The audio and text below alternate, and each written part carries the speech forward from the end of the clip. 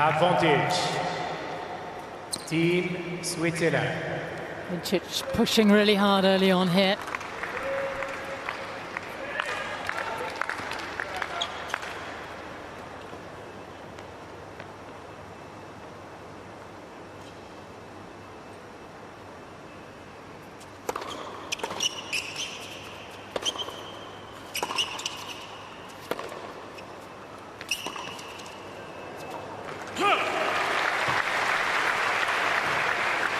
And Jelena, I wonder how is Bencic's movement right now? You are right there in front of her. Yeah, I think you made that point early on in the match. There's something to keep an eye on, and definitely you can see when Paquet can get her moving and get the ball out of the hitting zone, she can definitely control the point. So I think it will be important to push Belinda back, but also to expose the sidelines.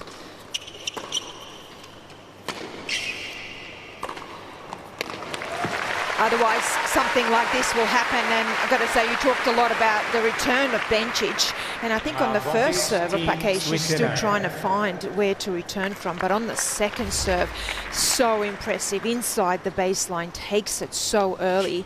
But the movement, and especially as this match develops, is something to keep an eye on, which is understandable when you're coming back. Deuce. Second ace in the game.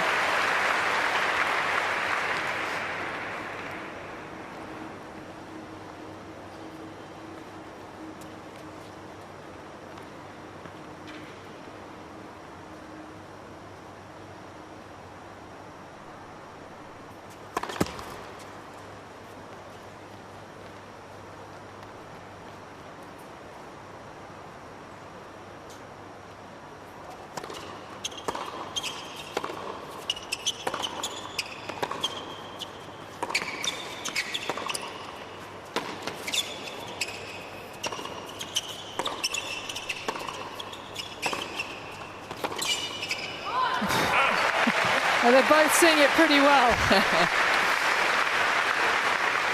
Yeah, and you can see right here what Jelena was talking about just now. Paquet hitting the ball well, but not quite finding the sidelines when she had the chance, and then Bencic got into the rally. And a couple of points that she has won already in this match, she went more through the service line. She really exposed those sidelines. So I think she has to go a little bit more, maybe away from depth, and try and get more angle.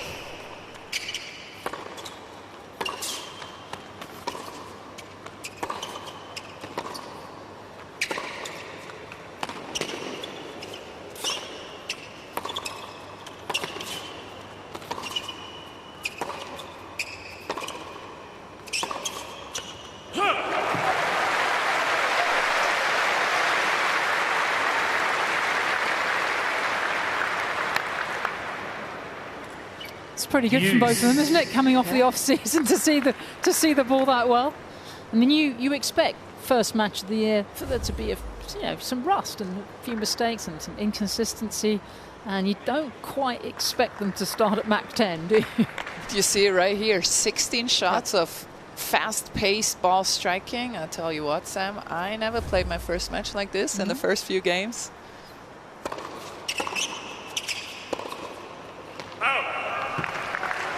Andrea, I don't know, we're talking about all these comebacks. I think it's time for you to maybe think about coming back. Oh, God, please, no. Andrea hasn't had a baby, though. You have to have the baby first, and then you come back. Yeah. Okay. I'm just putting it out there already. Ian Bates is back with Bencic, worked with her many years ago, and he'll be delighted to see how much pressure she's building here. And there's the break. Super start for Team Switzerland. Team Switzerland is 2-1.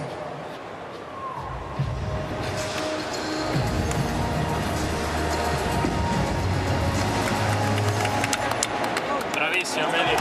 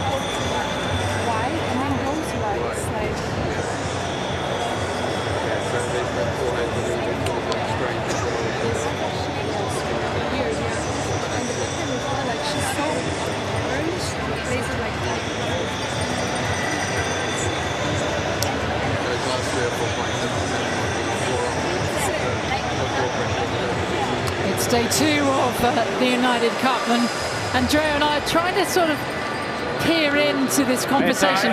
It's quite hard with all the din in the stadium. But bumped into Ian actually this morning by the car transportation, and he said the reason he got the call was because when she came back from her wrist surgery back in 2017, he was the man that got her back, and she got back into the top 10. She wanted someone she knew, and she wanted it all just to fit.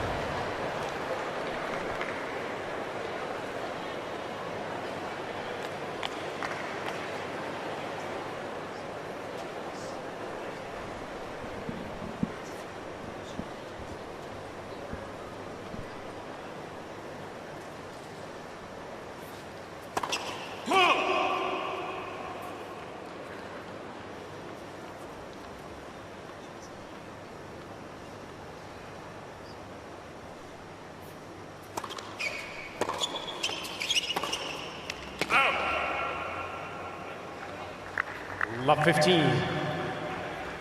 Belinda, still hard to believe that she's only 27 years of age. We remember her as a junior. She was outstanding, the best in the world at 15. Won in Paris, at Roland Garros, at the girls' event there, and Wimbledon. She was way out in front.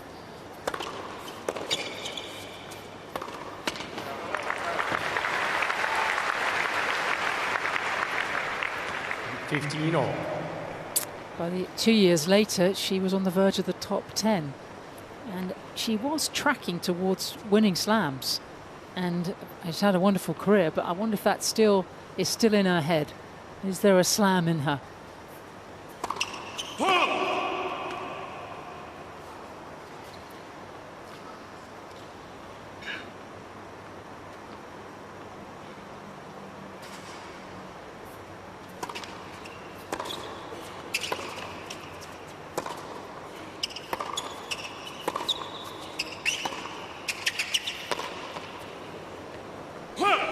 Well, I always believed that there was, and I still believe there is, and I mentioned it at the top of the game. She is such a perfectionist, and she wanted it so bad that sometimes just emotionally she stood in her own way. So I wonder if having a baby, having a new perspective on life will ease that edge and maybe give her something extra to her game.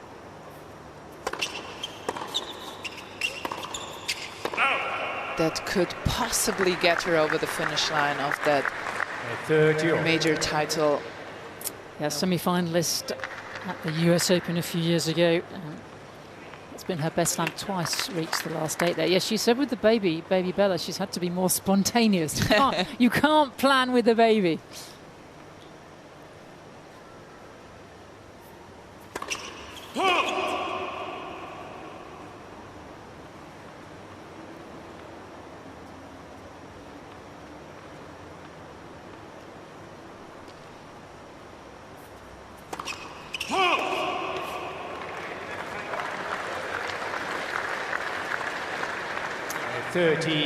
It's never going to be smooth sailing. Watched on by Swiss team captain Sandra Kayev, mother of one of the players, Celine. A little opportunity here for Paquet.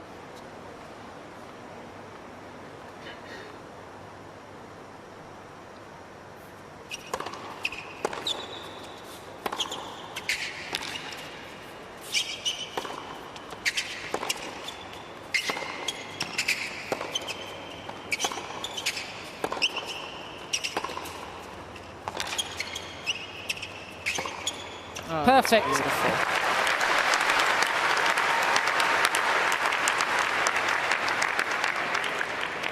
Deuce. Same serve again. Here we go.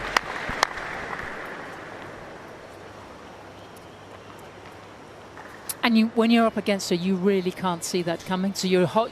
You can't cheat either way. You really cannot. You can sometimes. You get an inkling when is she going, but she's so smart. She reads the game so well. She just goes oop with the left hand. What she tried to do right there, just mishit the ball a little bit. And those are the situations you cannot duplicate in a practice session. No matter how many balls you've hit, the deuces and the being a break up and having to serve to keep the break, all these things you can only train in match situations. And so she will require a lot more of these situations to be at her very best. Game team France.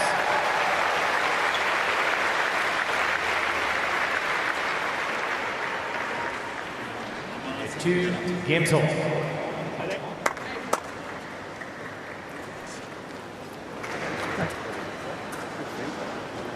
Let's go.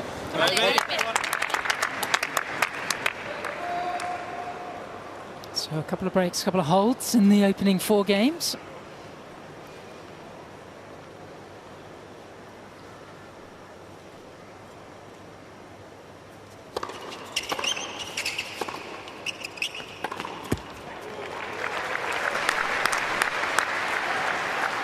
And that right there is exactly what Paquet wants to do. If she can take the ball a little bit earlier, if she can get Bencic end range, full stretch, even go back behind, but she's going to have to do that right there. And that might be a little bit uncomfortable because it's not her natural game style. She likes to have a little bit more time, got a little bit bigger swings. But that first point right there, trying to take it earlier, go through the service line, was perfect.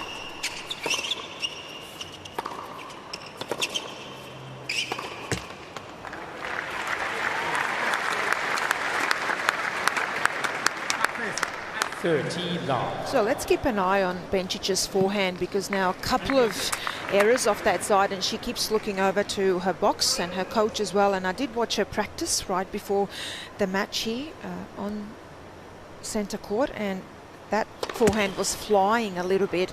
Andrea, you said she has the tendency to guide that ball as well. She's just lifting up out of it, and a couple of errors coming off that side now.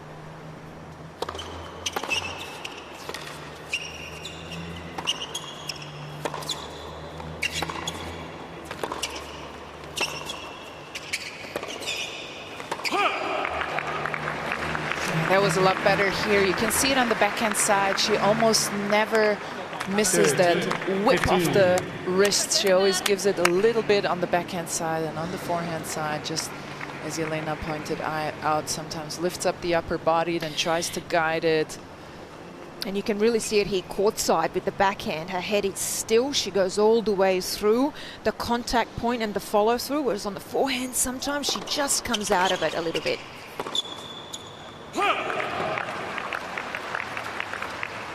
Just like you, Jelena, on that backhand side. Head never moved. I don't think you ever moved your head on that backhand side, did you? Yeah, I liked my backhand, didn't I? It was just clamped. It was an invisible clamp. I think I could still hit it pretty well, even at 1 in the morning after not playing for a year or 2. You could. I believe you.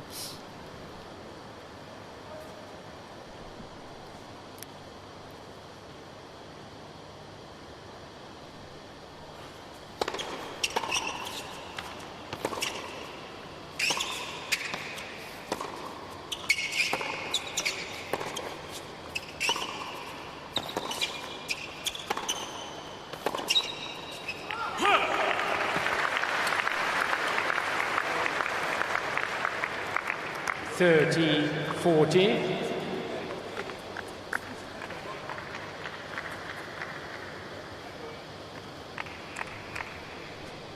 So a chance here for a second successive break of the Paquet serve.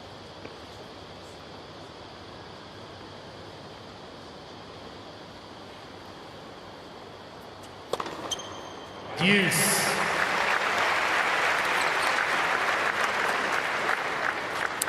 She can pack a punch with that serve. Deceptively tall, 5'10 plus, or 5'10 and a half, as she puts in her biography. Usually it's the shorter players who add the half here and there.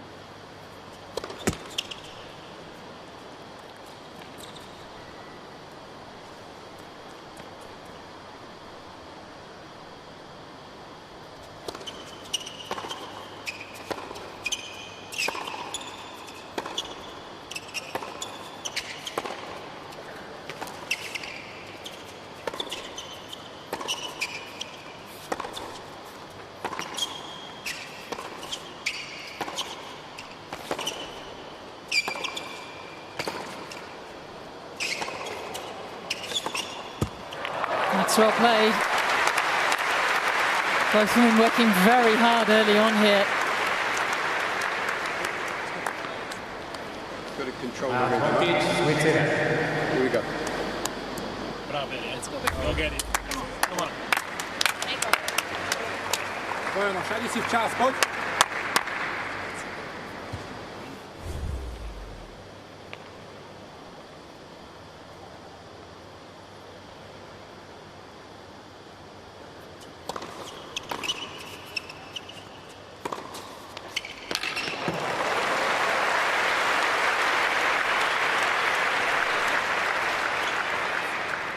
Deuce.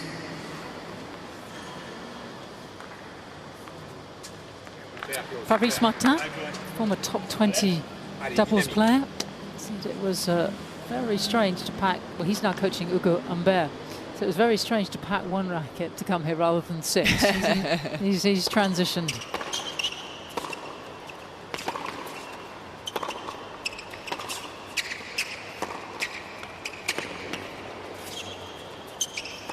These two are playing well. Yeah. Wow. Absolutely, and I don't know if Paquet can hear Jelena, but she's really taking that advice to heart, trying to stay on the baseline, not be pushed back. Point by point. Geez, On I'm the really bounce. trying to get Bencic even on the back end there to take the left hand off the racket. Let's tell you, this is high quality tennis. There was some nerves early on, literally it went away in that first game. They're just striking the ball beautifully.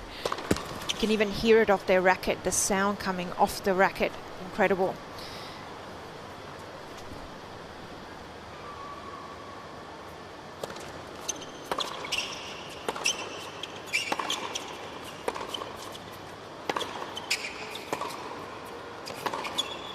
Oh, does really well to fend off those break points. And after a couple of breaks, we're back on serve. Team France leads 3 games to 2.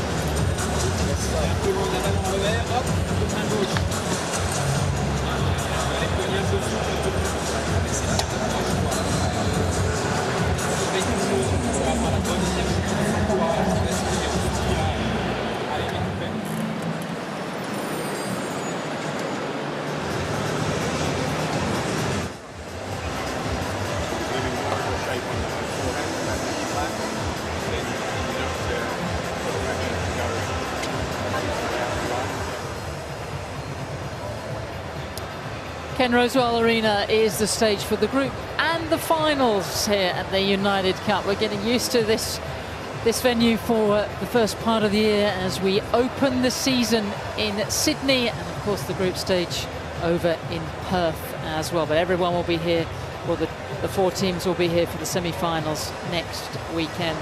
Kazakhstan having a very good start over in the West, as well as China. Time. And to get out of the group, everything counts. They may even count back to games, sets, and head-to-heads.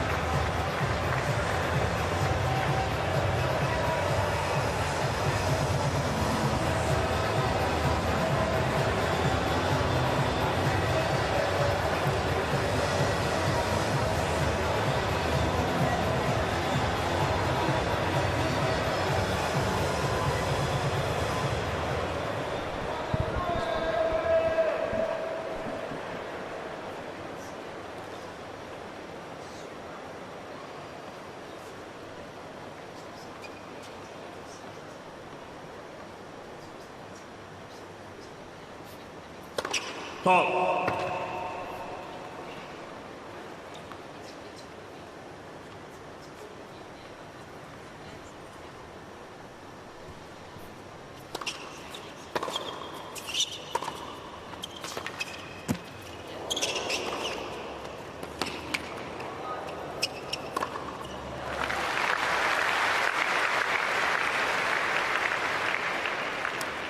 15 I feel love. like I've been watching that play for over a decade Yes. now.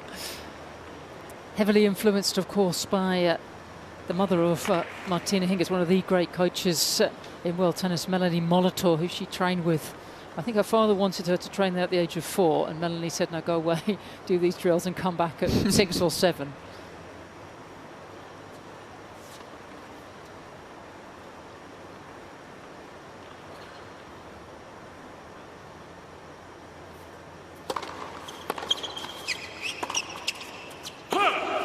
And Andrea, it's great that she still has the passion for the game, because she was hot-housed by Dad, Ivan, who's a former ice hockey player. I mean, he had her doing coordination drills in the garden when she was about 2 years old. Yeah. And he gave up his job, and they got a sponsor, and he was the CEO, wasn't he, of her tennis development. Absolutely. And she's played a lot, and she still wants to play. It's wonderful.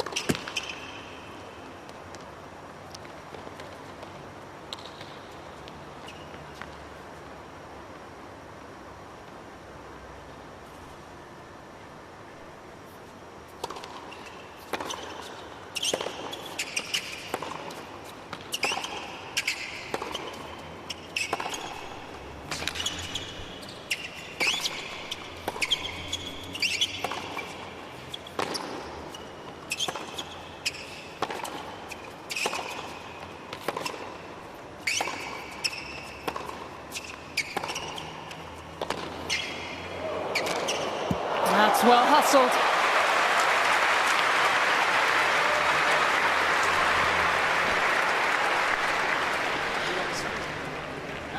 It's interesting because Bencic has already kind of signalled to her 15, box and coach 30. a few things about the racket. We're seeing her change her racket right here, but especially always after the forehand. So we've got a racket change there, maybe going to a tighter one perhaps. Temperatures are so variable here from yesterday to today. Yeah. It's really tricky, isn't it? If you're finicky about that sort of thing, to get it right. Yeah, especially this is their first match. Yesterday was about 10 to 15 degrees hotter. So these players have strung their racket in a certain way, and they come out here and it's 10 degrees colder. Not that it's cold coming from a German winter, but it's colder. And they will do it to the stringing right away. Net for service. Yeah, this is a bumper week, isn't it, for the stringers, with all the changes in temperature and humidity.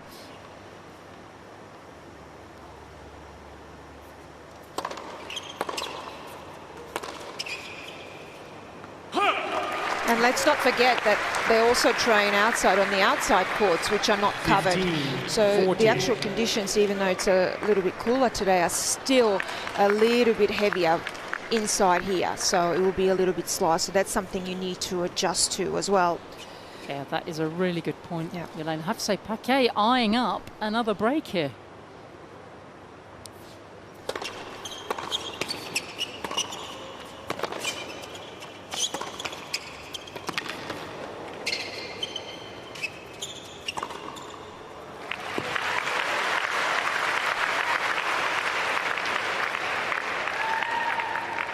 Thirty, 40.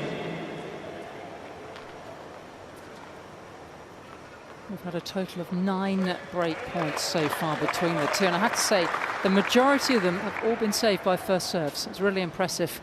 This is a opening match of the season.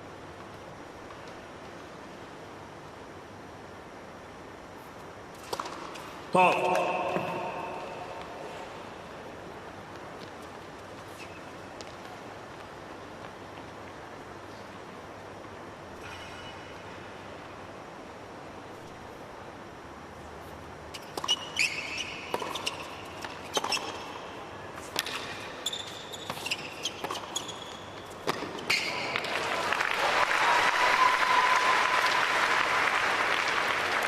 And you mentioned Yes. Martina Hingis's mother, Sam, and you can see it here. That's her signature technique, the open stance on both sides, taking the ball very early, standing inside the baseline whenever Belinda can, saving 2 break points here.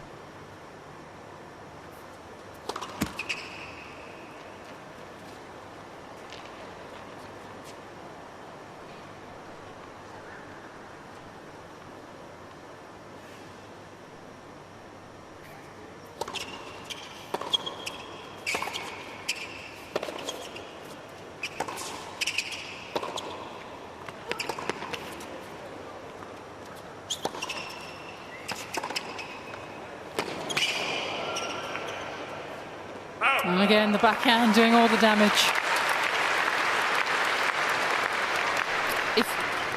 If you were warming up with Bencic and you hit a ball, and the warm-up, you hit the first ball down the middle of the court, she hit a backhand, didn't she? Every time. Yes, 100%.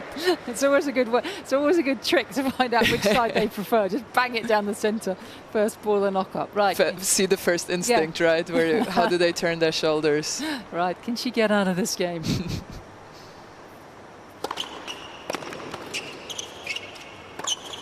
Yes, well she done. can, right on song. Yeah, I put a little asterisk next to that because Paquet had 2 break points there. I felt like she got a little bit tentative. All credit as well goes to Bencic for how aggressive she was. So you can see that that's her natural style of play, but Paquet was like she was waiting for things to happen or for Bencic to miss. So when you've got those opportunities against a great player like Bencic, you've got to take them. You've got to go after it. And here we will talk a bit more about this after this point, but we were talking about Bencic's forehand.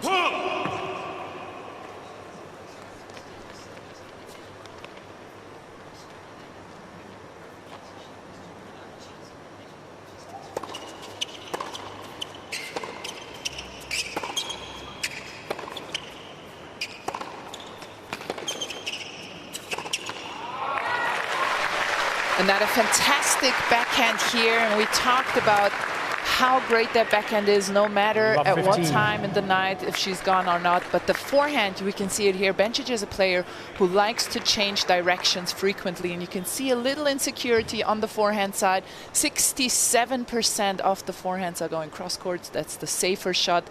That's where she feels more secure right now.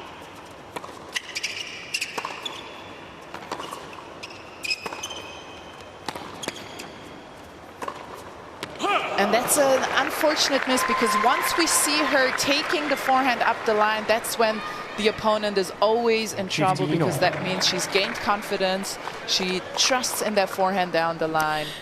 I actually really like that. Yeah, I really like that point. Like you said, Andre, even though she missed the drive volley, that's the point she wants to play off the forehand as well, because off the backhand she's doing it and winning the points, but not off the forehand because the confidence isn't quite there yet.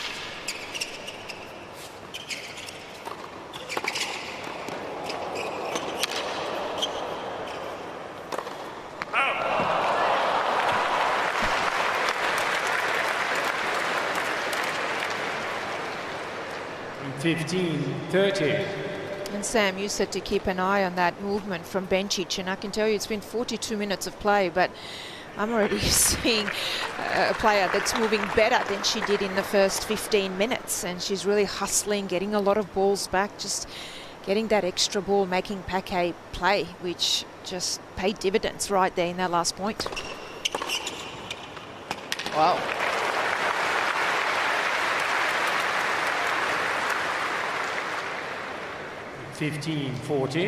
Well, already broken the French woman once, but has had break points in the last 3 consecutive service games. Building some pressure here as the former world number 4.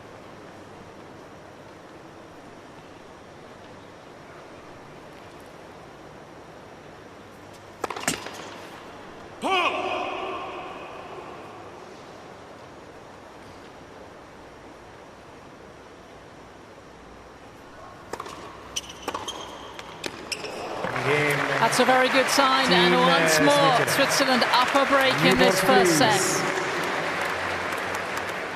Team Switzerland leads 4 games to 3. Earlier in the week.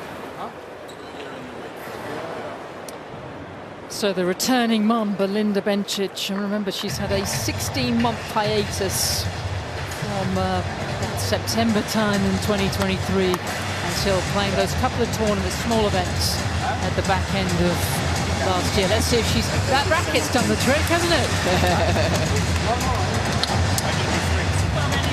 And you see the coach, is he going to give the racket to string? Yes, he is. That's what Jelena just talked about. Conditions changing frequently, so you need to adjust as quickly as possible. still playing these days with that gut poly mix, which she's always done.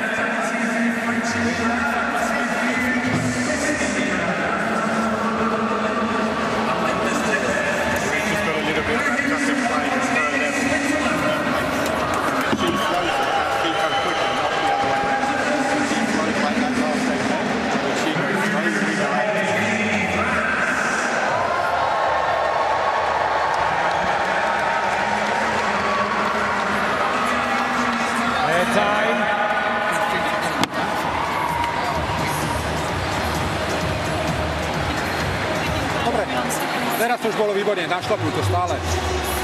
Keď si potrebuješ pomôcť, vyhoď ju dozadu, ona nepôjde dopredu. Vytlač ju a potom ideš dopredu v nej. That's her husband, Martin. Hologic was her physical trainer for a long time. Lovely to see them married after dating for such a long time.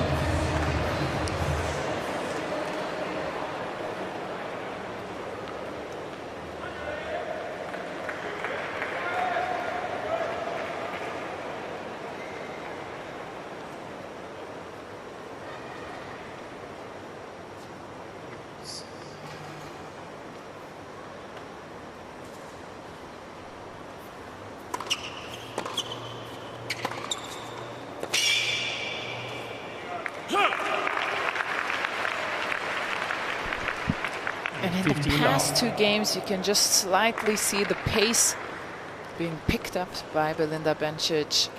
Sign of more confidence, just a few miles per hour more on her groundies.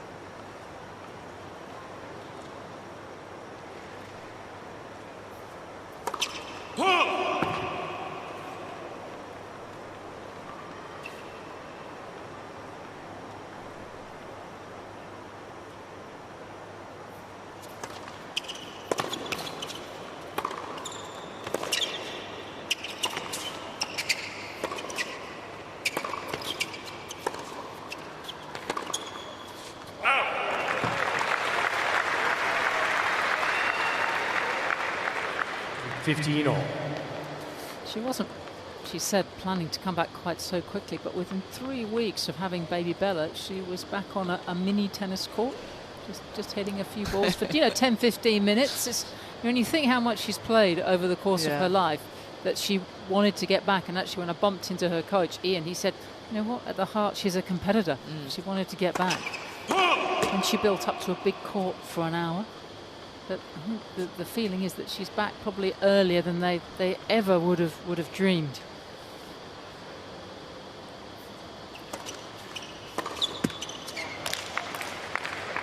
And 13-15.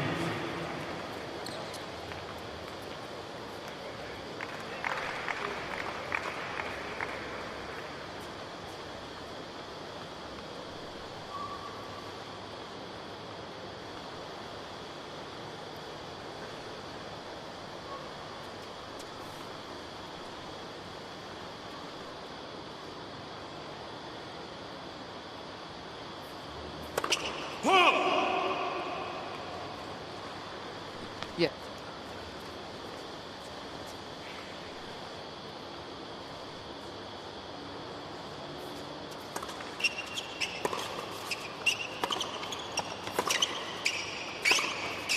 Perfect.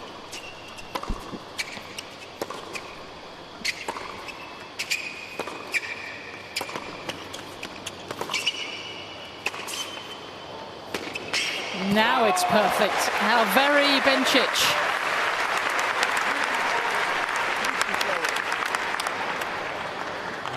Well, she said, coming back here, again, very honest, said, I'm about 75% ready to play, but it's the start of the season, I want to get out there, you know. Whether she'll play the mixed doubles, I think 2 matches a day is going to be a lot, but I think, first of all, she'd love to just get the win in this singles and certainly get through this first set.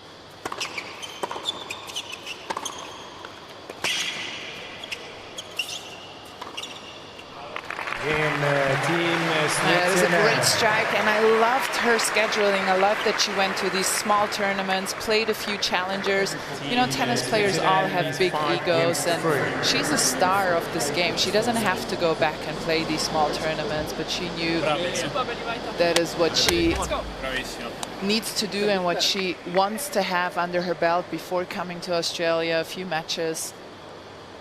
Smart scheduling there from Belinda Bencic. Well, I wonder if she'd done it before, hadn't she? She had to go back to those tournaments when she hurt the wrist. So Paquet and Team France serving to stay in this first set.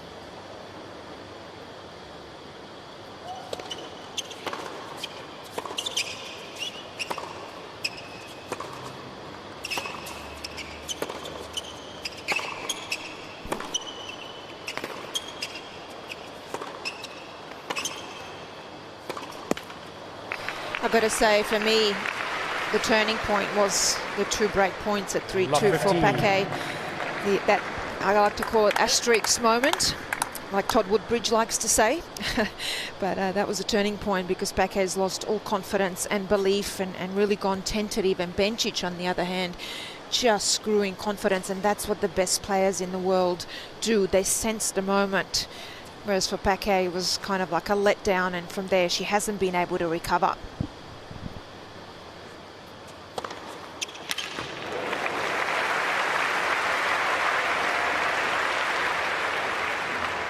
I find that a fascinating point from Jelena, because when you saw those first 2 games, you have to question, why has she been on the fringes of the tour? Why has she only spent 5 weeks in the world's top 100? She looks a very good player.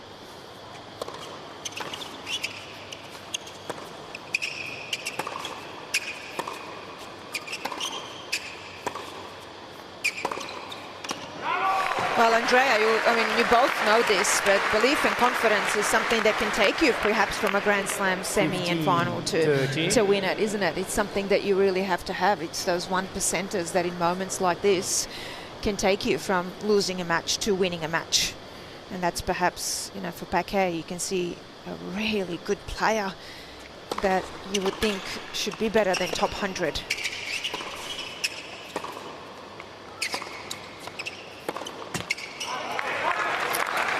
We have watched the confidence drain from the 30-year-old Frenchwoman in her debut here. Second appearance for Bencic in the United Cup, and that survived quite a lot in the early part of this set, but looking to close it out right here.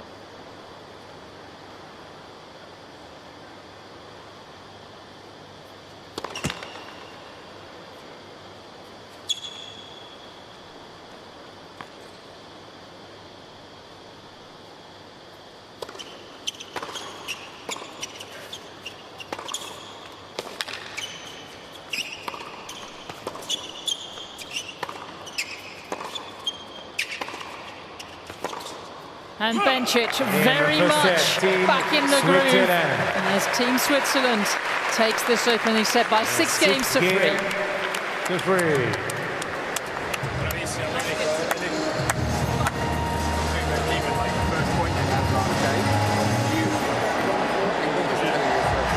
Well, I can't believe there's too much to say, really. I mean, there was a little rust in there was a racket change. But apart from that, I mean, she just reeled off those last 3 games as if she'd never been away. Yeah, absolutely. And I think Jelena touched on it briefly. That's the difference between these players. One who has been in the top 10 before, another one who just briefly grazed the top 100.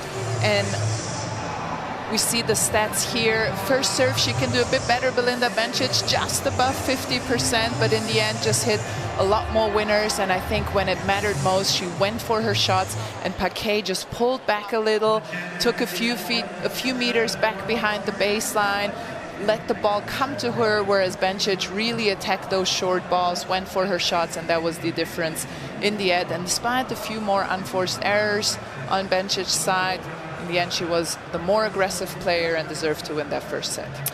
Yeah, in the end, I have to say, a very entertaining opening 50 minutes here in this first day session at the Ken Rosewell Arena. And this some of the best moments from this opening match.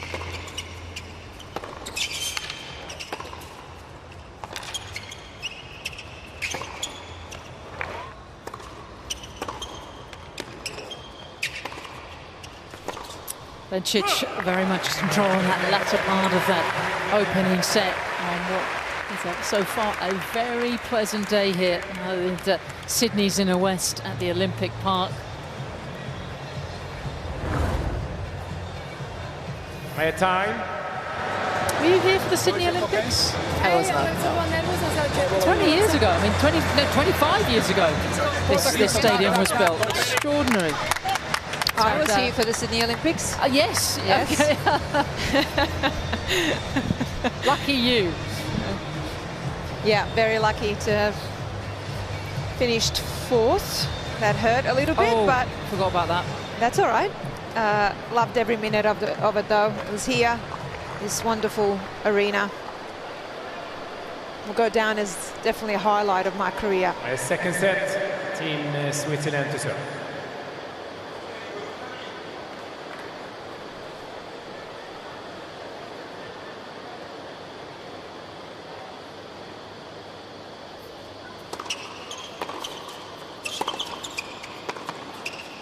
Oh.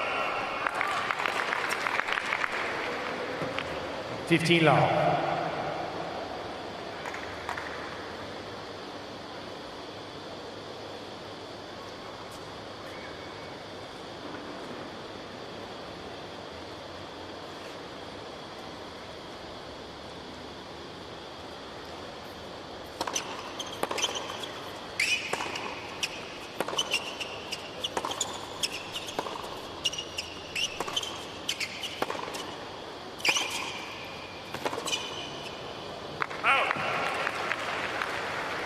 Andrea, when you did actually have a win against Belinda in Washington, 7-6 in the deciding set, but it was a hot one. And I'd love to get your thoughts on what really, I know you have a different games and skill set to Paquet, but what really worked for you against her?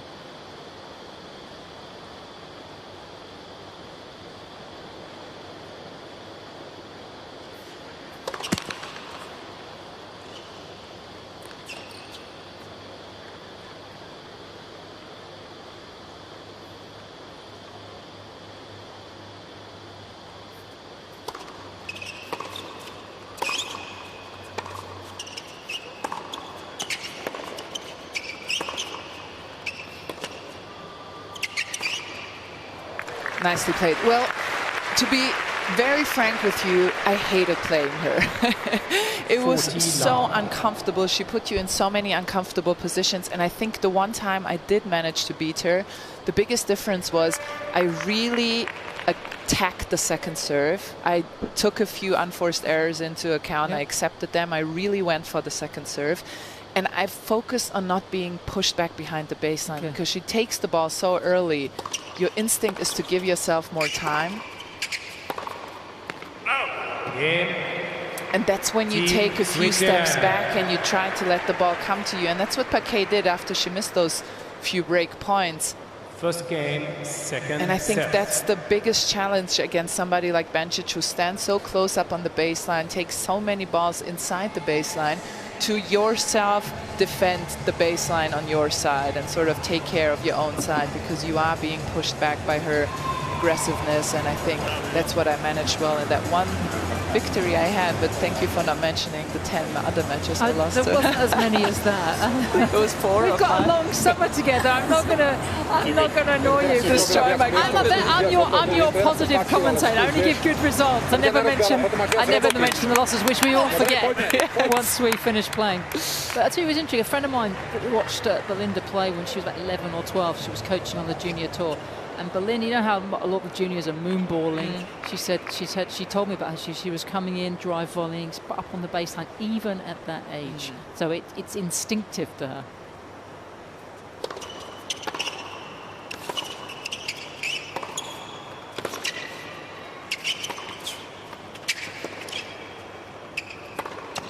Oh yeah. And there's another one that's very Martina Hingis-like. And Sam, when you say that she was even playing like this in the juniors, I remember I was still playing and it was Fed Cup at the time, and Belinda made her debut. She was 15. I played in the mixed doubles against her, and she was doing this, taking the ball this early. But that is Melanie Molito, which is Martina Hingis' mum, and I trained a lot with Martina. I was always taking the ball on the rise, taking it early, that off the outside leg, running through your shot. That is how she coached Martina, and Belinda was a big part of that as well in her junior days.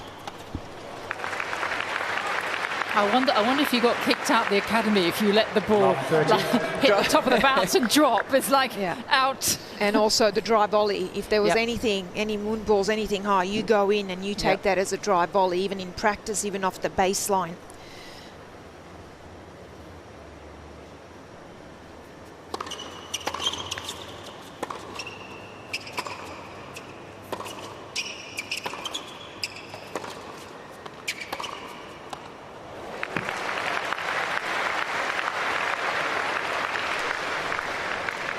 Another thing that I think is very interesting with a player like Paquet, where we talk a lot about her being just outside the top 100, it's whether you can keep the level of play and the physicality. It's been 55 minutes for the first set, but can you keep it going? Can you keep that level? And Belinda can. We know that, even on this comeback, but from Paquet, it's been very obvious that the level's dropped. And the top players, they can do it for 2 or 3 hours, for 3 sets.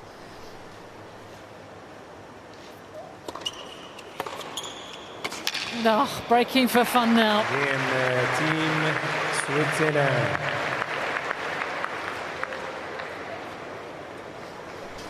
Team Switzerland leads 2 games to love. That racket really has done the trick, hasn't it? I know we laugh about changing the equipment and it's all in their mind, but since she switched the racket, she's obviously very sensitive to. And what I also love about Belinda, she's a great believer in, she used this frame, very similar frame, the same mate, all the way through. She has not, she's not switched manufacturers, so the game has, as Todd Bridge always tells me, has grown around her racket. You haven't had the Todd. My game has never grown. Okay. So I don't know how that must feel. You need to have that conversation with Todd Woodbridge. He's fascinating about the racket.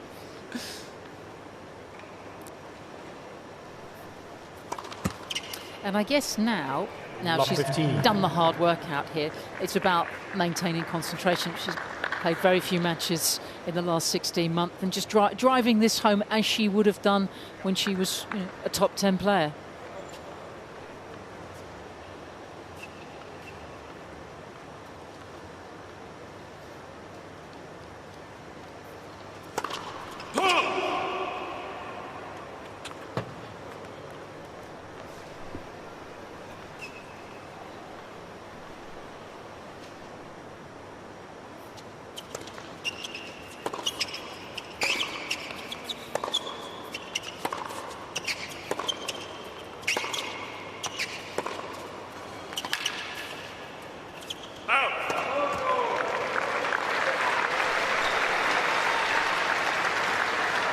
That's one of the rare points, really, since those break points in the 6th game where Paquet has been able to be aggressive. So for me, what I can see here courtside is she's actually lost pace a bit on her shots, and that level's dropped. But for Bencic, it's probably more, like you said, Sam, it's the concentration of, okay, let's get this over the line and let's not lose intensity and concentration and finish this match off.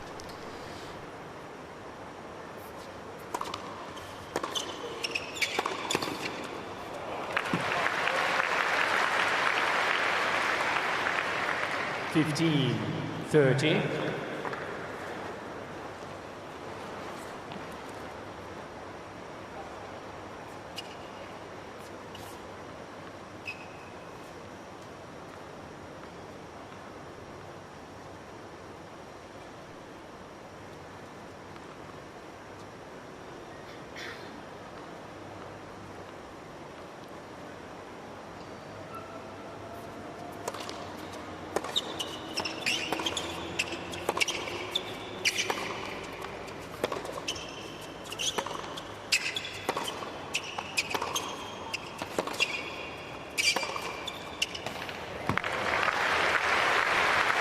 Yeah, that's too good, and I think now is time for Chloe Paquet to 30. make a change in her game. If she can't keep up the pace, if she can't keep up that intensity, the defending of the baseline, maybe change it up in different ways. Play a bit higher, maybe a slice. Just test out that movement of Belinda Bencic, who has been out for so long, coming back from maternity leave here to the big stage and playing really well already.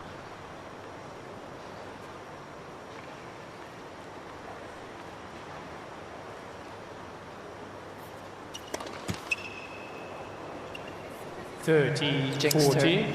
Sorry. I'll tell her afterwards. Second double in the game. But there's a little door opening here for Paquet. Her first chance to break in quite some time.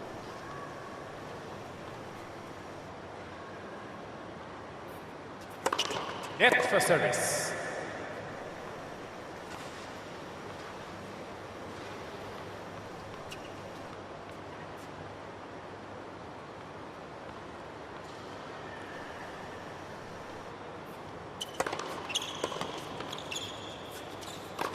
Neatly done.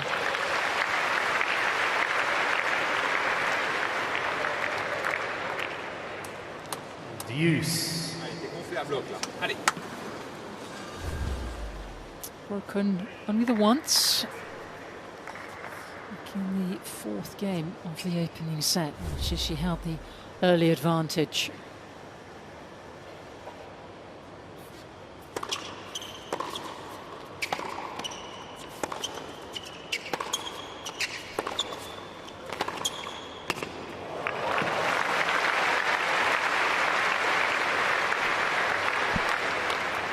Advantage, Team Switzerland.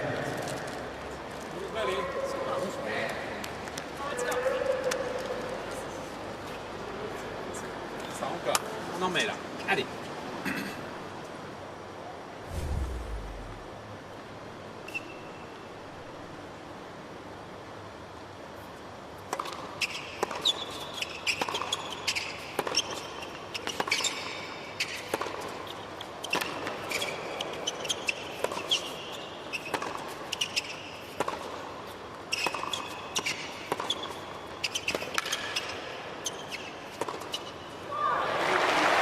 Perfectly swept away.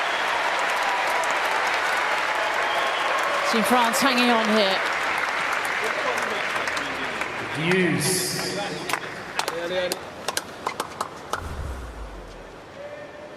Jelena, how fast is this court historically? Historically, quite fast, and perhaps even maybe a little bit faster than Melbourne. And so not ideal for Paquet then, who no, likes the not nice at all. Especially when you bouncy clay. Yeah, especially when you play Bencic, who's a little bit of a flatter hitter.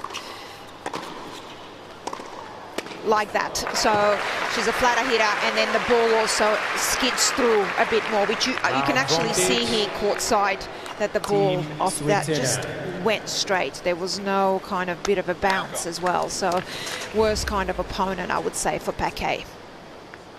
And court. Yes. See that? Just stays low. That was a great camera angle.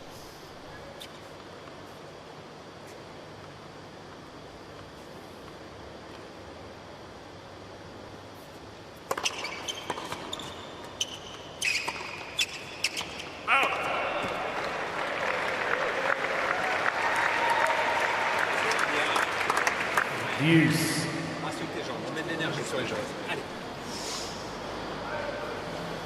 Let's go next one.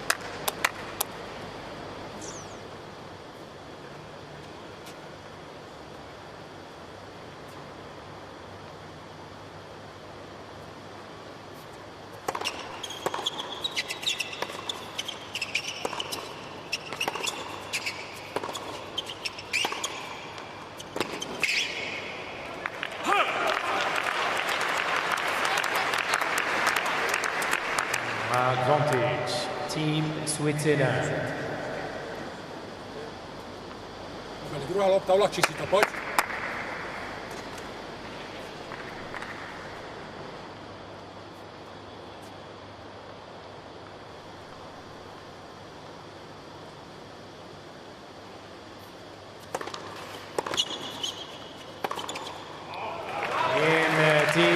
Keeps the run going. 7 games in a row now for Team Switzerland, and they are in charge of this opening match. Team Switzerland is 3 games to launch. I can't be focusing on my goal. No, I know. Because I cannot let go of the ball. Okay. So, No. And then I feel... No, but then you need to say that.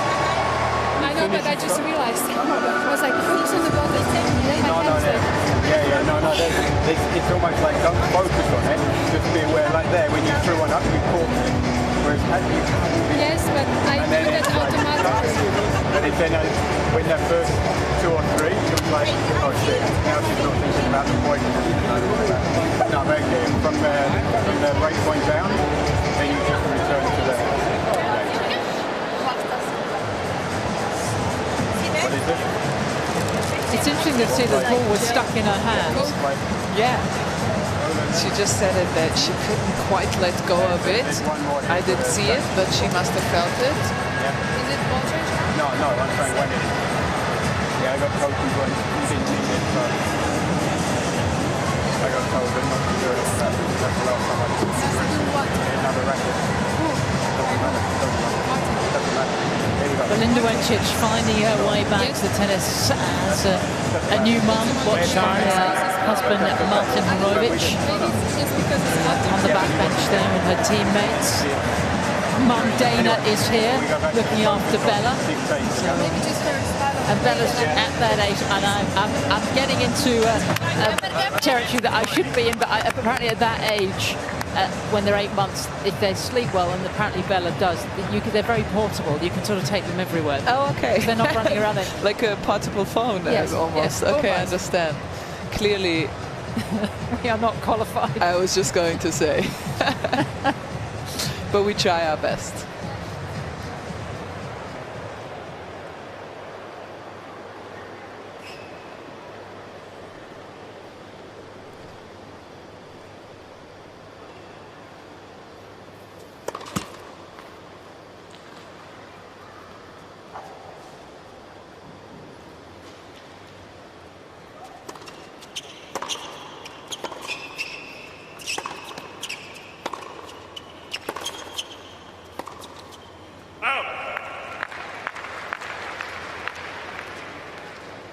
Love 15.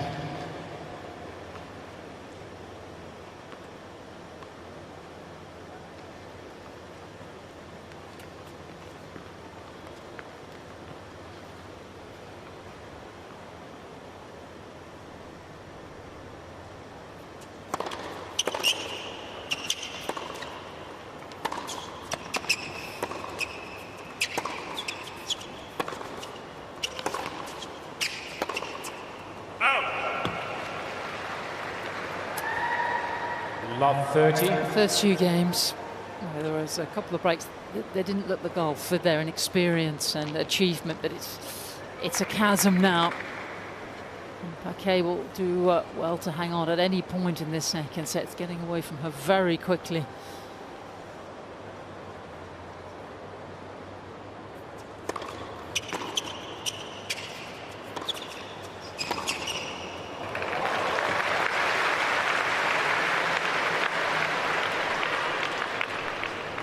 Love 40.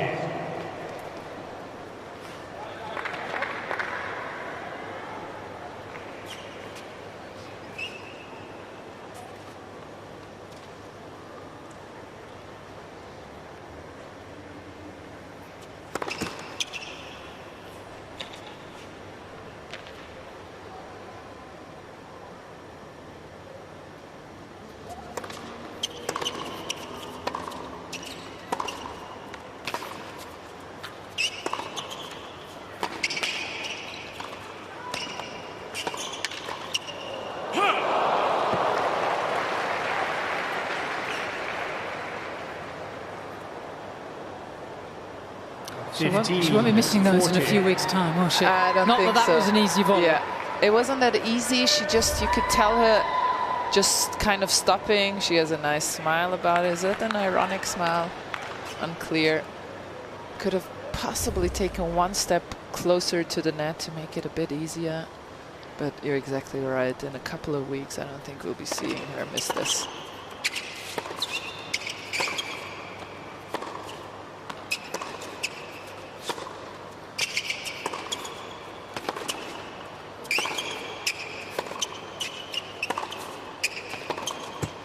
Game. And a Team fifth break now Switzerland. of Paquet's serve. And Jelena, you're with Edouard Rocha-Vasselin. Are you going to try and cheer them up there on the French bench? Switzerland. Yeah, well, I am here with the French team, and they've already pretty much made me like I'm French. We're joking here, everything really welcome. But I'm here with Edouard Rocha-Vasselin. Welcome to Australia. We heard from your captain that he had a very different Christmas and had a burger for Christmas lunch. How did you spend your Christmas?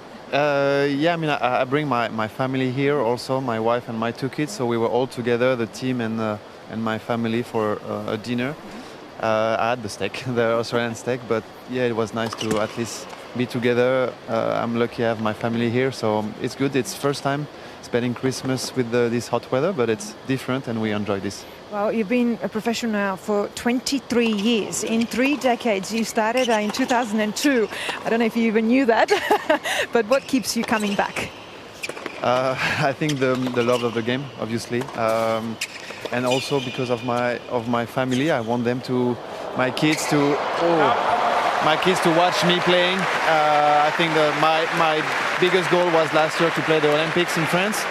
And I'm still healthy. I still enjoy playing, representing my country. So I'm happy to be here, and hopefully we'll have a good season. And we'll see you hopefully out here today. We'll see how this match develops. It could be 1-1. We don't know. So it could be a live mixed doubles. You ready? Yeah, I'm ready. I mean, well, this one is gonna be tough. We never know, but it's gonna be tough. And then of course we all trust in Hugo Humbert to win the next one. And yeah, if we have a deciding mixed doubles, I'll be ready. And your family will get to see you play again. Exactly, yes. Well, good luck and thank you for your time. Thank you. And Edouard is still going strong, and he has an Andy Murray hip. He has a resurfaced hip. So it's done the job. Former Grand Slam doubles champion, one of the best in the world, and still at the top of the game. And they might be needing him later on. We shall see. But right now it's advantage Switzerland.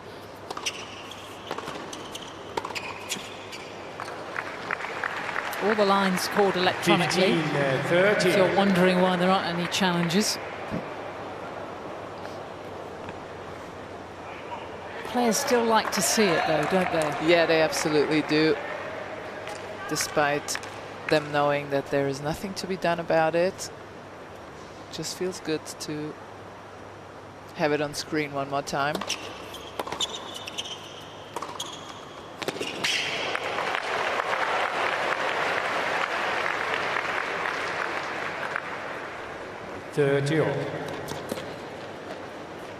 Well, it's wonderful for the French fans to get the chance to support Paquet here, but and she really needs them. Everything's flowing now for Bencic.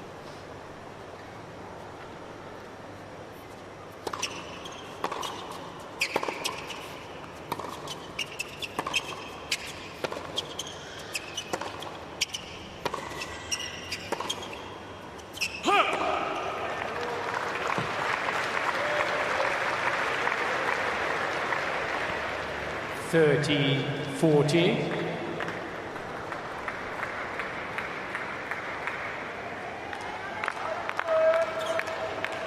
Well, she did have actually a chance to break Bencic in the last service game. Didn't take that sole opportunity.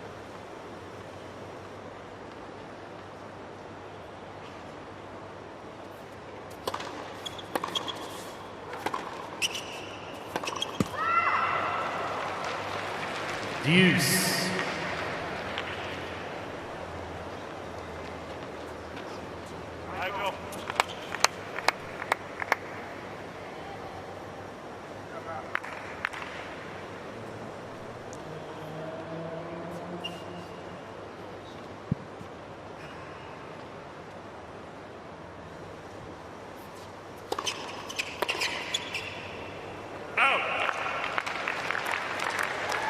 Advantage, Team Switzerland. Well, Bencic couldn't have scripted the season opener really any better. An opponent that she knew she was well capable of handling. Worked out a few gremlins in an opening set and flying through the second. And she is one game away from giving Switzerland the ideal start. Team Switzerland leads 5 games to love.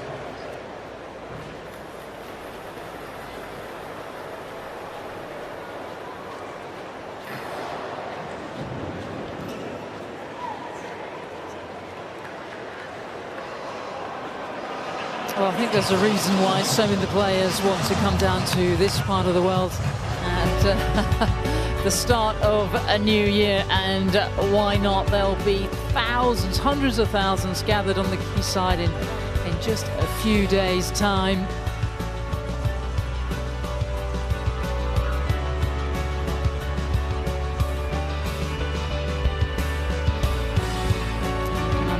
Why it's still considered one of the world's most iconic harbours. You've been on a boat? I haven't done yet. Circular Quay? Not yet. Okay. Never? You must have done. No. Oh, and Freya. We're putting Shame on me. No, we're putting that on the list. It's one of the great experiences. And that's a smile from a perfectionist. And we wondered, and you certainly wondered, knowing her extremely well, having played her, would she be have a little different perspective on her tennis post? Maybe we thought she might, and there's already evidence of that out here this morning. Yeah, quite the afternoon yet. Yeah, absolutely. And she talked about it a bit yesterday in the interview on the desk. But showing it rather than telling it is another thing, and she really showed it here. Was in trouble early on in the first set. Was a tightly contested first set. Had to save break points to go down 4-2.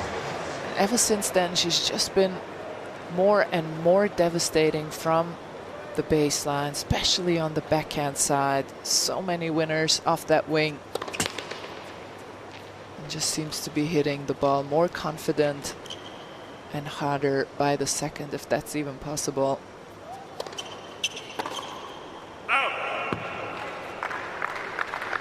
15 love.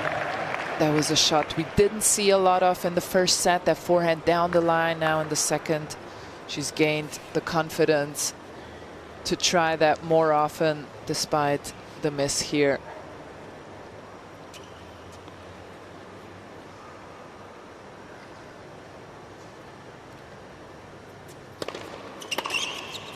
Oh.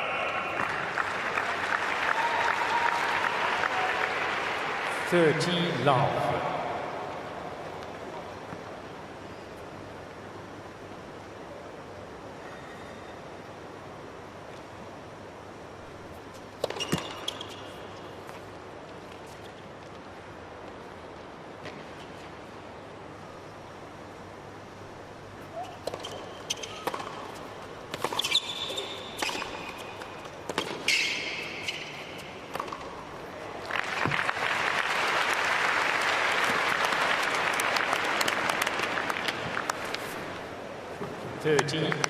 Edna loves these team formats, of course. We should remind ourselves that twice with Roger Federer, which was another mixed team event, she won the Hopman Cup, and then a couple of years ago led Switzerland to the Billie Jean King Cup title.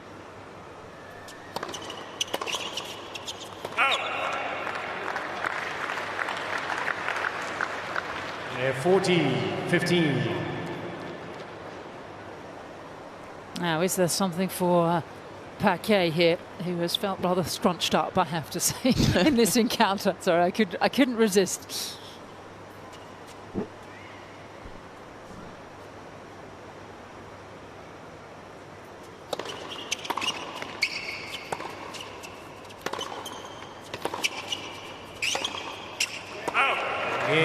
Team France. And we talked about how things kind of ran away here from Chloé Paquet, who manages to get on the board in the second set. And we have these beautiful stats here that we don't want to go to waste. And this is one of the reasons why this match has become so lopsided. Take a look at this. This is Bencic's backhand hit point. Almost half of these balls are being taken inside the baseline. And you saw before what it did to Paquet's backhand. She's being pushed back further and further behind the baseline. The pressure is constantly on. We see errors flying off the record.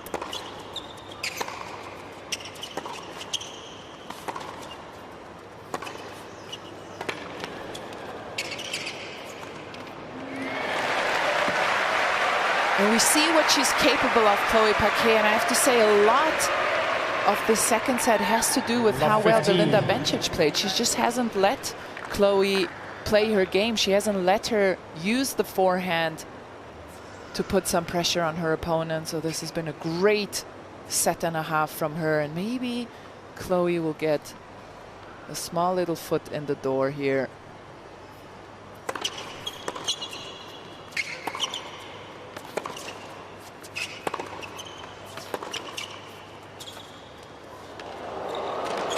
Yeah, opening up the full repertoire now. Just flicking through those pages. 15 all. Also for Paquet, the ball may have been hit harder at her on the lower reaches of the tour, but I'd be surprised if she had so little time. Yeah. Simply by, as you both yourself and Elaine have been saying, about the court position and taking the ball so early from her opponent. That has frazzled her out here this morning.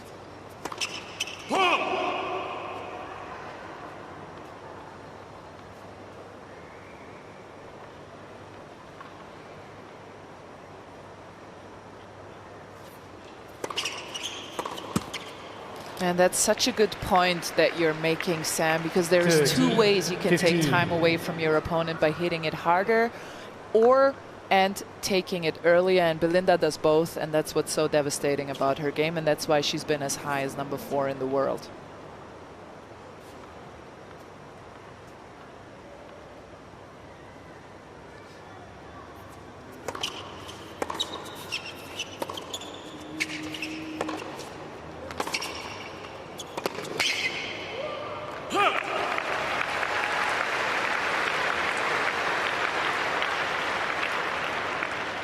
And 14-15. Well, she's given us a very good reminder of what she can do and why she has been such a top player and what may be in the future for Belinda Bencic. But now Team France at match point.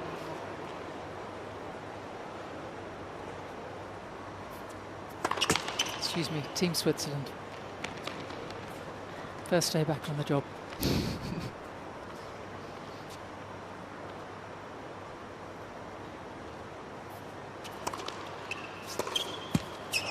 Set the next, Team Switzerland. It's the perfect start for Team Switzerland. And Bibi is back.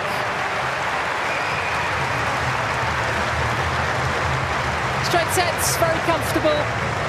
Little under an hour and a half. 6-3, 6-1. And she gets her team off to a flyer. And this is the part we love about the United Cup. It is about sportsmanship, teamsmanship, respecting that you're not just playing an individual, you're playing a whole team. And I love the way they go immediately now to the opposite camp. Yeah, it's such a great gesture, and what a match she's played, Belinda Bencic. She's been out for so long from maternity leave, and she is back, and it looks like she's never been gone. It was a tightly contested first set, but once she found her rhythm, it was all her playing aggressively, playing the Belinda Bencic style of tennis, and boy, is it good to have her back. I get the sense it went better than she could have ever imagined. It wasn't an ideal matchup, but Team Switzerland go ahead 1-love in this match. There'll of course be a men's singles, and we could be on a mixed doubles decider. So all happens within this one session. Australia go a little later on tonight in the evening session. The start's important, isn't it? Sets the tone for not just this competition, but maybe for the whole season.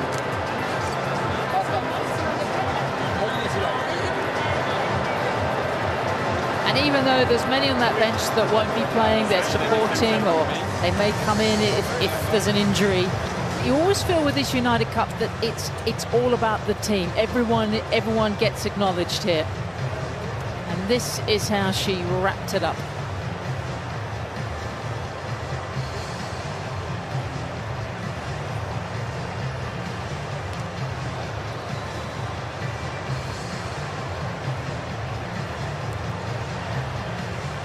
Yes, it was a good match if you were Belinda Bencic. Yeah.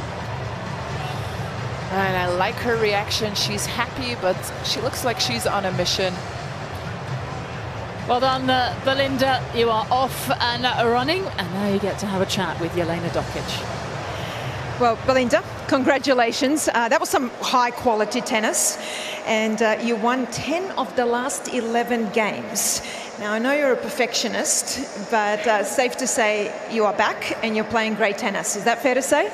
Yeah, thank you. I'm really excited to be back, of course. I, had a little bit of nerves at the start and a little bit of rust, so I'm happy I kind of accepted that and tried to fight through it. And after I felt like it went smoother, I became a little bit more calm and kind of was more able to focus on my tennis. Now, I have to say, congratulations, because you are now a mum and you gave birth to your daughter Bella just 8 months ago. And you started competing again just 6 months after you gave birth. This is only your 4th tournament back, but I have to ask you, how are you doing this and playing this well? Well, thank you. I didn't expect, of course, to be back so early. I definitely have a huge respect to all the moms there. I mean, what women go through, the body change and everything is amazing, and we couldn't be happier at the moment. We are parents now. Our lives has changed, but definitely for the better. And we are super excited with Bella. She's here, so we survived the flight to Australia, and I'm really, really happy. Yeah, on that note, how was that flight to Australia? It's a long flight, especially for an 8-month-old. How was the flight with little Bella? Yeah, I mean, we had a lot of tennis players in our section of the plane, so I just hoped that she wouldn't wake everyone up, but she really barely cried, and we entertained her the best we could, and I mean, she's really a very good and calm baby, so we are very lucky. Or they could help if she cried, maybe, yeah? One last question. Does it give you a different perspective as a mum, now coming back? You've been top 5 in the world, Grand Slam semi-finalist as well. Does it give you a different perspective now, coming back as a tennis player as well? Yeah, I mean, that's what I'm here to find out.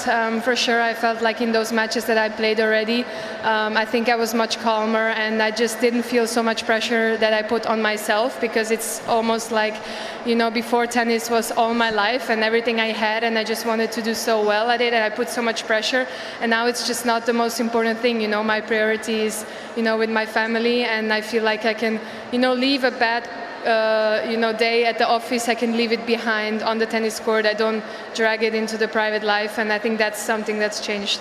Incredible. Congratulations. Safe to say, you are back. Welcome back. Welcome back to Australia. Ladies and gentlemen, Belinda Bencic. Thank you. A wonderful start to Belinda, and goodness me, the player lounges, you can't move for babies these days, can you? And prams and all sorts of things.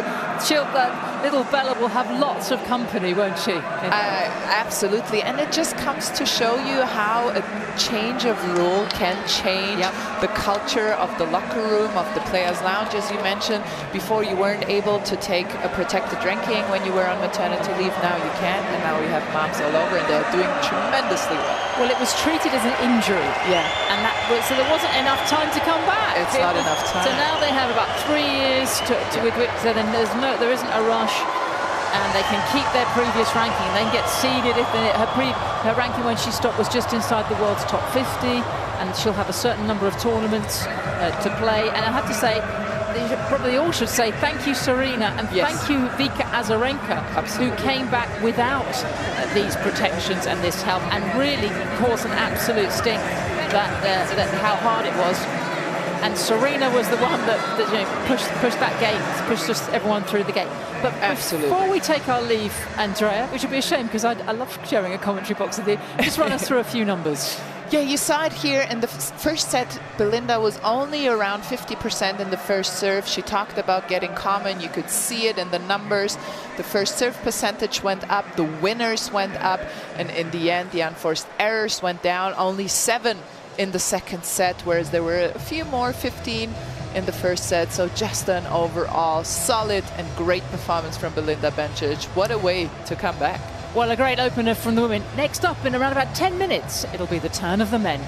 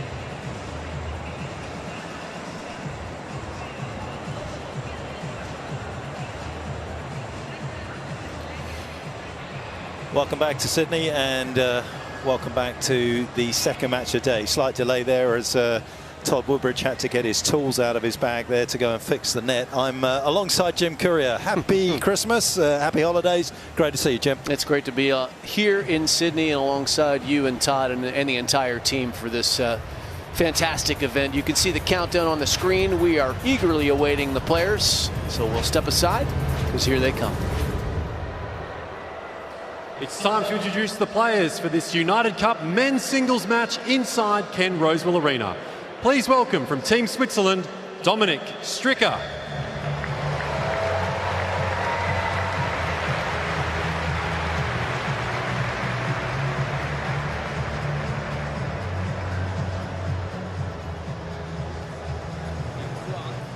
And from Team France, Hugo Humbert.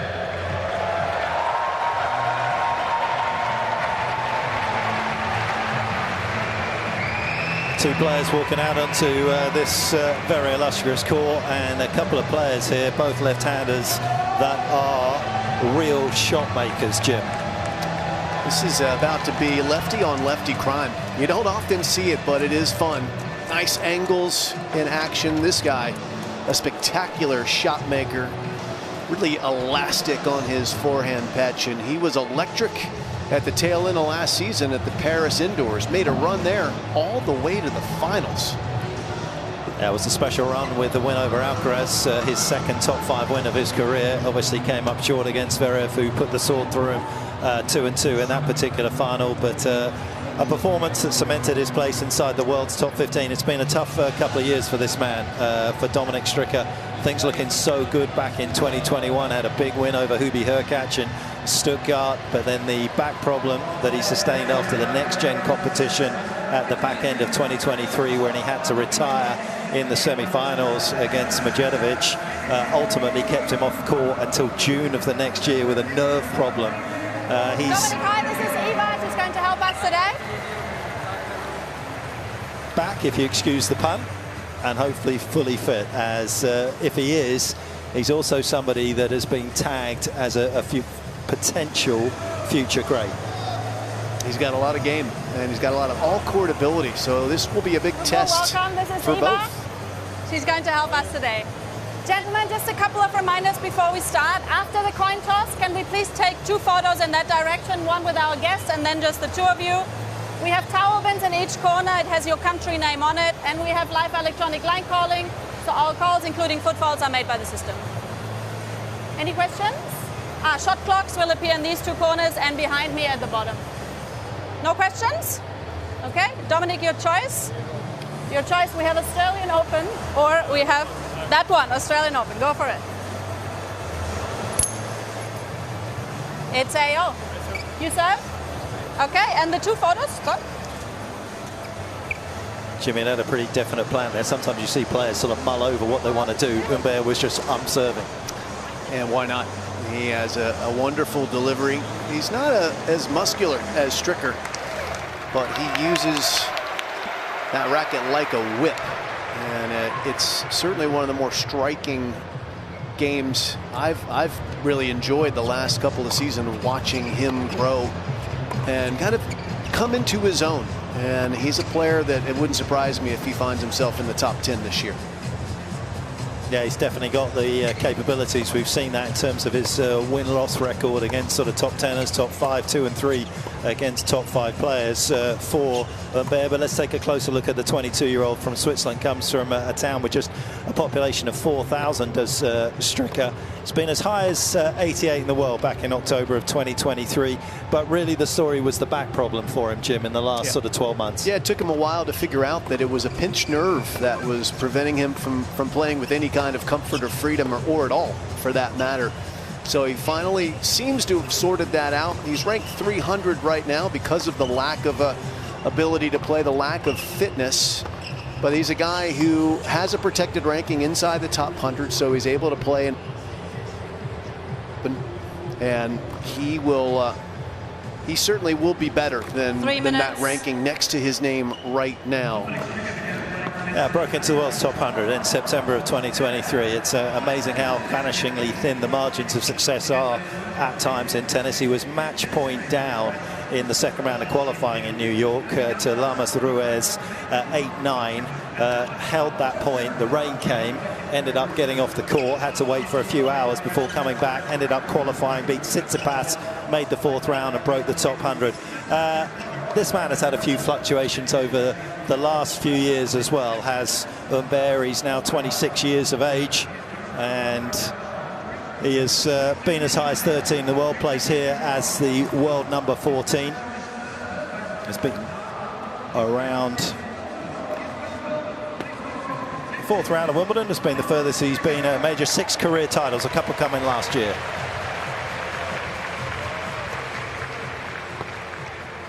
Two minutes.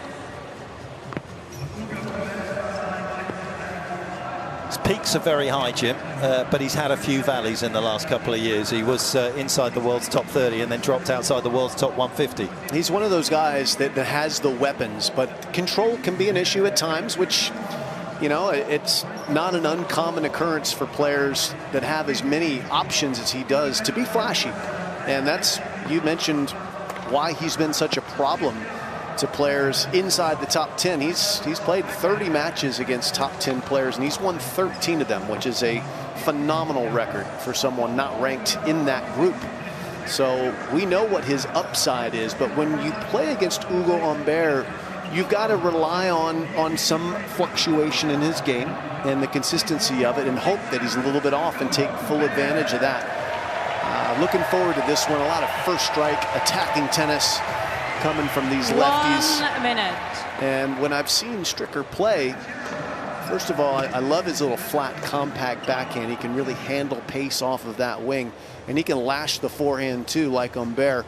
Not afraid to get to the net, so there might be some all-court action coming our way from the Swiss man.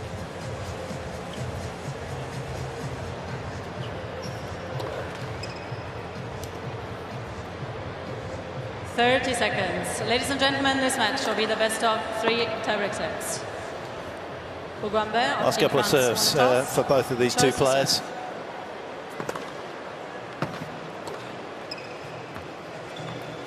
I believe we got Sandra on headset for us.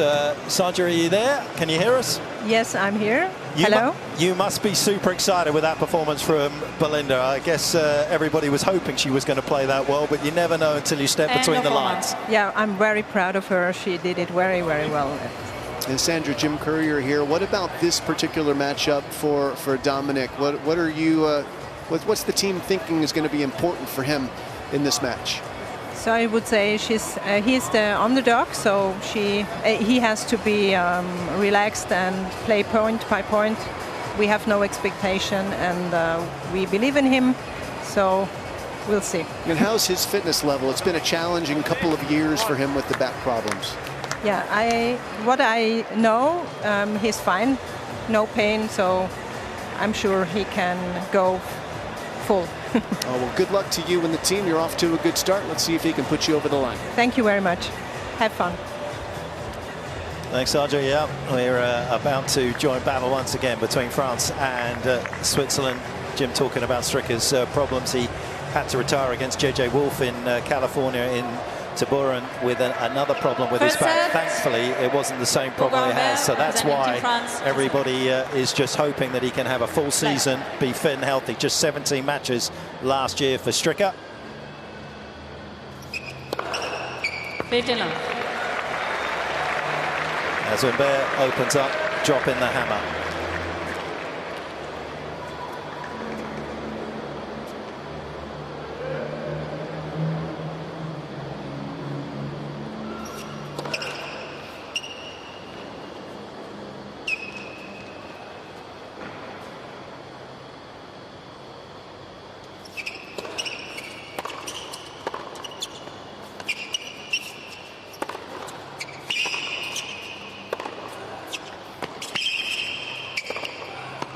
So good.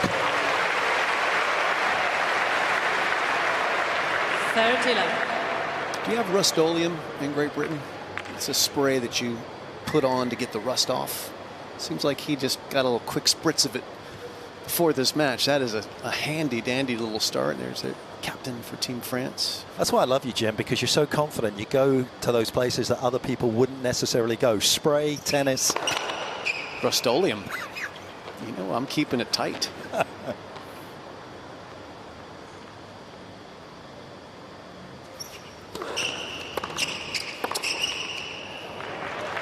There's a quick look at Stricker uncoiling on his forehand and not afraid to get into the net. Schön vorne das Ding.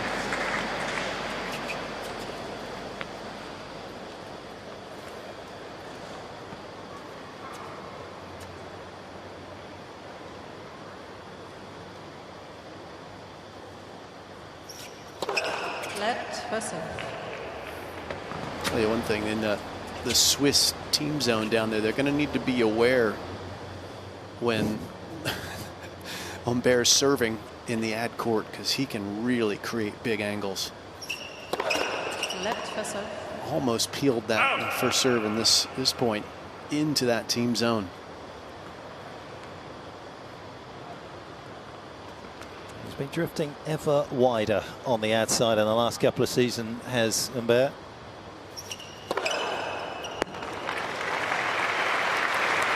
And it kind of sucks you into leaning out wide because of where he's standing, and it gives him the opportunity, even though it's not necessarily the most pure down the tee serve because it's coming from such an angle, for him to get a lot of free points.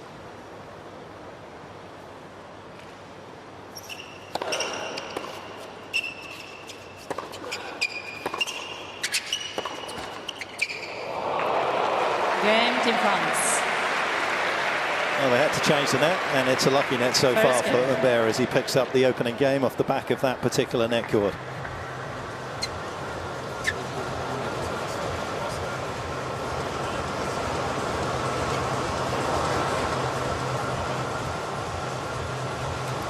Jim Courier fluent in French, but unfortunately we can't hear what they've got to say. Mike's run up, the captain Fabrice Martin having a quiet chat there.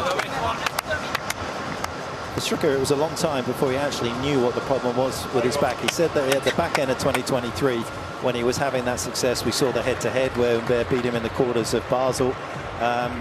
He had played a lot of matches. He was having to play qualifying to get into the tournaments. The back had been aching for a while, and then it obviously gave way at the next-gen competition, but it was a slow process to get the right diagnosis. Took some time off, actually could still play a little bit of golf, actually did a nice job in the kitchen as well. Learned to cook. Switzerland. It's going to be good husband material.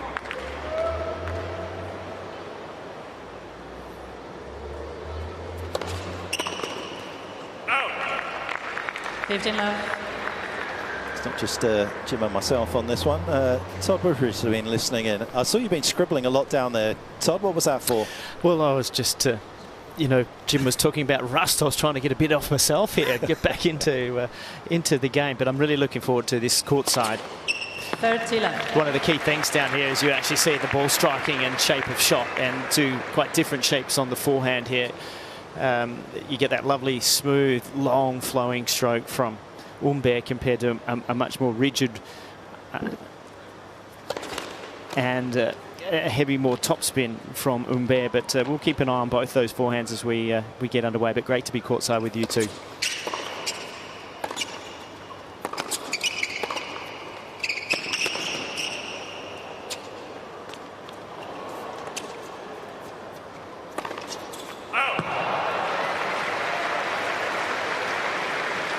Ball was flirtatious with the line. Stricker seemed to be waiting for a call that never came. It's live electronic line calling here, so everything is automated.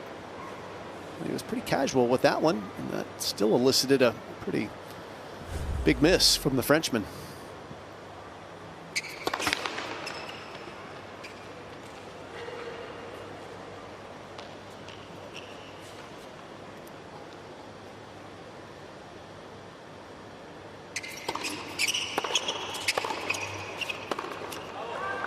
Game Team Switzerland.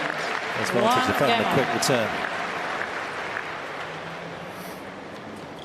Look at Stricker's play last season, missed the first half of the year trying to figure out the back issue, returned, resurfaced on the grass in Surbiton, challenger leading into the championships, and used his protected ranking at both Wimbledon and the US Open. Lost in the first round of both of those.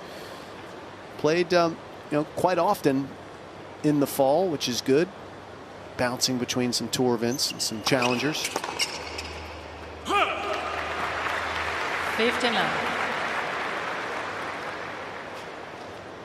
So trying to build some momentum here early in the season, a time where he was sidelined this time last year. Look where this serve is coming from. That's as close to the sideline as you can get. That's a foot fault, actually. He crossed the sideline with his front foot there. They'll have to keep eyes on that downstairs.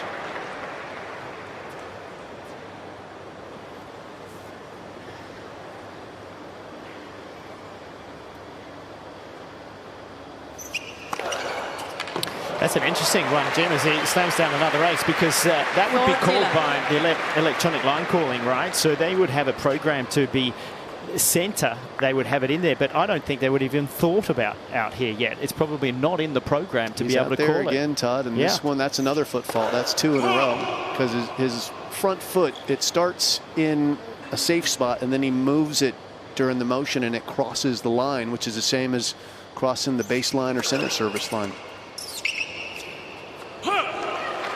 Game, Jim France. Well, that's a good discussion point, but it is another good service game from the Frenchman, who leads 2-1 in the opening set.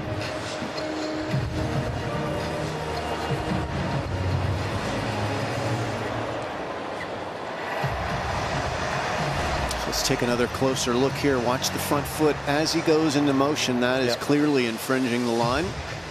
So they'll have to figure that one out, but Todd, you're right. That's not something you're necessarily used to looking for. Actually, his back foot crosses as well. Good work downstairs with the replays team. That is excellent.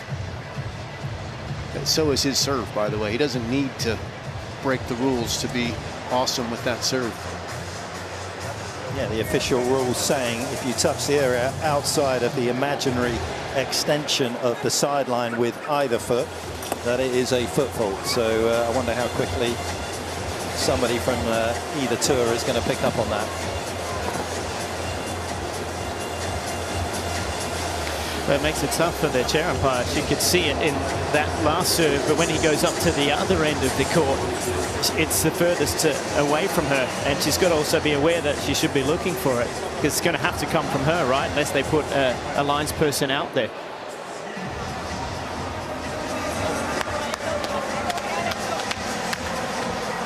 That's a good discussion point about the serve from Humbert's point of view, and if you're with the Swiss team, you would certainly be lodging a little bit of an appeal to the umpire about where he's serving from. He's going to have to make some sort of adjustment.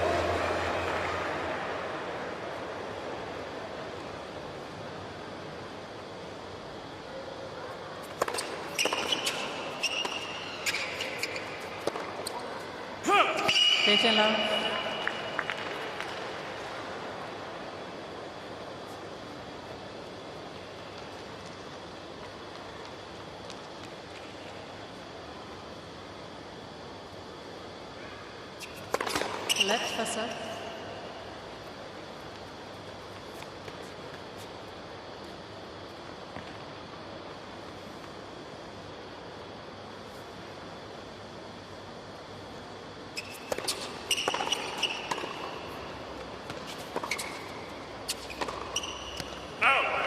Interesting to see he start spreading the play, Jim, off the return. He's gone fast through the middle a number of times, and Stricker's done a nice job at diffusing that. Stricker has such a compact swing on his two-handed backhand. It's very flat strike of the ball, and he's able to fend off big pace on that side. Humbert can do the same, actually. His backhand quite similar. Both of them far more elaborate on their forehands as they look to do more damage. A lot more wrist action involved on the forehand side to get that whip through the strike zone and add speed to the shot. Backhands are about accuracy.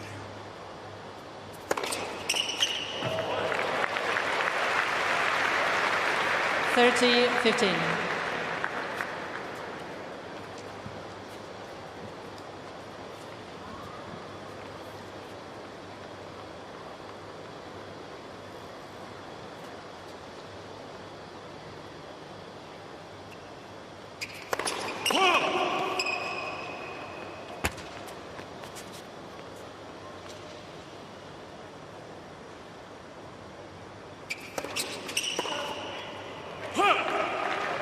40-15. Did try and spread the play there. That was a little wild from the 26-year-old.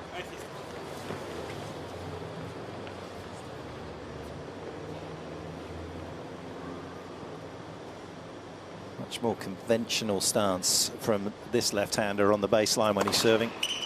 And it's worked out very nicely. Quick hold, 2 apiece.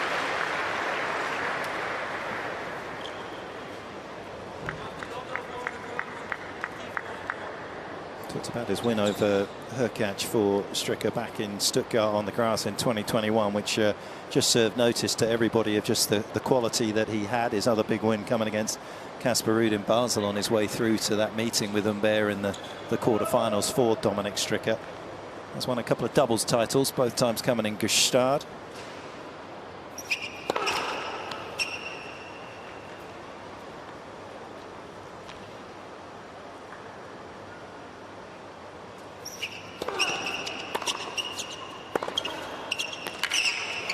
Don't want to give this guy time on the ball, Jim. He's actually, combination-wise, Humbert's one of the biggest out there on the tour. Yep, he can throttle that +1 forehand. The shot after the serve, you can see, he doesn't give ground on the baseline. Doesn't look like he's doing a lot, right? But he's got a lot of wrist action on it, which imparts that extra speed on the ball.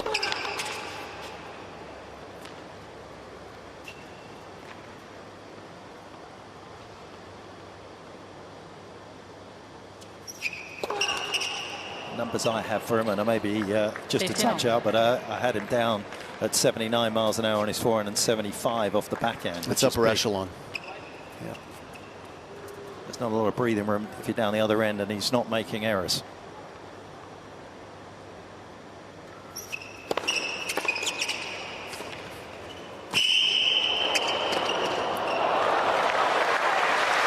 That's how you can turn things around, though. If you're Stricker, you want to take things on and make it more on your terms, and getting to the net is probably the best way for him to do that.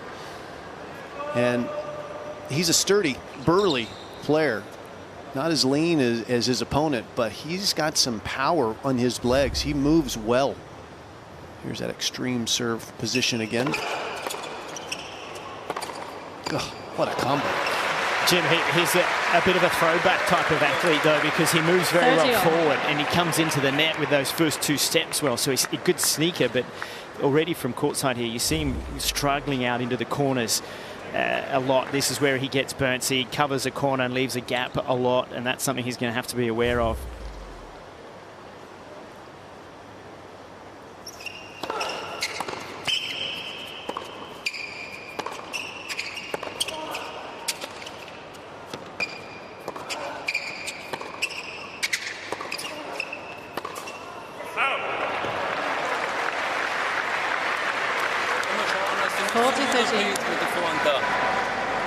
Schön drüber, Hand korrigieren, muss nicht flüchten, kontrolliert offensiv, nicht zu schnell longen.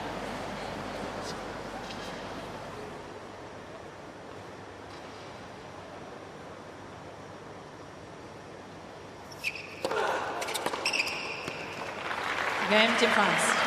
Wasn't as well positioned with the serve as he has been, but it is still a third hold for Humbert after the opening 5 games.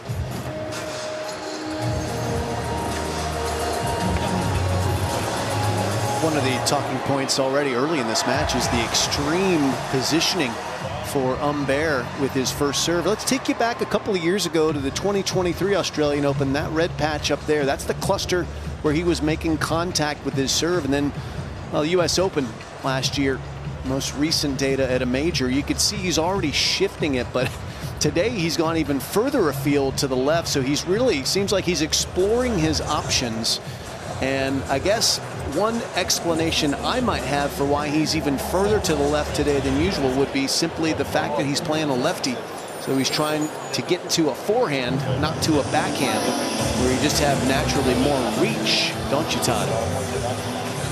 Yeah, absolutely. And when you see how quick he is to neutralize that second ball too, to be on the offensive with it, rather, he's so dangerous. And you can already see very quickly that Y1 is ranked so high, Y1 struggling to come back, I think, with the way that they move and play. Stricker he knows he's got to play quickly. You heard his coach say, in my German was nicht schnell, which means not so quick to change angles up the line, and he has to work longer in rallies, but he's not really prepared to. He tries to end things quite quickly, which is sometimes an issue for him.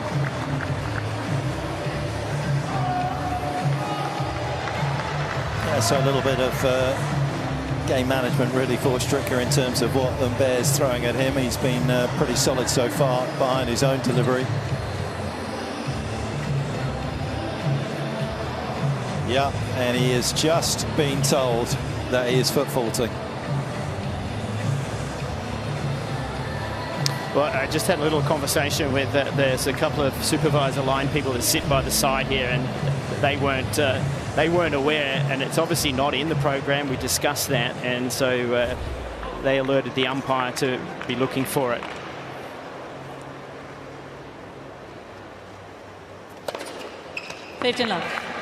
Doesn't have a lot of back bend in his serve, does he? It's a lot of arm from this platform serve that Stricker has, but when he finds the accuracy like that, not many are coming back.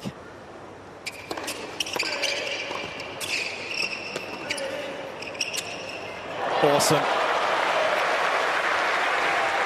I was reading a little bit about Stricker here building up to this match, and as a Swiss player, naturally Roger Federer took some interest in him when he was younger and spent some time practicing, and one of his big recollections was Federer really stressing, keep working on your serve. That is a must-have shot.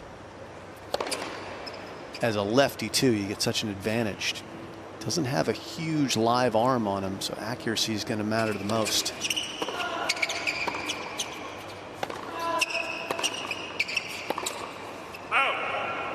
Spent a couple of times in Dubai practicing with Roger, as Jim was saying. He's also spent a little bit of time with Stan Wawrinka down in Monte Carlo, who's also offered up some nice advice for Stricker. He and Stan share a very similar body type.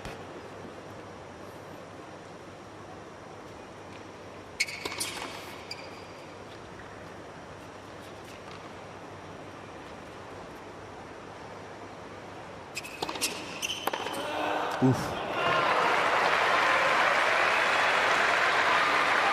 30 on. That's why accuracy does matter. You miss your target, you get punished quickly in men's tennis. Women's tennis, for that matter, as well. That's a good target. 40-30.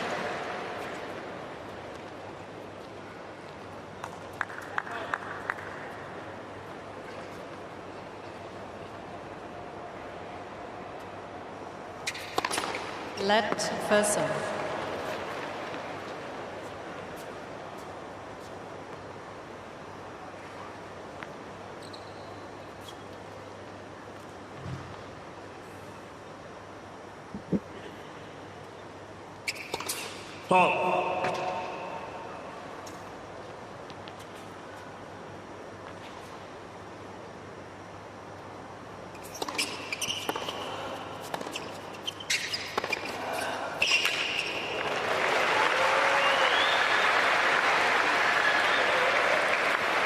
Deuce.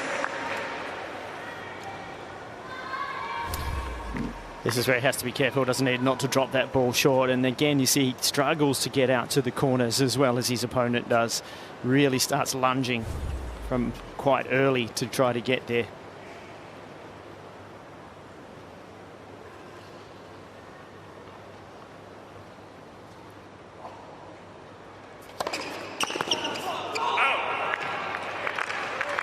Advantage.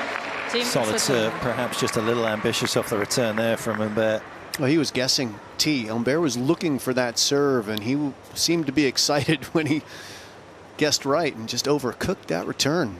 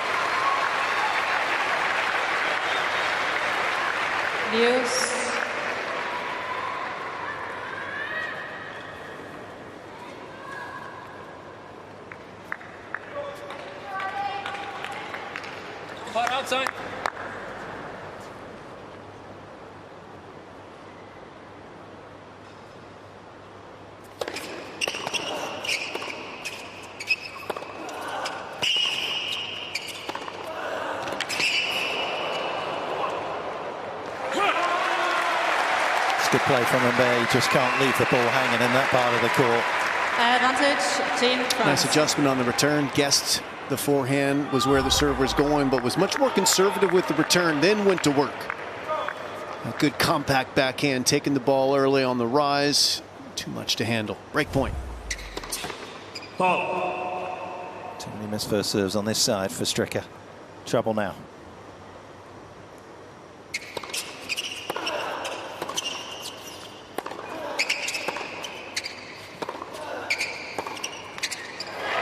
Game, Team France. And finds himself in a hole.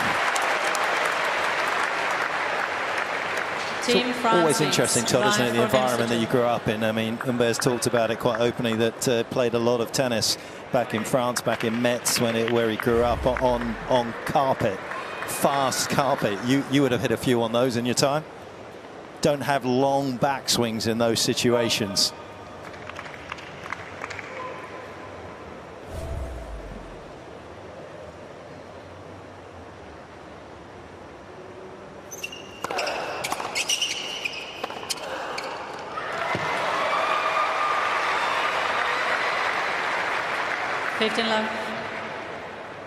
It also promotes that willingness to go forward and take advantage of the points, because the more you can be on the front foot on a surface like that, the more times you're going to come out on top, as we see him make that slight adjustment, having been told by the umpire that he's been foot faulting.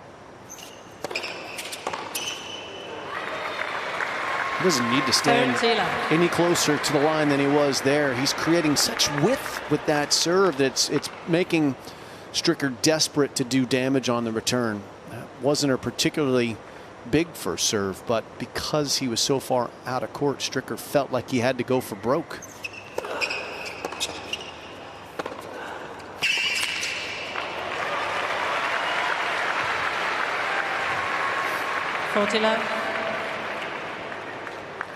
You watch how ultra aggressive Humbert is, and he is just hot and cold at times. You look at his points tally for the season: 20 tournaments, 2,765 points. 50% of them come from just 3 events. When he's good, he's almost unplayable. And that's proven to be the case at the moment. As Humbert grabbed the break and consolidates it with a hold to love. France looking good. 5-2. 5 games to 2.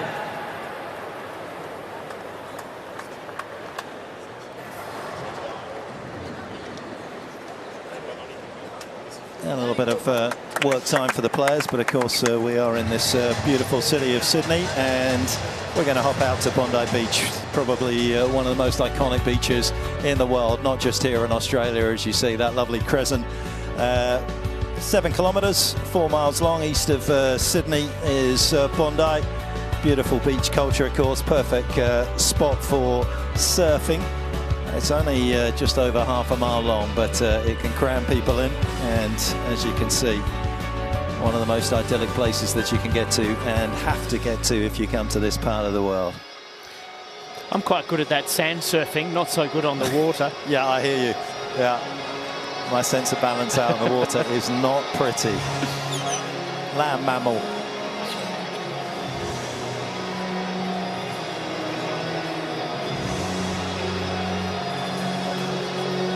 Out in Perth, of course, plenty of tennis going on around Australia in this opening week.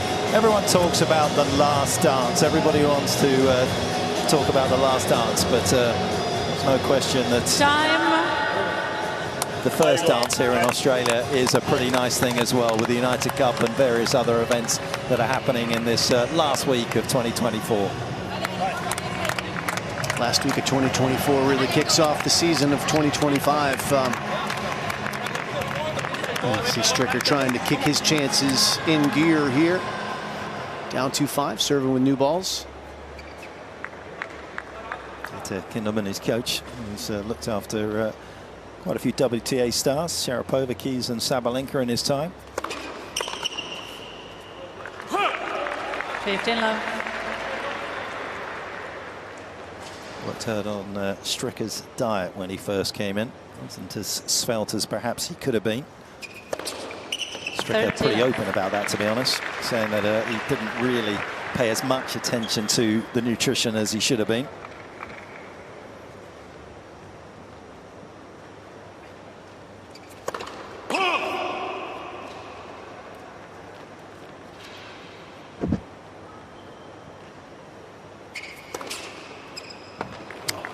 cleans the line there. But yeah, you don't want to be cleaning your plate necessarily all the time as a tennis player. It's part of the maturation process for these young players. Just 22 years old is Dominic Stricker.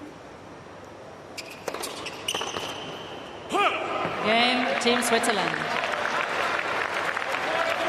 Well, if you come from Switzerland, Team France leads. not that surprising that you quite like chocolate, which was definitely a weakness of his. But actually, his time off where he became pretty adept at cooking was actually quite instructional for him in terms of the amount of calories that were in a certain meal. So that was a nice byproduct of his time off.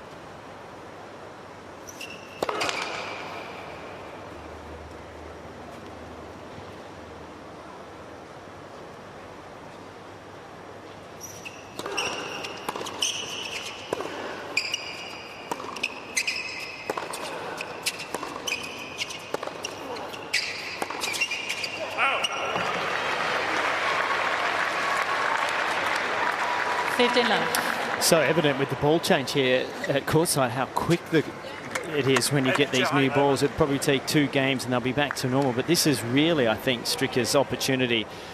I don't think the slower condition suits him as much as the quickness, but obviously you've got to get the return back into play here. Look how extremely wide he is to return here, Stricker. And gets beat down the middle.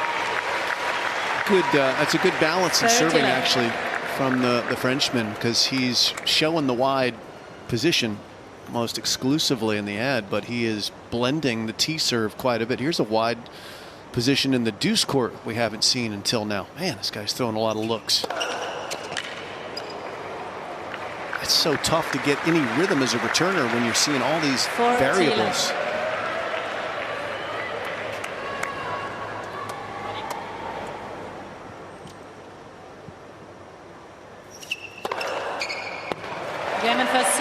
Yeah, Stricker's going to have to dig deep with his coach to figure out a solution to getting competitive on the return at the moment. It's been all Hugo, and he puts France up by a set in this second match of the day here in Sydney.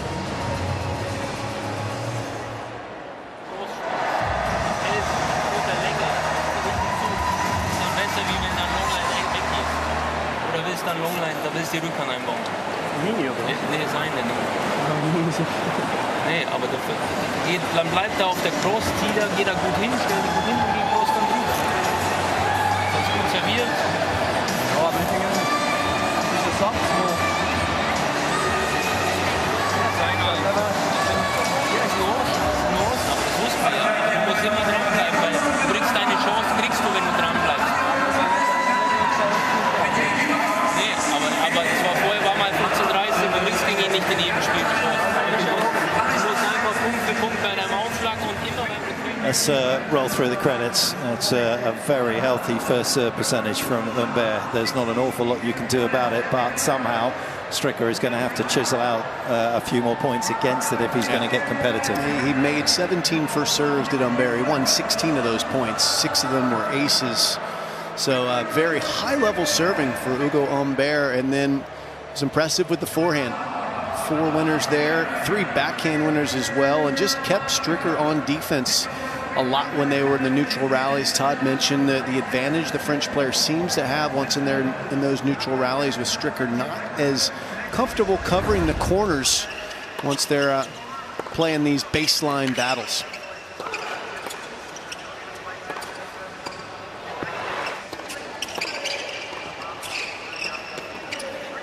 It's been a bit of all-court tennis from Stricker, but the answers has come from the Frenchman's racket at the moment, who has dominated from inside the baseline, and that has been one of the biggest problems for Stricker. Never comfortable, Jim, when you're guessing against a big server. No, it's difficult, and you have to give credit where credit's due. Humbert is presenting a lot of different questions that players don't often see, with all of his interesting service positioning, and then his ability to distribute the ball to both sides of the court. So great start for a match that they desperately needed, France. Belinda Bencic playing beautifully in her win earlier today here at Ken Rosewall Arena. One of the standout things for me sitting courtside is it looks like Ugo's been hitting with really high-quality players where the intensity is up, and where Stricker looks like he's been practicing and he's hitting the ball okay, but he is not used to the speed and the intensity that he's facing here in this match so far today. Oh. 15-love.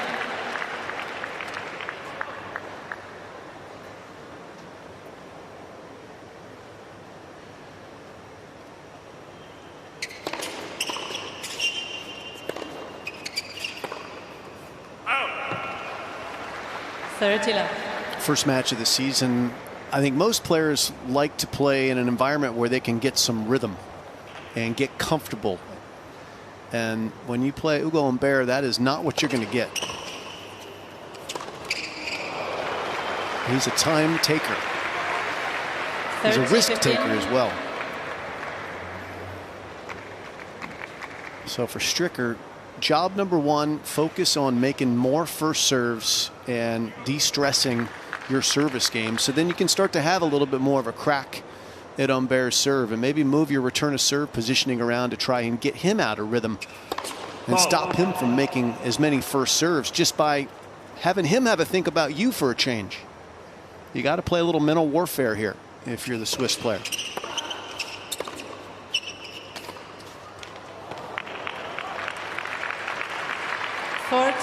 First things first, hold serve and then get to work. Had some inroads on the Humbert serve.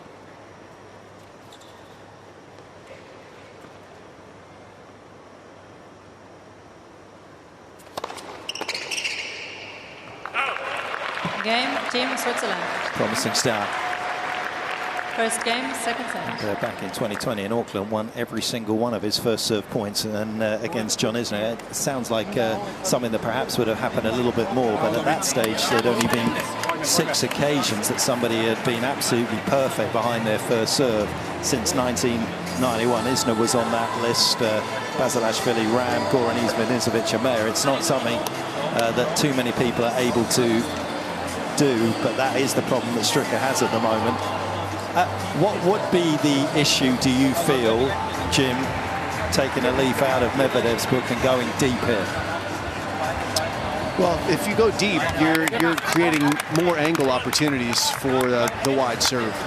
But at this stage, I think something is worth trying, whether it's moving deep or moving just a different area in the return position than you have been. Because if someone's serving 3/4 of first serves in play, you've only won 1 point. You need to do something different.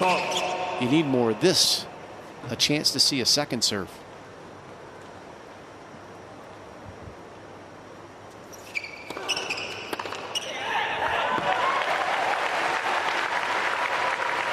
And that's really been one of the reasons, actually, that Humbert, I know we're seeing it a lot in his first serve, actually moved his position out wider, was to make more first serves. He felt, particularly against Hurkacz, he lost to in the third round of the Aussie last year, that he was getting dominated by players on his second serve. Very comfortable hitting his backhand as his +1 to defend.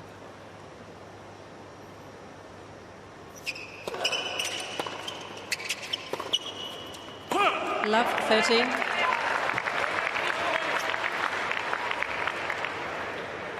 So in that ad court, he didn't stand quite as wide as we've seen. Neither did Humbert for his starting service position. But I think you just have to sometimes think about the angles of the net and force players to hit it over the higher part of the net, which is the wide part of the net. Oh, here's a golden opportunity with that miss.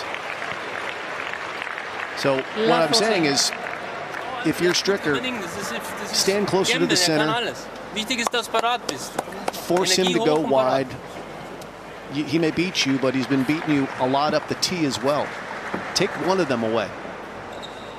And I say take away the low part of the net, which he's doing right here. This is better.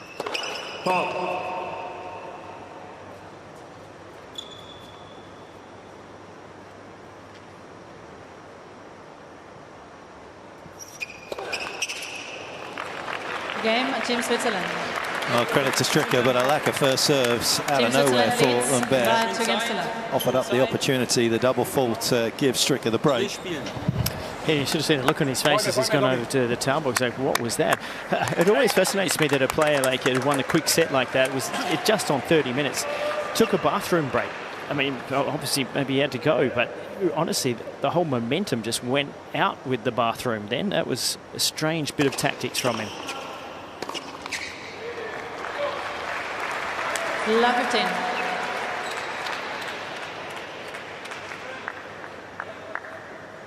And now he looks a little shocked, doesn't he?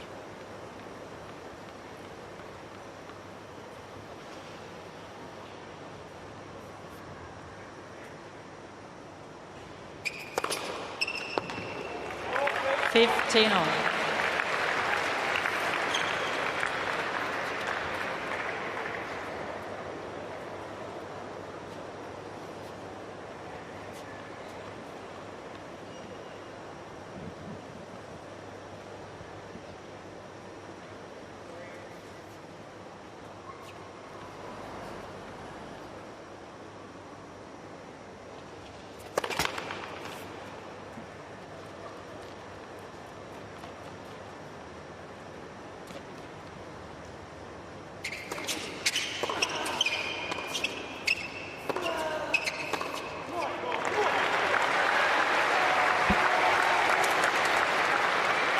$15-13.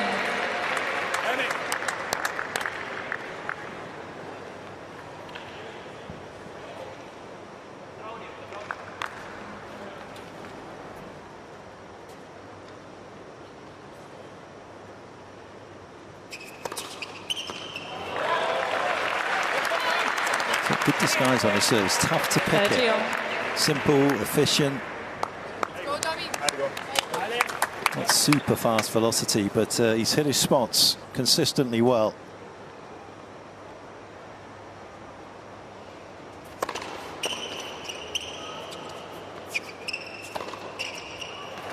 Great reaction to adversity from Stricker after dropping that opening set. 40-30. Did a great job holding here, waiting for his opponent to move. And just went right to the open space. Look how safe that winner was.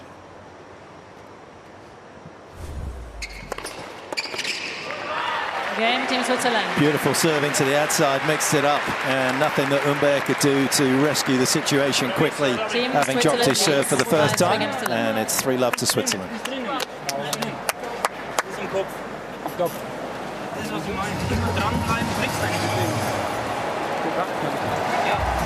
Du wirst alles wieder ein bisschen langsamer bei Rückhand und dann wird es so schon. Du musst schon schauen, dass du den vorne rauslässt. Nicht hinten, sondern vorne. Ja, aber dann musst du noch schauen, dass das trotzdem nach vorne durchkommt, weil du gehst nach hinten weg und dann hast du keine Höhe. Das ist gut. Super Spiel, aber hat er dir mal einen gegeben, aber super vorne drauf. Ja, genau das so. Geh ruhig auch mit ihm vor und dann Cross da rein. Das war super, dass dann auch mal da rüber geht. Natürlich ist Aufschlag ein bisschen gerne. Wenn du was machst, ist es auch ein bisschen. Aber ich glaube an es,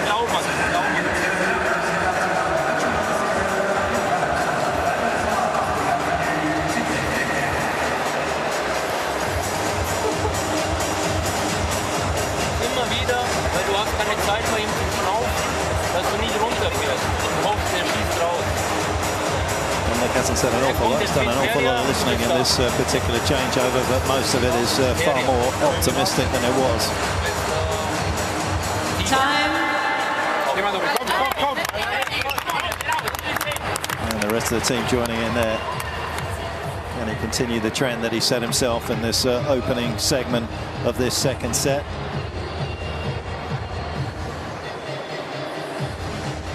Five out of the 6 titles for Humbert have come on a hard court, some outdoors, some indoors. The one that wasn't was Halle on the grass in 2021 for the Frenchman.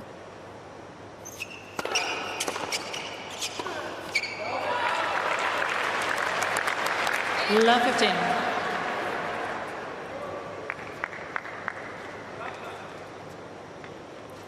Who won just 9 matches in 2022 when he was going through that slump.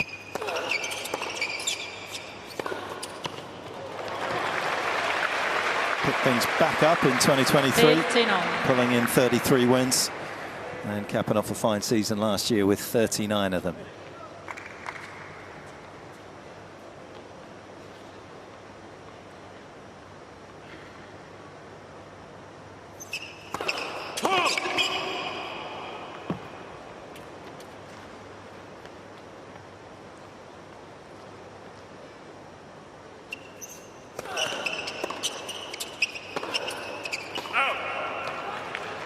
Like a lot of players that seek warm climates for their off-season, pre-season training to get ready for the Aussie summer. Humbert spent 4 weeks training in Paris. Stayed close to home. Got his work in there. Getting some work in here. Looks like he might have a third set to take care of. 15-30. A timely ace to get back to 30 apiece. This set running away from him in a hurry.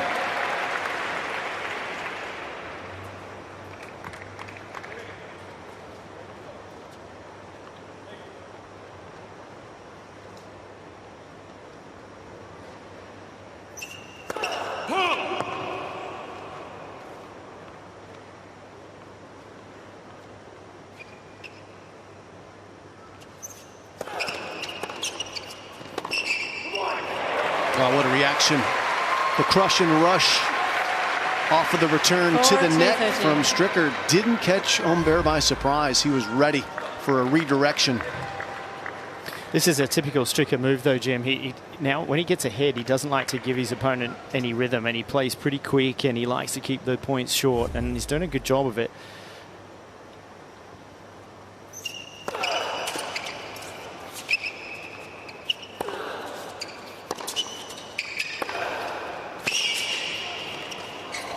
So good. Game, Team France.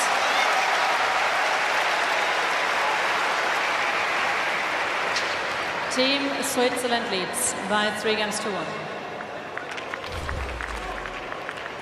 Just to go back to that rush, what did you call it, Jim? Rush and crush? Crush and rush. Crush and rush. You call it whatever you want. Yeah, chip charge, drive and come forward. It builds pressure, though, later on, because if your opponent knows that that's coming at you, it can often get you a double or a weaker serve.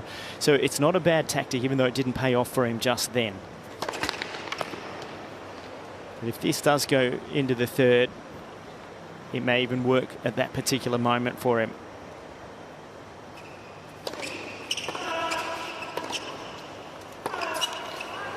Tell you, we don't see a lot of chip in charge anymore. We see a lot of rip in charge. Yeah, we do, coming indeed. in. It's a different Why time. not give it a go?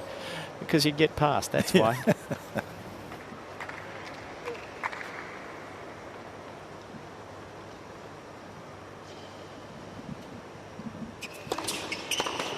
You're talking about that, though. I think this surface here under the Ken Rosewall Arena and the conditions are a little quicker than I think what we've seen in the past. The court doesn't seem as gritty, and sitting courtside too, I can see a layer of ball fluff starting to get on top of it, and that also makes it a little slicker.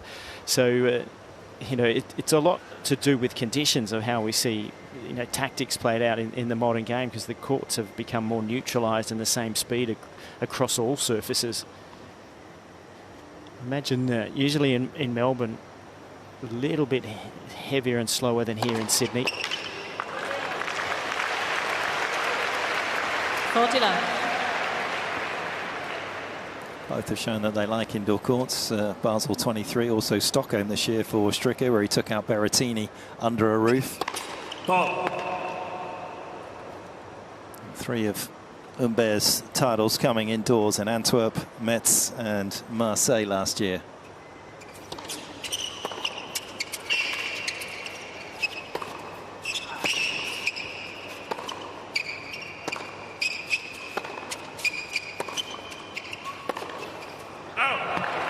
Game, Team Switzerland. Again, he's coming up blank on the return in this second Team set. Switzerland Is leads Humbert by as 4 Stricker games to 1. hangs on to the lead that he has built up 4-1.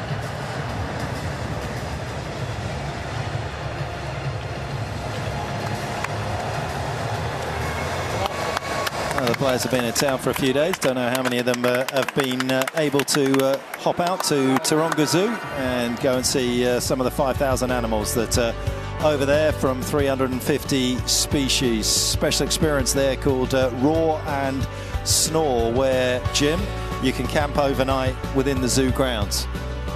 Is that on your bucket list? When are we going?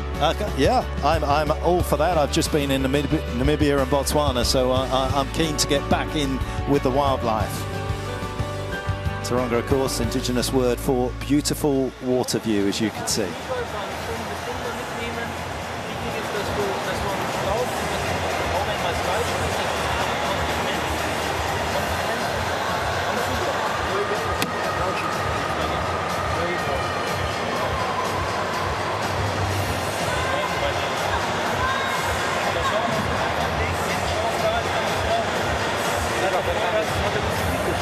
Having played just those 17 matches last year for Dominic Stricker, this part of the season is obviously a nice run. He's got nothing to defend, he's got everything to gain. Time. And a nice opportunity, particularly here at United Cup, to get his match shoes laced up a number of times to get in amongst it. And we're seeing the best of Dominic right now. And we are seeing the kind of blowing hot and cold that sometimes happens to Ugo Humbert.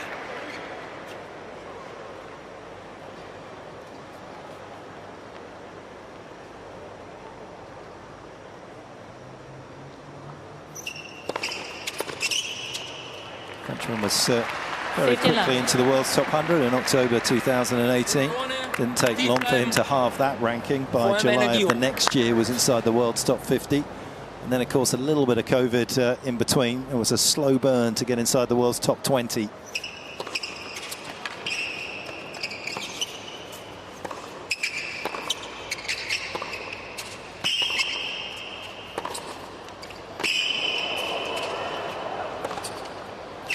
He achieved that feat in November of last year, in 2023, sorry, courtesy of play like that.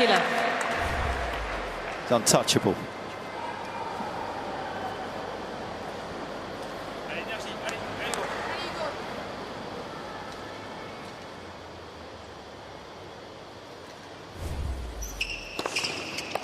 Fortilla. Gut, gut. Das war dein Spiel. Glaub uns. Bring sie noch.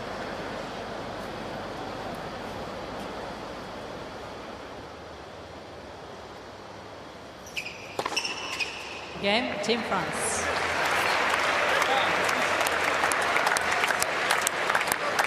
Team Switzerland leads by 4 games to 2. This is the last game that this particular set of tennis balls will be in use before new balls come in, so they'll be at their slowest. This might be the best chance for the Frenchmen to get back involved in this set.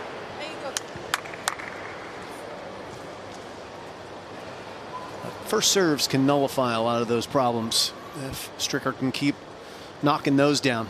Doing a good job of it this set, over 70% made. 15 love.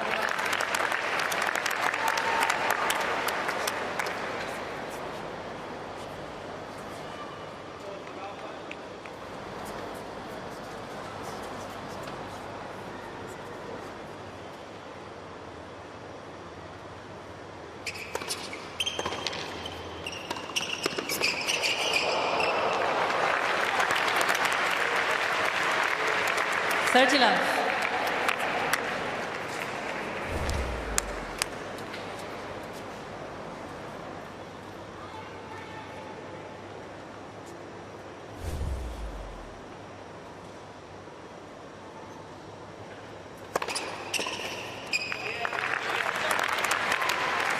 This is where the shoe's now on the other foot, and the Frenchman might consider changing his return to serve position a bit to try and see some more second serves.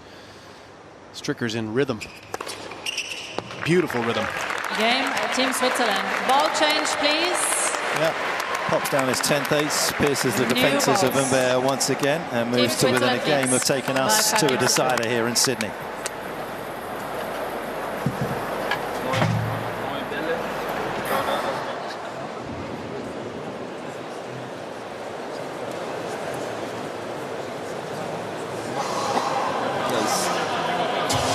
somewhat marooned on the return because he's not getting a good clean hit on it. He's blocking a lot, and then he's having to take a good couple of meters sort of backpedaling.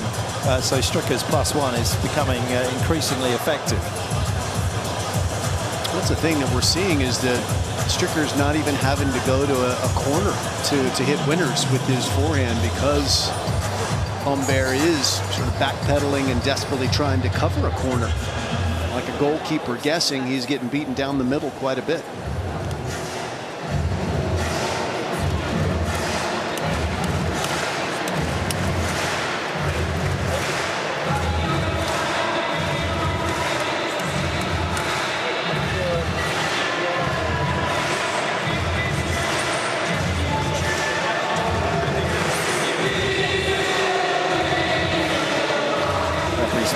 Just trying to keep his spirits up. Swiss spirits don't need to be lifted anymore. Great to see Belinda Bencic back. She's already won today very comfortably and looked very impressive.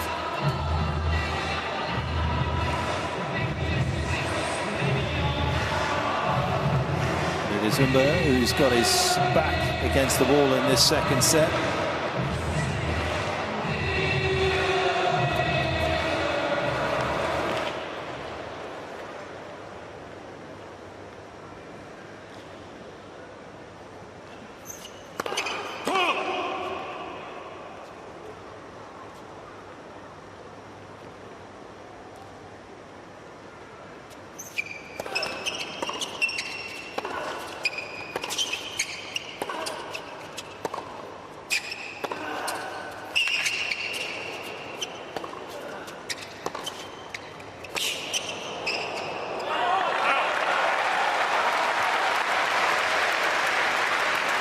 We haven't seen Stricker win many of those baseline rallies. He got that one, though. He did. I'm just wondering, you have the stats in front of you, the under and over in terms of strokes within the rally, but that was the first time where Humbert should have come forward and he hesitated, and you don't see Stricker do that. As soon as he hit, he goes, and that's causing pressure on Humbert here, the way that he is actually coming forward.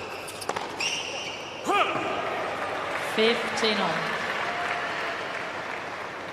You know, that's one part of Humbert's game you'd like to see him do a little better when he does have his opponent stretched, taking a few more balls out of the air, not waiting to hit another ground stroke and rip it to the open court. 30-15.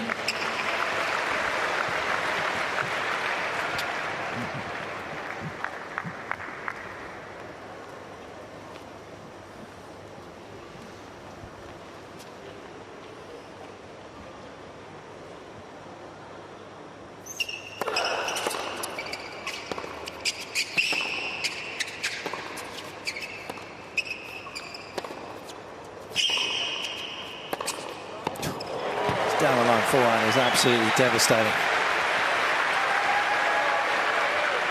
40-15.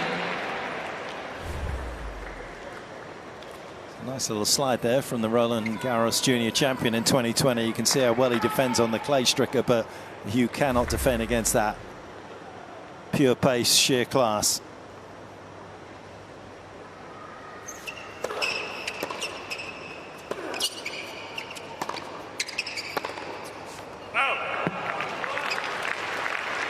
It's one of the things that does make Humbert so difficult to play against is his lack of predictability, his real desire to change direction on both sides of the ball. Wasn't able to handle that backhand change down the line, but it keeps you really guessing as a defender. Game, Team France. It's probably also why he lacks the consistency of some of the other more programmed players who play to the more percentage plays in tennis. This guy's more of a gambler, and when he gets hot, look out. You said he could break into the top 10. Is it this kind of style of game that could win a major? I mean, if he gets hot enough, maybe. I mean, Wimbledon would be, I think, a good surface. Maybe his best chance because so few players are adept at grass compared to others. All right, here comes crunch time now for Stricker. Hasn't been down in the count on his serves much this set. Had his chances this year, didn't he, against Alcaraz, down 2-1, had love 40 at 4-3 up in the fourth, potentially take it to a fifth.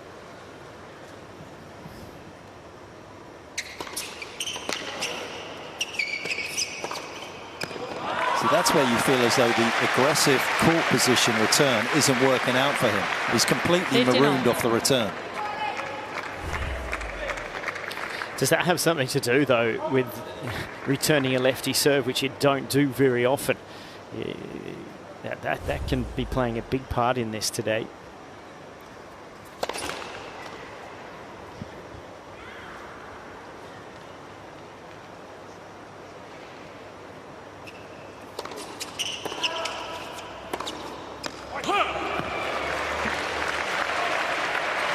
A true gut check coming up here for the 22-year-old. A couple of wayward shots that have just opened the door for a mini comeback for Humbert.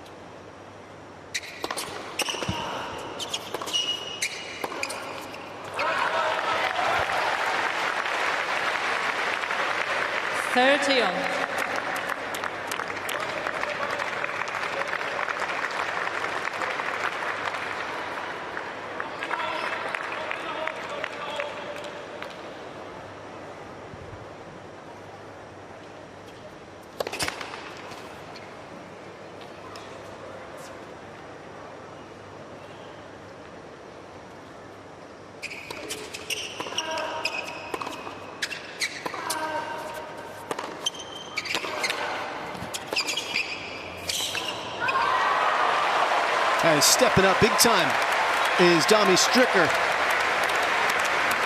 He's the one changing direction and on attack in that vital 30-all point, and it leads to set point.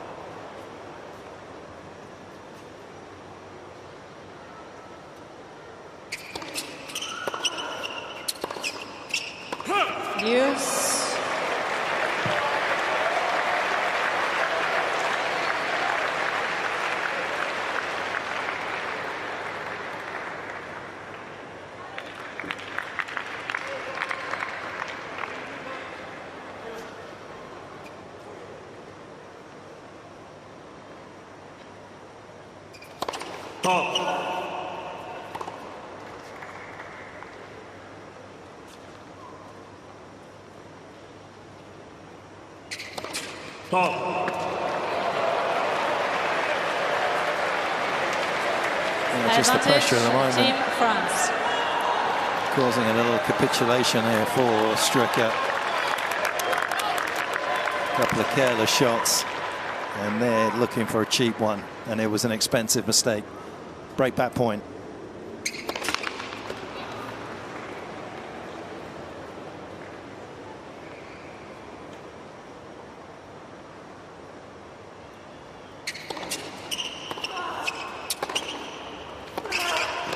It came in on a complete bluff. And Humbert is just way too good. He's not going to allow Stricker off there, and he doesn't. And we are back on serve in the second set.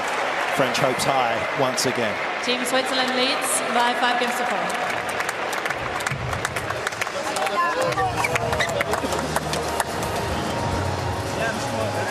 This will be a far easier change of ends here for the French captain and Humbert after what they've strived to do through this second set, where he's been playing from behind right from the get-go after a suboptimal service game in the start of this second set. But Jim, that was a little inexplicable really from Stricker. He wasn't under a huge amount of pressure from the back of the court until that stage. It was inexperienced is what it was, wasn't it, right? His first serve had been so solid. Over 70% first serves in play leading into that game, and then he just didn't make enough of them, and that put him under pressure. Spiele riskieren willst beim Aufschlag oder dann... And that was a desperation play, down break point to try and get in. Einfach zu wenig Erste im Spiel dann. Dann wird es gleich natürlich schwieriger, aber trotzdem, was nach dem Aufschlag passiert, ist wichtig.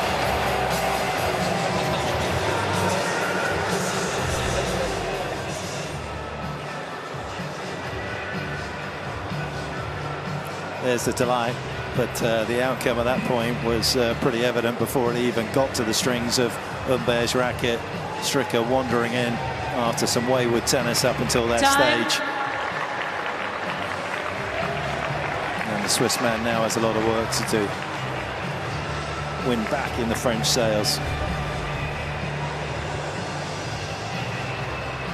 He broke straight away in this set, did Stricker. Second game of the set when Humbert was only able to make one first serve, but Humbert has steadied the ship in that department, back to making tons of first serve, 70% for the set. So the one bobble nearly cost him. He's clawing his way back into it.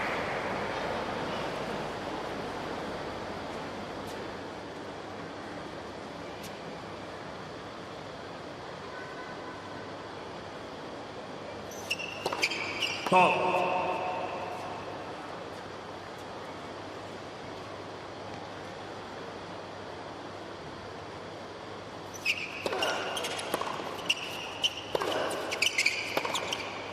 Out. 30 love. Not be easy coming from Switzerland after the success of both Roger and Stan over the years, being the next one in the shadows, trying to break through for somebody like Dominic Stricker.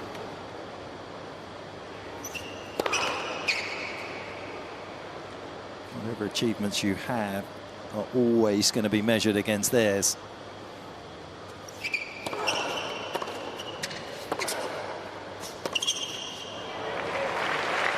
And there hasn't been the explosion of Swiss talent coming through. Perhaps some people feel as though you need icons and you need people to look up to, but they've had Stan and Roger, but nobody from Switzerland inside the world's top 100 currently.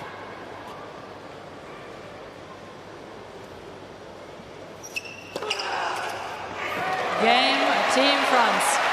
As the French number one draws up alongside Stricker for the first time in this second set. 5 games on. Well, isn't it fascinating what psychology can do? Because Stricker, when he served for it, has lost all spin. Both the shape on serve, the forehand in particular has become very flat. The follow-through finishing in his pocket, not up over his shoulder. More the lasso effect that he used earlier in the match.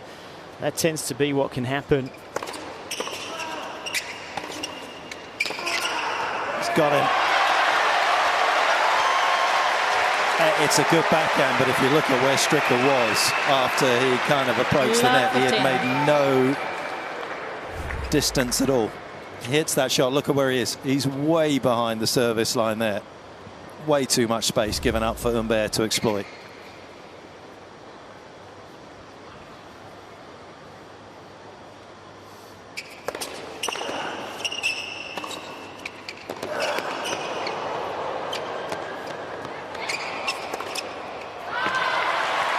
That's a stabilizer for the Swiss. Needed that one.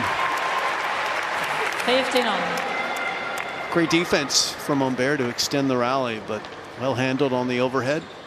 Let's see if that settles the young fellow's nerves.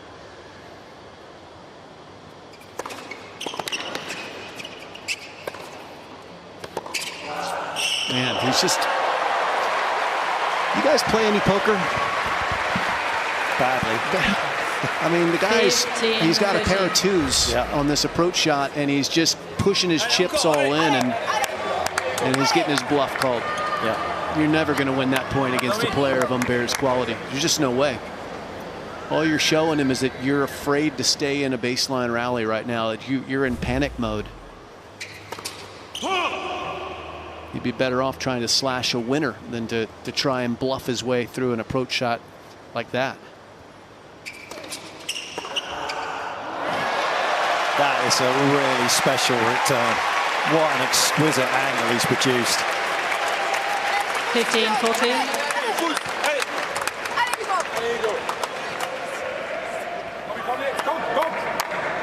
how fast things have turned around.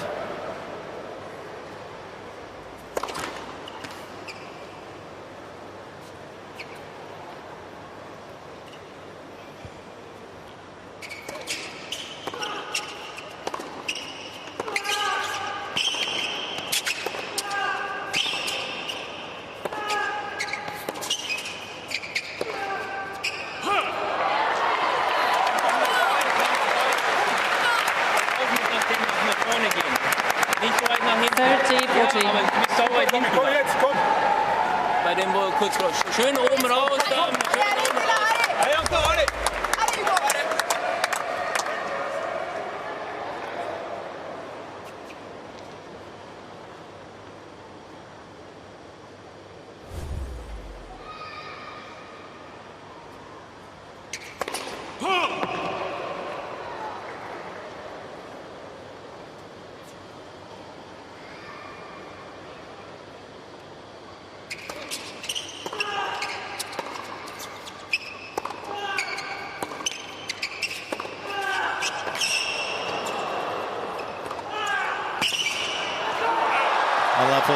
Lovely rhythm to the right. He built the point beautifully. He didn't pull the pin out on either of the opening couple of shots, then found the court position that he wanted.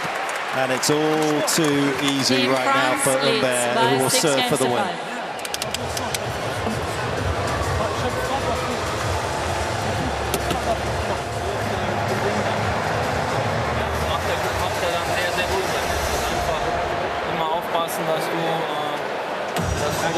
That is where you want to hit an approach shot from and follow it in. No pair of twos there. That was a couple of aces in pocket. And he's a couple aces away from sending this into a live mixed doubles decider.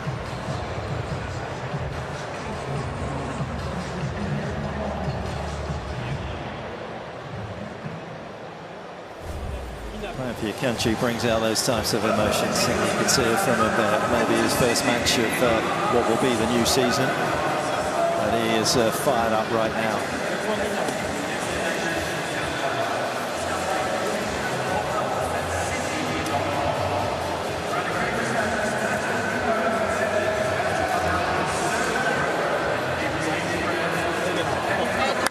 Well, we're seeing a guy that finished the year strongly, of course. The Masters 1000 in Paris, where he lost to Zverev, was a big moment for him. But, of course, had reached the final in Tokyo.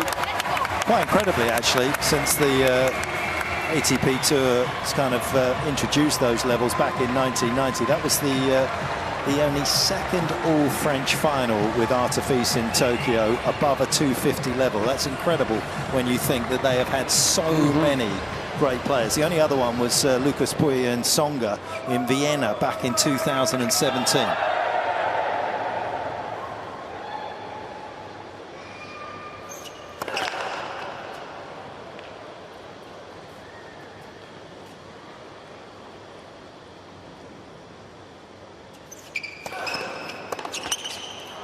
Is going to need some help here.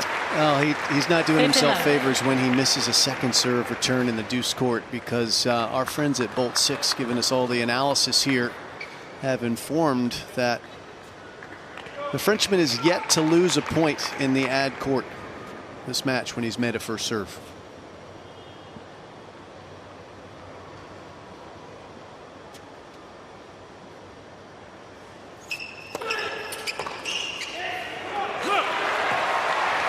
No commentators curse there. We do what we can, but we're not perfect.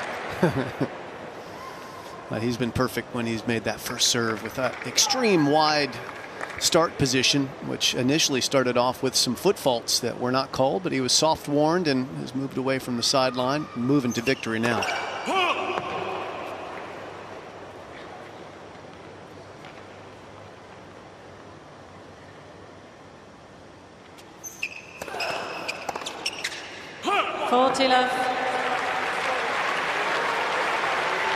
Self-imploded.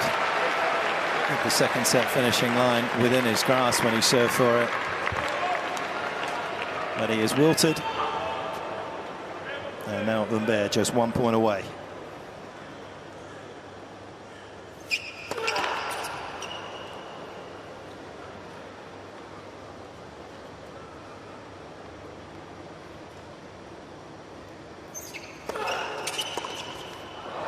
Game set match, Team France. 2 sets to love, 6-3, 7-5.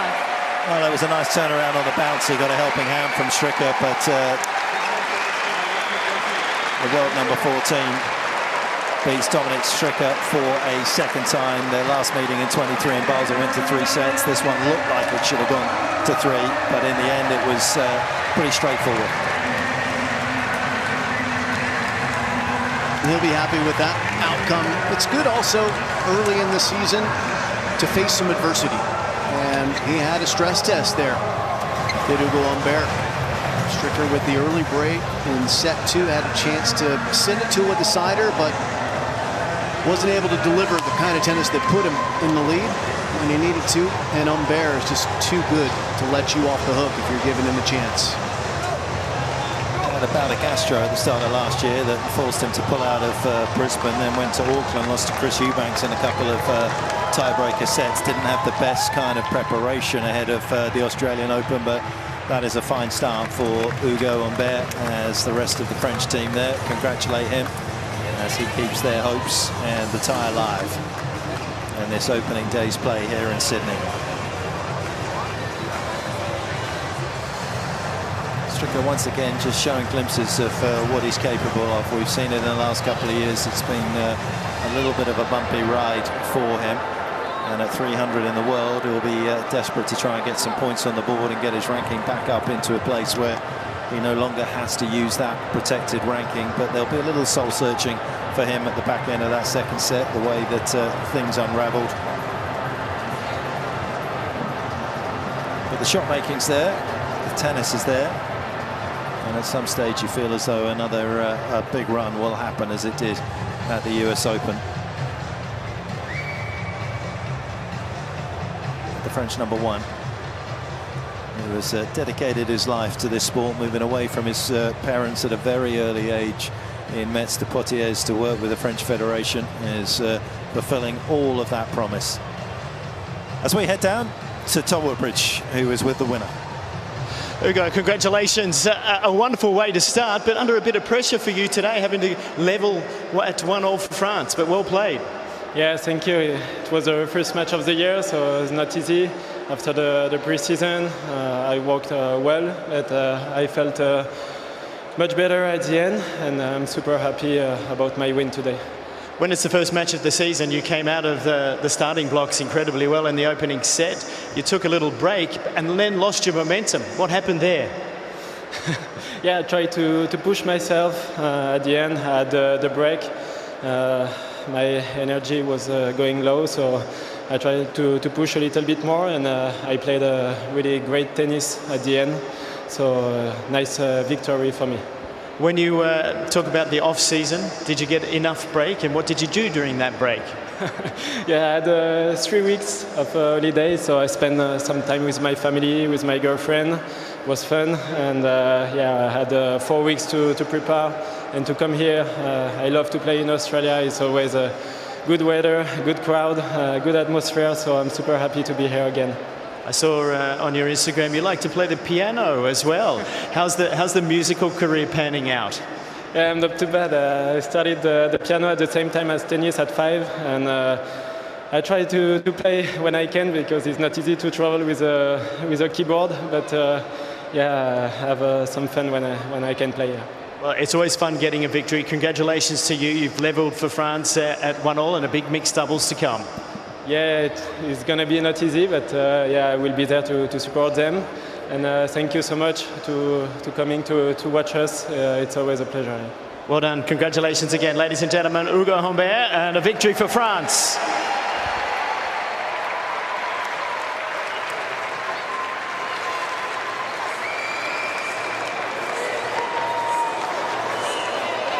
Speaks good English, does Humbert, plays the musical instruments well. He's a very talented man. But this thing stands. That's his day's work over and done with. Leo Jean-Jean and Edouard Rasselin will be the mixed doubles pairing up against Belinda Bencic, a winner earlier today with Dominic Stricker.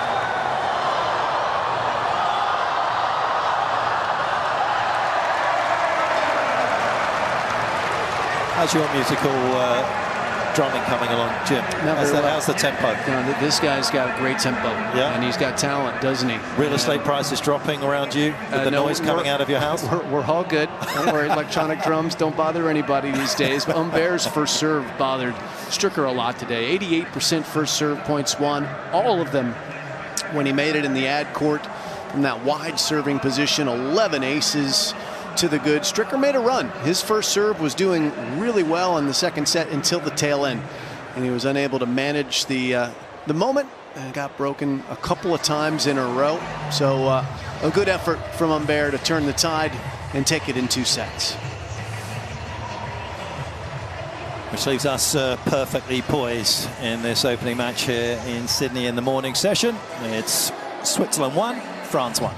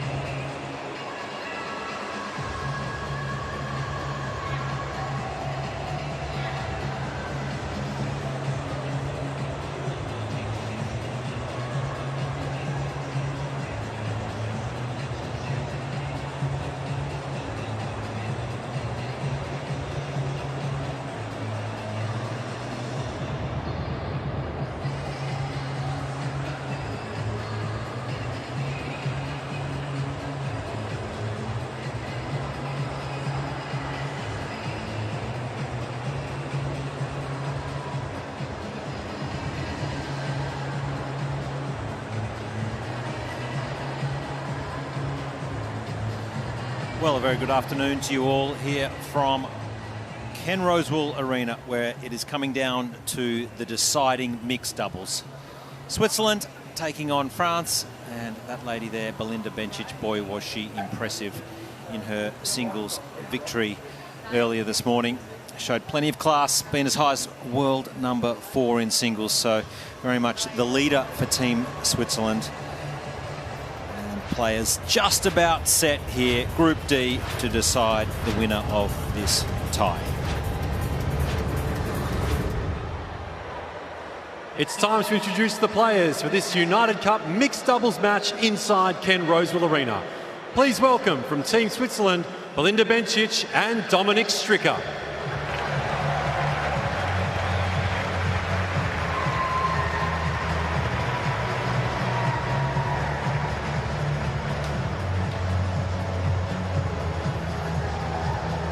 And from Team France, Alexandre Luchemia and Edouard Roger-Vasselin.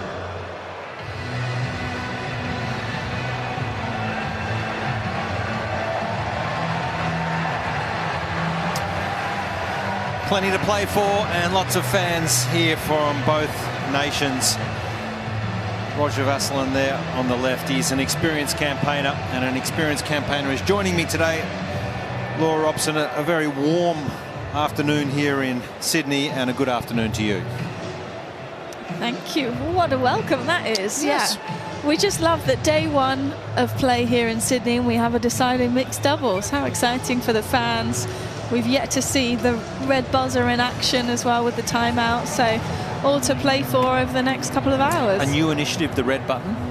New initiative, you can use it once per mixed doubles, and it's got to be before your own serve. I'm sure the chair umpire will get to that because it's a new rule for the players, so it needs some explaining, but always innovating here at Tennis Australia, so new challenge. Well, we saw Team France play here in previous years, and they actually have played together. I remember last year we got the opportunity to call a Roger-Vasselin and Luchemia match, so they are familiar with each other. It's not coming off the best season for her standards, so a big task you would suspect up against Team Switzerland. How are you? Say hello to Anthony, our guest. Hello. Anthony is our guest here to help us. Good. Okay, couple of reminders. Net sensor, TV changeover, live VLC like usual, including footfalls. And we have, the coaches have the big red button, so you can press once in a match. 60 says, once in a match, yeah. Anytime or not during the... Not between first and second serve. Yeah. So that is important, not between first and second serve. So you can 60-second timeout, okay? And at deuce, men serve at the man and woman, okay? Any questions? No? So please be asking Team Switzerland. We have AO or John Newcomb? John Newcomb. So Anthony up in the air. So John Newcomb we call. Then two nice pictures. So let's see. Oh, good. AO. Receive. This side, okay. So nice picture together with Anthony first, so then only the team. Look at the camera. Thank you. Oh, big smile from Anthony. What a thrill from some of these young hotshot players. They get to do the coin toss, the official coin toss, get a photo with the stars. He's pretty pumped, and as he should be. So cute. Well, Team Switzerland here in the red, Belinda Bencic. Well, straight sets winner today, Laura. What do you make of that match earlier on today? I thought she was a little rusty for the first 4 or 5 games, but then really loosened up and just has such a natural timing to her ball strike, can take the ball on, is inside the baseline. You see even now in the warm-up she plays open stance off both sides, so it just gives her that much more anticipation around the court. But yeah, it's only been what, just over 6 months since the birth of her daughter Bella, and really no expectations for her in this summer swing in Australia, but enjoying the fact that she's got her daughter with her, that she's got stuff to do, very important stuff to do outside of the court, and just looking really relaxed out there. Yeah, I was really impressed. I thought that second set was particularly impressive, and just showing a few signs of rust, which is normal, but look, she's an experienced campaigner, and I believe she'll be the leader in Team Switzerland today. Dominic Stricker. Bit of heartbreak there in the end of that second set. He served for it, had a set point against Hugo Humbert in that second set, but just looked to fade a little bit physically, and big conditions swing coming from the depths of winter in Switzerland. It's a warm, toasty day today. But he's got a big game, as you say, and lots of weapons to work with, which in mixed doubles is going to play a key factor if he can get the first serve firing with that lefty swinger out wide on the ad side, and just allow Belinda to try and cut the point off when possible, because she's going to be really aware of where to move at the net. But both teams will be kind of figuring each other out. A French team, as you mentioned, played together before. Roger Vasselin, an expert out on the doubles court, and yeah, a tough season in 2024 for this lady, so she'll want to right some wrongs. Sitting outside the top 100 here, in just a double specialist at the age of 33, Ushimia. So not the year she would have loved in 2024. Well, we saw her win-loss for the year was 14 wins, 29 losses, which is tough going, and because of that, as you mentioned, the ranking dropped outside the top 100. So she's going to have to be a bit more choosy with the tournaments that she plays, and try and pick up a few more wins when possible to get back into the Grand Slams. Well, this man needs no introduction. He's 41 years of age. Edouard Roger Vasselin has been around for what seems like an eternity. A Grand Slam champion. Was the playing captain last year here in this event, and did a mighty fine job of it as well. Very popular man amongst Team France, and certainly plays well within himself on a doubles court, knows his way around it beautifully, and he's going to have to lead by example today, I think, for Team France to win this crucial mixed doubles. 1 minute. Yeah, you would think these two have probably been able to get some time on the practice court over the last few days as well, Team France, given that they are two double specialists. Yeah, it's just probably lack a little bit of firepower compared to Team Switzerland, and 30 seconds. I'll be interested to see what their strategy is in terms of trying to break down their opponents today. Ladies and gentlemen, this group stage match consists of 2 tiebreak sets using the no advantage scoring, and a 10-point match tiebreak. Very neutral looking there, Team Swiss in the red. Team France won the toss, elect to receive. I like that they're all on the bench, ready to go. I wouldn't expect anything less from the organised Swiss team. End of format. Team France winning the toss and electing to return. You see that pretty regularly these days.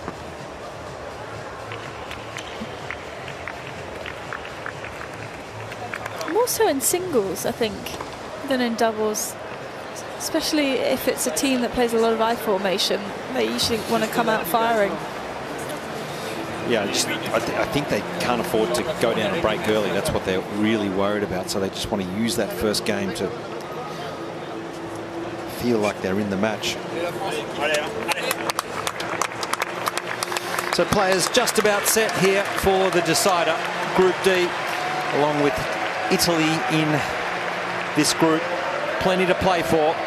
And it will be Team Switzerland to get things started.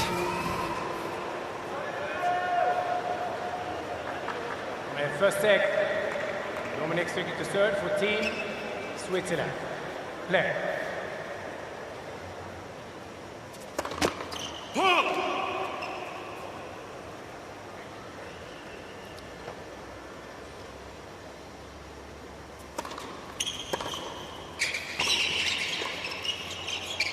Oh, lovely. Gorgeous start. Love 15. And clearly some intentions have been set by Team France, trying to get forward, trying to play the more aggressive tennis out there.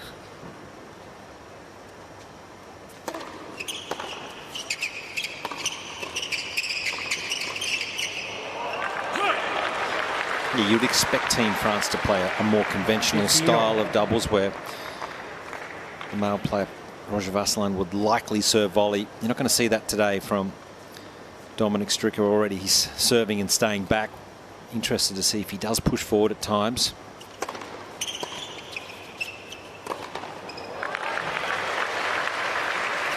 (30-15). And if he's able to get first serves in play, then I would want to see Bencic trying to be brave at the net, trying to cross first ball. Left for service.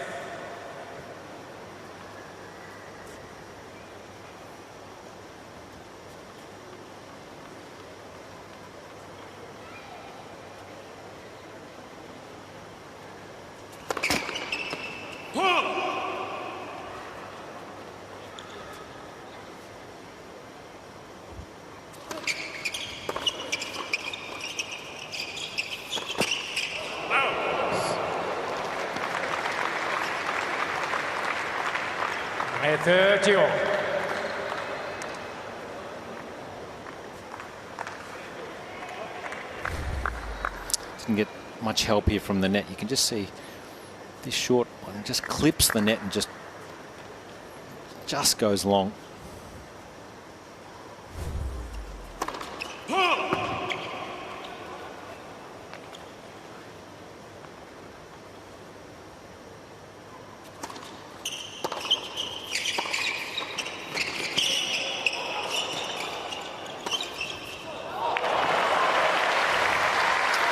Lovely awareness from Bencic, moved into the open space. 40-30.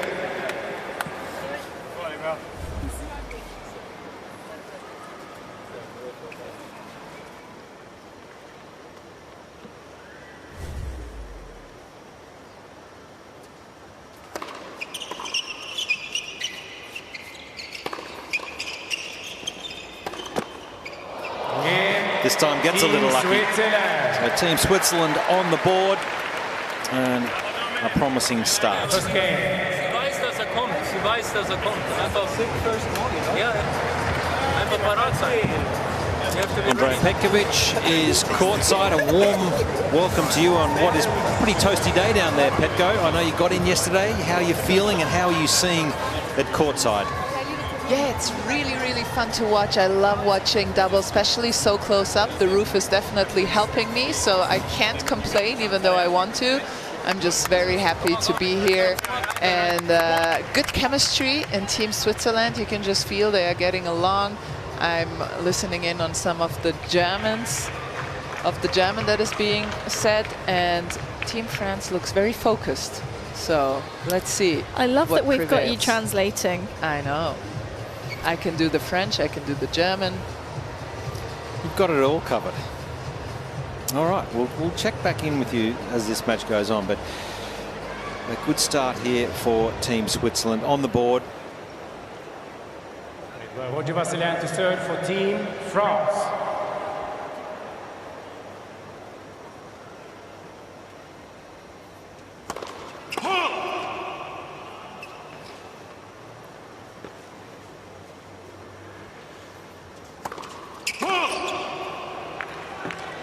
Love 15.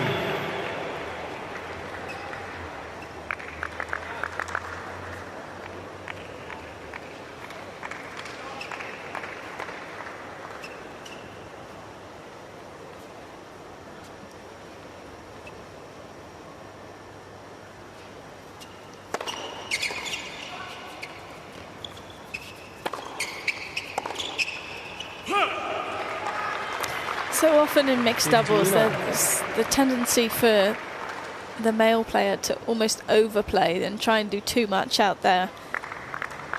And you just want to see them find that balance of wanting to play aggressive and help their partner out, but also letting their partner do some work.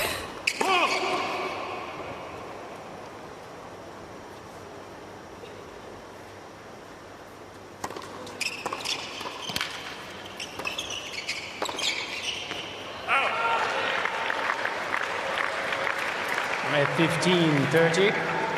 Yeah, I think the pace of shot from the male player to the female player can be intimidating at times, but I don't see that intimidating Bencic at all. I think she's such a classy player. She'll be able to handle any ball. And 15-40. And that was just pace of shot that has caught Lashimia off guard.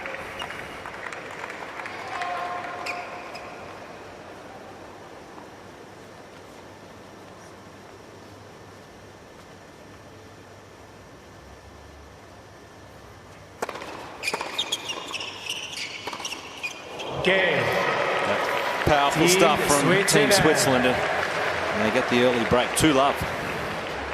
He hasn't been afraid to use the forehand, has he? Team Switzerland. No, and he certainly, as you see the replay, he's directing a lot of the ball straight at the female player, which is what you typically have to do. Well, yeah, so you should. If you see the space. And she's trying to close down the net there, but almost too close and just not giving herself enough space.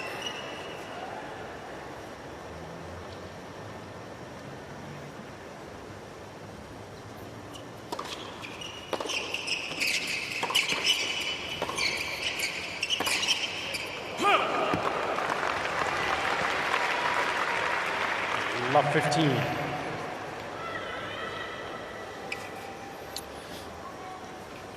Missed that last one, but not a bad play at all from Bencic, just to keep the net player honest. Go line a couple of times early doors in the match.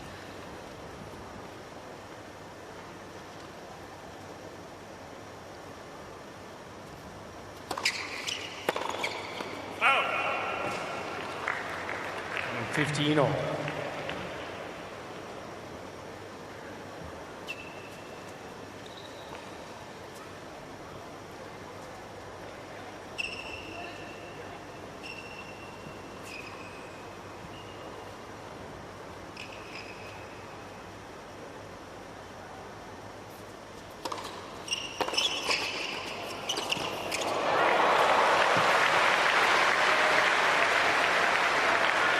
Thirty, 15.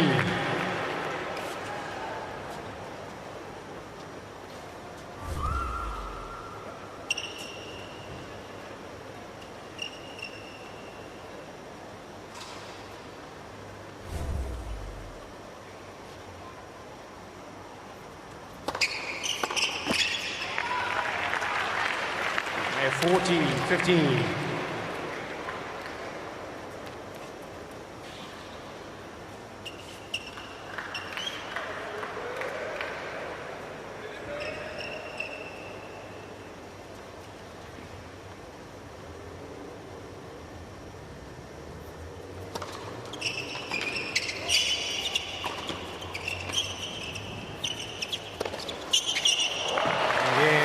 It's a perfect start here for Team Switzerland.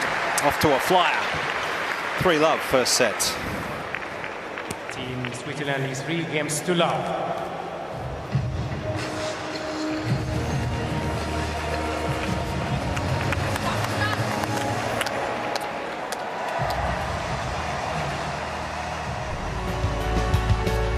Well, it's one of the iconic shots really here in this magnificent city, Sydney Harbour Bridge. And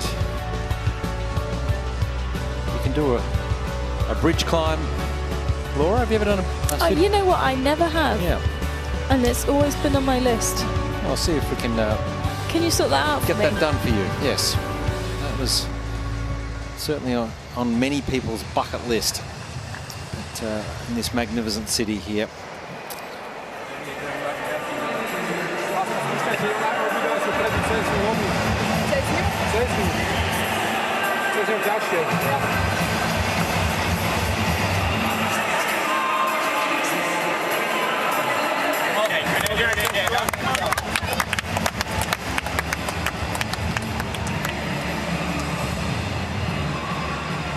Team Switzerland. Off to a good start here. 3-love first set here in Group D. We're locked at 1-1 after the singles. And this is the deciding mixed doubles. Alexia Lechemia to serve for Team France.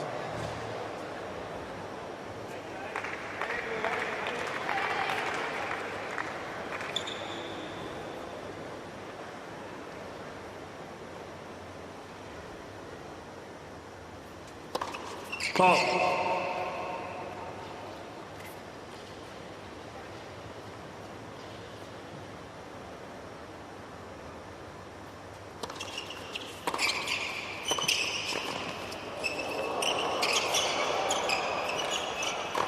Oh.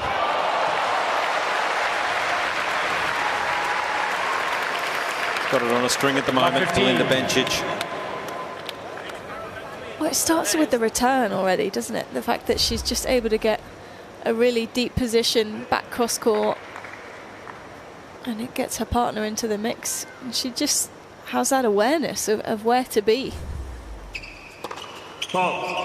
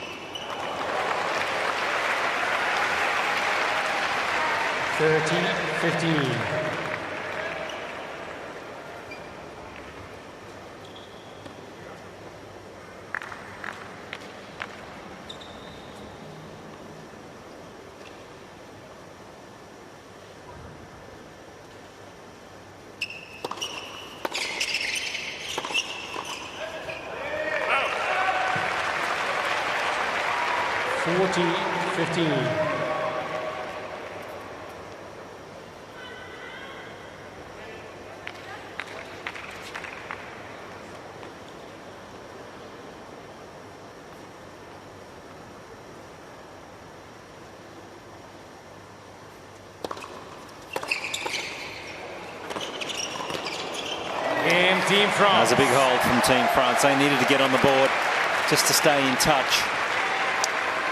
3-1, Team Switzerland. Petko, courtside. What are you seeing and what are you liking?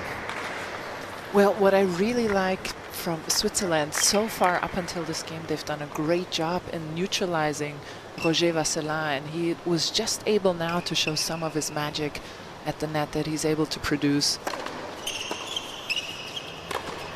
And what's really fascinating to watch is how both Belinda and Dominic are moving forward all the time. It feels like no matter what is coming at them, they keep moving forward, and that's just creating some visual pressure on the French team as well.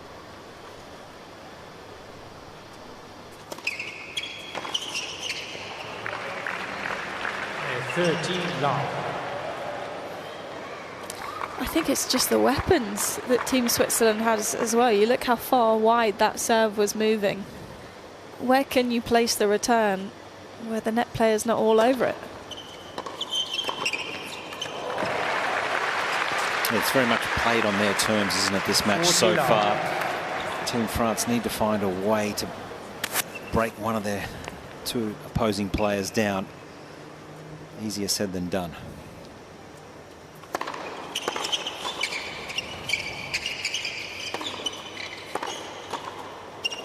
Brilliant. It's a love service gain hold for Team Switzerland. 4-1 first set. 4 games to 1.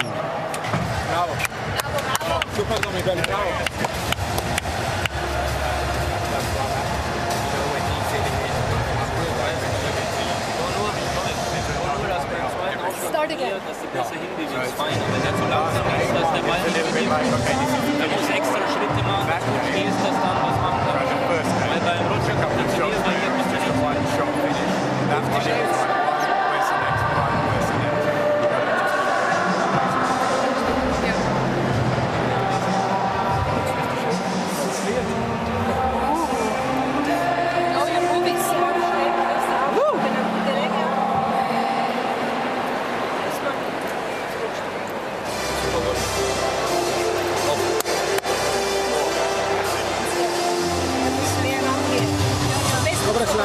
cała strasznie zabić, żeby miała Dobrze, Než iba takú sa tam nahodí. Najhoršie je dopredu. Aj na ňoho. Hej, najhoršie je dopredu. Focus, focus. Plenty of positivity in camp here for Team Switzerland. Haven't put a foot wrong. And they'd be very happy with the scoreline. 4-1 first set.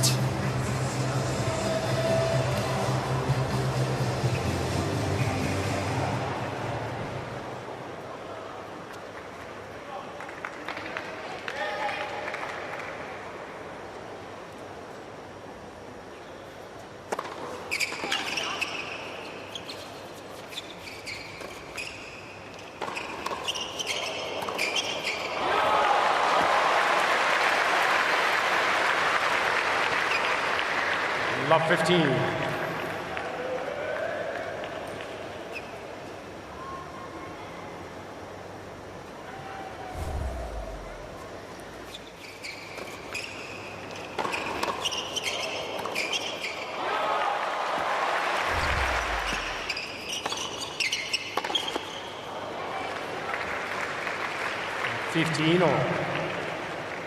A rare unforced error. Haven't seen many from Switzerland so far. He's just had a lot of time, hasn't he? Stricker to play the game style he wants to play. He's not under pressure at all. Oh, that's lovely. There's the anticipation on the return. 30. Always hangs up close to that baseline.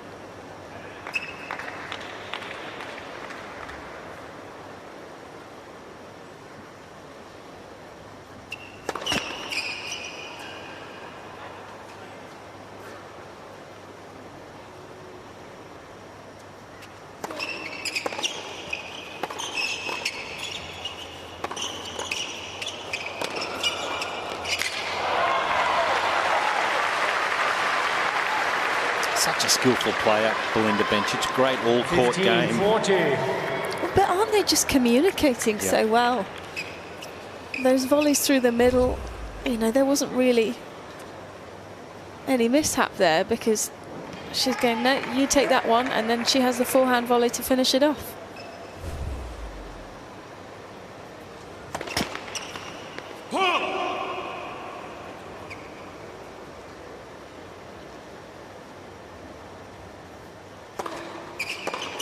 And again, in Team Switzerland. Plenty to like about this start here from Team Switzerland. Belinda Bencic really leading the way. 5-1 first set.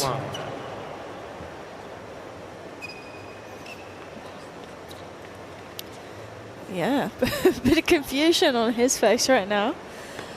It feels like if you're going to serve out wide, when you're semi-playing an I formation, that's a risky game, isn't it? When you've got someone who's anticipating and cutting off the angle. 15 love. A lot of the time when you see the I formation, it's when someone's serving T. That gives the return a zero angle, Yeah. really. Brings the net player into play.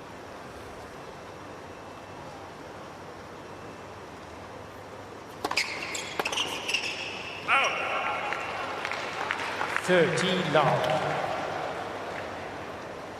you surprised at how comfortable Bencic is looking? Just being back out here, given birth 8 months ago, she just looks totally at ease.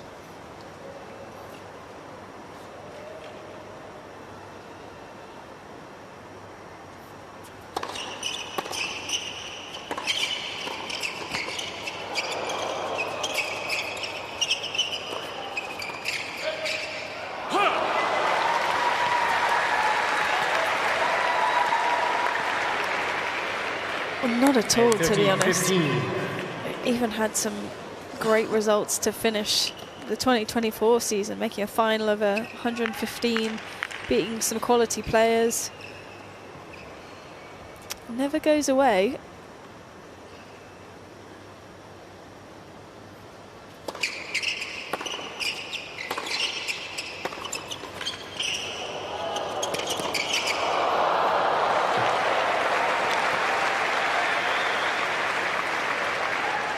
30.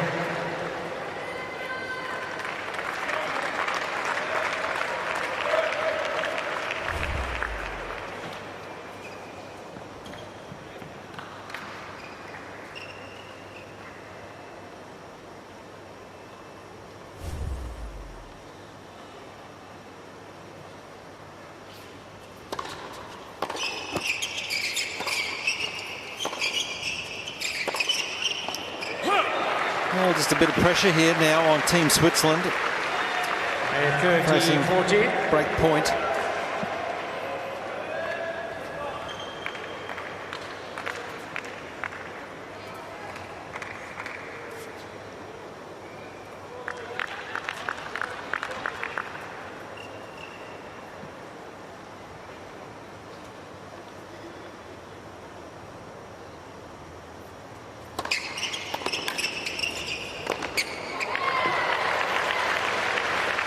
First one saved.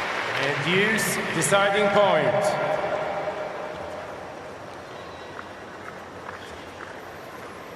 So a deciding point and also a set point here.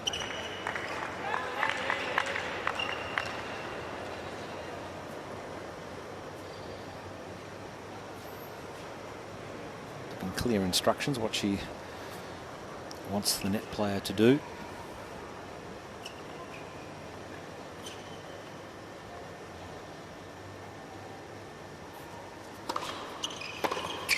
Makes no mistake of it. And that is a quality set of tennis for Team Switzerland. Wrapping it up in impressive fashion. 6-1.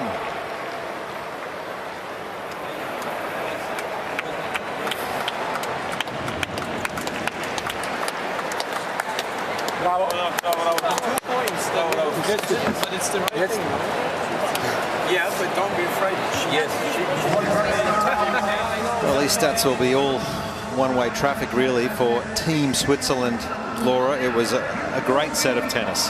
Doesn't really get much better than that. 86% first serves, therefore winning a huge amount of those first serve points, but they just looked more comfortable. So, yes, we're seeing 2 more unforced errors from the Swiss team, but they were going for more. They were coming forward.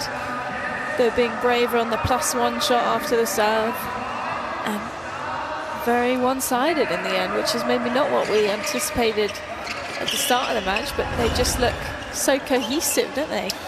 Yeah, I think just the firepower from both players. Dominic Stricker, he's really come out of the gates.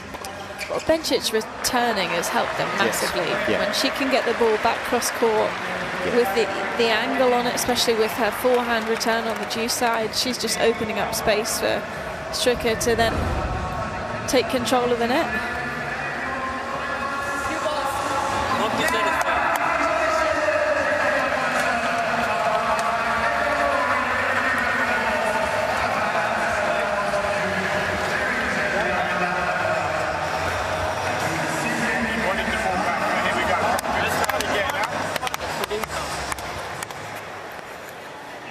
So a flawless set of tennis here for Team Switzerland under the roof at Ken Rosewall Arena. That's day 2 of the United Cup. It's the first day here, played in Sydney. Play also underway in Perth.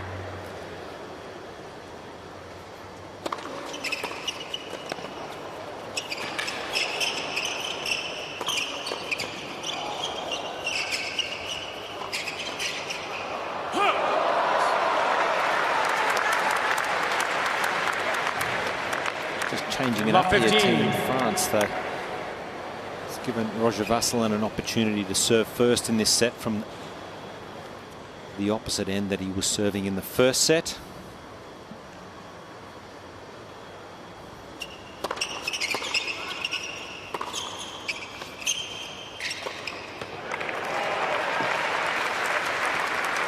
They've got to try something different here, don't they? The problem has been that Roger Vasselin's not been able to get to the net as much as he would have liked, and he's just not as comfortable.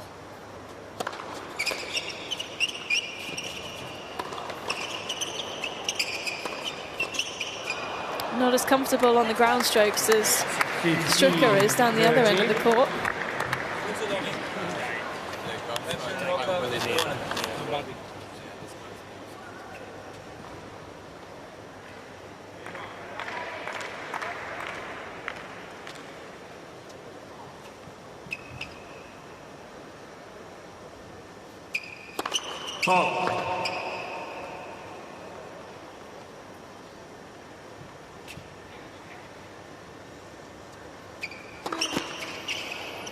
He's been under pressure all match on serve, and again he finds himself down a couple of break points.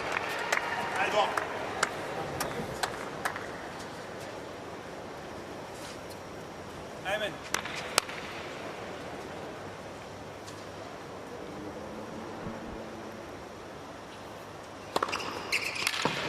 30-40. Certainly helped the cause. Just collecting the line.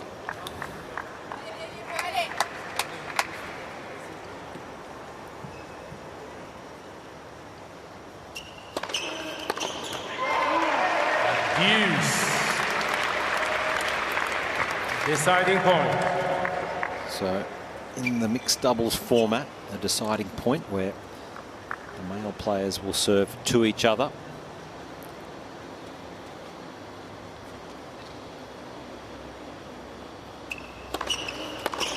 Well, that's huge for Team France, saving a couple of break points to get on the board in this second set. That was a much needed hold there for Team France. Petco. That was a really important hold, impressive from Roger Vasselin, and I was thinking, wasn't this the moment to hit the red button as the captain? That's right. We haven't seen it used yet, so I think why not? they don't know that they have this I think they forget, you know, how teams and tennis players forget things. Can you maybe wander down and just remind them? I will. Maybe I will just go and whisper a few things to them. But you've mentioned it, both of you, Josh and Laura. There's just so much firepower from the Swiss team, and sitting courtside, you can really see how the ball goes out of the racket of both of the players from the Swiss team. And I think if Team France can somehow manage to make this doubles more about net play, it will be very difficult for them to win this match. Yeah, I tend to agree. It's played on the rackets of the Swiss here at the moment.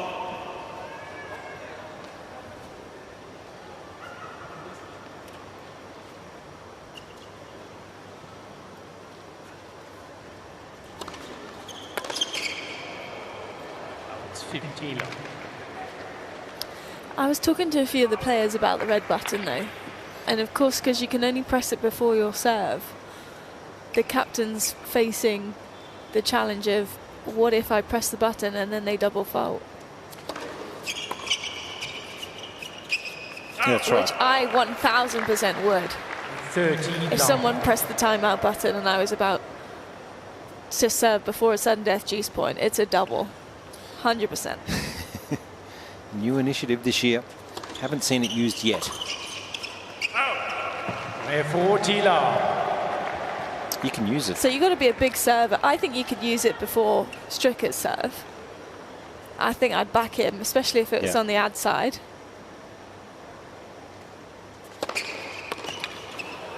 That's just impressive, isn't it? Stricker, he's playing huge amount of confidence. 1-1. I think we potentially would see it in this case if it was Team France, if they're serving and they get down in the game, maybe to try and break the rhythm of the returners. They have to try something different. I mean,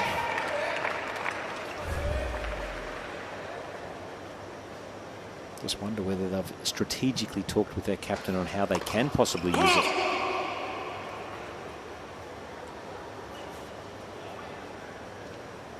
You get a minute to discuss in that timeout when they do press the red button.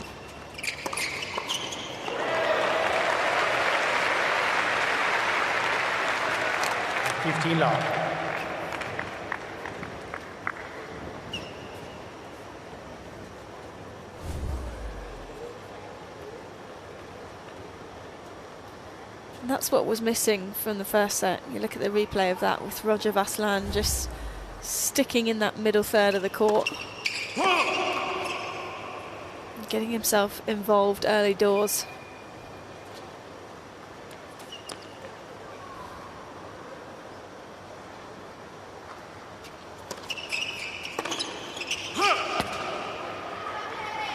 At 30 love.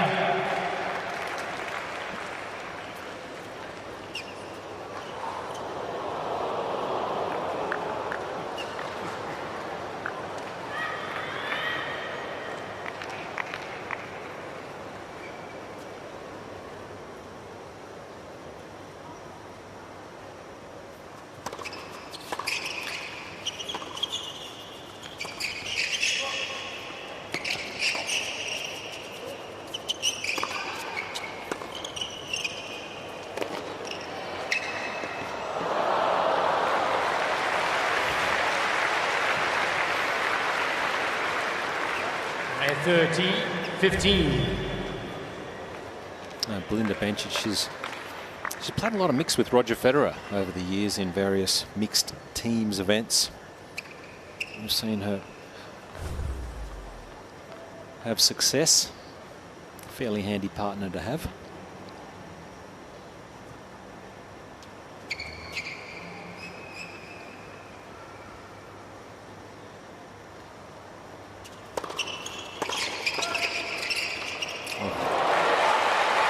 That's what we need more of from Roger Vasselin.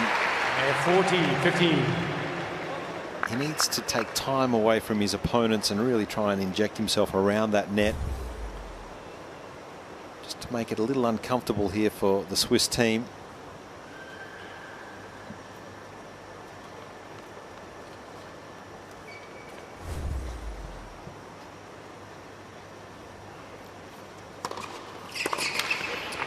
That's a good service hold for Team France. They take the lead in this second set, 2-1. First set for Switzerland. It's 2 games to 1.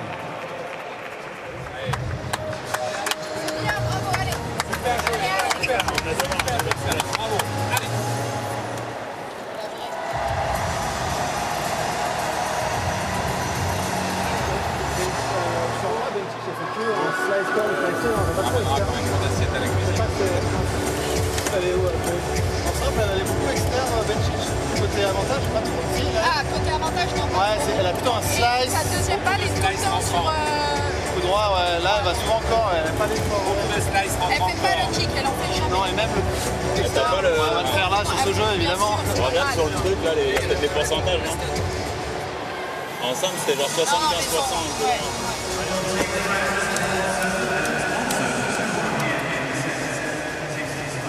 Plenty of fans here supporting both teams. Very even spread of fans for both countries.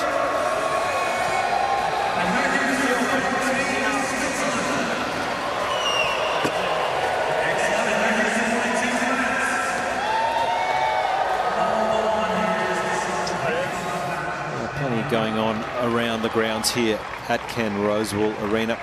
Lots of food and bev. Time. Opportunities for the fans to stay cool, watch on the big screen out there, while some of the young kids have a hit with the red ball, the green ball on the modified courts. But in here on Ken Rosewall Arena, it's Belinda Bencic to serve.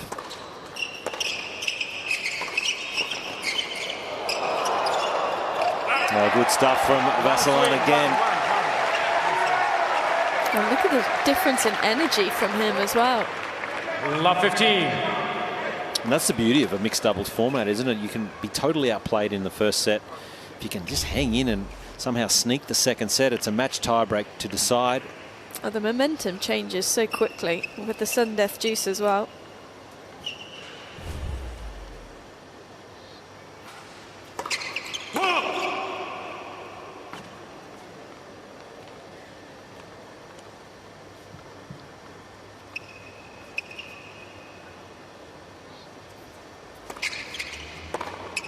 I'd be disappointed. That was a real chance. 15 all.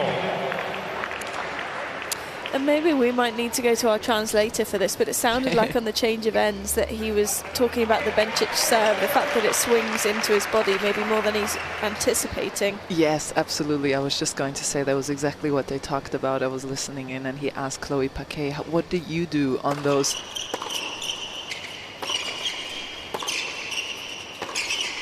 Oh, yes, nice. What did you do on those second serves? Particularly the second serve, he said, was 13, giving him trouble. 15. It goes into the body and stays very low. And she told him, I don't know, try and take a step to the right maybe. But he wasn't quite able to manage it in the previous point.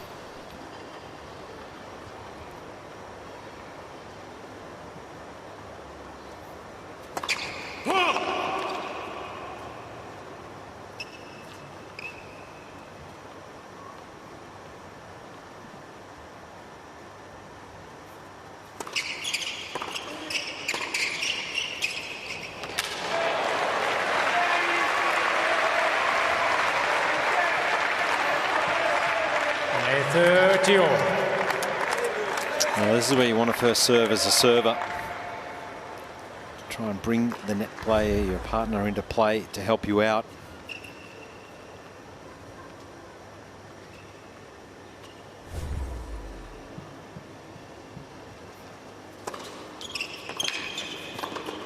And just like that, well done. 40-30. Well, she likes to go for that serve on the juice side, though. I wonder whether Team France could have anticipated that one slightly more.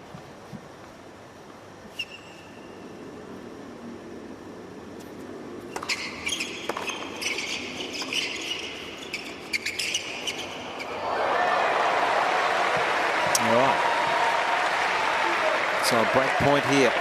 A deciding point. Deciding point. So you just wonder if Bencic will hit that little slider out wide again on this juice court.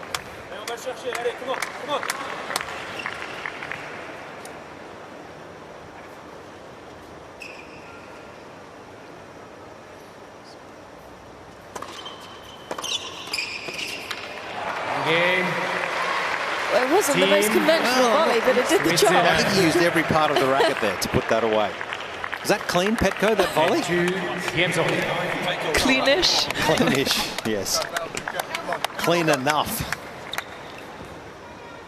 Well, they went for the exact same tactic, though. The slice serve, and he's so close to the net, Dominic. That, yeah, any part of the racket will do when you're right on top of where you need to be. 15 love.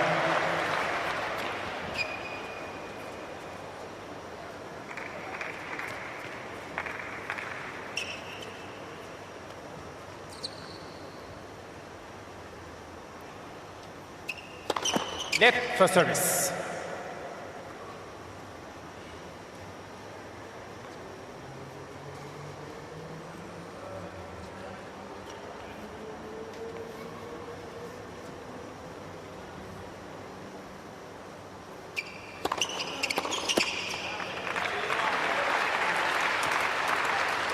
And 30 love.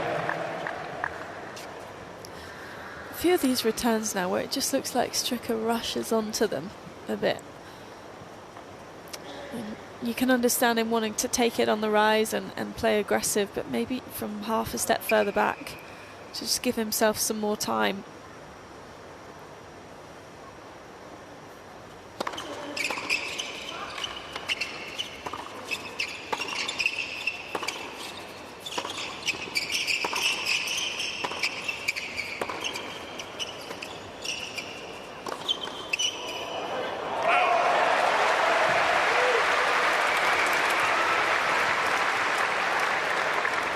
And 40 love.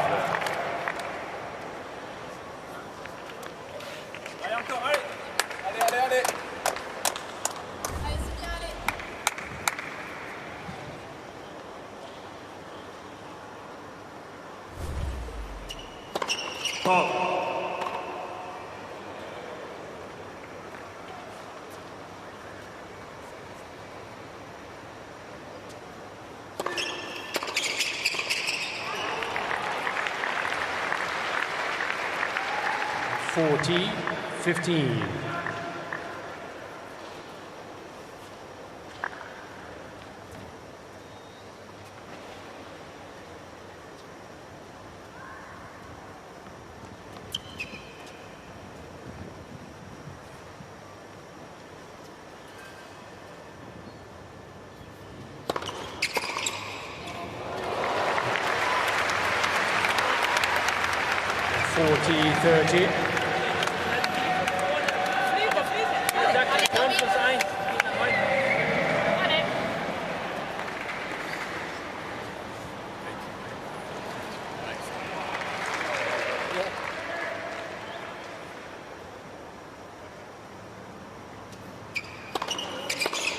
Wow. Oh, he's been looking for that one. This is a rather large point here. It's a deciding point. I reckon he's going to try go for the line return again.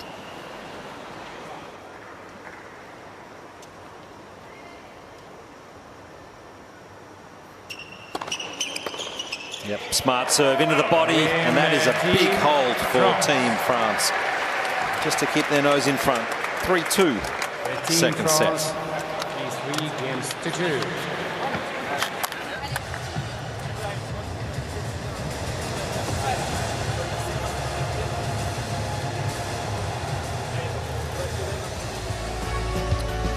It's the Sydney Harbour, where there's so many of these beach pools where you can swim. Over 100 in fact spotted all along the greater Sydney area. None more famous than Bondi Icebergs and Bronte Baths, Nilsson's Point. So many of them littered around this incredible city,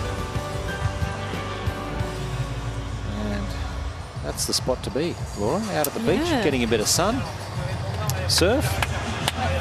But being sun smart, of course. Yes, of course.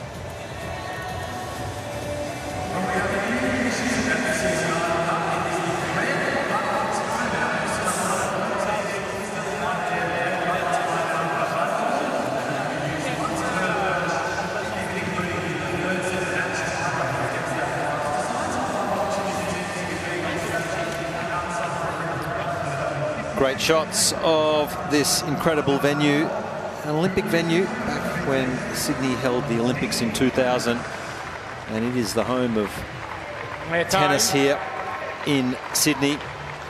Inside on this covered court, Ken Rosewall Arena. Jumping the gun. I'm getting a few weeks early. A bit excited. Rod Laver is the Australian Open venue, but Ken Rosewall here, who often comes out each year here to watch the tennis.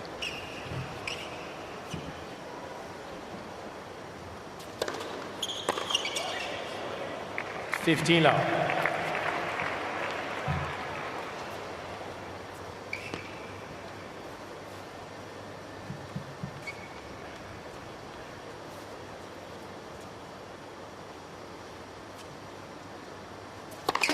Net first service.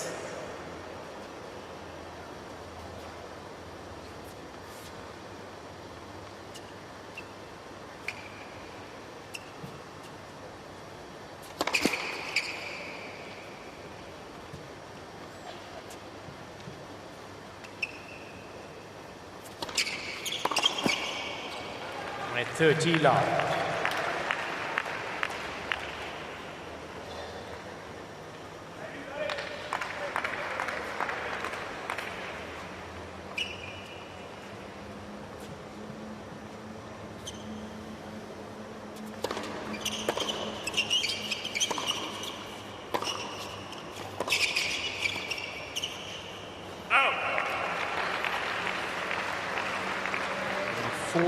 love.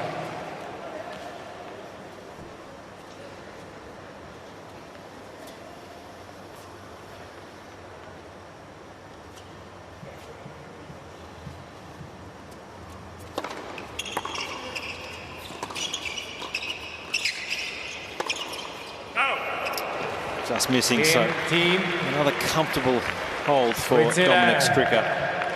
And Petko, you get the feeling this is a big games game all. coming up here. 3-all.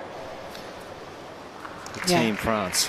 Yeah, absolutely. You can just see Belinda and Dominic from the Swiss team having a chat, and they know that this is a big chance for them to break. The Chemia serve should be okay to return. However, Roger Vasselin is always up at the net, causing for a distraction. Big game.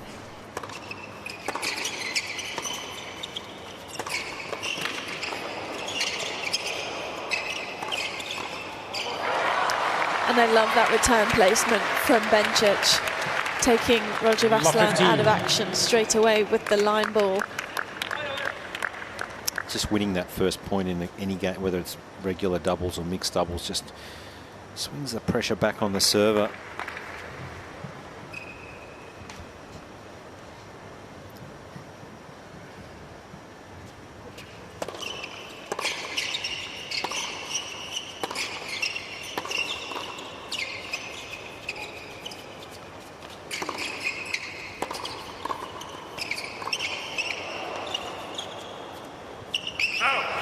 Bencic holding her ground at the net. And not overplaying. Both players there from Team 30. Switzerland really controlled, targeted attack on Leshemia from the baseline here.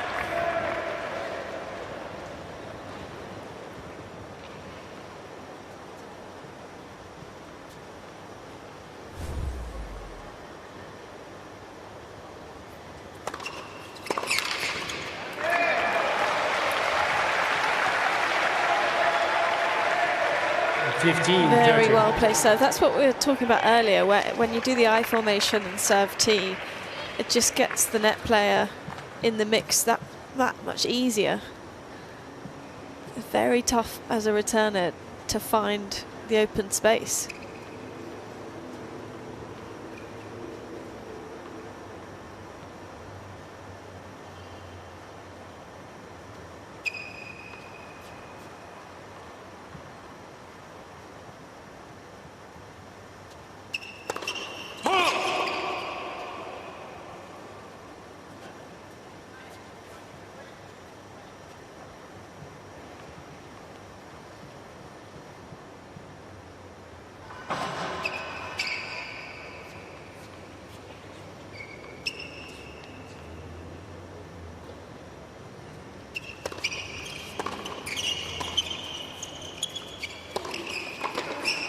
Well done.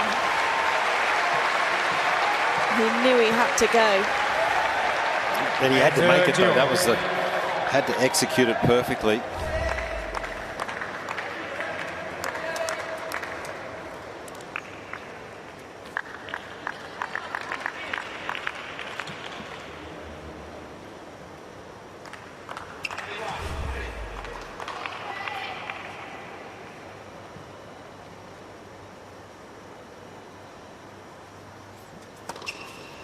That's the smartest serve, isn't it? The slider down the tee. 40, It's 30. nasty, a bit of lefty in it. Just really not a thing Bencic can do. Well, even if she's able to get that return back in play, how good can it be? You know, with the net player bang in the centre there. Oh, it's too good.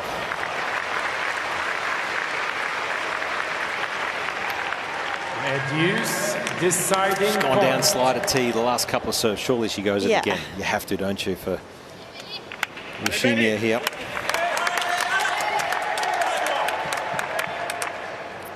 Bencic just creeping over to cover it, you can see.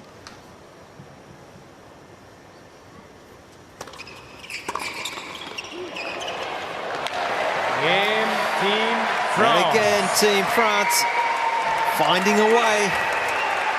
And it's a good hold. 4-3 second set. The Team France is 4 games to 3.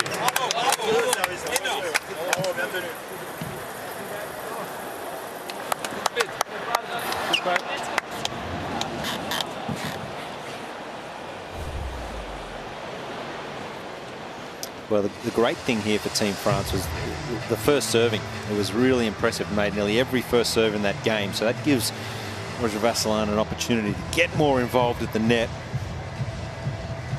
They're just hanging around here. Yeah. And they know how quickly it can change. We've seen the lift in energy from them in set 2. A lot better communication as well. And the closer they can keep this match, they'll know that they are very much in the mix.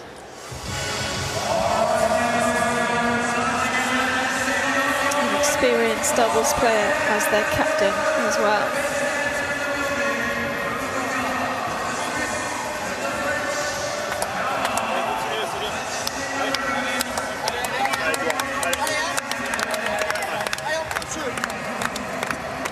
So on serve so far in the second set. Team France leading 4-3. First set for Switzerland in the deciding mixed doubles of this tie. Locked at 1-1 after the singles played earlier.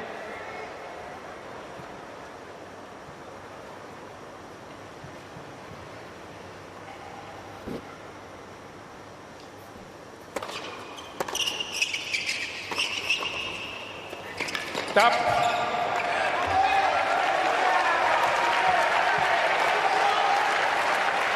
Love 15.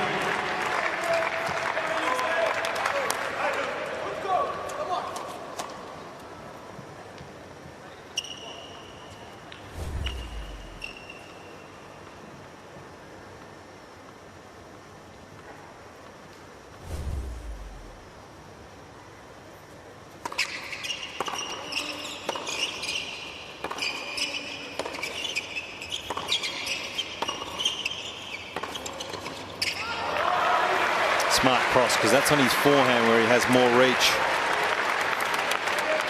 15 all.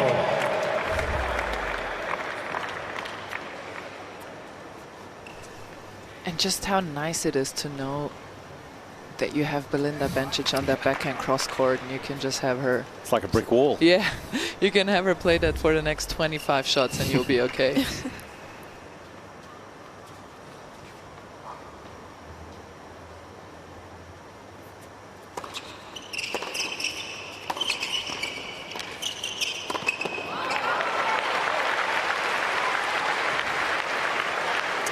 When you think about Bencic's, combine their first two names there, Bencic's ground strokes, they do stay quite flat as well, so it's a hard ball to cross off. It's coming almost down onto your racket.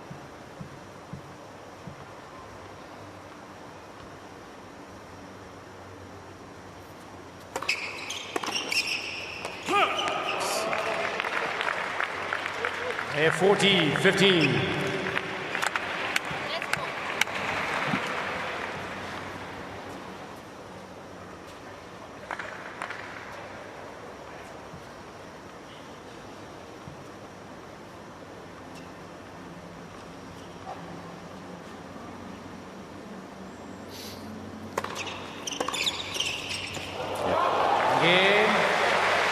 Team Switzerland. 4-all.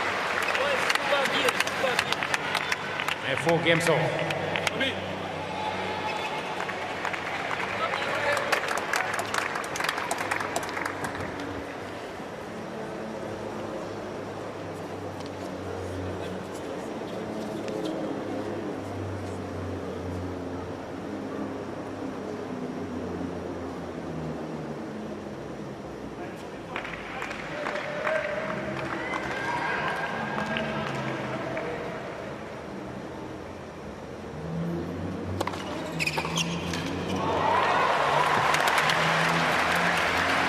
Very nice.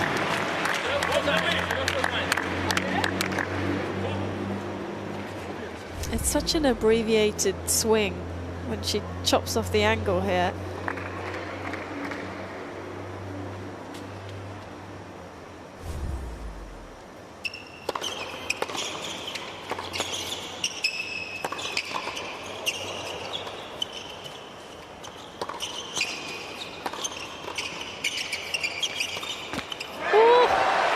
That's a big point for Team France.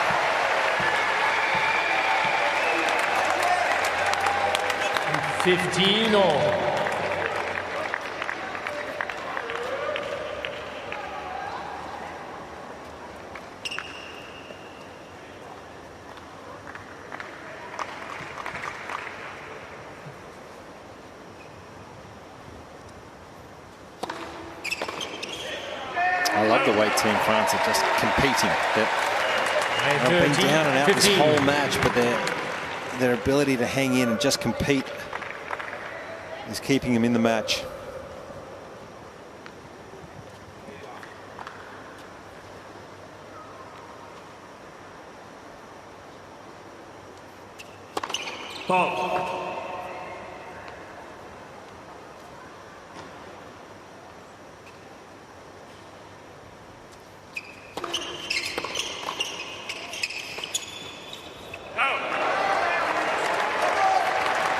Hasn't Lashimia played better as this match has gone on? You just read my mind. Her volleying has improved, especially the last few games. Grown in confidence, not trying to overplay. And now that she's expecting the ball coming onto her racket as the net player as well, just holding her ground that much better.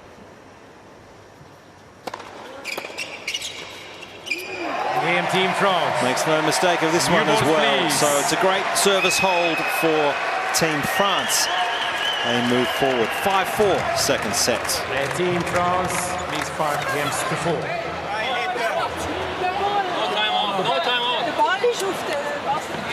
Someone accidentally pressed the button. The ball hit the thing. Yeah, cancel it, please. Cancel.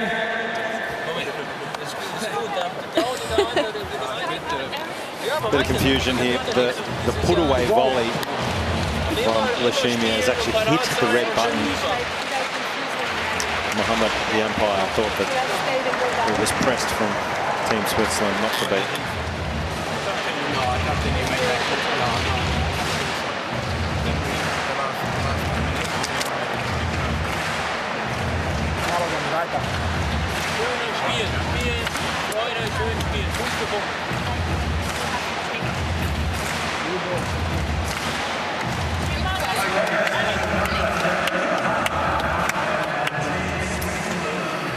Down to the business end of this second set here. You can just see the ball has just hit the red button. First time we would have seen the red button pressed in this event. Time. A little bit of confusion there. Not intentionally pressed. Mohammed Layani, the umpire, just clearing things up in the change of ends.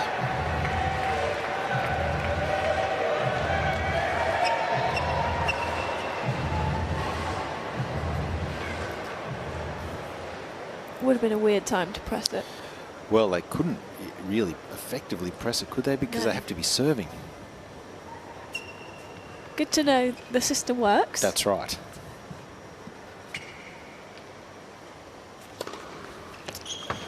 He's got a good rhythm all match long here.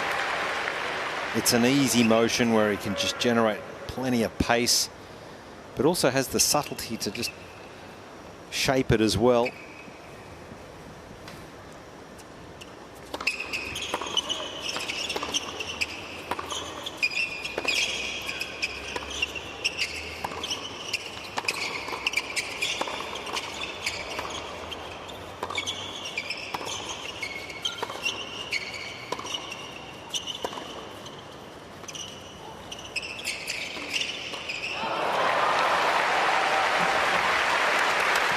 He's got a lot of easy power, Dominic Stricker. 30 love. Helped out again by Bencic, just being firm at the net with her volleys. I think there's just a really great awareness with where she's trying to place them.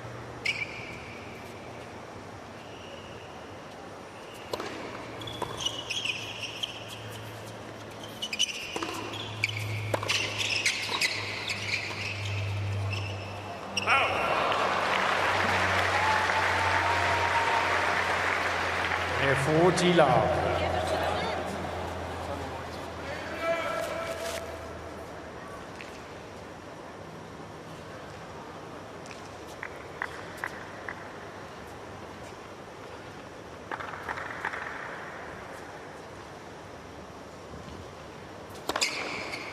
Game. Going down. Team Switzerland. 203 kilometers an hour. A 5 games all.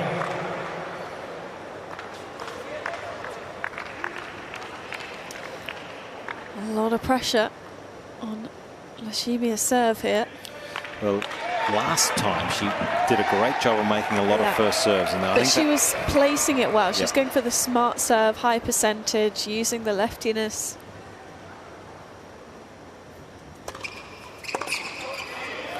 Same one there. Yeah, it's working. 15 love.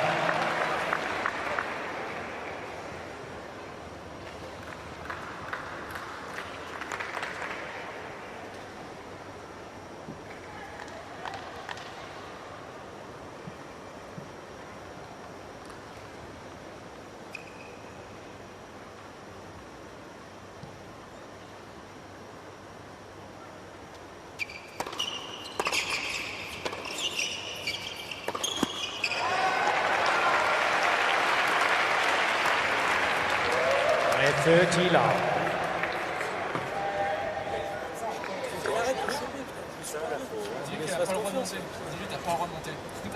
Non mais franchement, elle joue super bien. Elle est jolie. Tu remontes tes chaussettes et c'est rafale.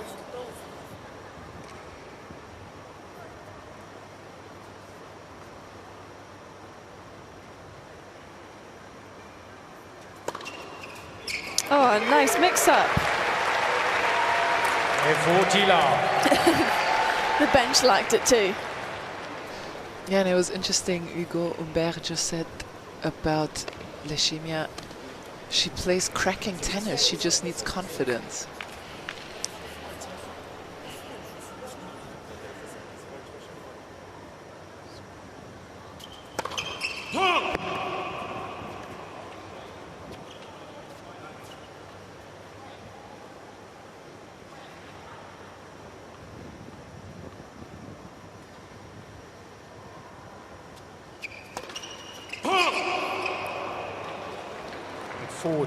No, I think he's right. I think she's done very well here.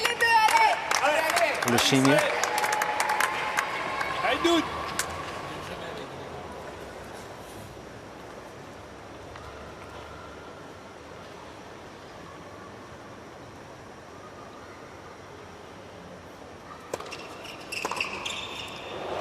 That's the difference when you don't hit your spots on serve to Bencic.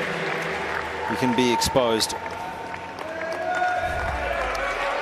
That one was more of an attempt at a body serve, but because it didn't have much slice coming round the side of it, it just sits up for Bencic's forehand.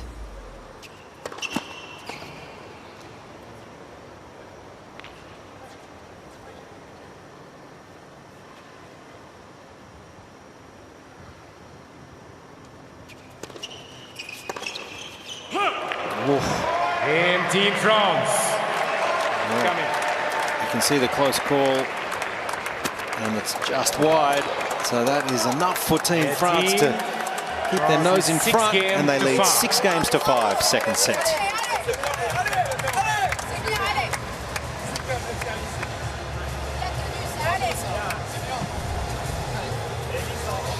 Well, they're just hanging around, giving themselves a chance here. Team France, this one just pushed wide.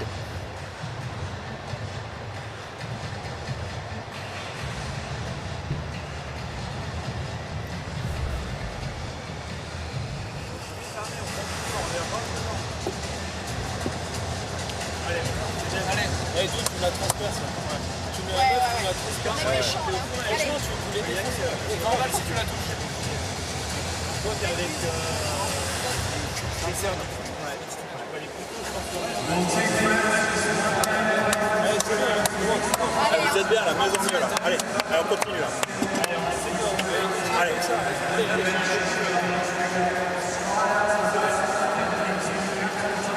Alors, mais la pression là.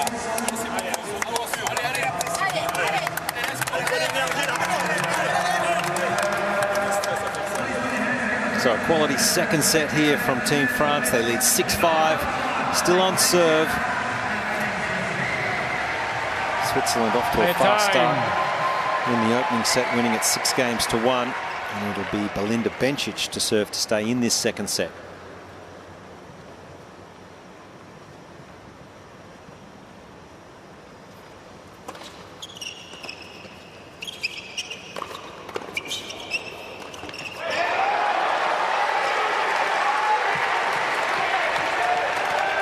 Love 15.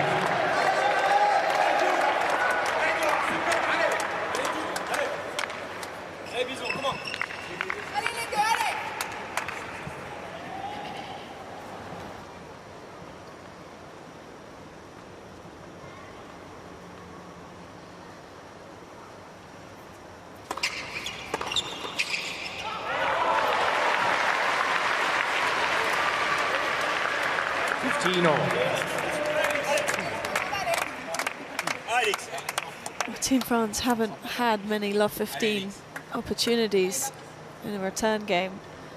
That one shut down very quickly.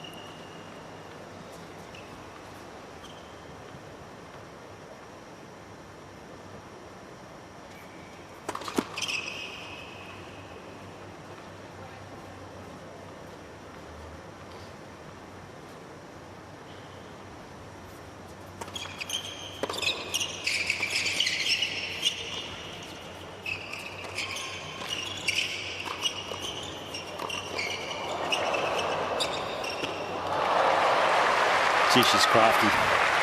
So much to love about Bencic in these little short angle rallies.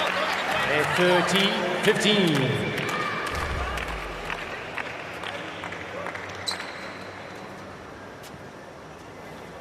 Bang on the line. I mean, the backhand drive volley earlier in the point was from below the net. Very tricky shot to come up underneath.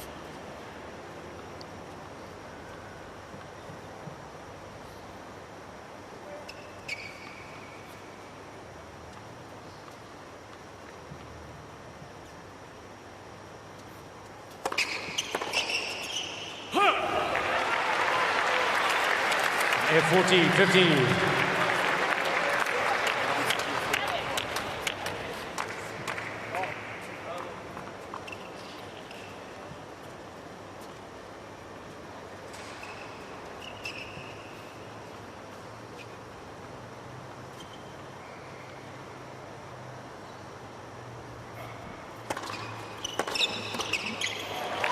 Great serving from Bencic. No problems. Second set now going to be decided by a tie-break. Tough tie-break to call this one. Well, it's been a quality second set from really both teams, and whilst we've had a few deciding point games in that second set on return there from Switzerland, Team France have played a much better second set than what we saw in the first.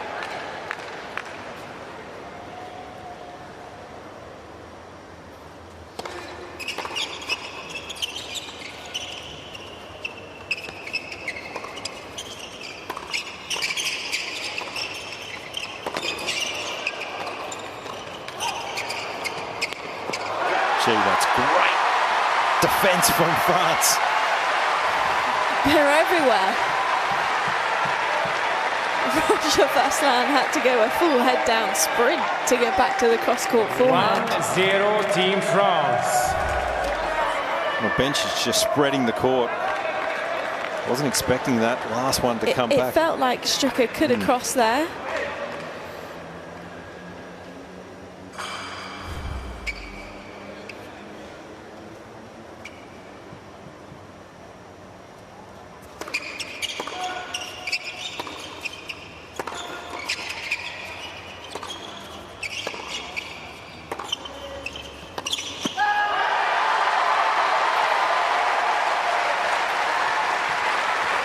could be a big momentum shift.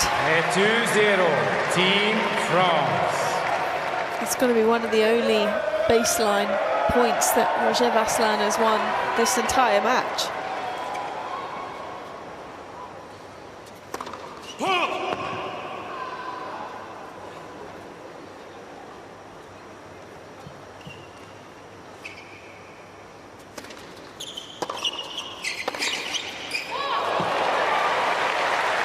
Wow. Huge. Just not holding back whatsoever here. 2-1, Team France.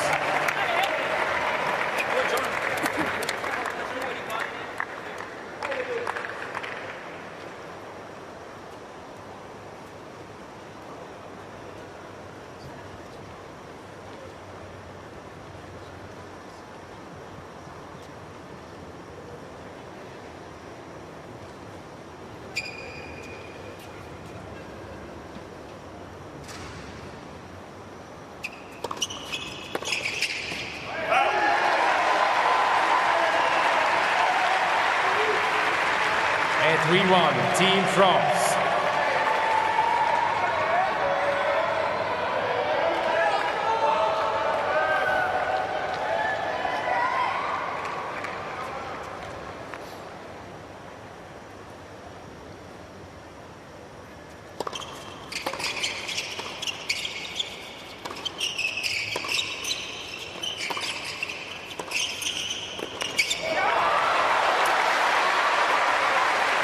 They get the mini break back. And 3-2, Team France. Again, it was set up though from Belinda Bencic. She's great depth and quality ball striking.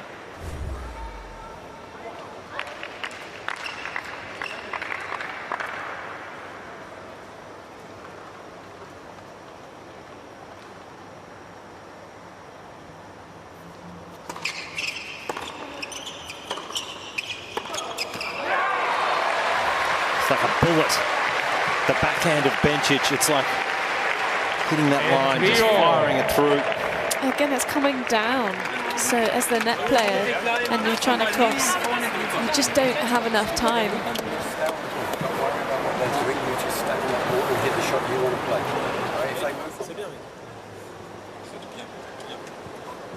Allez, on est avec vous. Allez, come on. On vous lâche pas. Come on. Come on.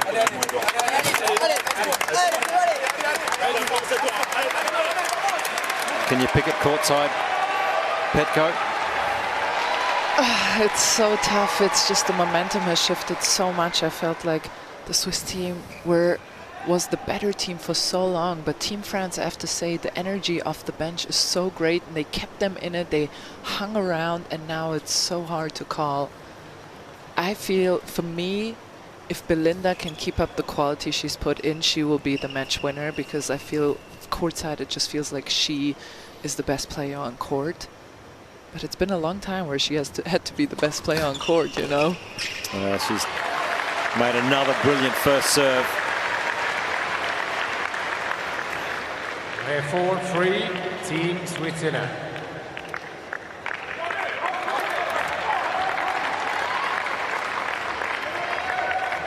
Roger Vasselin's got to make first serves here.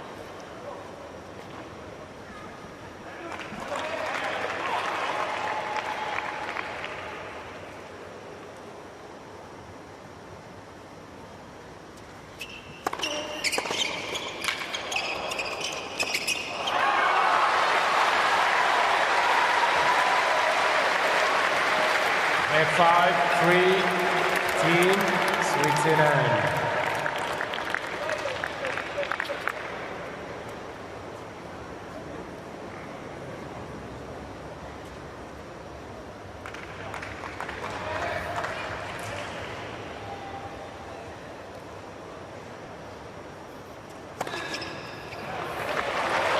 Keeps them in it.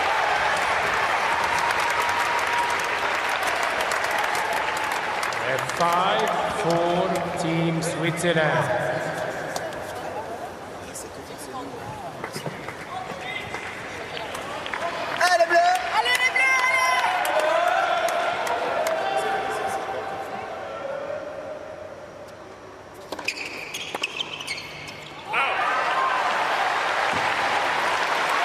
6-4. Now in 15 minutes, it is Team Switzerland with 2 match points.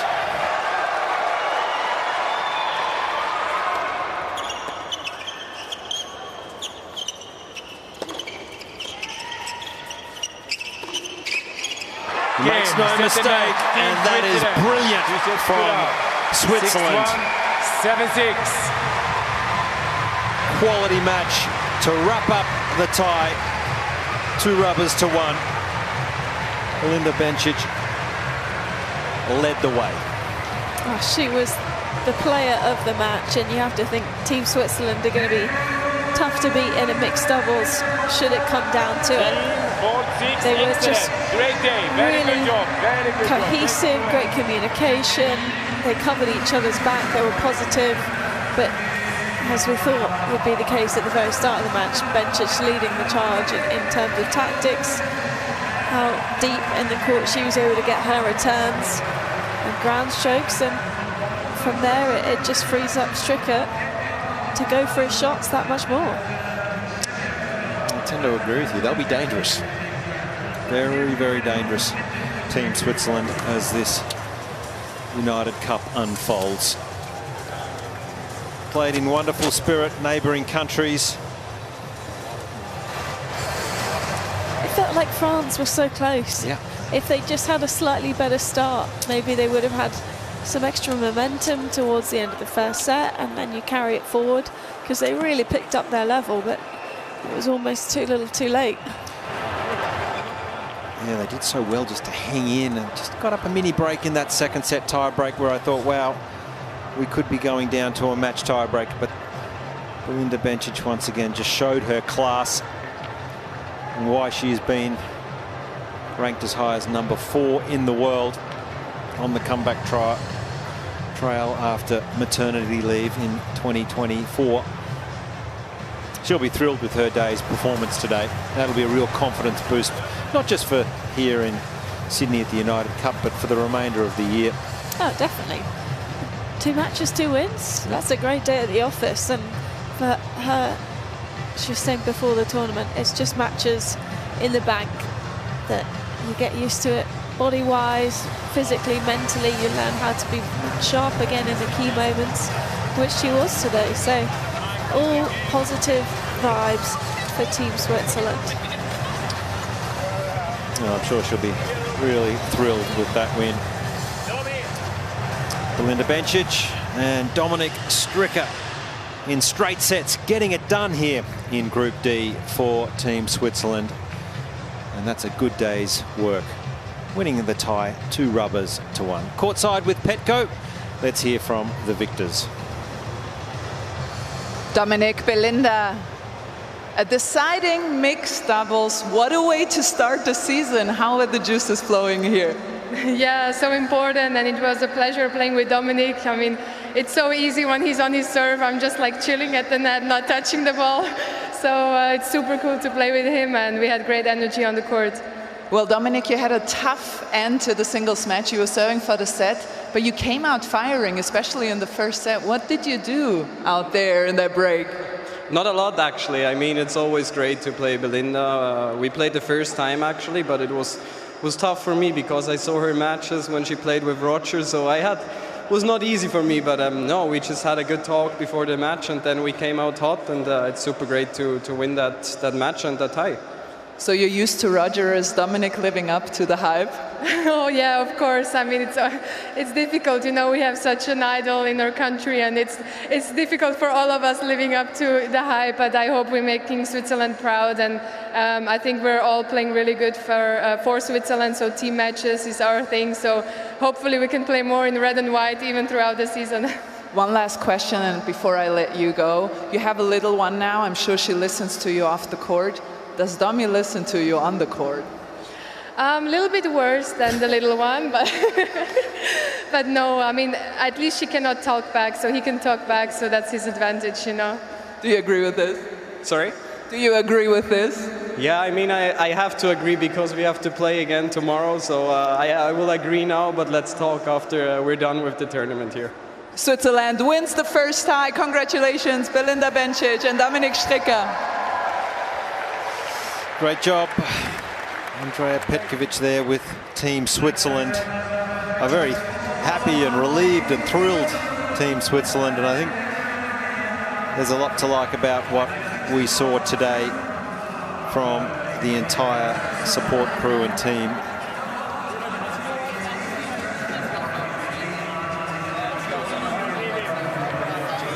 Belinda Bencic talking about how she had played with Roger Federer. Dominic Stricker certainly pretty capable today, Laura, with his big serving. I mean, it's tough to compare any doubles partner to Federer, so Stricker can be happy with how he played today, and he had some great weapons in that mixed doubles match. So, yeah, really positive for them. And going forward into the next round robin, they'll be feeling especially confident with how they close that one out. I think their selfie game needs a bit of work, but I'm not sure everyone was in that photo, but we'll find out when it's posted.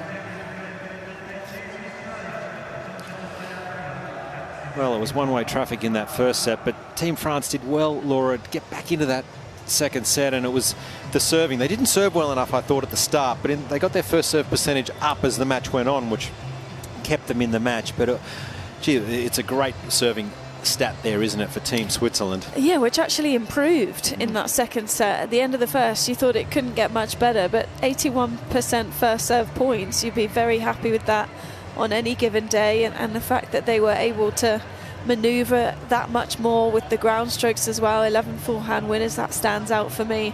And just the fact that both players in Team Switzerland were up on the baseline for the return, so there was just a lot more pressure, and it was able to generate them a few more break points. So even though they only converted 2, just putting that pressure on time after time.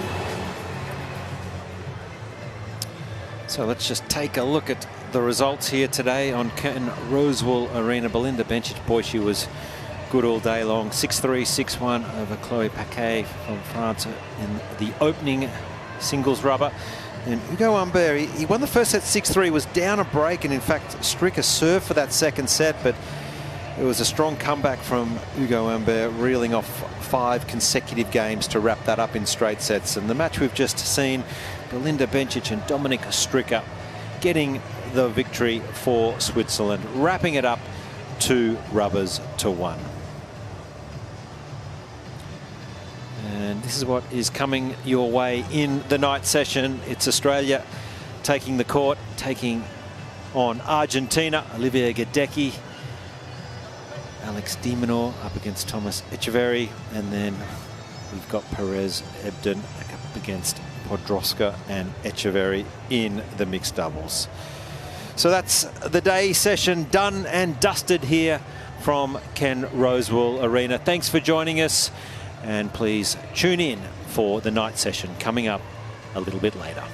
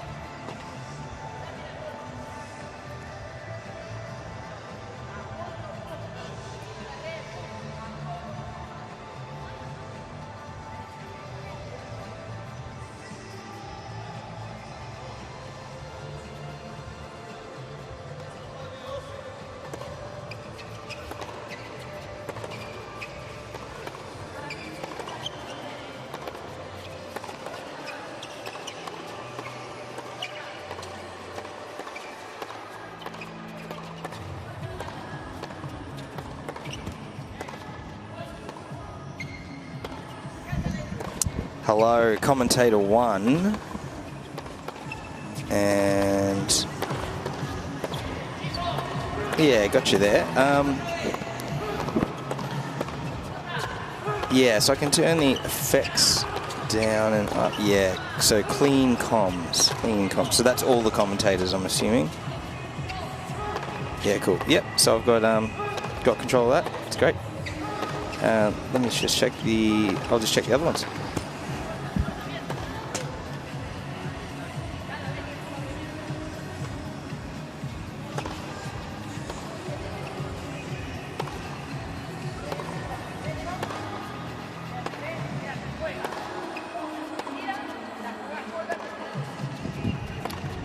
This is com 2 and 1, 2, 3, 4, 5, 5, 4, 3, 2.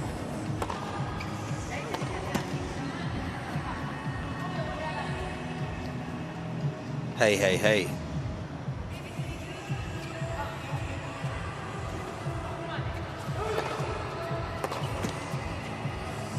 Hey, hey, hey, hey, hey, hey, hey.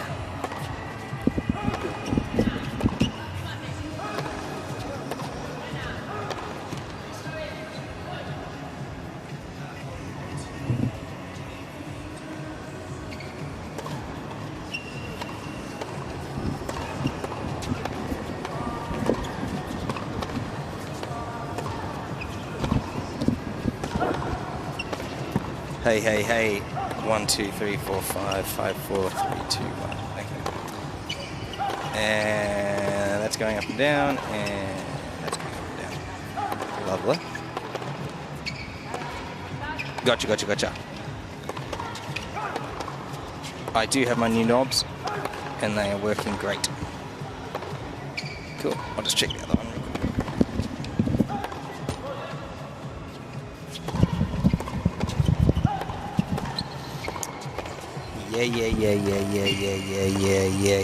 Yeah. And effects, hey, hey, hey, hey, hey, hey. And yeah, got you.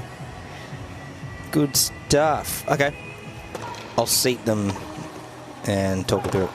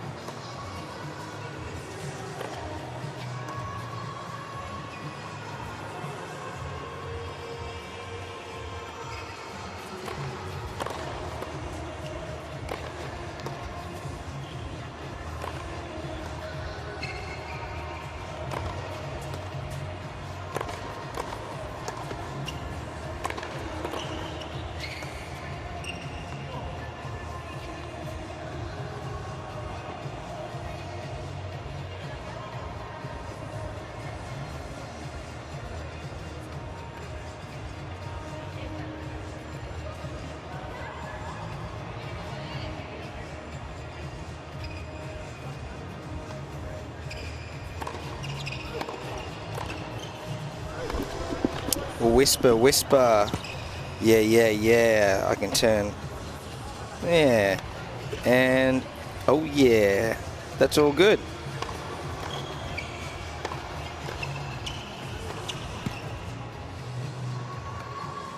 Nice. Okay. No worries.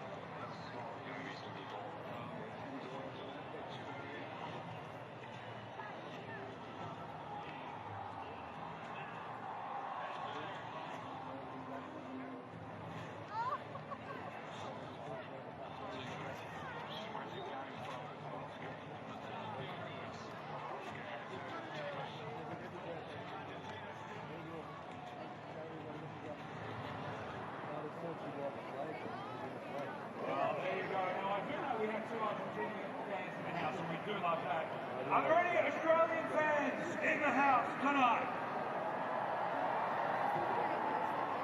Fantastic stuff. We've got the Aussie flags, the green and gold. The young kids said, "Get the flag away, kids." Oh, yes. Look at that. Beautiful stuff. All right, it's not too far away. Alex Demonor, what a year Alex Demonor has had. Of course, last year was so profoundly dynamic in the United Cup, setting up for a huge summer of tennis and making 18 and finals for the very first time. Now he's the number 9 player in the world. That's Alex Demonor against Thomas Martin tonight in the men's singles. Let's have a look at Team Australia.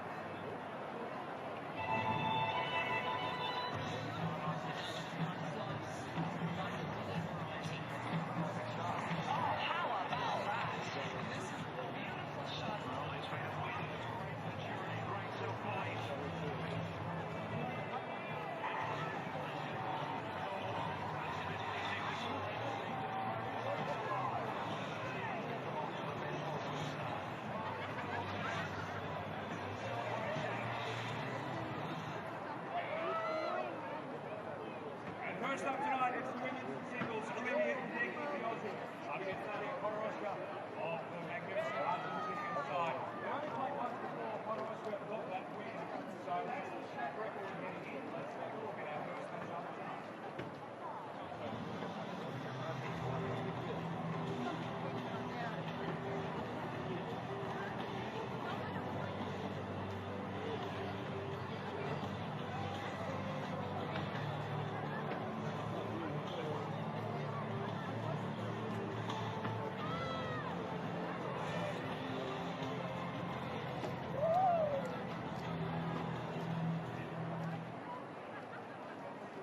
Aussie, Aussie, Aussie! Great. Go Demonor! Nice. The green and gold will reign supreme, perhaps the home they're looking for at this start. Last year the Aussies got to the semi-final stage of the United Cup, so a very tardy effort in that respect. It was Germany that won last year's United Cup. Team USA took out the inaugural edition back in 2023.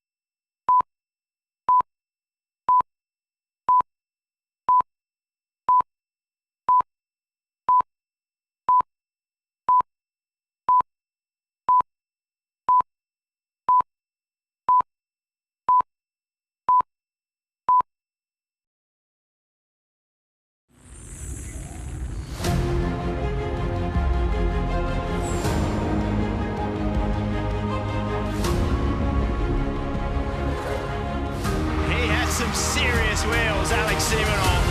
Have you ever seen anything like it? Oh, stop it. He has come to play. Coco Gauff, too good. You won't see better tennis than this all summer.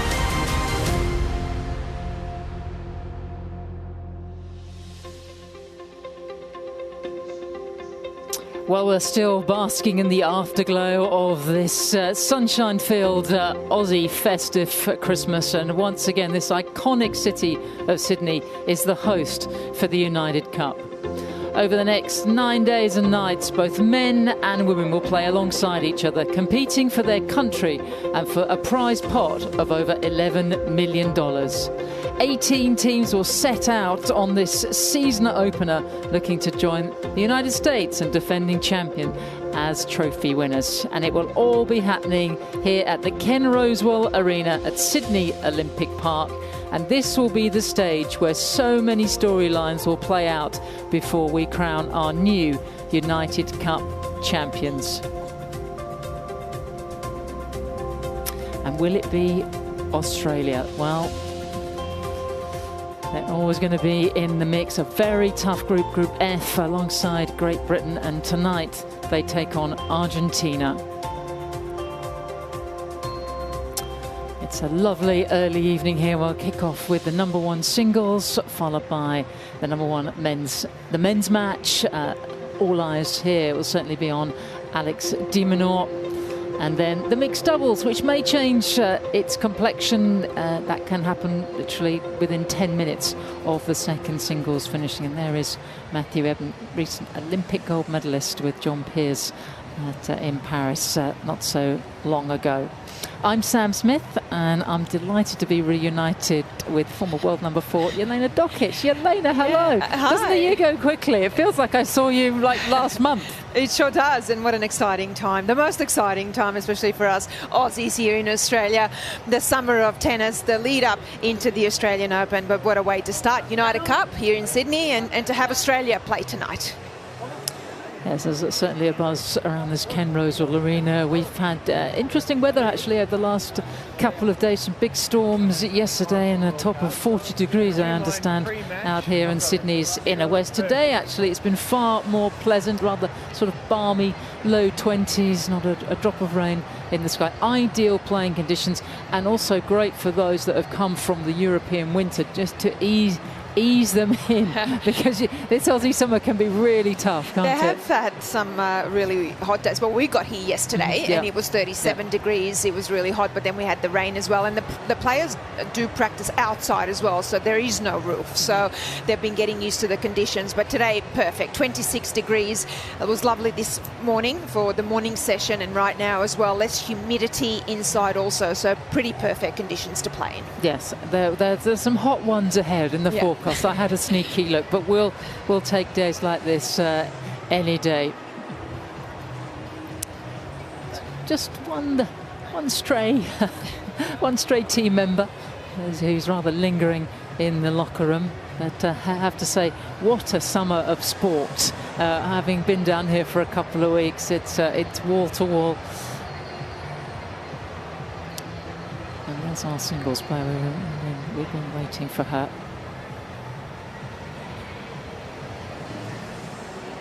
That's exciting times, isn't it, to get the new season underway. A good house, good crowd here for the day session, but certainly I'd expect it for this Ken Rosewell Arena. I hope the great man will be here sometime next week. That's to be confirmed, but I'm hoping very much that we might have it might be a full stadium this evening.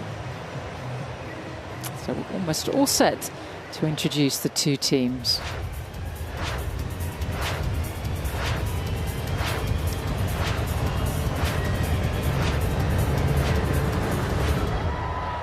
Please welcome our first team representing Argentina, Horacio Di La Pena, Guido Andriossi, Diego Ugustin Tirante,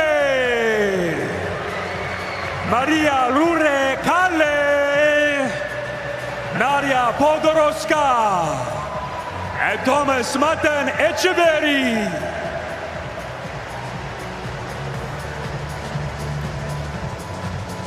And their opponents for tonight, representing Australia, Leighton Hewitt, Alan Perez, Matthew Ebden, Destiny Ayava, Omar Jessica, Olivia Gadecki, and Alex Dimano.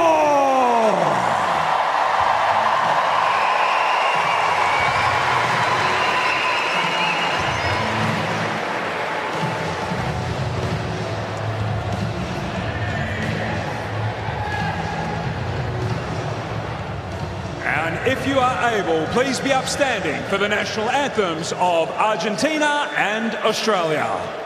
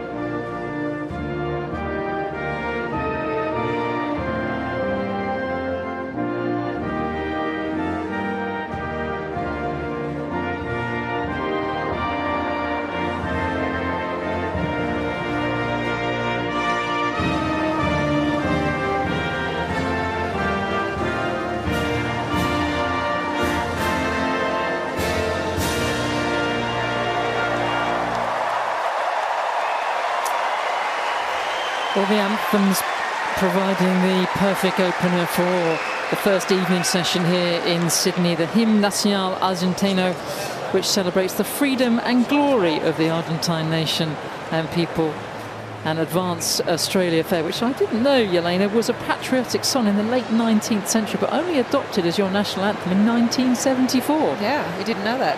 Before that, you were singing God Save the Queen. Goodness me. But I didn't realise that. But, no, two very good teams here. It's really hard, isn't it, to get a sense of which way this might go. And no one really knows the form of players coming for the first match. Then you also don't know how players will react in a team event. Yeah, absolutely. And we've got some young players, and Olivia Gadecki is one of those, 22 years of age now, the Australian #1 female player. And yeah, you have a couple of players that don't have that experience, so you don't know how it's going to go. But what I do know with the Australian team, we've got so much experience, obviously with Leighton Hewitt being the captain, and that will play a crucial role, but also we've got so much depth, not just in the singles but with the mixed doubles. A lot of these matches come down to the mixed doubles, and we've got some of the best players in the world to go out there on the court to play that potentially deciding mixed doubles match.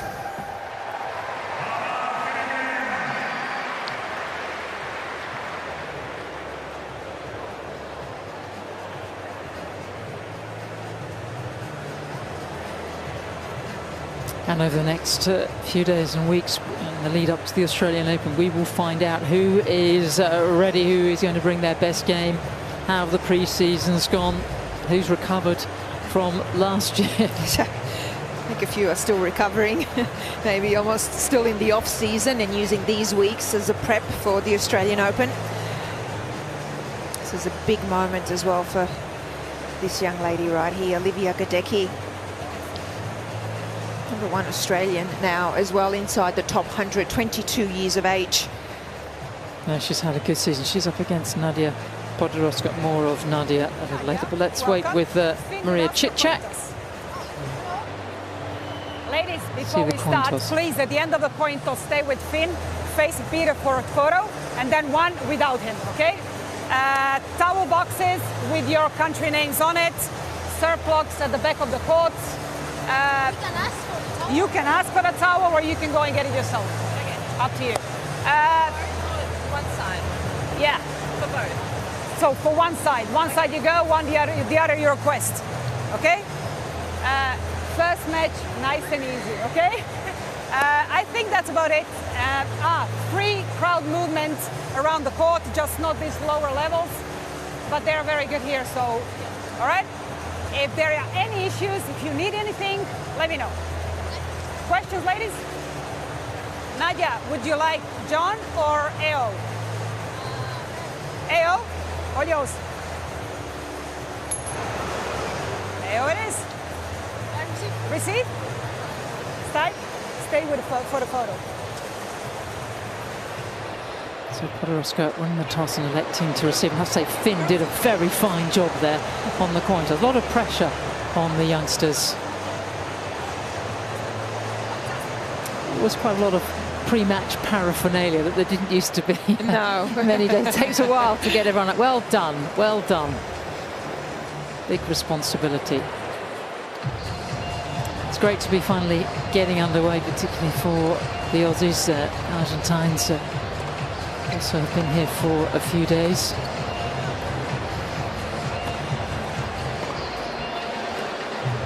But let's take a closer look, Jelena, at Nadia Podoroska, who finds herself planted right on the number 100 spot, and that's a precarious place to be, isn't it, in terms of your Grand Slam tennis? It is, and it does get you into that main draw of a Grand Slam at the Australian Open, and in fact some of her results at the end of the year did get her that ranking to be in the main draw.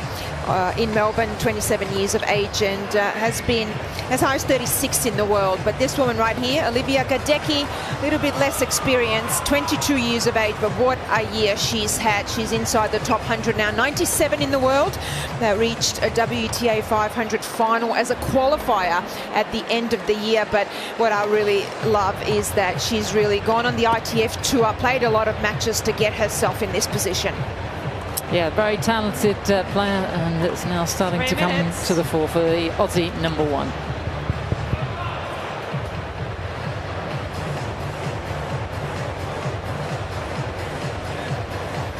Both making their second appearance at the United Cup, and Gadecki really did have a fabulous season last year, but more of that. But she wasn't able to get past the Argentine in the qualifier of Indian Wells. That was back in March on the courts, which are pretty fast and very lively as well. But just shows you both where they were, 8 or 9 months ago.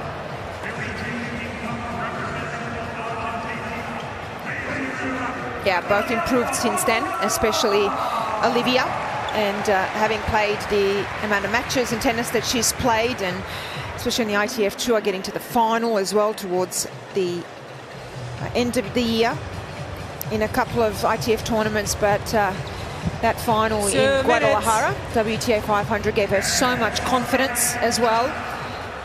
And she's talked a lot about that consistency in matches, but consistency as well throughout the year. And that's what she's now looking for. Well, we've talked a lot about Olivia, understandably, because you're an Aussie, but what of Argentina? Horatio, this is Sammy and Elaine in the commentary box. If you look straight ahead of you and up, we're at the back of the stadium. We're waving to you right now. There you go. We can see. Hey. Okay, Horatio. Hi. How you doing? Hi. What's the vibe in the Argentine camp? I mean, how long have you been here, and how's it all been going? We've been here since the morning of the 23rd. We took this competition very seriously. We really want to do a very good match today. We know that playing the Aussies in Australia is very difficult, and your two singles guys, they are playing very well, like you just said.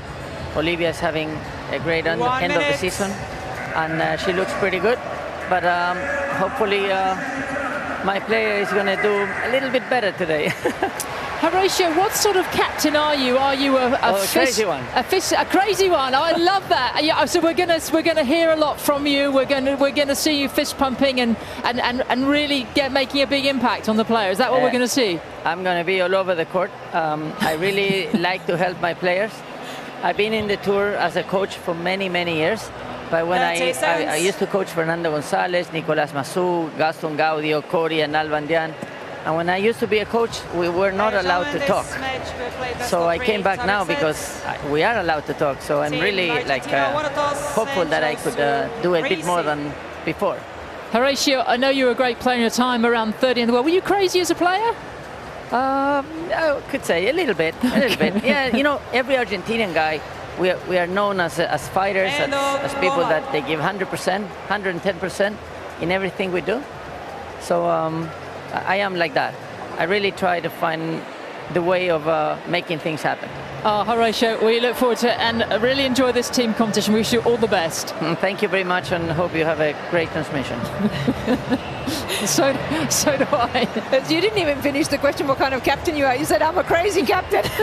Love that. Well, I talk about 100% commitment and full intensity. There's a man in your picture that can match Horatio very well. So I think we'll see a lot of energy from the captains, and that's really a really big part of this competition, isn't it? It's not just it's not a regular team event. Your team and your captain are on the court with you. You can walk between points and chat to your captain. I mean, they make a huge impact. They're actually on the outcome. Pretty much a part of that the match, aren't they? And you will see a lot of players go to the other players, talk to them, their own coaches maybe perhaps, but also the captain, and of course Leighton Hewitt, the Davis Cup captain, United Cup captain as well. Won Davis Cup himself. If anyone knows what it's like to be in this position, it's him, and makes a great impact and has so much passion.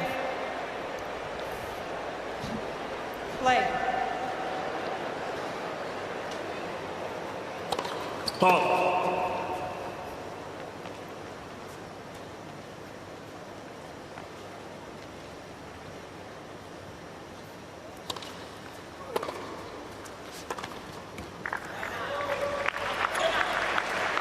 Love 50.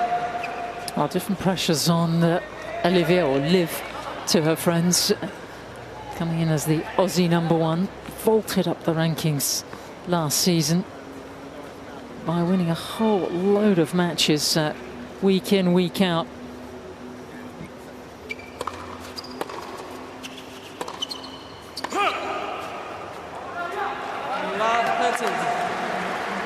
Second meeting between the two.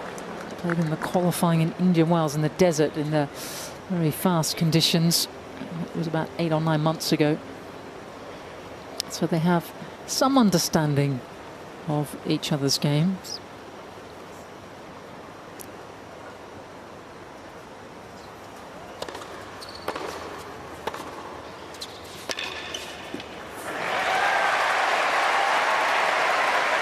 Yelena, you've kept a close eye on Olivia over the years. What does she bring to the court? Look, she's got a massive game, so she's got a big serve, big weapons, big ground stroke. She hits a little bit of that flatter ball, likes to control the points.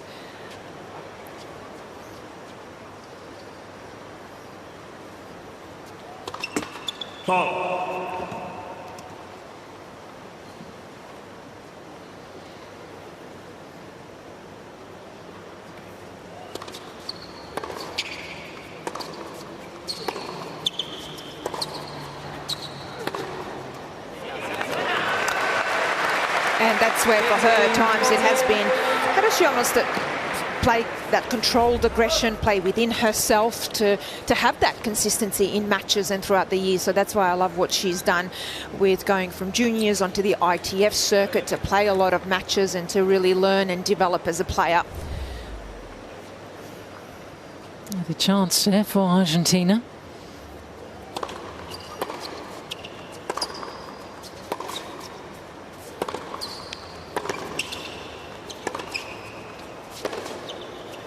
Like that. So she loves to play up on the baseline. She likes to control the rallies.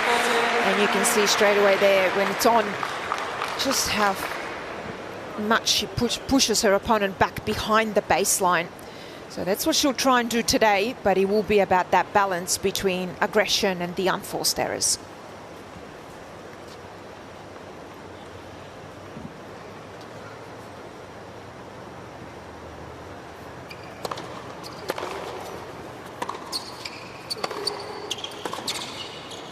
Oh, excellent.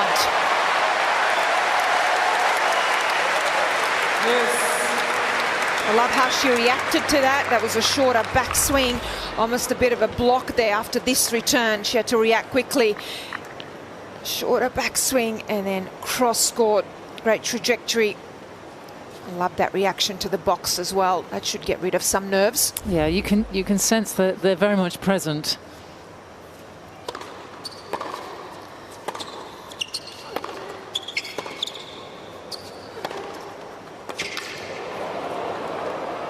Really free-flowing from Podoroska here. There's a third chance to break in this game. Goodness me, she started quickly. Horacio de la Pena, he was called El Pugla when he was playing. The Flea, I haven't got to the bottom of why. I think he's going to be a very animated captain out there. Good player, Horacio de la Pena. Very quick around the court, yeah, perhaps.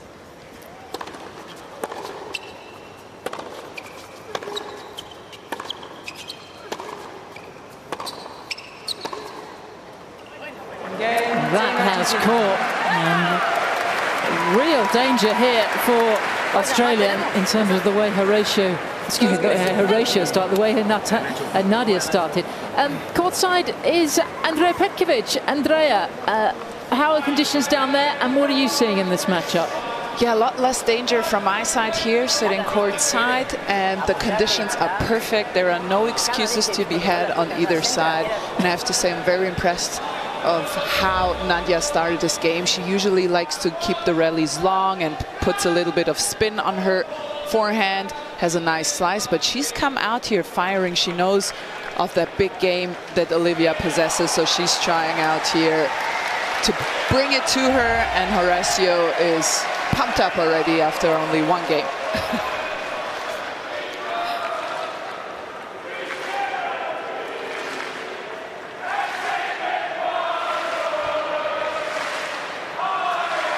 Representing Team Argentina, Nadia Podoroska to serve.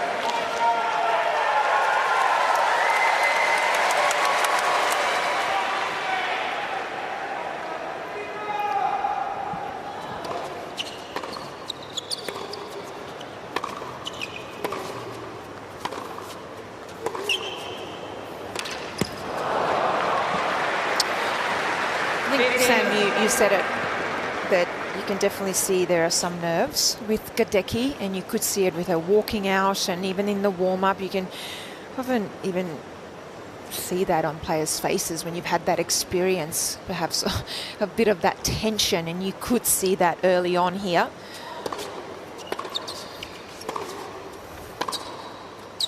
Which is absolutely understandable, and I think even her feet are not quite moving as well yet, and that's okay, but this is where you just kind of keep going with it. I think keep looking at the box and Leighton and your team and keep staying positive.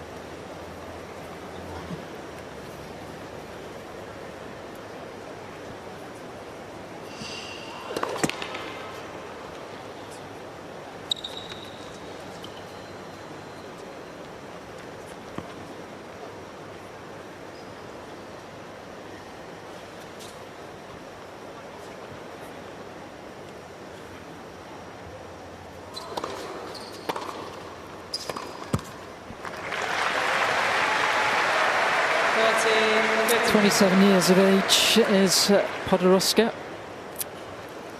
Surname not particularly Spanish sounding because her great-grandparents were Ukrainian, immigrated to South America, but both her parents were born in Argentina, but the family name continues.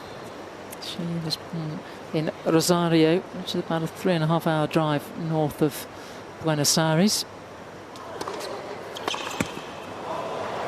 And known as Messi Land, it's the hometown of Lionel Messi. Oh, okay.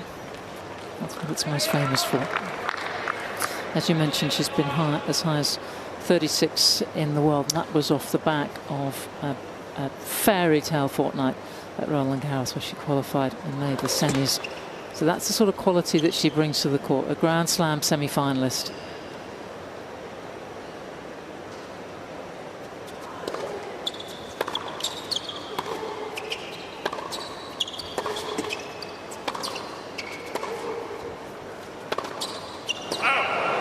Team Argentina.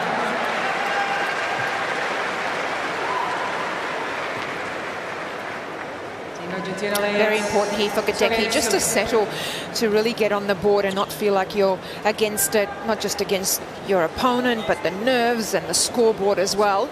Just one break, but this is where you now take care of business on your side of the court, hold serve, plenty of first serves in, and I think she does need to play aggressive, but not rush as much as she is now. Build your points. You've got plenty of weapons. She can be just a little bit more patient.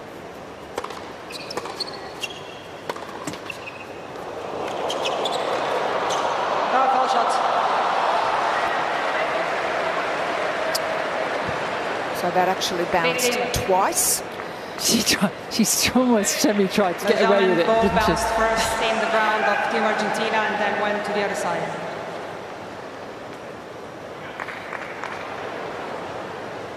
It was close, though. That was very close. Actually, guys, I think she got that. Yeah, well, Maria Cicek just said that she did get it, but she hit the ground before it went over the net. That's why she ruled the point for Australia. Andrea, you would have had and Maria in the chair for many of your matches. She doesn't miss much, does she? She really doesn't, and so I think, well, we just had the camera angle from the side. I think you could see it better there. She's confident that she made the right call, that's for sure, Maria.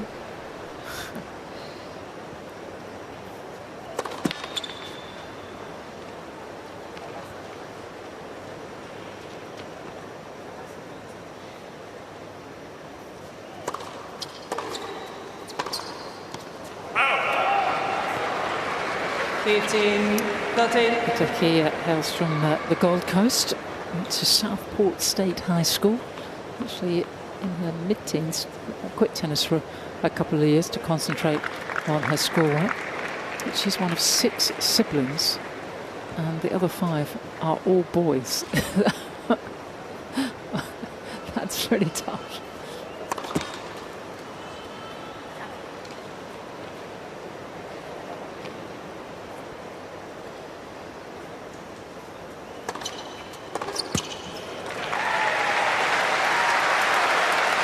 I would say a rough and tumble childhood. Yeah. Well, since the first service game, the opening service game, was really important for her, this, I think, is even more so. Yeah.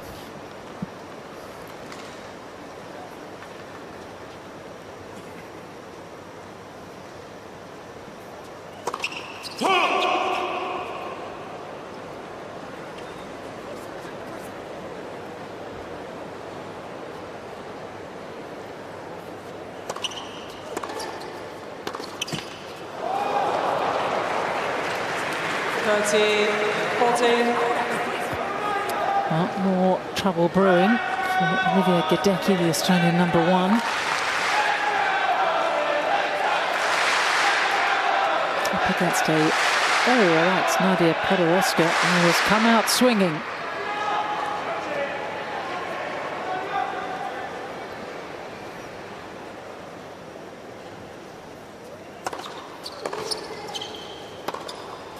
Well done.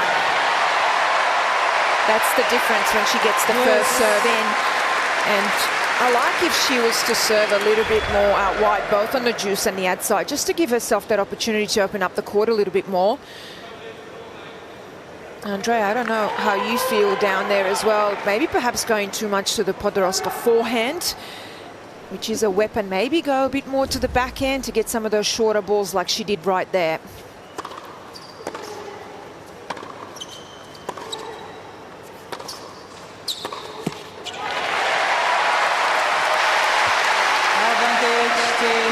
I think you're spot on, Elena. I think that she has played a bit too much to the forehand. I think it's no problem when she can hit into the forehand hard and attack the forehand.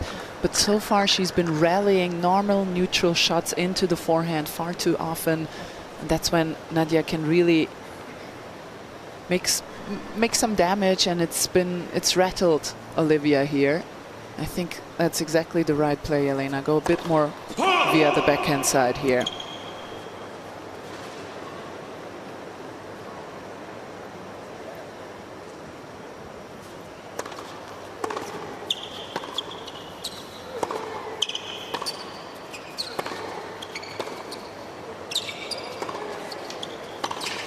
Oh, yes. Important hold, but it's Argentina off to the fast start.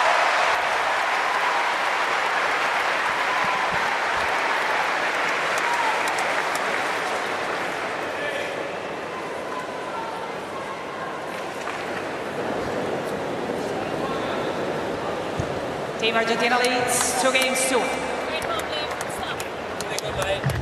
So early stages of the first evening session here at Sydney Olympic Park.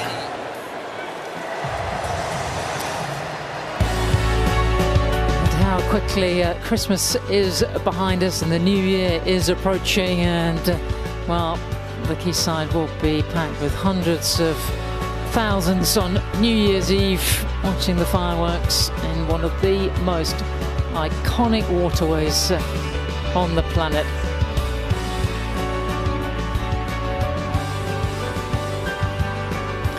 I learnt earlier this morning that our teammate and compatriot Andrea Petkovic has never been on a boat in Sydney Harbour.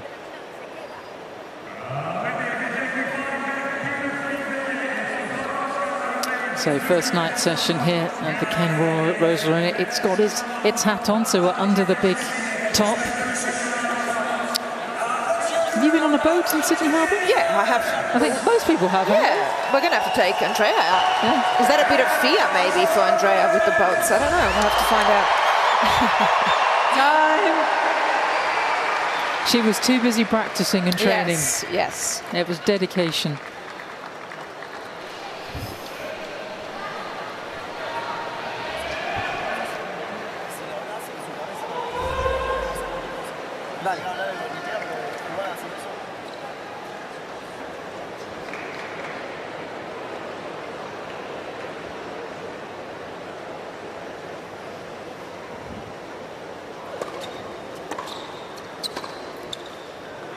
See, that for me is the play for Olivia, especially early on in a rally. Go into the backhand like that. You don't even have to go for the lines too much. Put pressure on her. You can see Podoroska there, not as comfortable. She lifts up out of it.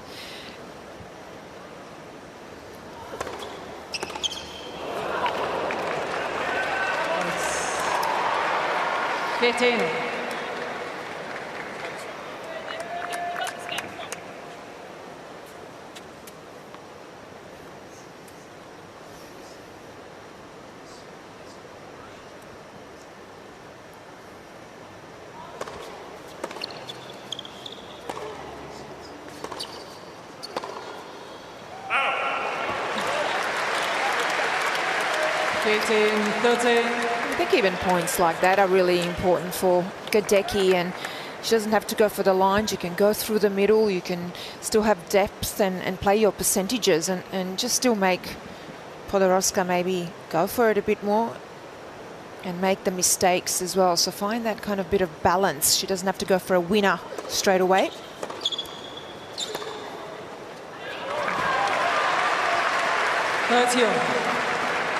Well, it's We expected it to be really competitive, just 3 spots between them on the WTA computer rankings.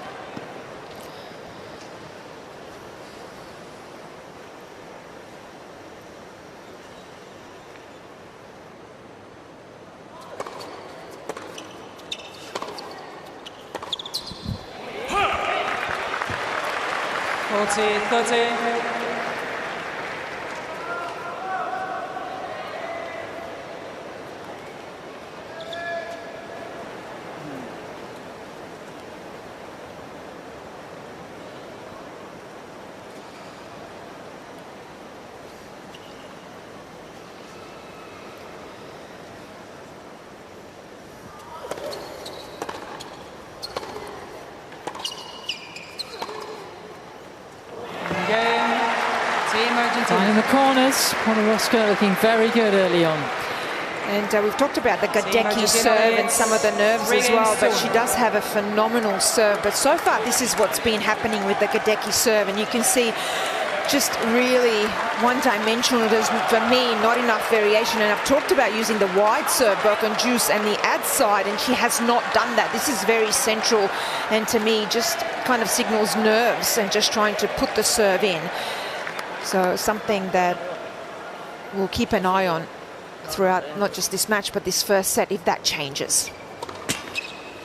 And there again, she really tried to just get that serve in and go a little bit more just central.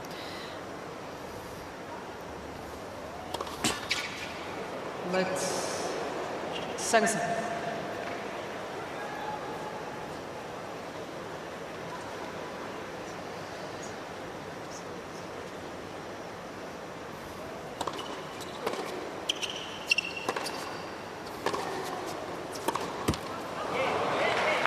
Love 15.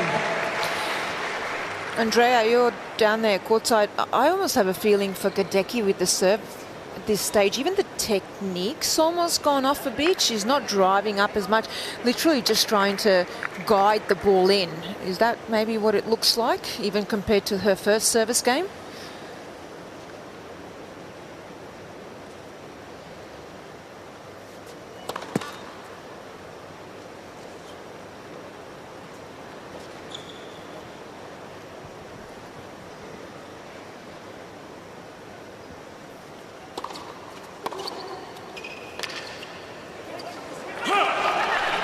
I think you're spot on, Yelena. I think that I saw Olivia play at the US Open in the qualies, and I was amazed by how well she strikes the ball.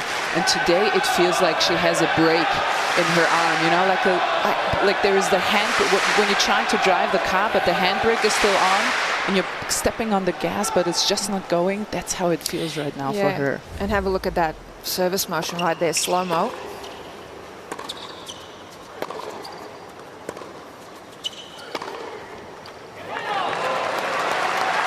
For me, that slow-mo really showed that the leg drive's not there. She's not really going up after the serve. And that would be another indication of nerves. Yes, absolutely. 20 minutes on the clock, and everything looking rather good for Team Argentina. And Podoroska eyeing up a double break here.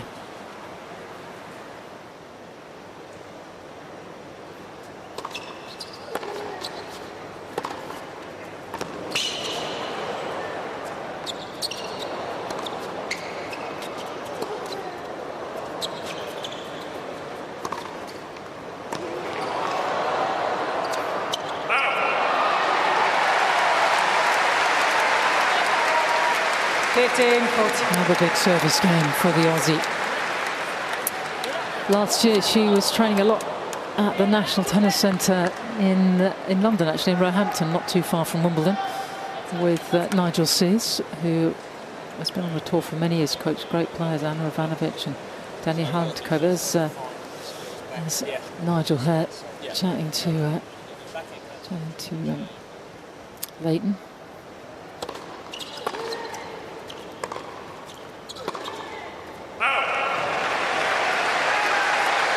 And what he's tried to do is what he's done with a lot of players. He tries to get them to understand their strengths and package it in a more effective way. He has asked her to put a little more shape and spin on her forehand, just to bring in the margins. It's not rocket science, but it's had a huge effect. And she needs that packaging here right now. Still has to save a break point in this game.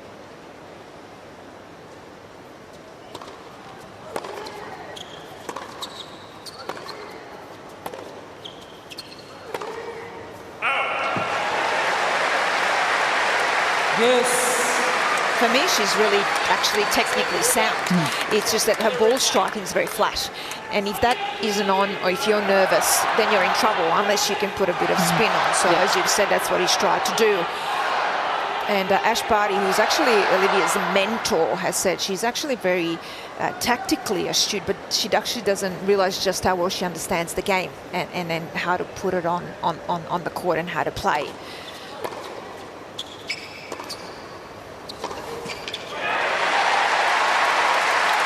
And it's not a lot, it's just a little bit of margin for error, just a little bit more trajectory over the net, just maybe a little bit more within yourself, work the point more, because her shots are devastating. She's got a lot of power. She doesn't at times even need to go for that much.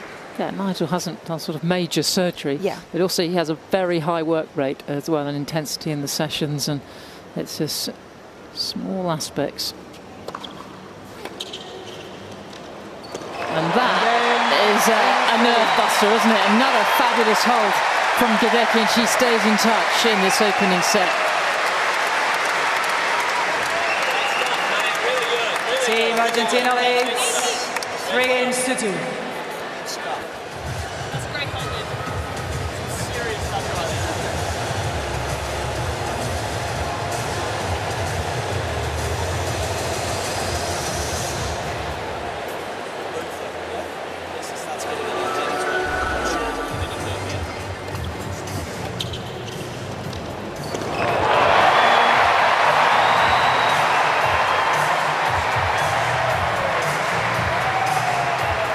As you said, lovely technique, has been very well taught. Yeah. High level with the ball there, but also the soft hands.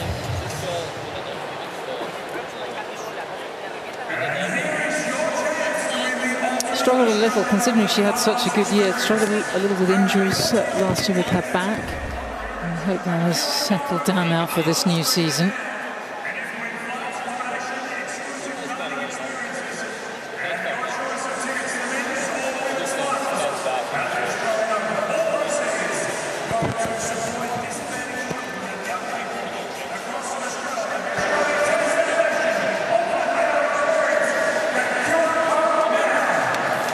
Second year for Gadecki here representing Australia.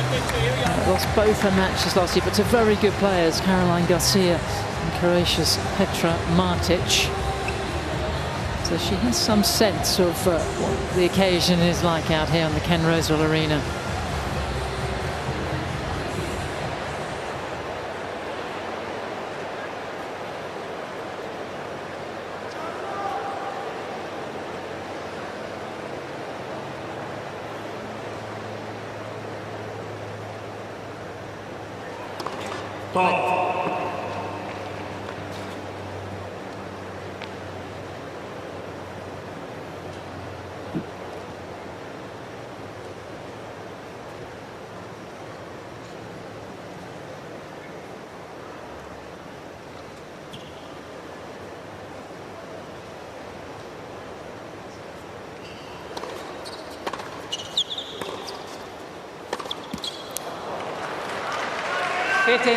And that's the ball Nigel would go, okay, that's the one. Under and over the ball, a little bit more top spin.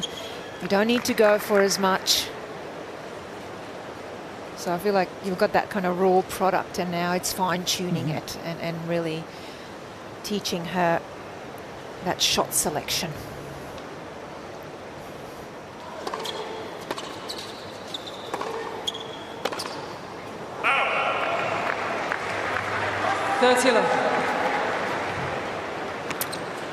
Rosca's a gritty character. She qualified for the US Open as a teenager and then spent about almost a year with wrist and hip injuries, and of course the ranking fell away.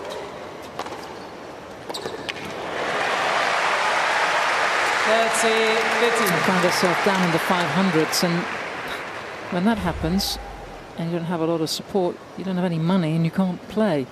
And she was very fortunate that her coaches let her train for free. She these days trains in Spain, in Alicante, and also her friends lent her some money.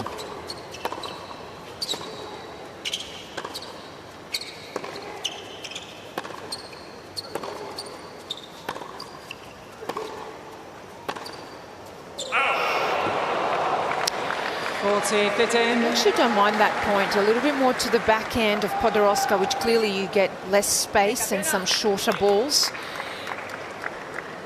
And maybe with that, Gadecki will get a few more balls to her own backhand, because at the moment the forehand is just flying a little bit. So it's the right play there, and I like that she tried to build that point, didn't go for a winner early on.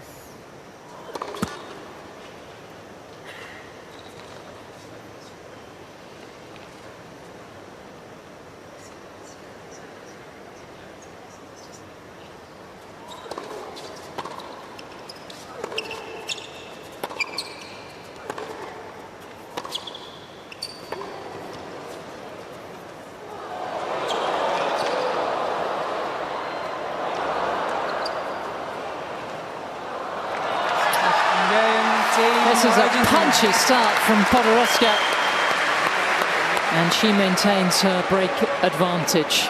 Team Argentina leads 4 games to 2. Well, Andrea, your timing is fantastic as always. You picked the ideal occasion to be in the Argentine player box. Yes, I have. I'm next to Maria, and she looks very pumped after this amazing point. Maria, this has been a great start for Argentina. What do you think is Nadia doing so well right now that she's up 4-2? Yeah, I think she's really focused in her game. I think she's playing very well, very solid. Very good points for the moment, very good rallies. So I'm happy. I'm happy that she's doing great. And we heard that Horacio said that he's a crazy captain. Can you confirm this? He's a little bit, of course, but no, he's a very pumped guy. He tried to make us really motivated.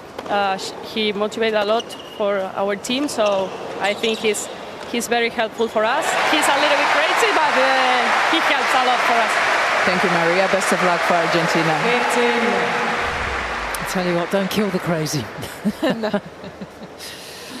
They can take you to great places. Better point here from Gadecki. There's some really good signs if you can stay in touch.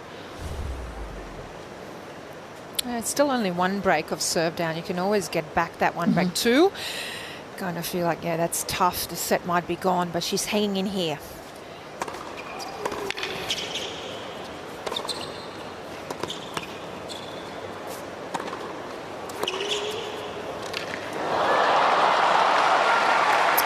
I don't mind Gadecki coming forward. We've now seen it a few times. I think it's a good play for her when she can do it. And that, for me, also signals the awareness of what's going on out there. She's trying to change something as well. Still the key for me. Hold your serve, high first serve percentage, and still the key. Mix up that serve. I'd love to see her use the slice serve out wide here. There we go. We have a little mic situation going on. She can hear me. She hasn't used that in the match so far, but she has such a versatile serve. Well done. Take the pace off, cut around the ball to get it shorter in the service box. Love it. It's beautifully produced, isn't it? Effortless. Would have loved if I had a serve like that. That's like the best technically produced serves out there.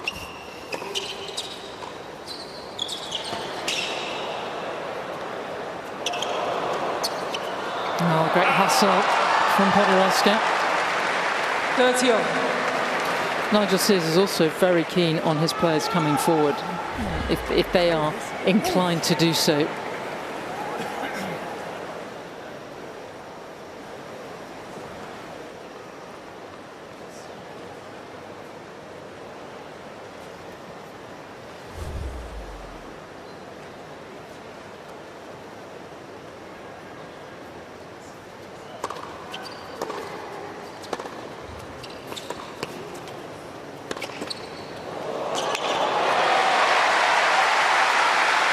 can see there. I love it.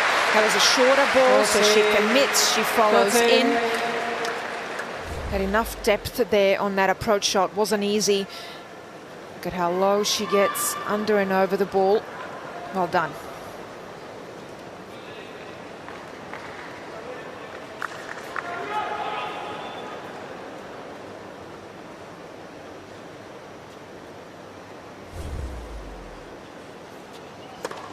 Let's go.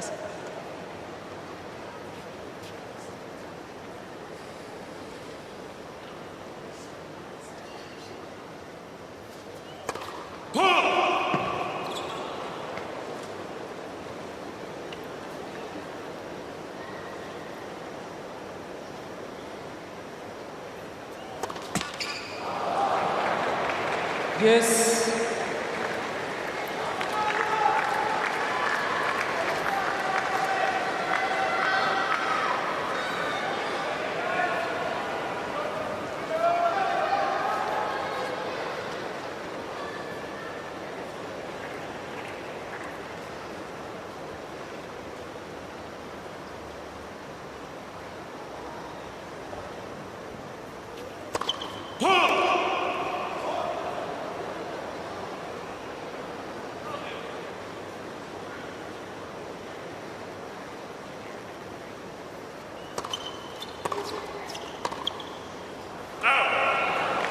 See Podoroska there as well. She's Team Argentina. targeting the Gadecki forehand, especially even middle, through the middle forehand into that right hip. And again, that's really good awareness from Podoroska. There are unforced errors coming from that side. There's no doubt about that. But also then Podoroska gets her own forehand as well a bit more if you go into your opponent's one.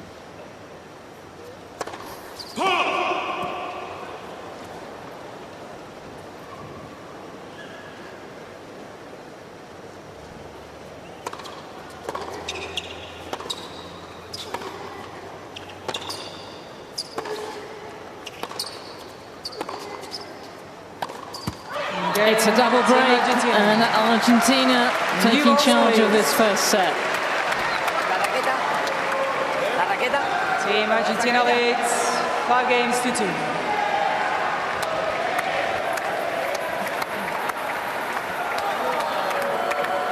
Bien, campeona, bien, carajo.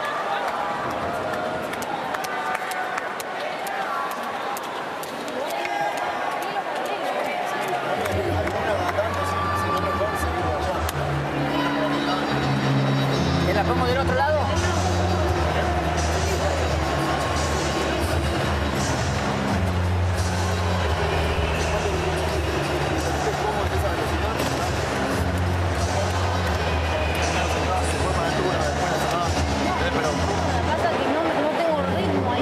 Nerves have played a very big part in this first match between Argentina and Australia.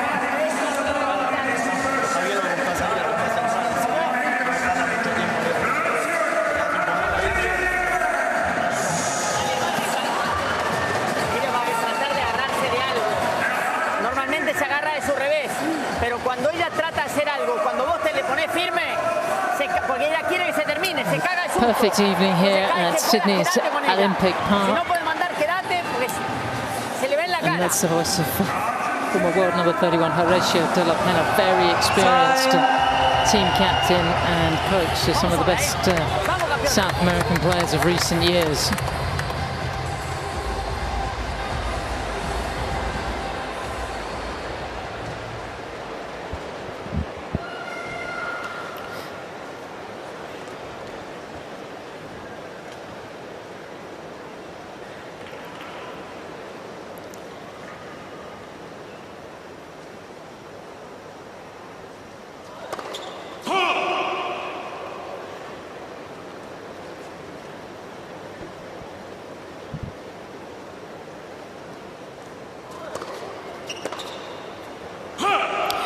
So Sam, we've been dissecting this match a little bit tactically, and the issue for me is right here. So Gadecki forehand placement, it's going there's a little bit more into the Podoroska forehand, needs to go a lot more into the backhand, the weaker side, but have a look at Podoroska's forehand placement, a lot more. pretty much all of it into the Gadecki forehand where the errors are coming from. And that's why you've got this massive two-break lead right here, because everything is on Podoroska's side when it comes to the tactics. So I would like to see Gadecki just change it, go more into the Podoroska backhand, target the weaker side, and also just needs to clean up her own forehand as well with the unforced errors.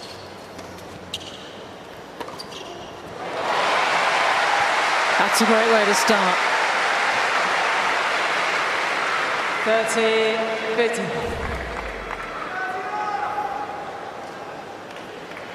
Really hasn't been able to make any inroads so far on the Argentine service game. Nadia yet to face even a break point.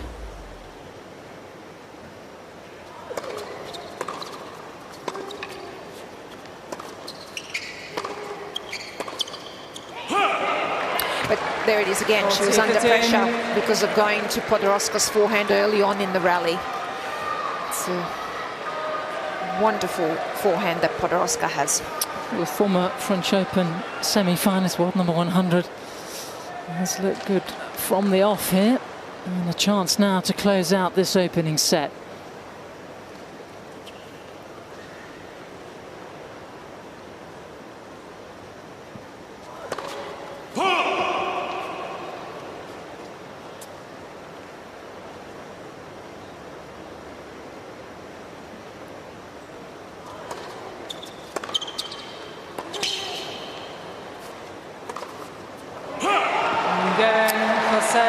A tale of two very different performances, but it was Podoroska, full of confidence, who takes the opening set in by 6 games to 2.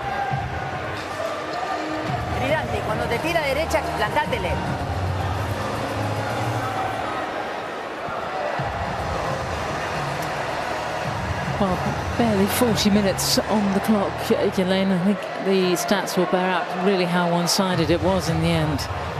Well, first serve percentage for a little bit better there for Podoroska, but also winning more points after the first serve. And you can see there for Podoroska, she was just really consistent. Only 7 unforced errors and more than double for Gadecki. That's really been the difference. But also have a look at the break points.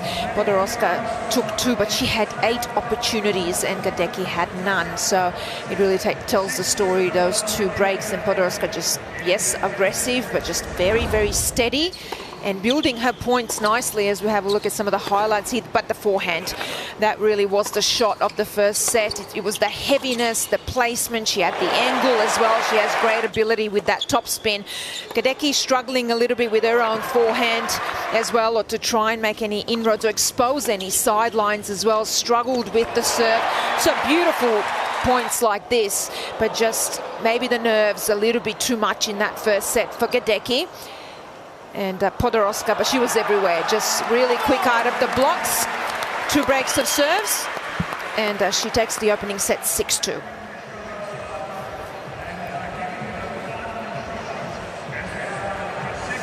An excellent start for Team Argentina. Remember, there are 3 matches out here in the evening session between the 2 teams.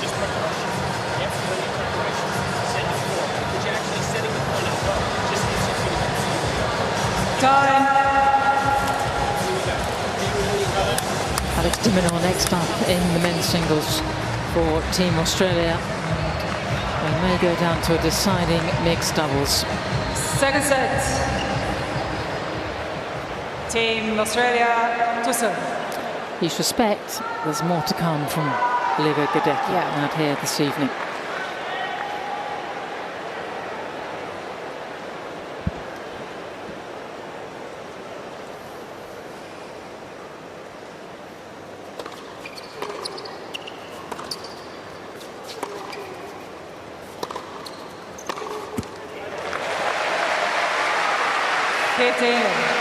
And sometimes in these situations, let's not forget, this is more than 10,000 people in this stadium. It's a big occasion. It's a big court.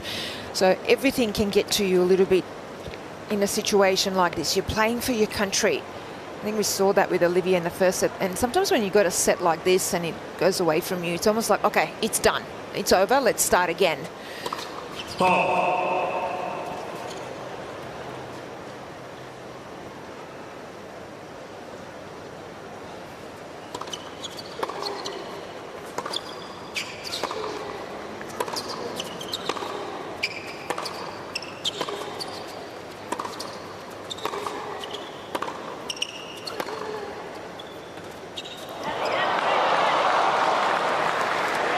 15. Now these forehands were the first forehands of the match that Olivia Gadecki actually hit the way I remember her hitting the ball. She was not playing her tennis. She's not true to her DNA. She's trying to guide the ball and see where it lands. And now finally she's going for it. And I don't mind this hit. She has to hit the ball to find the rhythm in her ground strokes again. And then she will play better. Whether she will win or not, we don't know, but she will play better.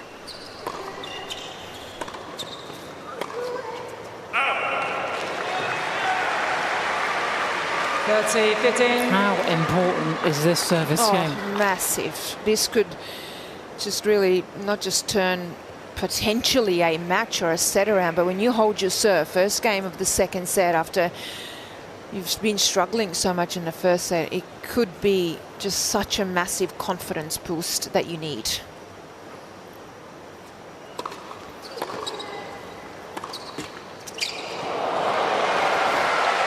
I like that though. See that serve out wide?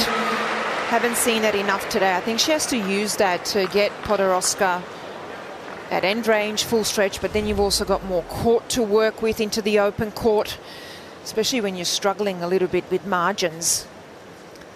That was excellent tactically for me. I like that out wide serve on both the juice and the ad side. Now the stadium want to get behind it, and they can do so now. Something to build on. First game, second set. Well done. So you make her work for a serve. Come on, put some pressure on. Yeah. Let her rip forward pressure there, yeah? Yeah, let's see how she goes now. There you go. Yeah. There you go. Back foot.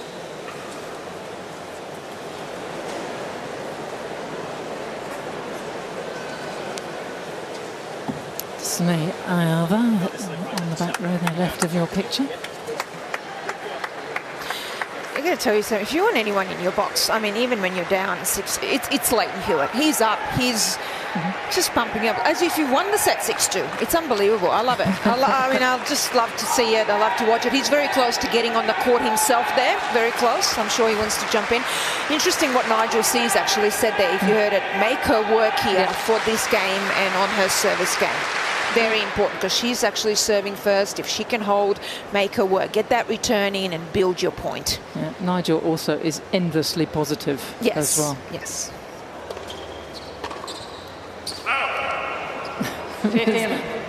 There's so much good energy coming at her from that box. She can't fail to improve in this second set. Podoroska has been gliding through these service games.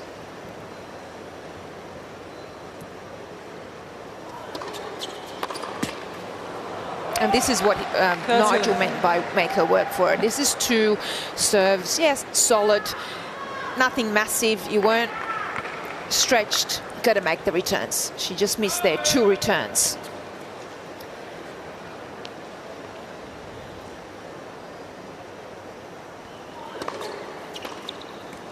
Oh.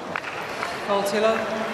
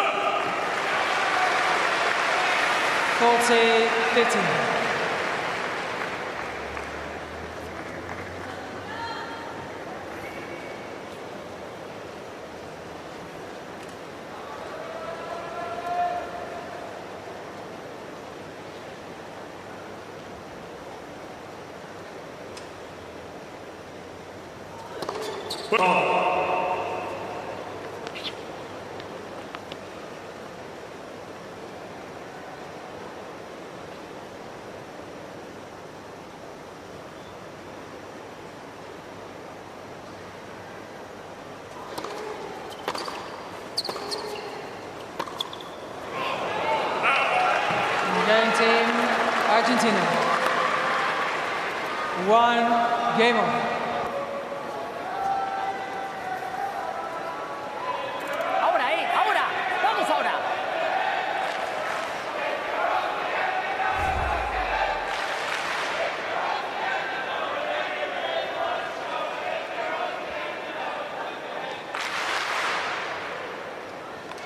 He loves it now that he's able to coach during the match, and he was saying earlier that he didn't enjoy it when he was on the tour and he wasn't allowed to communicate with his players.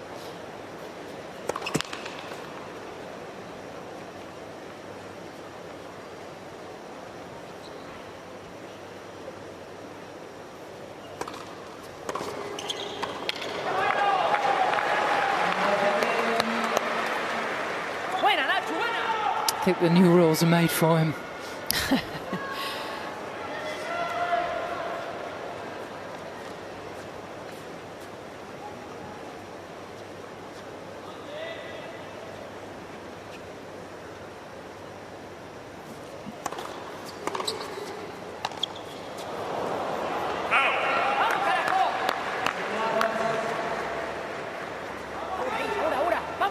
Also, signs of nerves as well. Also, just like to see Olivia take her time a little bit between points.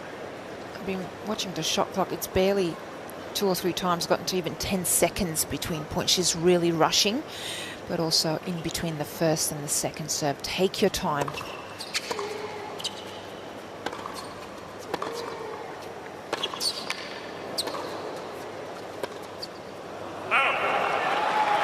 Because that would again be a sign of nerves. You've got to slow down, especially when things are not going your way.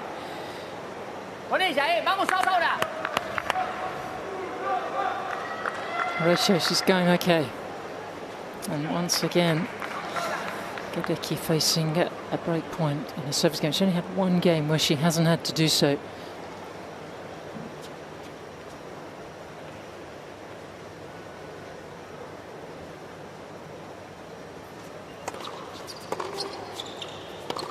Setting a break now for Team Argentina, and they have the upper hand in this second set.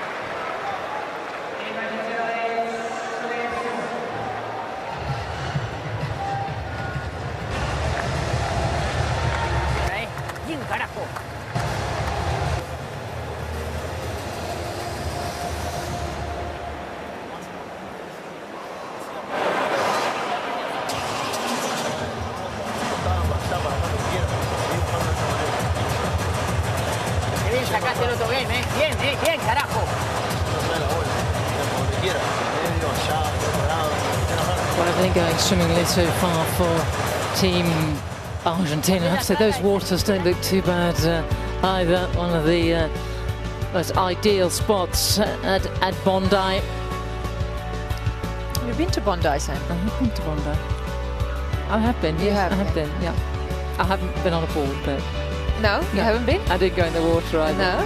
There's too many things to I'm bite. surprised by that. You like your swimming, don't you? I've been to icebergs, though. Oh, the swimming pool, which I believe is nearby. That's close to Bondi, Yes, isn't it? Yeah. that's right. I went in the what's called the exciting lane, which is the lane nearest the ocean. So it's one of those ocean pools. Yes. And I was in that exciting lane, and a huge wave came over the wall, and I ended up completely on the other side of the pool. So it wasn't so exciting for you anymore? No, I have to say, I'm not sure that ocean pools are really for me, but I have been down there. It was, I've done it. I've had the experience.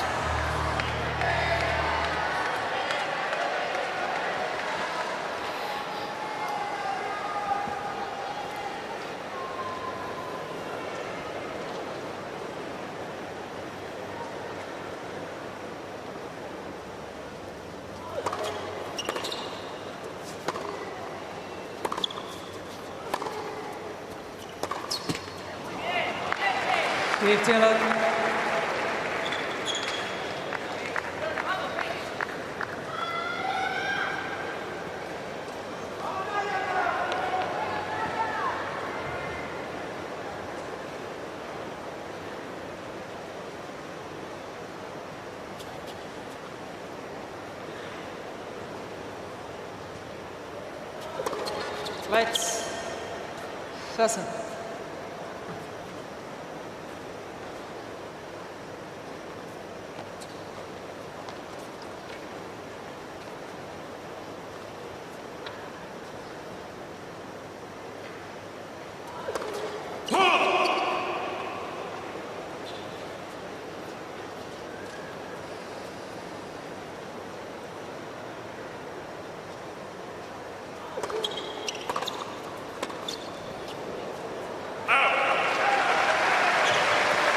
Take it on. Here we go. And again here.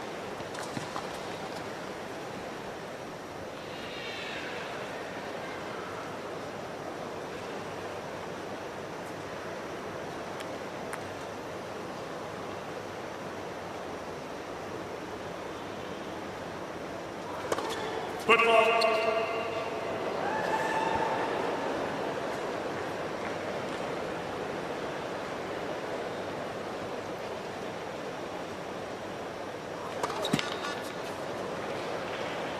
15.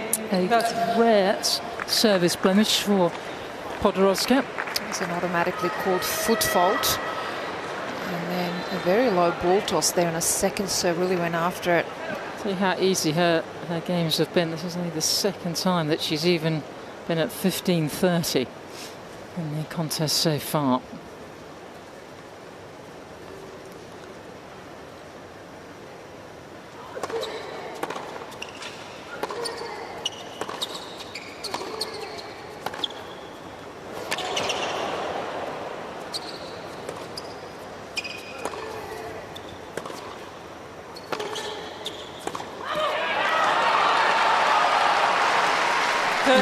That was a missed opportunity. There was this one high ball that Gadecki should have taken out of the air.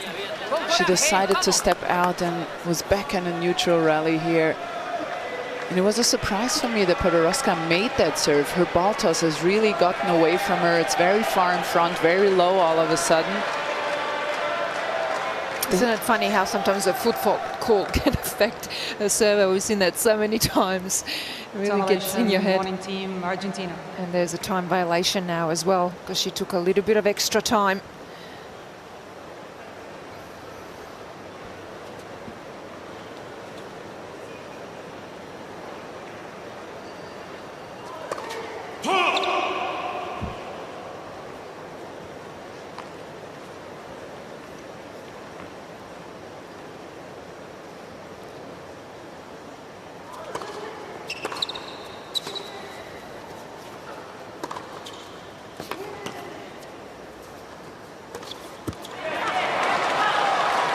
It's been that kind of evening, hasn't it? And the scoreline very much following the pattern of when they played in the qualifying in Indian Wells back in the California desert last March. Podoroska winning the first set 6-2. A slightly more competitive second set was taken by the Giant 6-4. Let's see if Gadecki can come back here.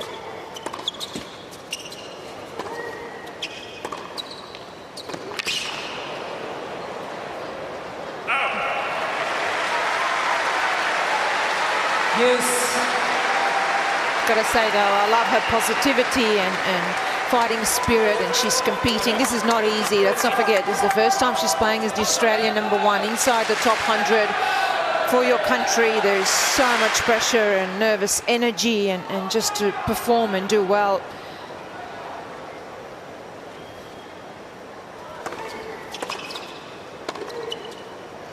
Well, now it's taken Advantage Team Australia. a few minutes shy of the hour.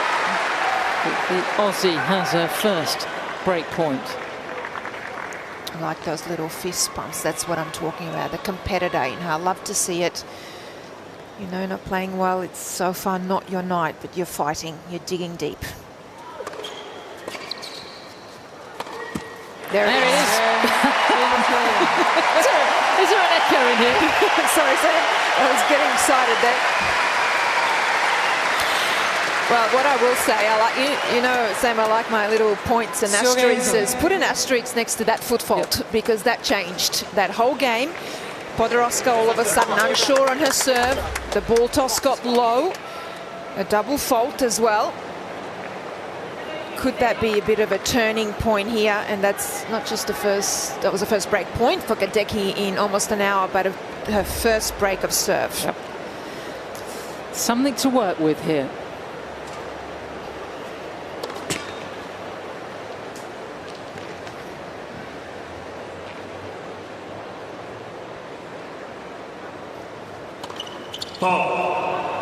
Love 50.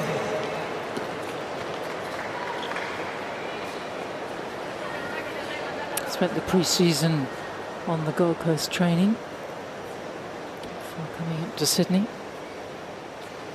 Must be wonderful to go home after a very busy year, living abroad and travelling to so many events.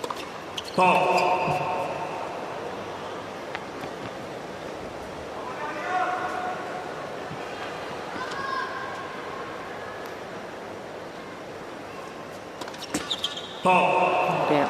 Love 13. And really very much rewarded last season for getting out and playing a lot of tennis post-US Open.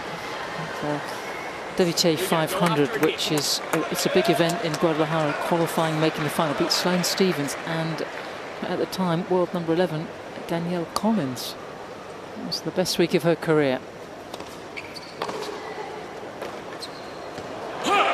This is an immediate response there. Helped by those two doubles.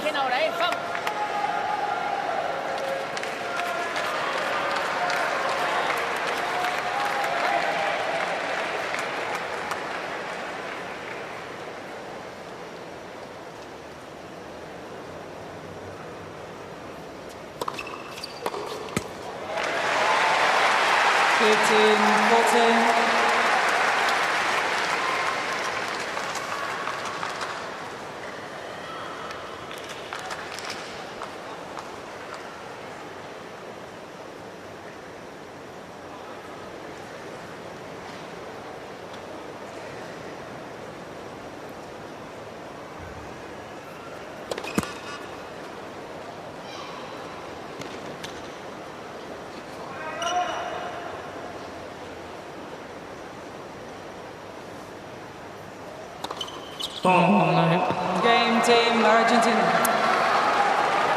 Devastating for Team Australia, and once again Argentina up a break. 3 games to 2.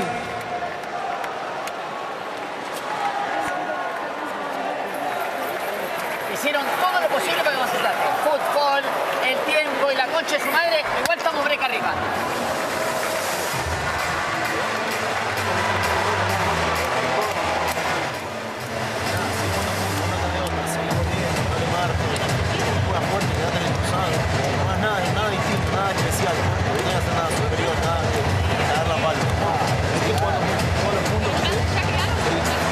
It's interesting, the first thing you mentioned when she sat down was that football, football and time violation as well.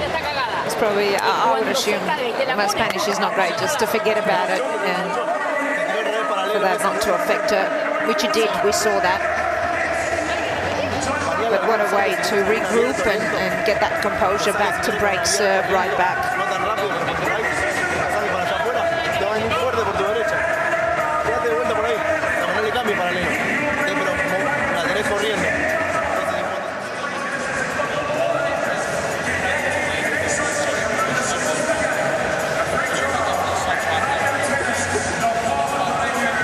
Former world #1, the youngest actually, until Carlos Alcaraz took that particular honour.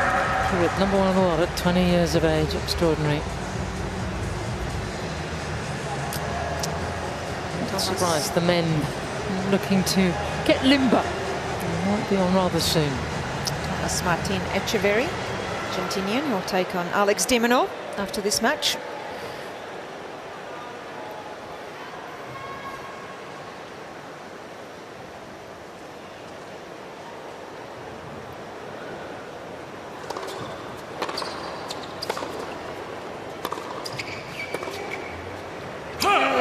For me, a little bit more traffic now directed into the Podoroska back end early on in a rally.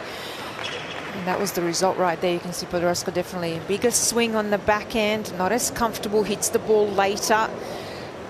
Doesn't follow through as well, doesn't have that racket head speed like she does on the forehand. There it is again. Love her team.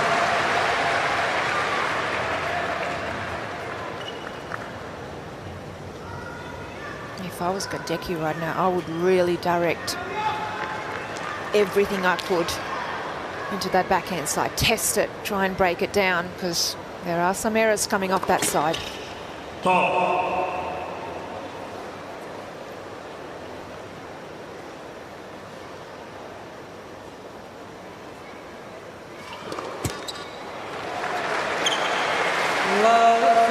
How quickly this game can change gears on you. Well, we didn't see it in the first set, but I'm going to say from Podoroska and Andrea, you're down there. There's a bit of tension, not just because she's not holding serve, just maybe thinking about getting over the line and winning this match.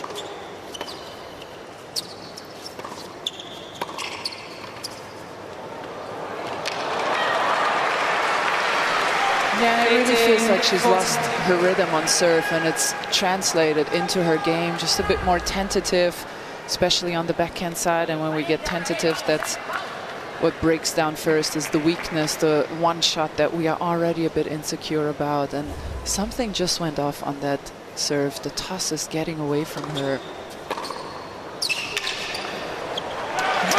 we go. Team Australia. And once again, Australia fighting back. Actually really loved that return. That had more shape. That had a little bit more top spin. Trajectory over the net, height over the net. Look at that. You can see that, what the racket did there, under and over the ball.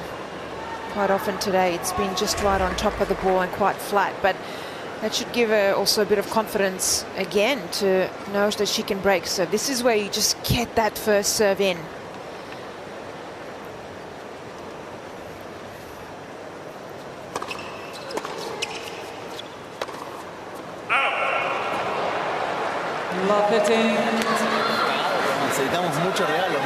It's a time, isn't it, to be solid, because Argentina stuttering here. And that's a lower percentage shot. That's the forehand that she moved around. Good footwork, but inside in, over the higher part of the net. Go inside out, and you're going into your opponent's weaker side as well.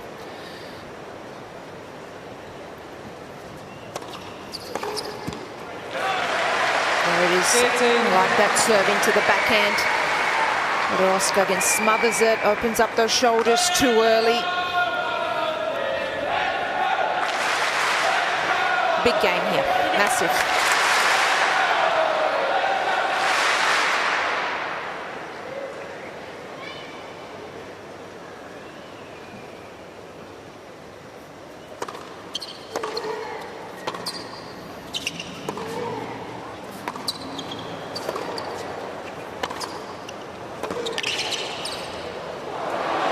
Perfectly played.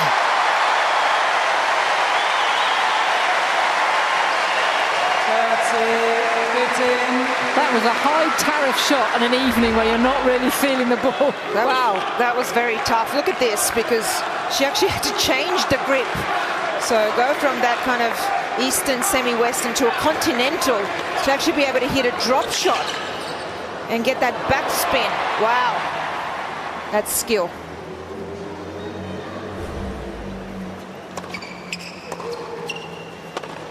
Oh yeah.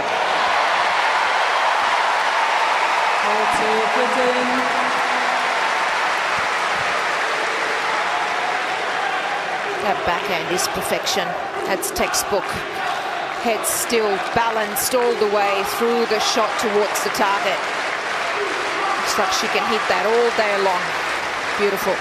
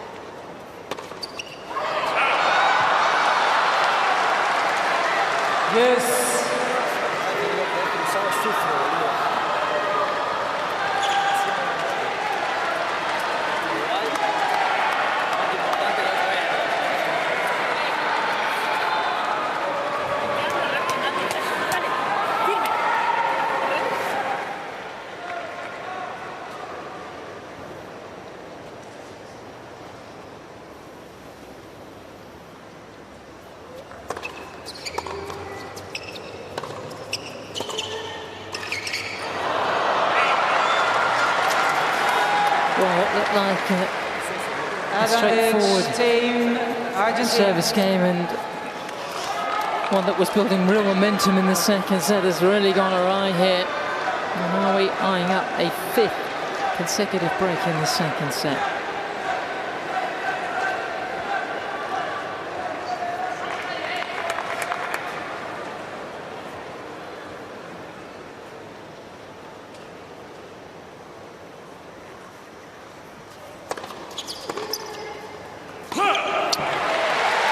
That's a serve into body backhand again and gets an unforced error off the return.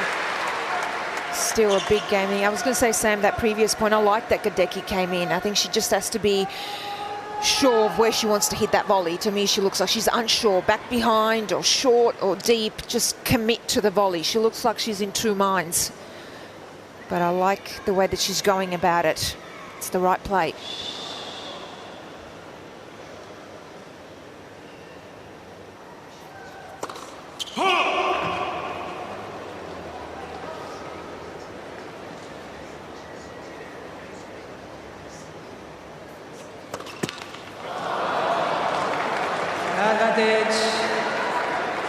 Team Argentina. These double faults have rather peppered the second set for Olivia Gadecki.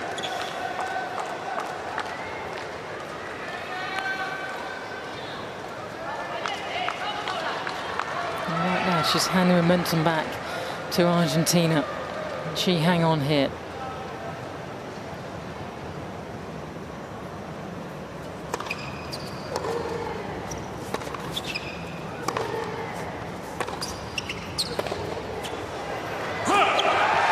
Well done, because she was under pressure there, Gadecki.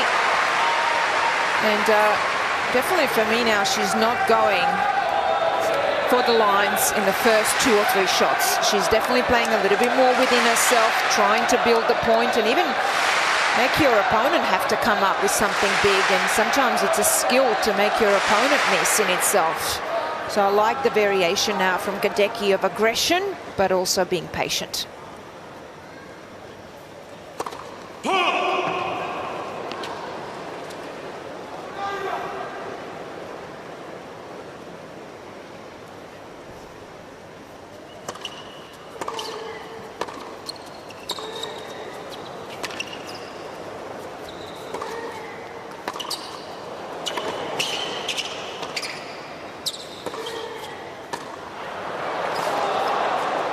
That's really well played.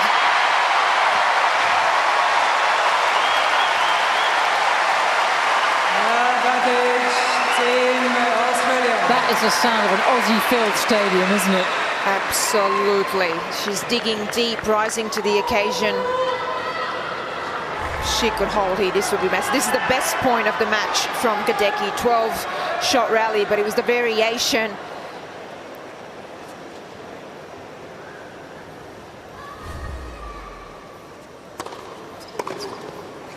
And that will do very nicely. Australia hit the front in the second set.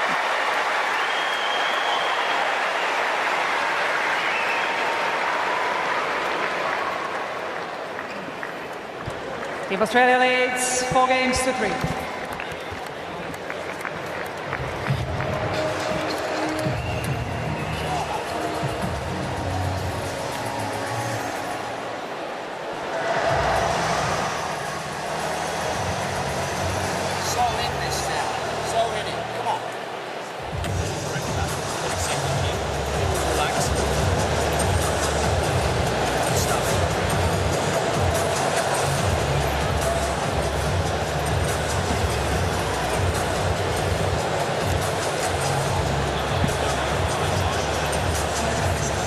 And then I guess Leighton's so experienced now as a team captain. Doesn't say it a lot, actually, does it? It looked like that he knew exactly when not to speak.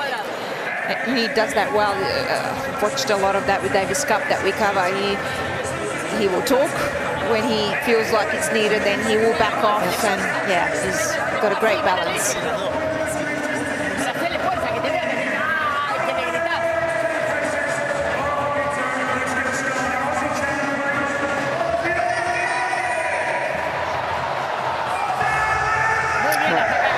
a lot of work here for Team Argentina to do twice. Podoroska up a break in the second set.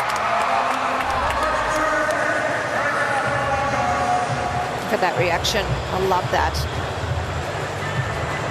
And another thing this will do, it will get the crowd pumped, which is what you want. It helps you, but then puts that extra pressure on your opponent when you got the crowd behind you. So if she can do that a bit more, that would be great. It would really help.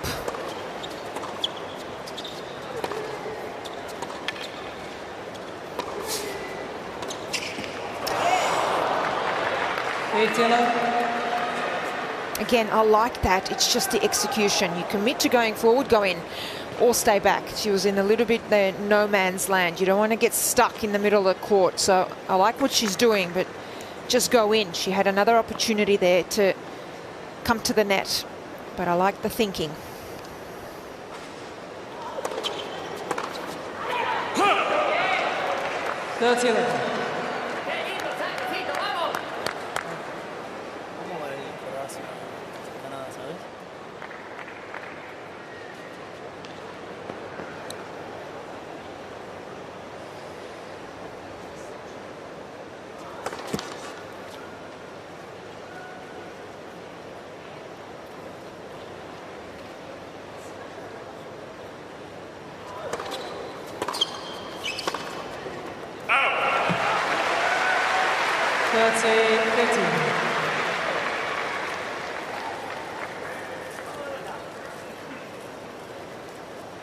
Only 22 years of age, still very inexperienced. Didn't play a lot a couple of years ago.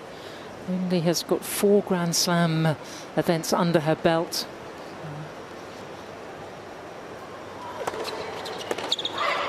Still very much beginning her career. Podoroska got so much more experience. Couldn't maintain that level after that big top 40 breakthrough after that run to the semis in Paris. Garros all those years ago, but still a very good player,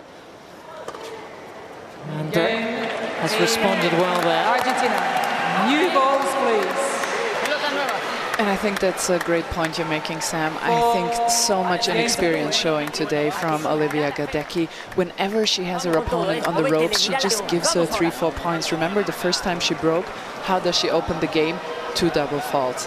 Now 2 returns, just giving it away whenever the momentum turns. And for me, that's pure inexperience. That's something that will come with having a lot of these type of matches in front of a packed house, with the stakes being so high. Those are things that will just come with playing them over and over again. The game is there for Olivia, just the experience needs to follow.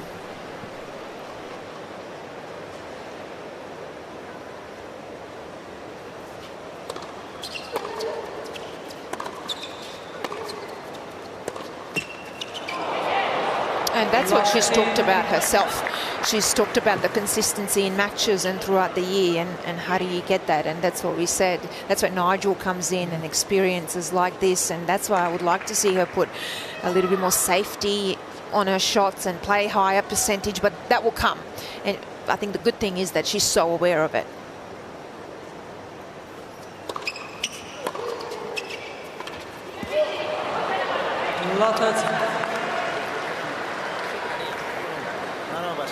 Peleale cada punto, vamos.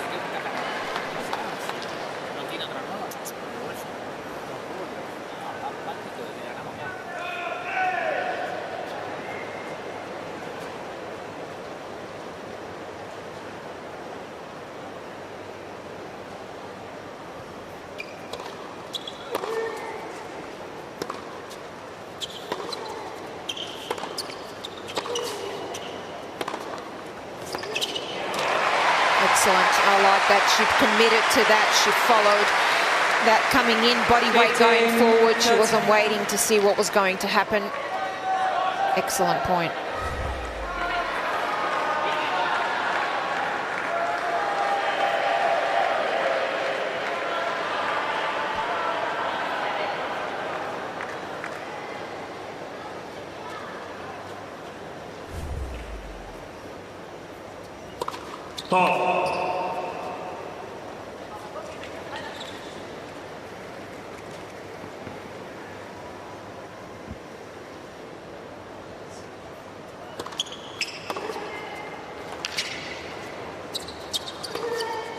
Again, great aggression from Podoroska. She can see her chance here. Valiente Nadia, vamos ahora. Fuerza en la manito, dale. And she give her team the early advantage. Sí, sí, sí, vamos. Valiente Nadia, vamos ahora. Stop.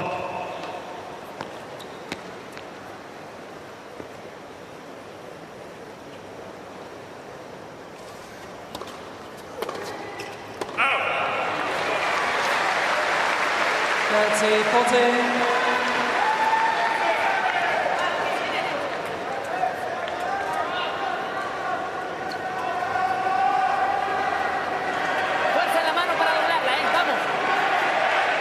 In a moment now, he's going to burst out of the team zone onto the court, isn't he? It's like he's our fourth commentator here. He is.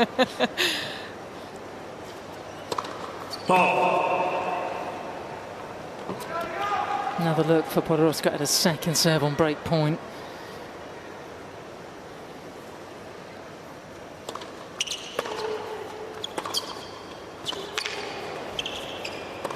Oh, yes. Coolly done.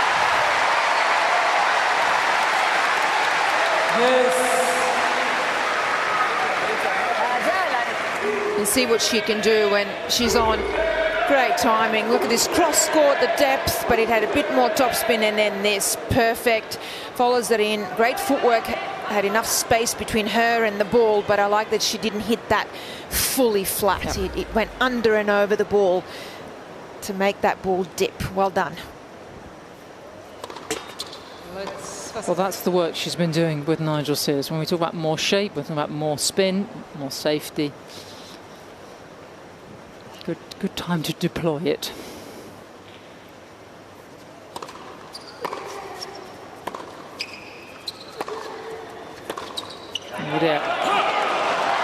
Advantage, So, team third Argentina. chance in this game. More pressure for Olivia Gadecki.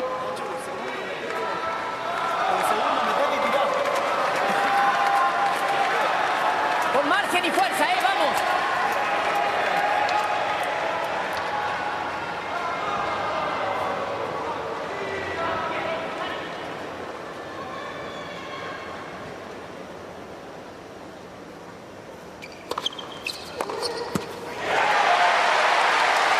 Like the awareness that that's the serve to go to. You can see Podoroska got tight there.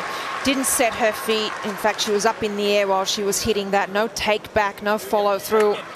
Gets tight on that side. So see if Gadecki can do that again, not just on the serve, but in the rally as well. Test that backhand. Keep asking the question.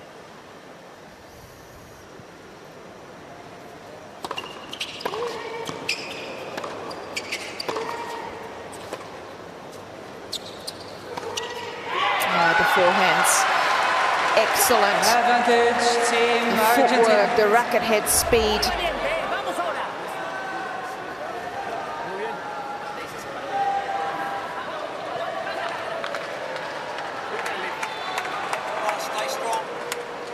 It's been a big shot for her, hasn't it? More pressure here on Team Australia.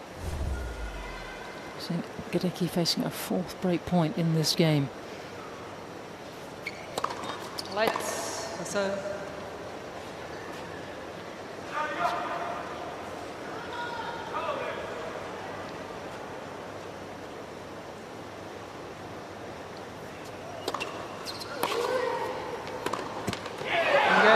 Team Argentina. And Team Argentina will serve for this first match here. Team Argentina leads 5 games to 4.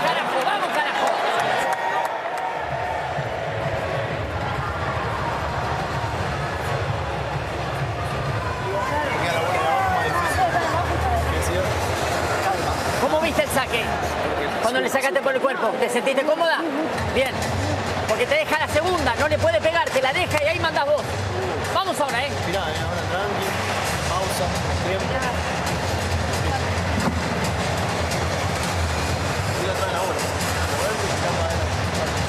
Con margen pero valiente. Apretar el puño, mirar a la cara y decirle, partido.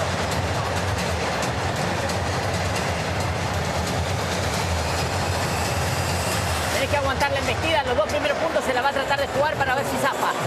Si no la dejas jugar, cagó. Si juega abajo, vamos ahora,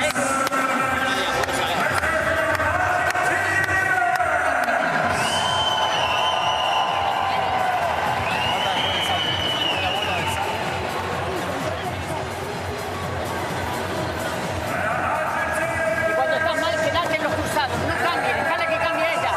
Que ella arriesgue.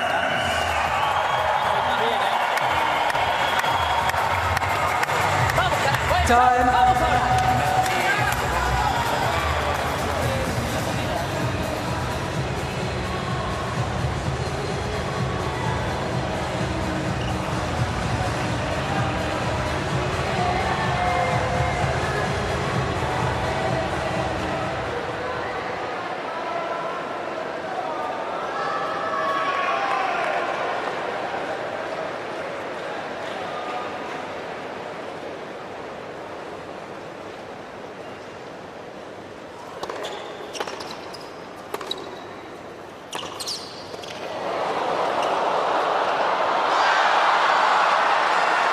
Fabulous pick up from Podoroska, who started this match so well.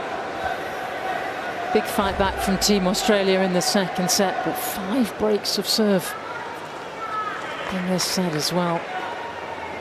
Really felt that it could have gone, and it still can go either way.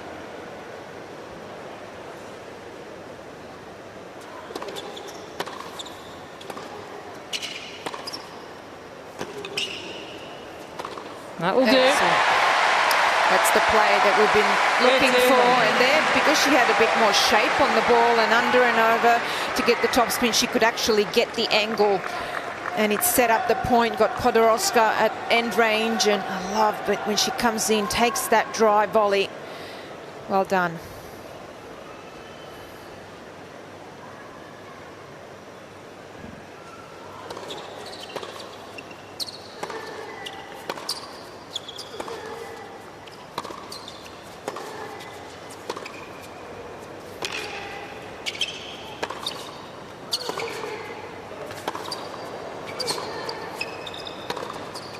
Here we go.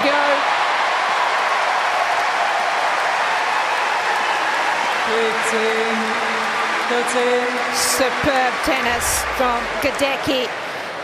Work this point and have a look at how she leans into this forehand, but the height over the net, I love. That was heaviness and power. Well done. What a forehand. Her top end is classy, isn't it? It's just beautiful to watch.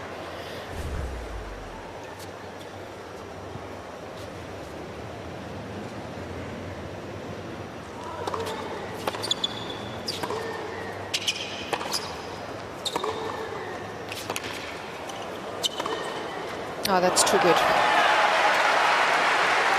30. She backed herself there. Didn't get tentative, Podoroska. Got to say well done on that one.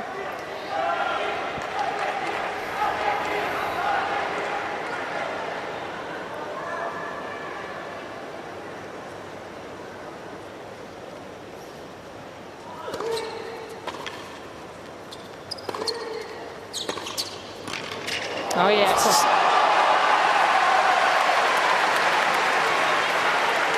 Well, tonight she's played a lot better than the number next to her ranking of 100.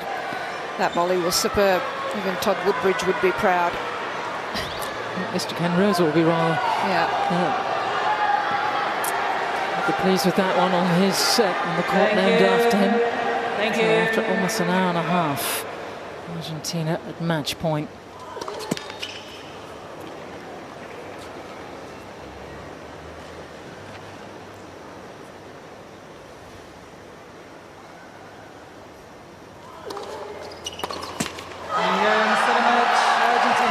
Argentina off to a fast start.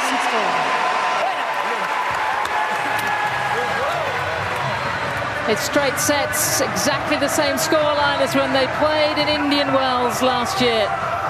6-2, 6-4. Podoroska getting her second win over Olivia Gadecki. And not just playing the Aussie, playing a full stadium as well here on the Ken Rosewall Arena. But how well did Podoroska start? Just incredible, quick out of the blocks. She was sharp, not rusty at all after the off-season. And for Gadecki, though, I will say, if there's one thing that I would say to her coming off the court is well done for competing. This was not easy. Take the positives. We're proud of her. Australia's proud of her. It wasn't her night, but she competed. She gave it her all till the end. And we'll see, I'm sure, a lot more of Olivia Gadecki. She needs more of these occasions, doesn't she? Absolutely. More experience. That was very much what I was hearing from yourself and Andrea Petkovic, that still very young, early on in her career, and it's a lot to take on. If I can say, for me, she's like a rough diamond. You just now need to polish a few of those things. But the game is there. How good is she technically? It's incredible. I love when a player has the basis of that technique. You can only build from here. Argentina are halfway there to winning the matchup with Australia in this Group F contest. First win at the United Cup after 2 defeats 12 months ago. And that's how she celebrates.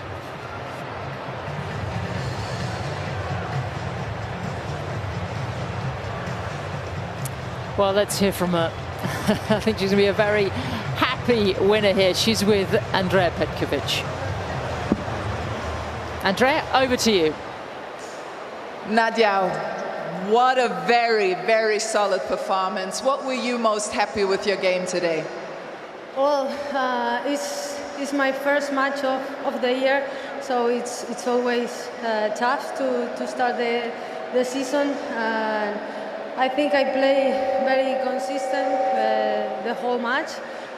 Even when I miss some serves, I keep doing my game, so it's very important to do that. Talk a little bit more about that second set. There was a foot fault, there was a time violation, there were some missed serves.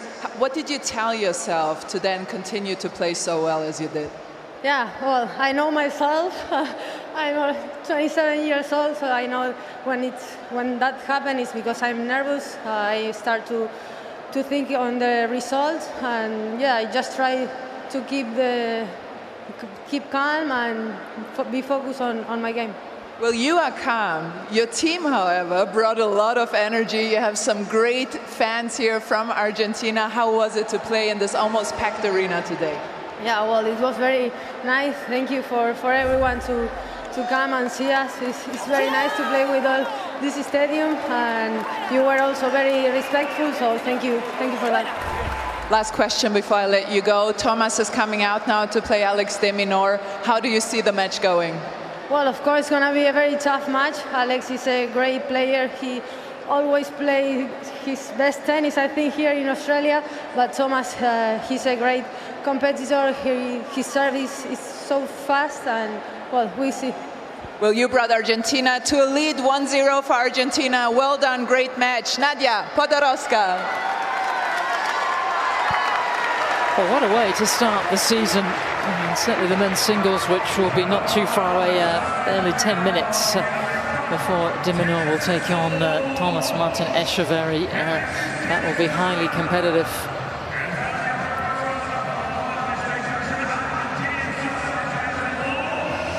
And the debrief already beginning for Olivia Gadecki. But in Group F, it's Argentina going off to the ideal start.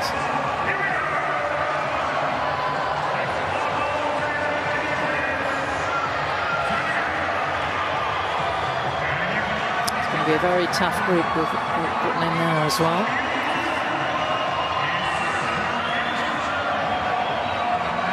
And maybe absolutely vital for Argentina to give themselves a chance in this matchup, because Alex de Minaur coming onto the court, which he calls his own and has had some brilliant results over the years, and he'd certainly be the favourite going into the matchup with Echeverry. But before we break for the men's singles, a little look over the numbers, and a very high first serve percentage for the Argentine. Had so many breakpoint opportunities. In the end, it was that forehand that did so much of the damage.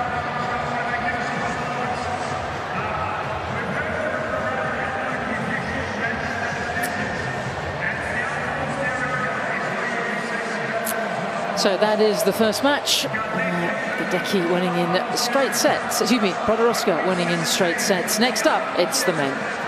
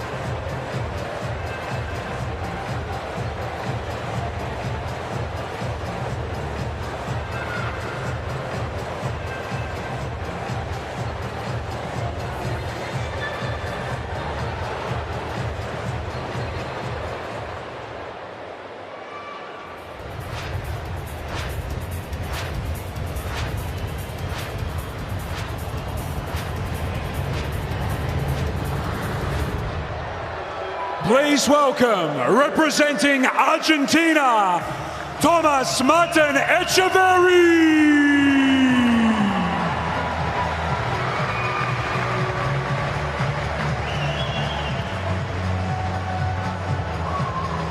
And please welcome, representing Australia, Alex de Minaur.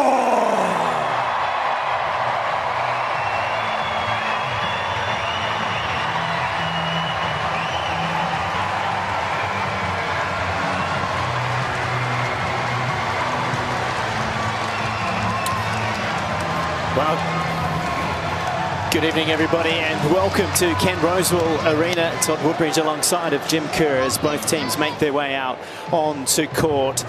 Thomas Echeverry of Argentina leads the way against Australia's Alex de Minaur. And Jim, a must-win scenario for that man, Alex de Minaur, to keep Australia in this particular match. It is Group F for Australia versus Argentina.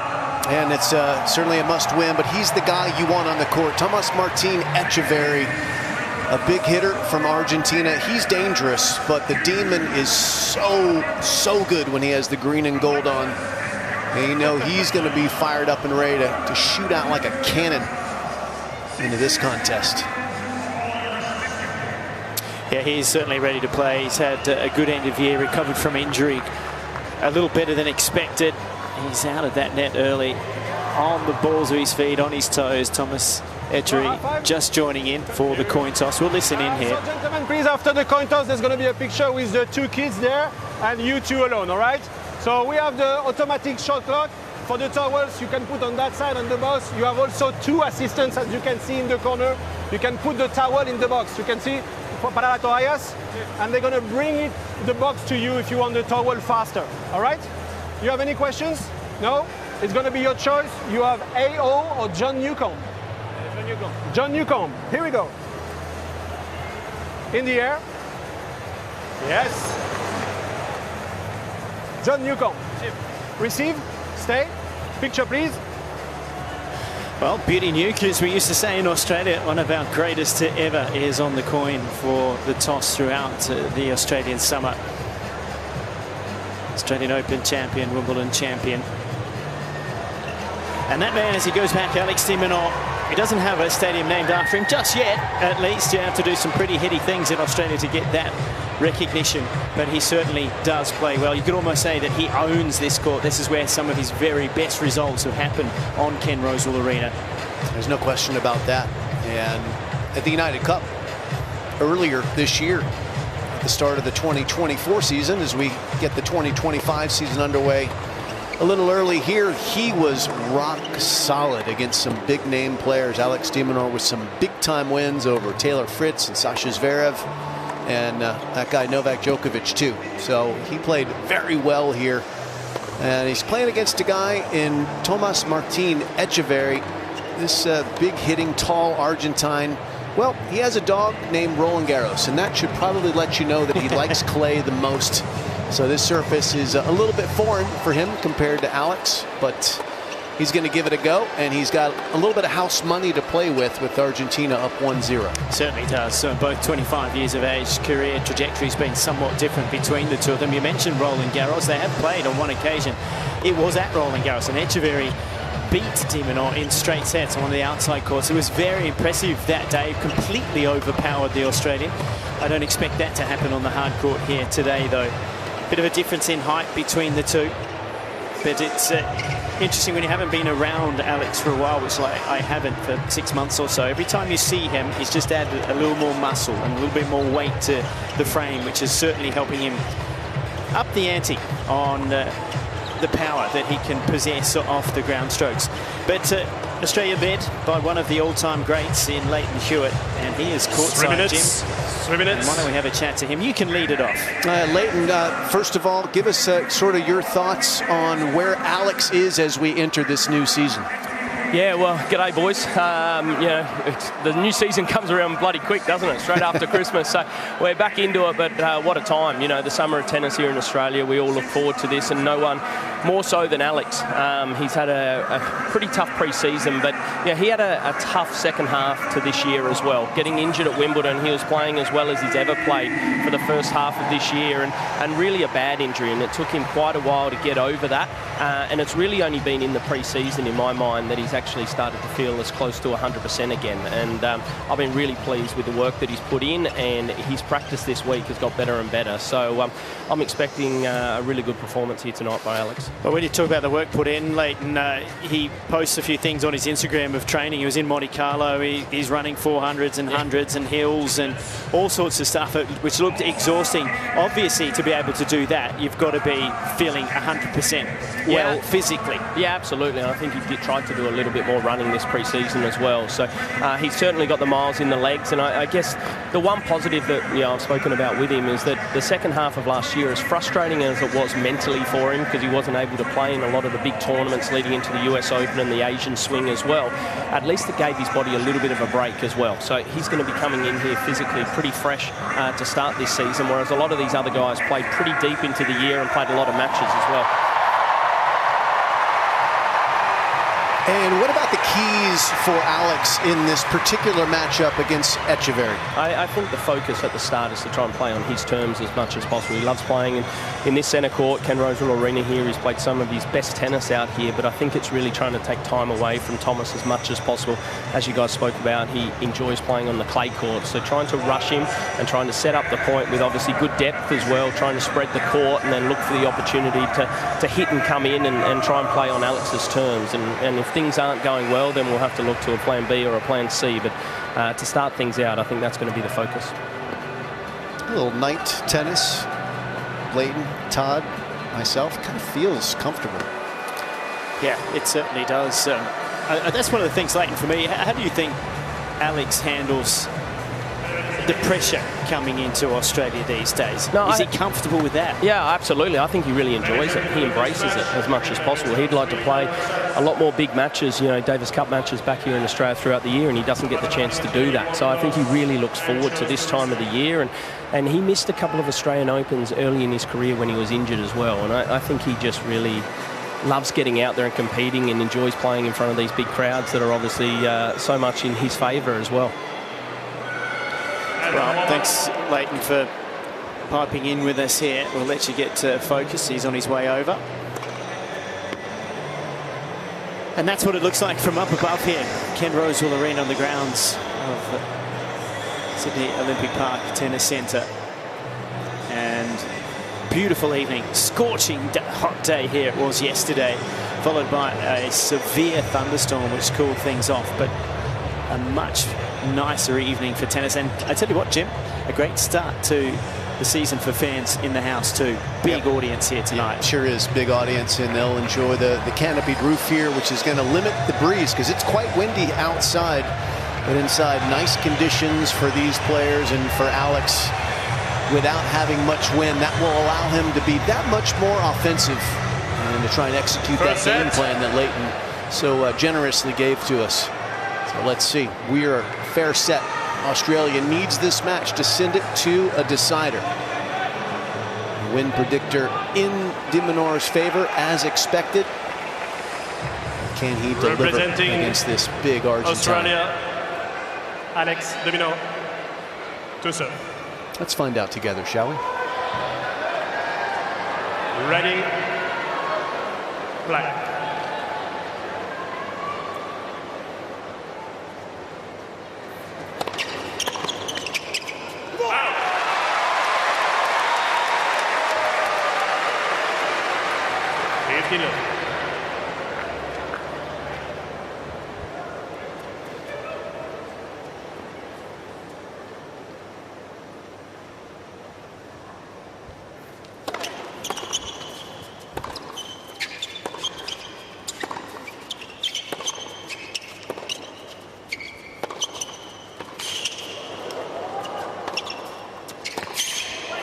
Well, that's the sort of tennis straight out of the blocks that Echeverry played against de Minaur on the clay at Roland Garros. He really looked like he felt he has to try to overpower him within the rallies. That was his key on the clay. It's whether he gets enough time to be able to do that here tonight, Jim, on a hard court, which Sitting courtside earlier today in the first of the men's singles matches played here, it's quite a slick court. Well, slick court is the best court for Alex de Minaur. He is so good at taking time away from his opponents, changing direction, and really trying to make sure that Etcheverry's offensive options are as limited as possible.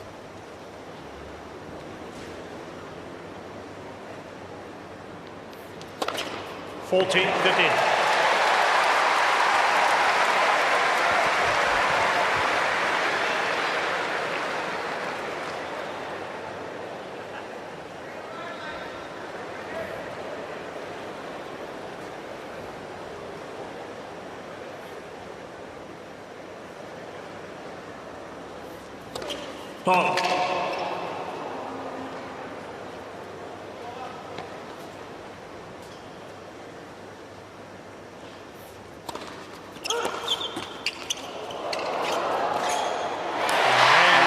Nice opening service game for Alex de Minaur and Australia. And when we talk about courtside, joining us courtside tonight is Josh Eagle.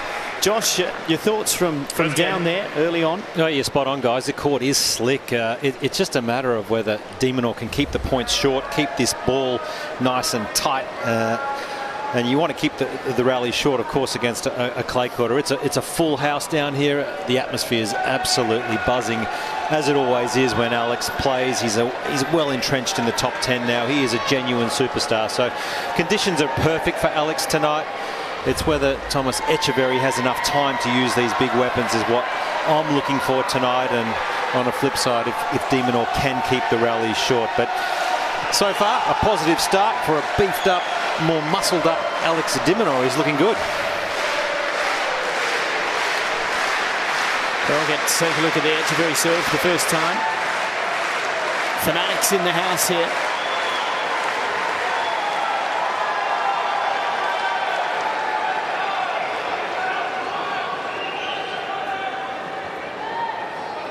Representing Team Argentina, Martin Etcheverry to serve.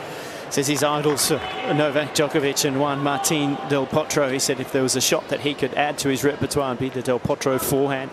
Of course, del Potro hailing from his home country.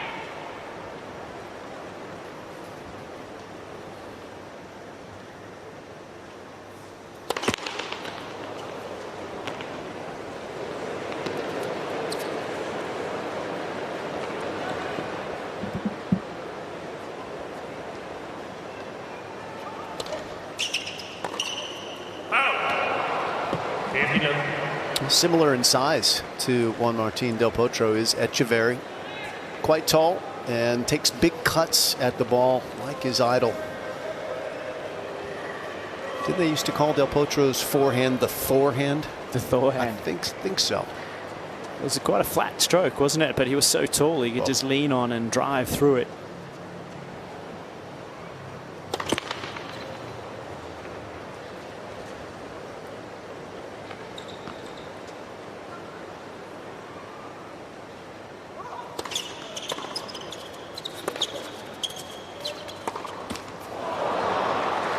That's a flat shot too, the forehand of Alex de Minaur, and that's one of the things that he's constantly working on, is trying to get shape on the ball. And by shape, you can watch here, Jim, as he goes through that one, it really lengthens through the ball, doesn't really finish over his shoulder for a long time. To get more spin, you've got to get up the back of it quickly, and that's one thing that he's really trying to add more to his game.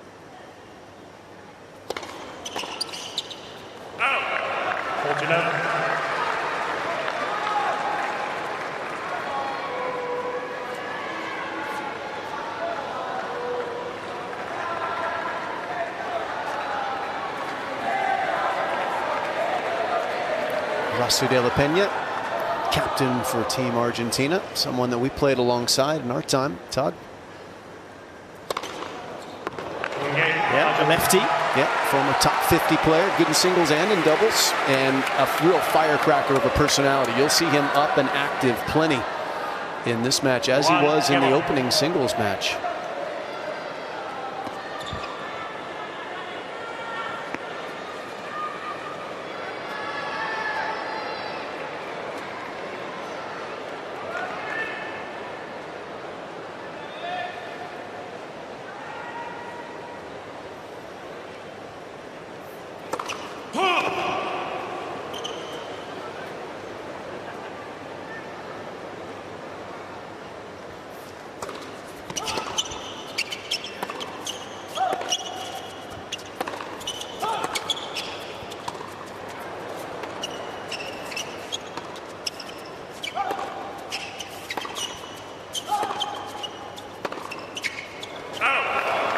The ball just flying a little bit on Dimonor at the moment.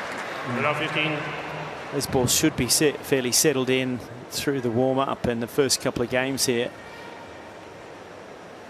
Sometimes you'll see them fly off the racket if they're brand new, and they were very quick in the ball changes here earlier today.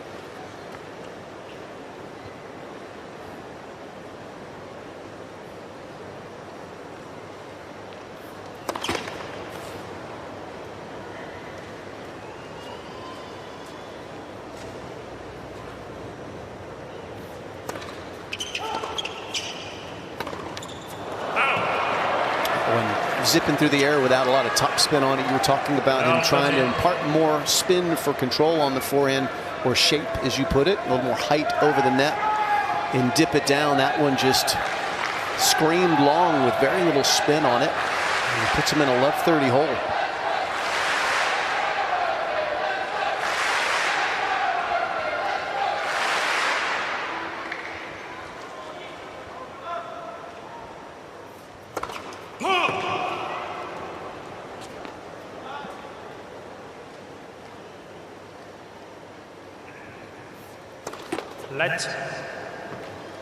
That was close too, almost a double.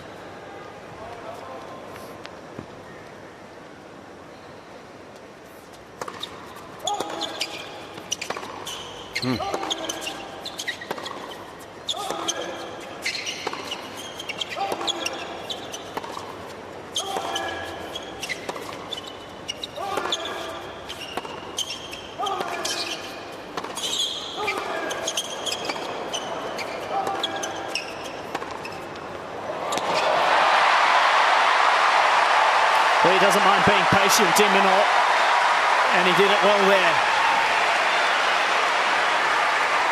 You could see him reacting to what happened in the points prior with the forehand. He was much more cautious in this rally, and it was the two-hander down the line, the change of direction, that did the damage.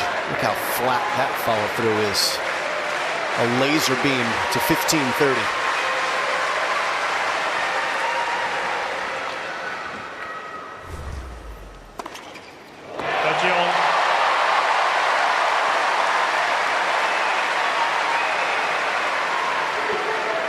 Hasn't yet found that smooth rhythm on his serve.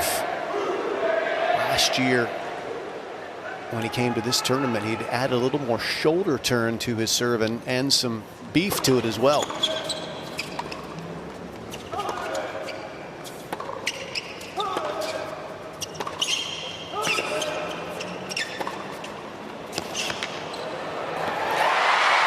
Beautifully constructed point, one of his stock plays there. If he goes cross corner, if you drop it short a little, he'll take it down the line, and he's very swift moving in, and I think one of the best transitional volleyers in the game currently. This is that setup. Doesn't hesitate as soon as he knows he's got his opponent with that single hand off the racket.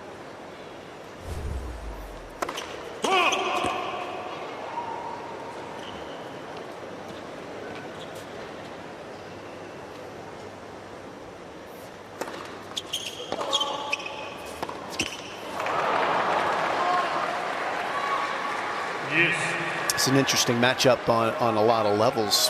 One of the more interesting components to it, I think, is the court positioning and how Etcheverry likes to stand deep in the court, gives him more time on the ball. He has plenty of power, long levers to work with. Dimonor, a little bit slighter, stands on top of the baseline and tries to take time away from Etcheverry, take the ball early as much as he can.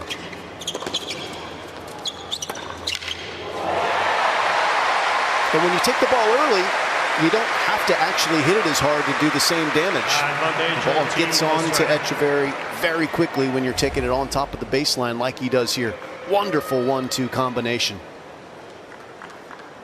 That takes perfect timing. He had it.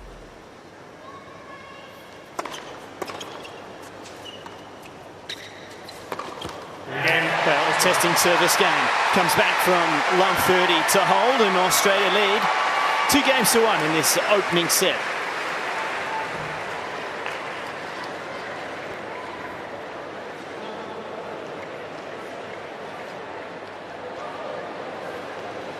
Well, Sydney playing host Team Australia 2 games to 3 of the groups here at the United Cup, and some of the players have been out and visiting, and this is one of those places to go if you get to Sydney too. This is Manly Beach. It's located on Sydney's north. It hosts millions of visitors each year, and the locals too, which love it. It's picturesque, and of course you can get there from Circular Quay by ferry across the harbour, one of the most beautiful ferry rides that you will take around the world, and that's what awaits you at the other side.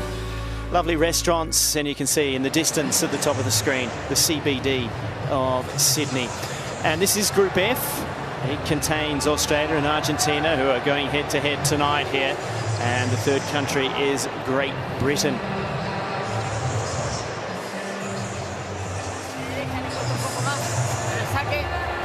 Well, almost a full house here in Sydney, and they are right behind Alex de Minaur. Solid start in the first match of his season for 2025.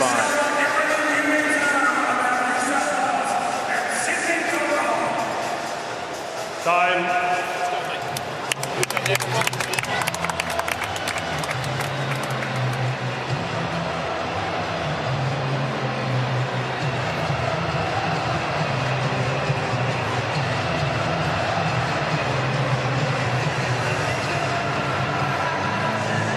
Congratulations in order for Alex and Katie Boulter, the great British WTA player.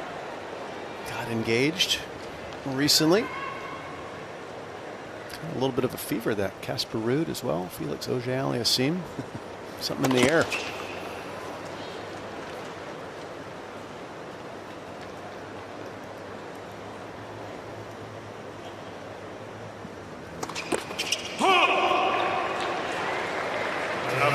Tend to feel in this matchup, Jim, that Alex de Minaur has to absorb quite a bit of aggressive tennis from Echeverry and wear him down and see whether he's able to sustain that controlled aggression. That seems to be a bit of a downfall for him in terms of his consistency and where his ranking is compared to that of de Minaur. I think one of the things that Alex can use is something that, like the new service motion he deployed at the United Cup for the 2024 edition. He used a lot of slice backhands, didn't he, last year, with great success. A lot of change-ups, kept the ball low on players like Zverev and Djokovic and Taylor Fritz, and that was a big part of his success in those 3 top 10 wins at the United Cup.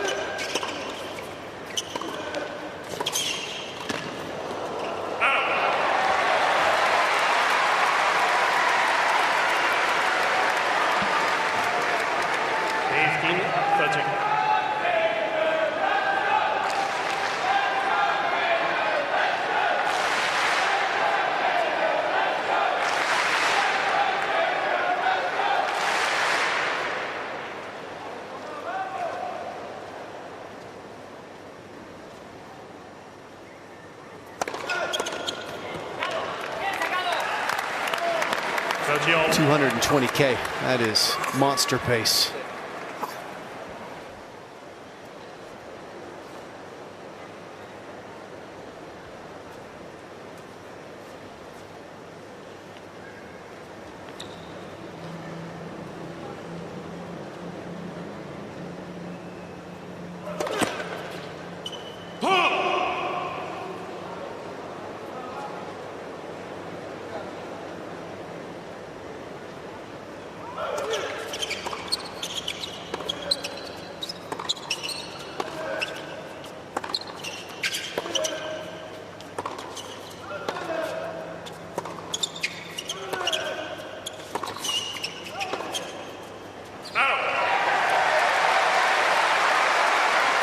That's what he does so well, de Minaur, in his return games. He gets that ball back into play and then really goes into lockdown on the big points, and that's a pressure point at 30-all early on in a match like this.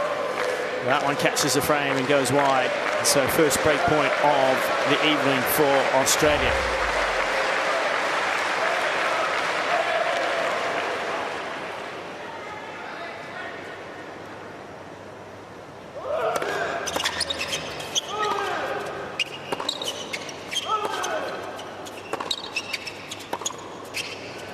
And he gets That's it, wonderful depth from de Minaur and the early break.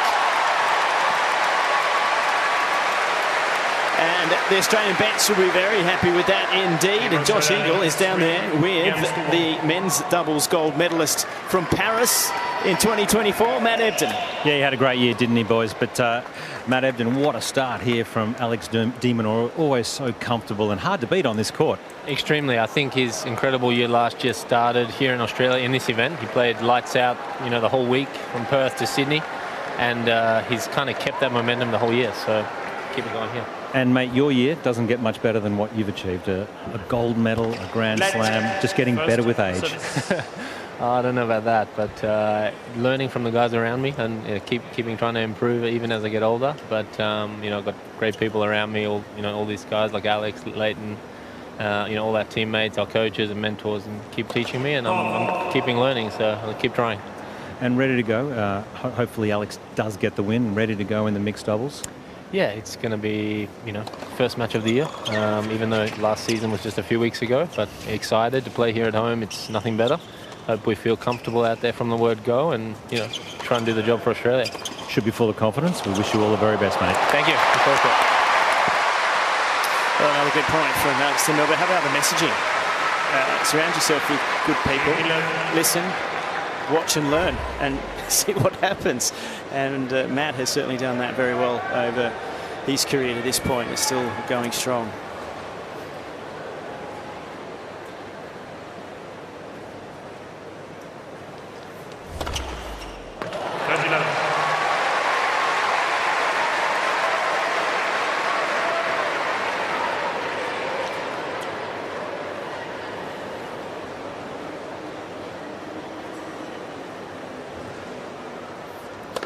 For service.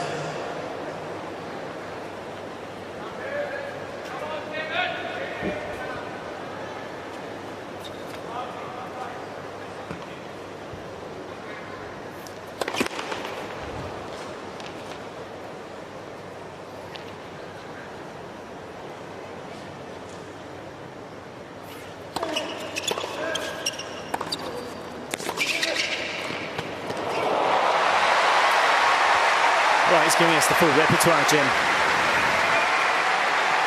Sending that approach shot deep into the corner and then just ghosting in behind it for a deft drop volley. Good bird's eye view of it here. Really a bird's eye, more like an ant's eye, but it's with the point.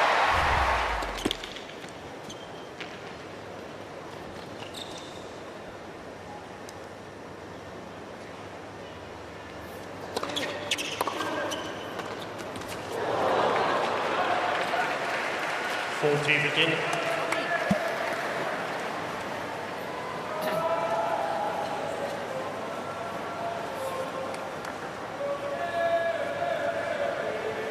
Cuando te metes, más firme, firme.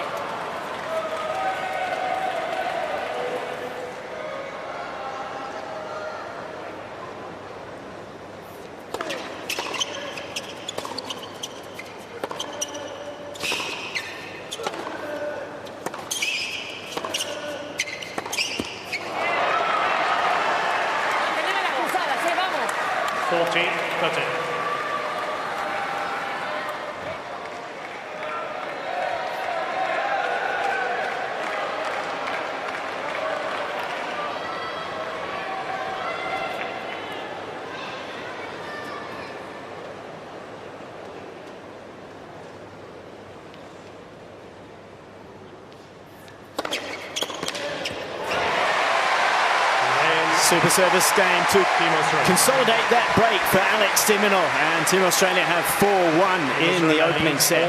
Against the wall.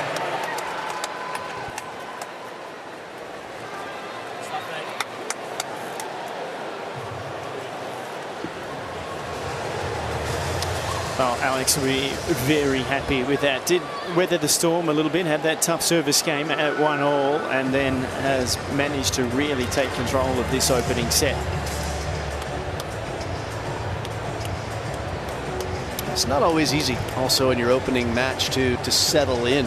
Everyone's anxious, everyone wants to get the season going, they want to get off to a good start, and We've seen Alex in past years, as he was getting his season started, overhit and overplay and make a lot of unforced errors and cause himself some troubles. But he has worked his way in nicely here. Overplayed a couple of forehands early and then just pulled back on the throttle. Eventually, he's staked the lead.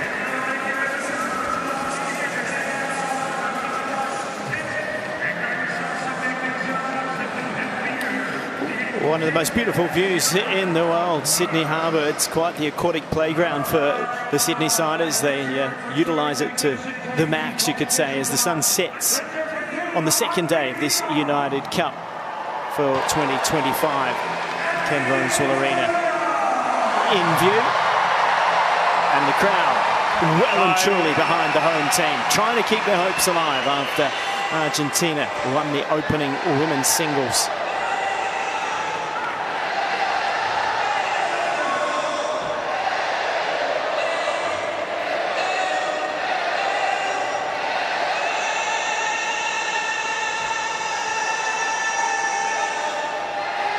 Didn't know Freddie Mercury was in the house. So Echeverry coming out to serve, trailing at 1-4.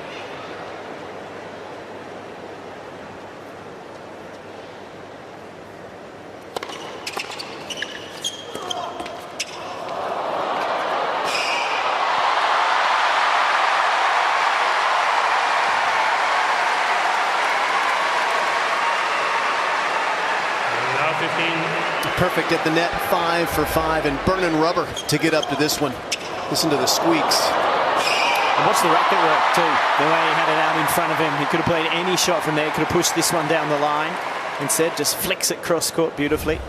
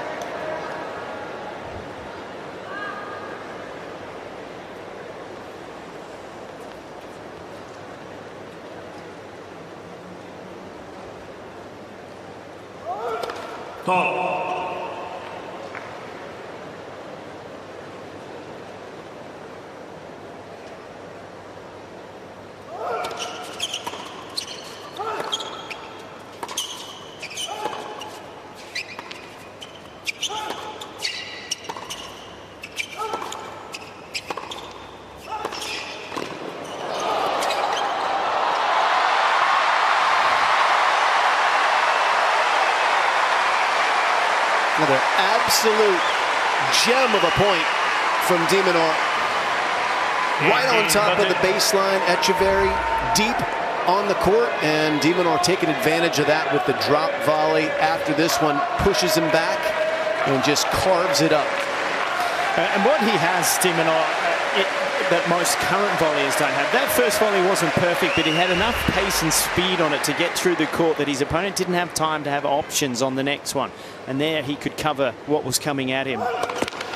A lot of guys today will just push that ball back and then it plops up and gets, it sort of has a stamp on it that says hit me. Not for Alex though.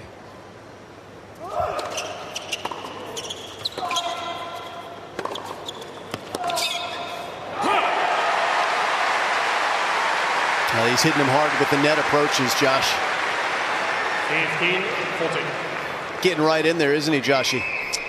Well, his tennis IQ is so impressive, guys, courtside here. Just the way he has the ability to sneak into the net, it's a joy to watch, and he's just showing his experience here, and it just changed gears ever so slightly, and he really has his man on the ropes at the moment.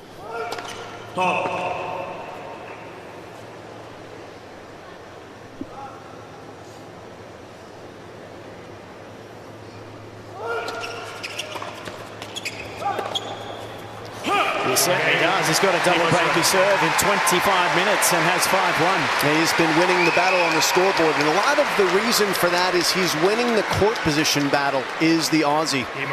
Echeverry, as a clay quarter, very comfortable standing deep in the court, Here's de Minaur's rally shots. He is right on top of the baseline on average with his, and the Argentine nowhere near replicating that. If we take a look at his, he is much deeper in the court.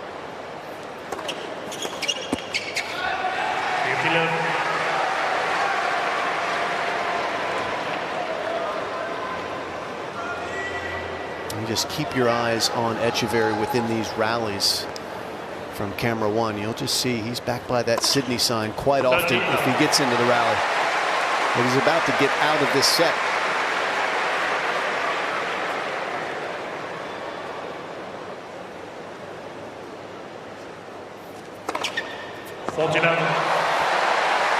What a way to serve it out.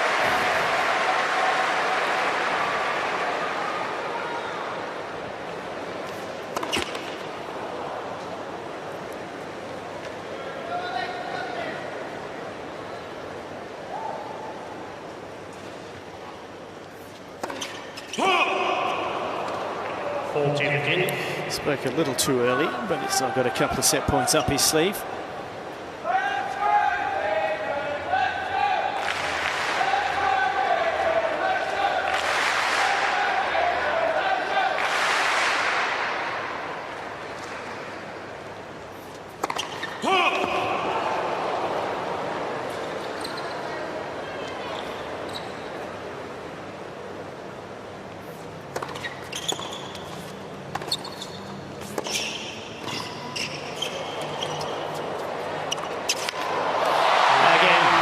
Wonderful all-court play from de Minaur. Takes the opening set 6 games to 1 in under half an hour.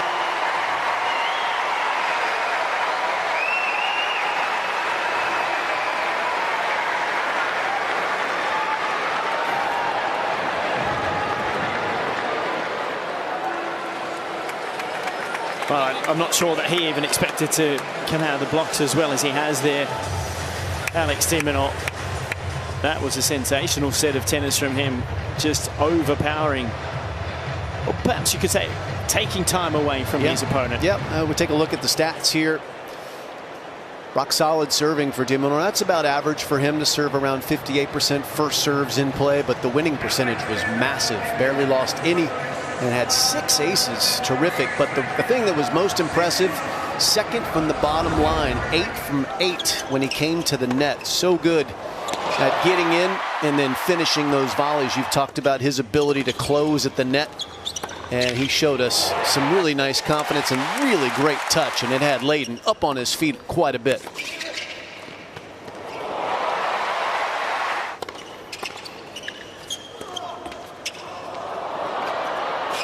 There's the foot speed that has become quite famous. And it builds so much pressure on his opponents that they feel that their court is so small.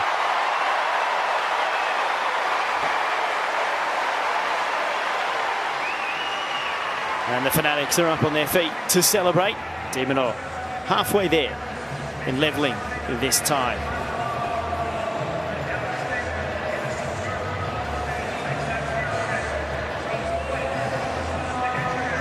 Day 2 of the United Cup. First day's play here in Sydney at Ken Rosewall Arena. Play got underway yesterday in Perth with the opening match between Kazakhstan and Spain.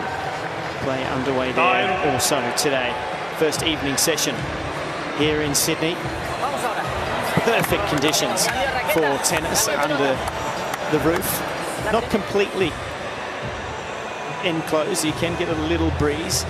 They have some awnings to the right of your screen there that stop the late afternoon sun from coming in. That has just about set now as these two fellas make their way to their seats. They better get in quick because players are back out on court. Echeverry taking the balls and ready to start set number 2.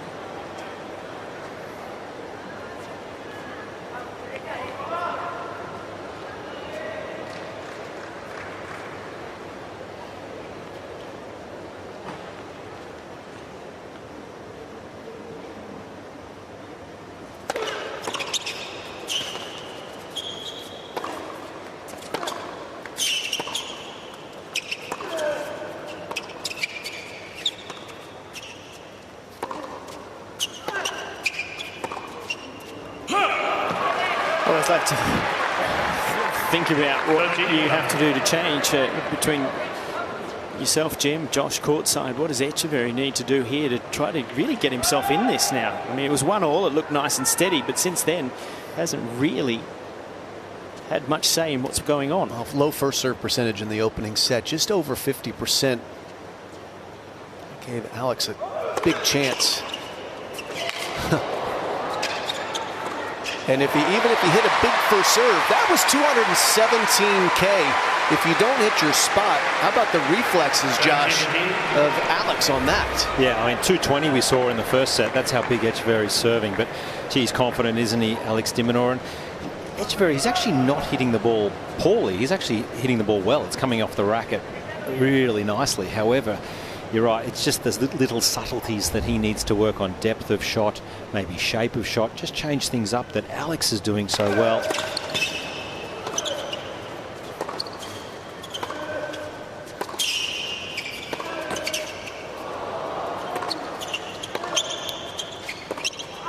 You guys know better than anyone that these great players, your top 10 players, that they self-coach and make adjustments so quickly. And Echeverry in the mid-30s with his ranking, that's the next step for him. He can't let this match just stretch on doing what he's doing. He has to make immediate change. And easier said than done, though, against a player who is red hot as what de Minaur is tonight.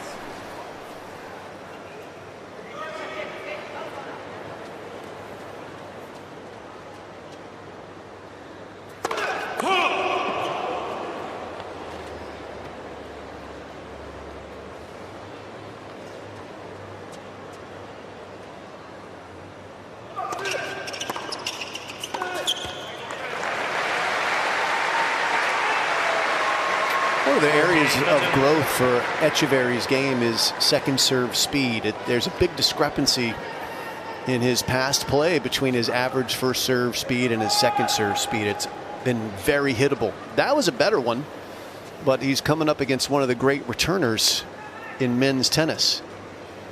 No one broke serve more than the man in the green and gold in 2024 in men's tennis.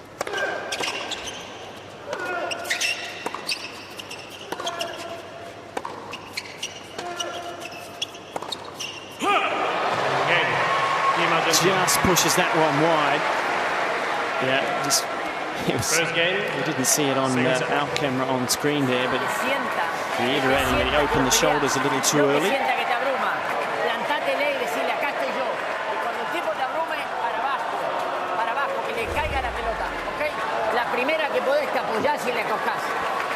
Here, Captain De La Pena, who's also the coach now for Echeverry. Very active here in the team zone. It's a great opportunity, really, for someone like Horacio De La Pena, relatively new to the Echeverry team, to spend some time in the fire with his player. That's one of the great things about this event, is to have the ability, as the chair umpire says something to Echeverry here, I think related to the towels, which are being delivered in the buckets by the ball kids in this tournament. Yeah, it's a new initiative, actually, isn't it? First time we've seen that. And instead of them carrying it out and having to touch the sweaty towel, they've got a light bucket to do it. It's just to help increase the time. They can meet the player halfway, so the player doesn't have to go all the way to the side of the court.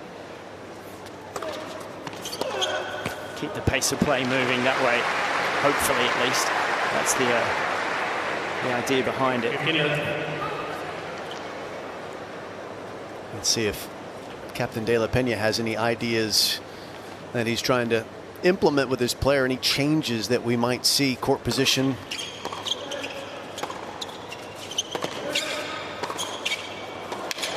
Hey, nothing you can do about that. He's just a victim of excellence from the Aussie.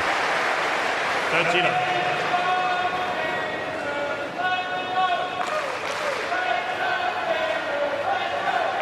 Top 50 singles player, solid doubles player as well. That's Horacio De La Pena.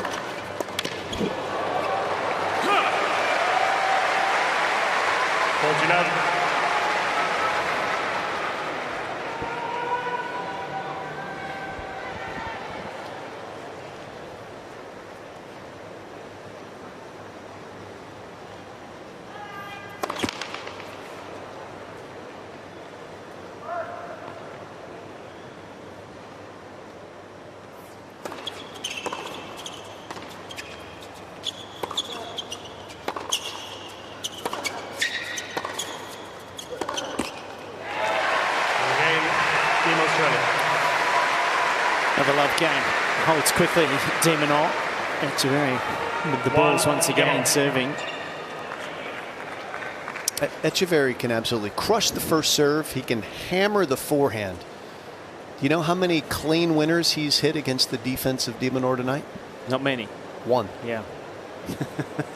That's Alex is at 14. That's one thing he needs to try and figure out, is how does he take control of these rallies? That's difficult in speedy conditions.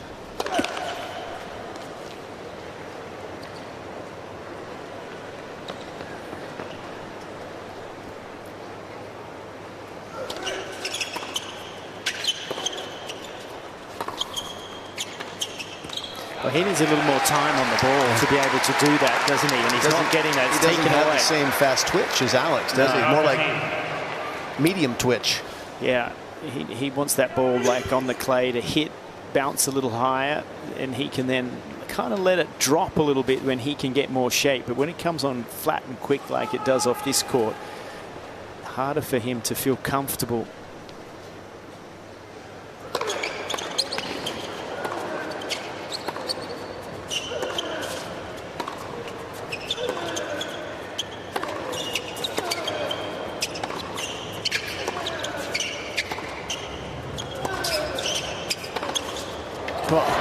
Look at that. Well, that's where he takes time away. Yes, he's ripped that forehand, but as soon as he saw the ball dropping off its length, have a look where his court position was. We'll get a replay of it here. And he's so quick to get on it. So look, he's looking to come forward. His body weight's always moving down the court. And then bang. And then look at the reaction as soon as it was off the racket. He was looking to come in and pick off a volley. Not waiting to see. It wasn't reactive at all. Fantastic footage.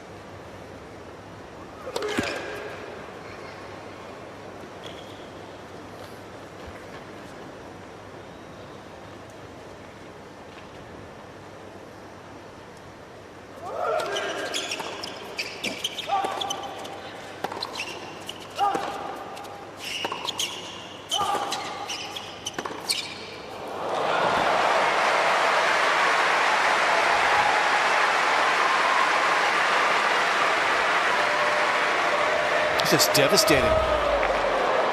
Again, up on top of the baseline, early forehand, following it in, but no need. That's not coming back. 3 breakpoint chances for Demonor.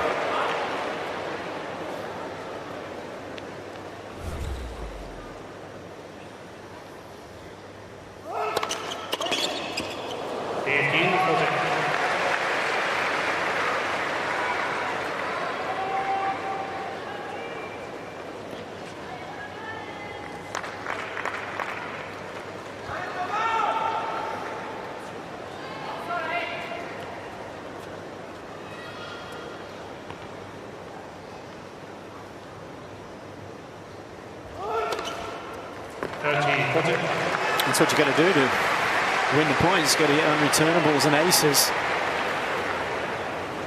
Second ace of the match.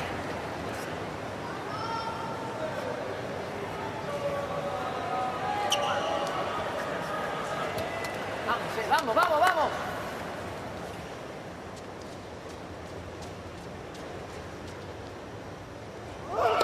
Top.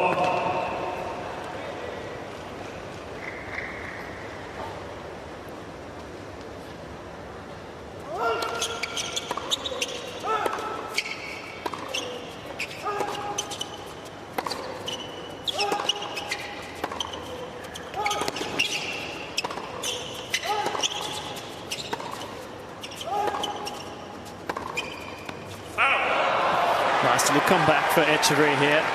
Yes.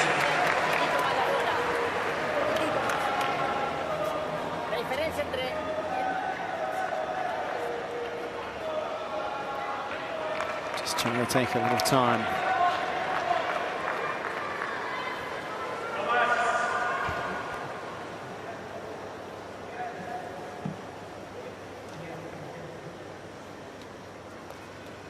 chair umpires, I think, trying to encourage Echeverry to have the ball kids help him with the speed on the clock, get the towel over to him quicker, rather than walking all the way to the corners. This is a very broad court, very wide. So Damien Dumassois up in the chair trying to just keep things moving along. With this new initiative, the players may not be fully aware of what they're allowed to do.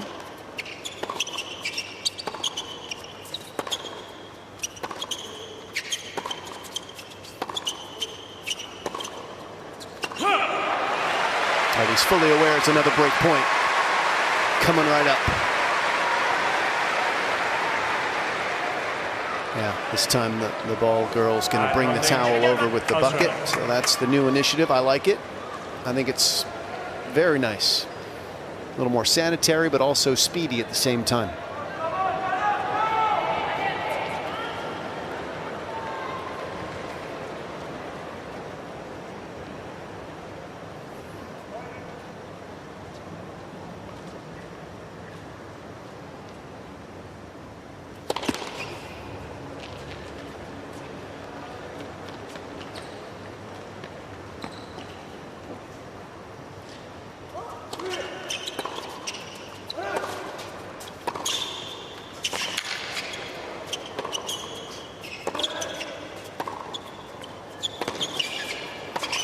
Oh, brilliant. Goes back behind Echeverry and gets the break. Races to the bench. Does Alex de Minaur, Australia. Up a set and 2-1.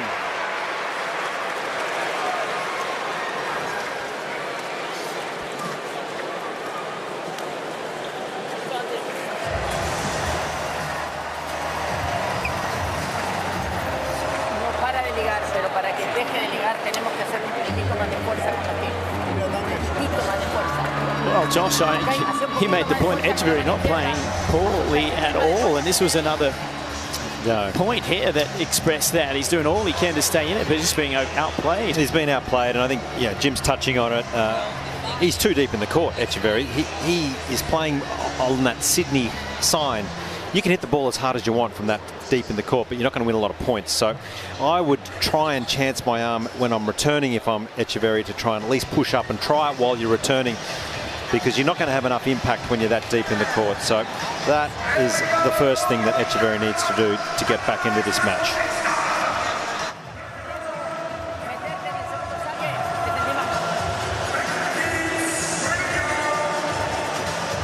Well, it's an impressive performance so far from Alex de Minaur. 6-1, 2-1 with the break, and looks very comfortable indeed out here on what I think he would call his favourite court in the world. It was the court that gave him a big start at the ATP Tour level. It's one that he's had success in winning the Sydney International on. He's also had one of the biggest wins of his career on this court, defeating Rafa Nadal.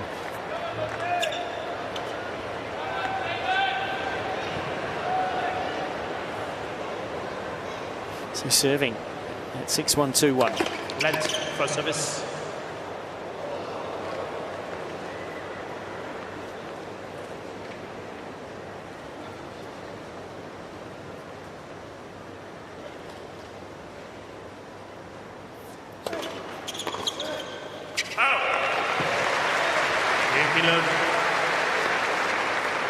And of course, Alex grew up training here. He was born in Cars Park, or born in Sydney, lived in Cars Park, a suburb in the south of Sydney. Then moved over to Spain and came back here around about the age of 13.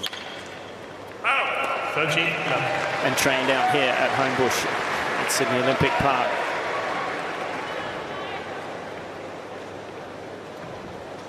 Bases himself out of Alicante in Spain now.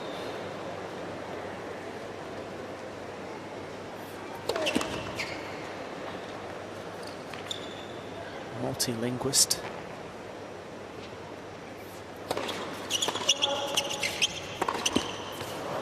English, Spanish, and quite fluent in French to go with it.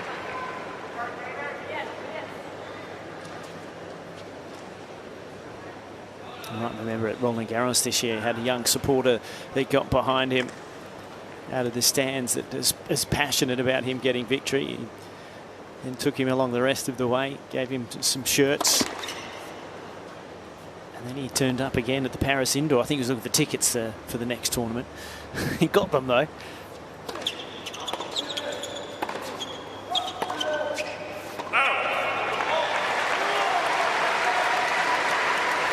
It's a good time to be a de Minaur fan. If you're getting free tickets, you get to see a lot of matches with all the match wins he had in this season of 2024. Remembering he missed a small block of it too because of injury.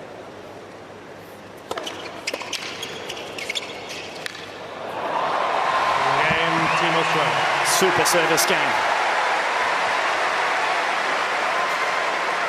That's why it was so impressive that de Minaur, playing through the injury, not at full strength, able to make it out as far as he did. The quarterfinals of the U.S. Open before Jack Draper finally stopped his run there, but his season at the majors last year was exceptional. Fourth round the Australian Open, lost in 5 tough sets to Rublev.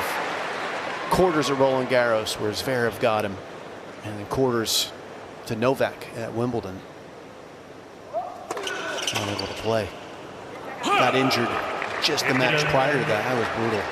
Well, that was what was so impressive about coming back to the US Open and playing well, because that match there, Novak was nowhere near his best. He was coming off knee issues. It was a real opportunity for Alex to potentially get a big win, go deep at Wimbledon.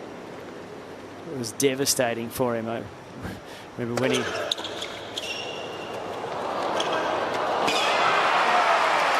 made the announcement and he came and spoke to the media, to Channel 9 in Australia, and it was very somber.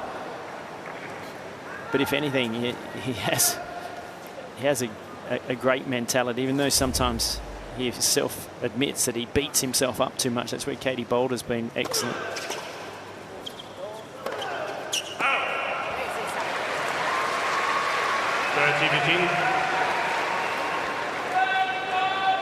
You need someone in your corner, a partner that understands what you're going through living daily, and they've both been able to help each other extremely well individually, reaching career highs while maintaining a healthy relationship. That's not easy out on tour.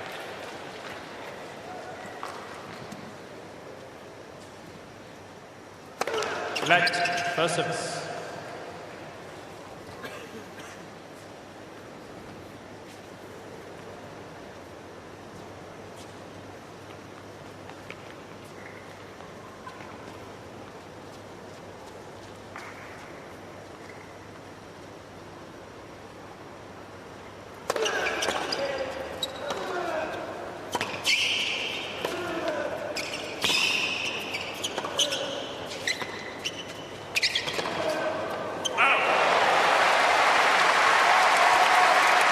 I just wonder sometimes when you play Alex, Etcheverry's, as I mentioned, when he beat him on clay, he overpowered him, just went big, big and big. I think sometimes you need to throw off-pace balls and let Alex make his own pace. He likes to redirect off your pace, and particularly on this surface, and perhaps some slower, higher balls.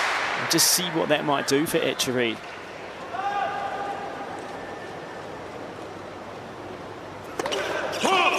Going the other direction in this game, trying to stay right on top of the baseline and be the big dog in the rallies. Alex outfoxed him in that last one with the slice backhand.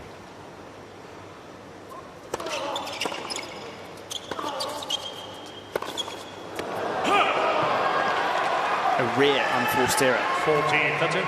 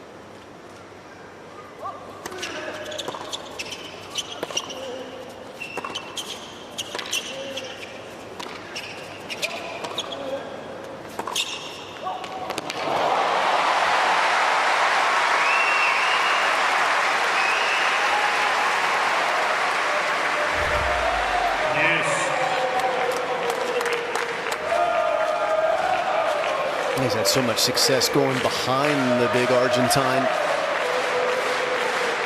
Tougher for him to change directions than the little Aussie.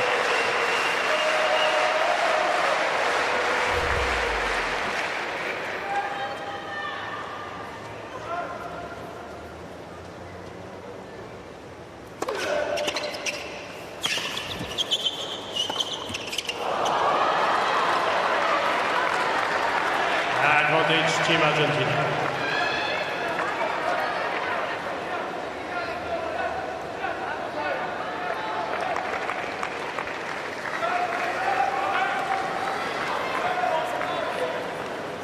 Bien arriba,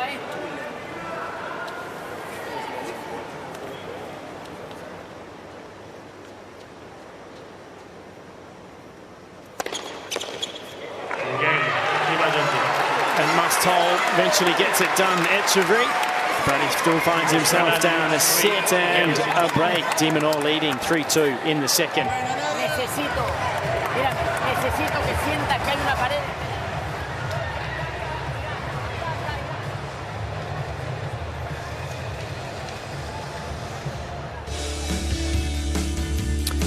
Ever done this, Jim? Have you ever been in a seaplane? I have. A couple different times. They're interesting, let's put it that way, but they get you to some really interesting places as a result. Taking off is a little bit funky. Landing's just fine. It can be a little bit bumpy, can't have you done it? I haven't done it here on Sydney Harbour and get these sorts of views. I've done it in the Maldives, actually going on holiday, but this is a sensational way to see the wonderful landscape and coastline of Sydney.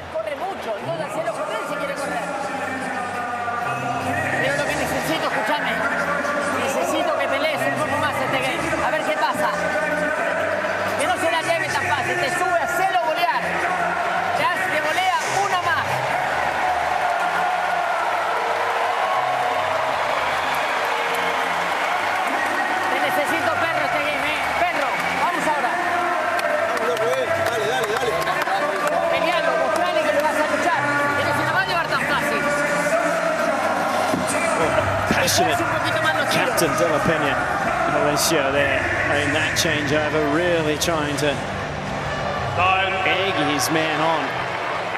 I'm not sure how much of it he was taking in though.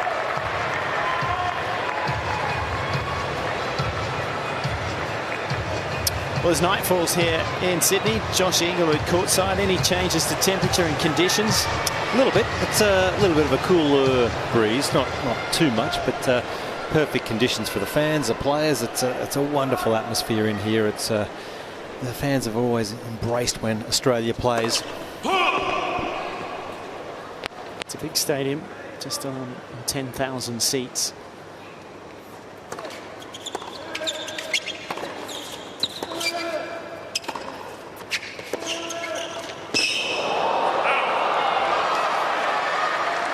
Built, of course, for the Sydney Olympic Games back in 2000. Australia to host the next games in Brisbane. Well, not the next to next, LA, and then of course Brisbane.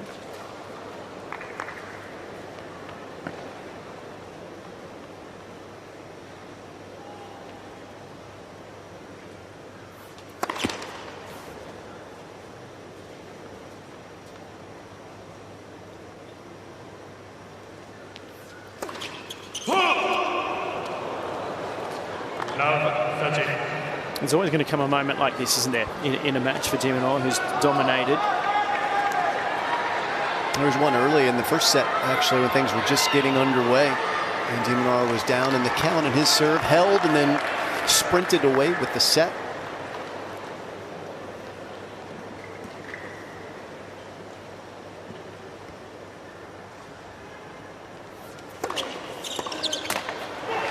Such a smart serve to take it out to the forehand, where he has a much longer take back.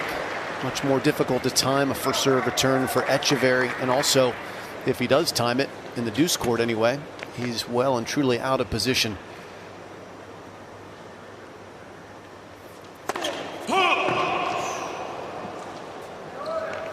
Now here's the real chance for Thomas Martin to get involved in this second set. Second serve at 15:30.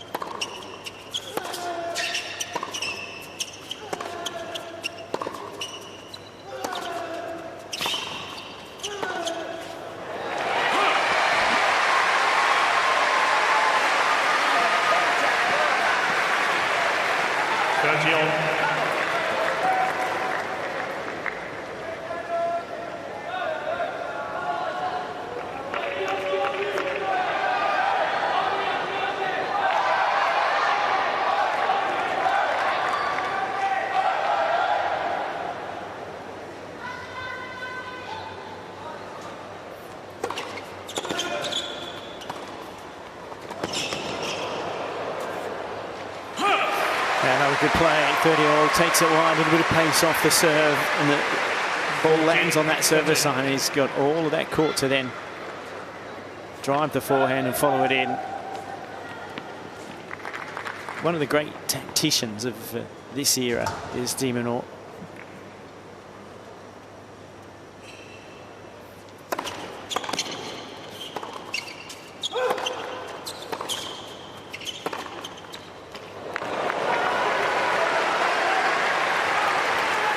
That looked like an angry backhand from Echeverry, but it was effective. Just unloaded on it.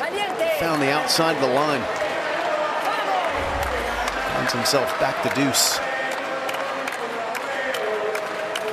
Didn't see anything like that in the opening set.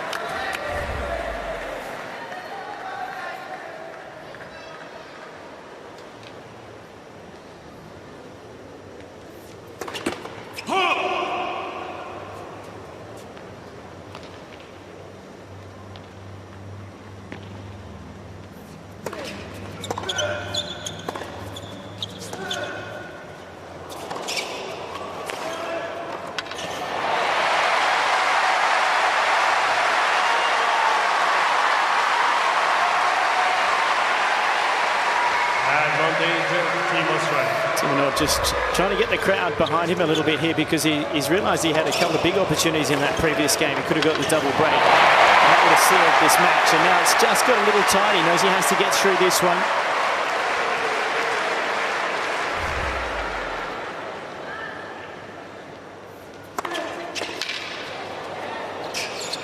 And he does.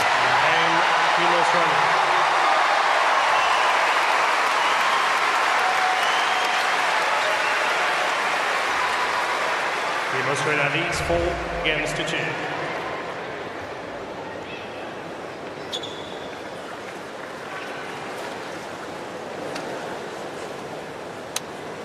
He's so much like that man on screen, isn't he? Sometimes when you're watching at the moment, when the score is set in a break, and Leighton was relentless in those times too when he was at his very best. He just would not give you points, not give you games.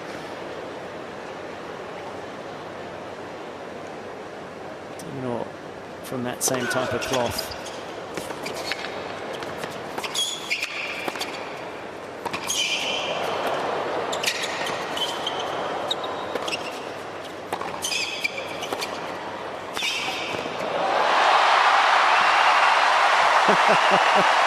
And a wry smile from Leighton Hewitt.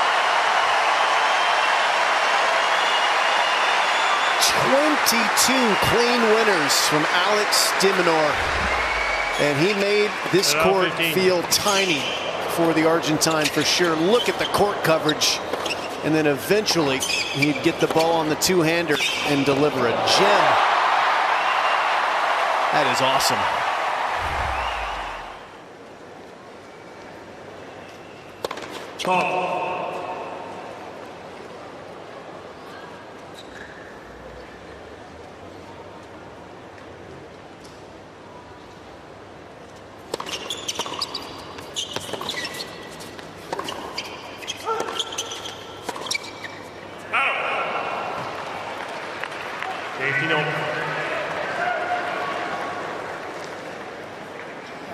Cualquier regla. Por eso hay que apoyarse.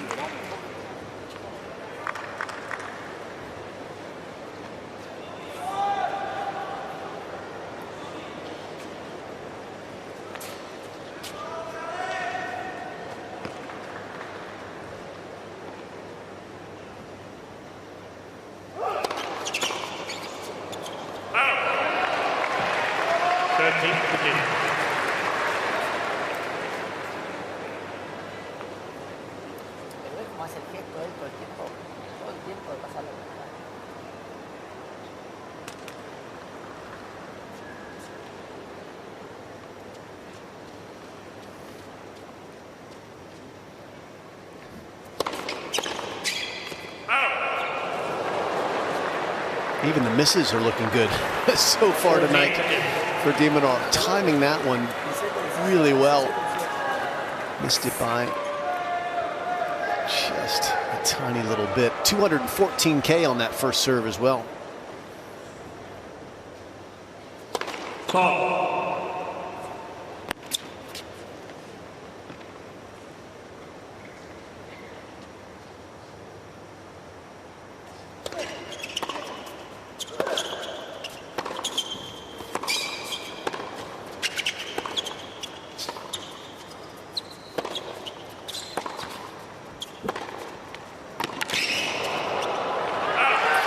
tennis from Echeverry. Keeps his hopes alive, but he's going to have to break soon. Australia have a set and 4 games to 3. Australia leads 4 games to 3.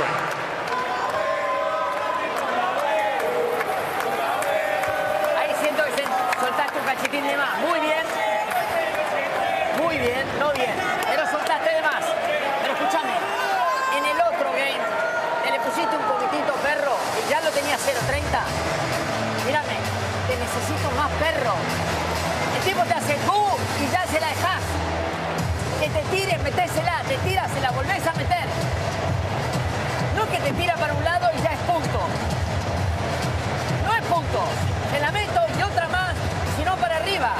Y la primera que tengo firme. El tipo, mírame, te abruma y vos en lugar de tirársela para abajo, te la tirás rápida, volvés acá arriba, toda.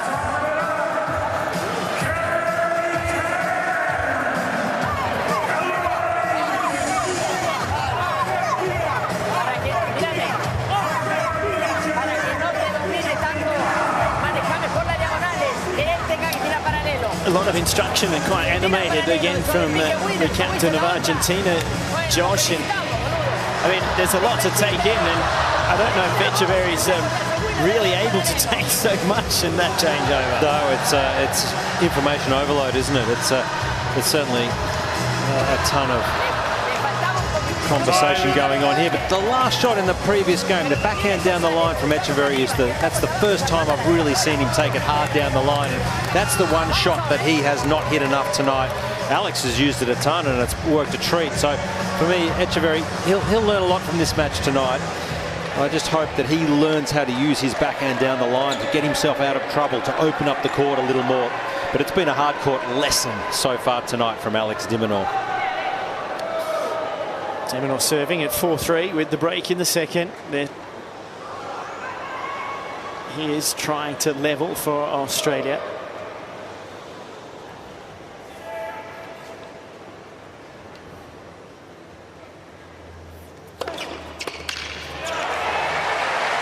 This, of course, is Group F, and Nadia Podoroska, the 27-year-old, defeated Olivia Gidecki in straight sets to give Argentina the first match win. 13. So if it stays on course here, mixed doubles is going to be the decider.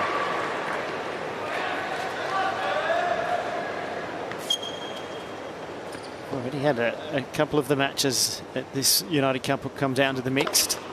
14. Earlier here today, Switzerland. Victors over France in the mixed doubles to go through 2-1 in their group.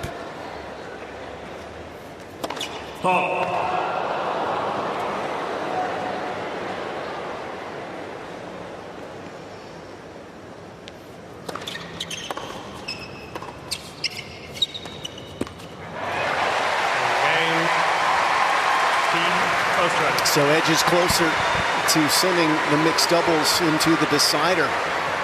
And you would think on paper Australia has a decided advantage, Todd, in the mixed, yeah? Helen Perez, Matt Ebden, both doubles experts. Ebden, of course, coming off a fantastic 2024. Ellen, always consistent and edging around, has been in the top 10, sitting not that far out of it. Certainly more of a combination than what Argentina will be putting out on court.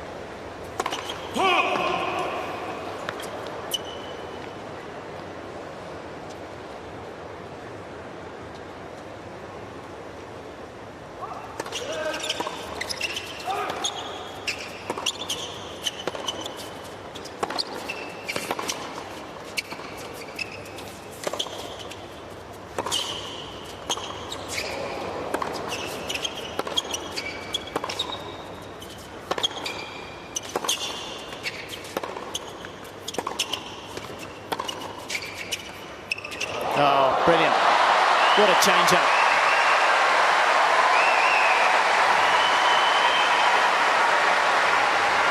And what a pleasant change this match will have been for Alex de Minaur, who is the best on tour in 2024 at breaking serve, but not holding serve. Sometimes that's more of a challenge for him, but he has not faced a break point tonight. When he's been in a little bit of danger, his first serve has delivered for him. The return's been consistently delivering.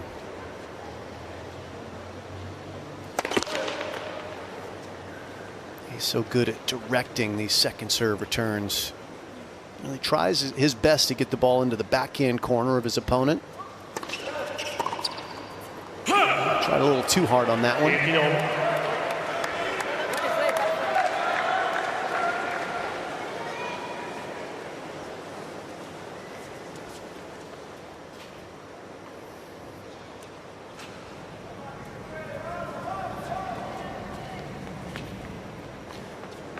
Perez getting warmed up in the gym.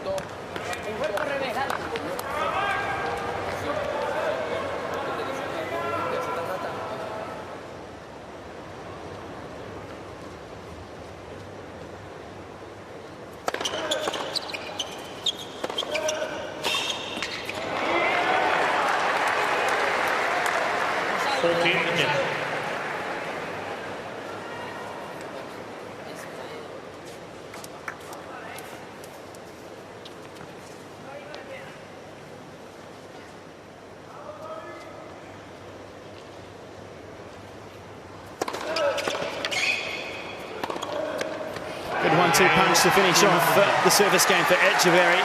Who's going to have to find something special when we come back, because it will be Alex de Minaur to serve for the match for Australia at 5-4.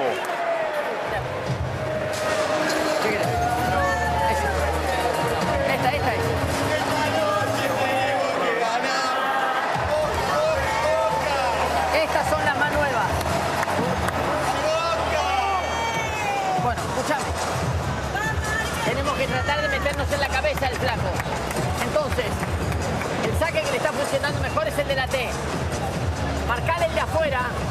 Marcale el de afuera. Cuando tire la pelota, lo cubrís. A ver si la adivinamos y nos ponemos encima del partido. Cierra el primer saque. Te le tirás encima, lo haces volear. La primer pelota que no le pega, apoyate. Soltale el brazo, pegale. Porque si vos tirás y el tipo te tira winner, no podemos. Y cuando el tipo te domina, que sienta que traes y traes. No le regales.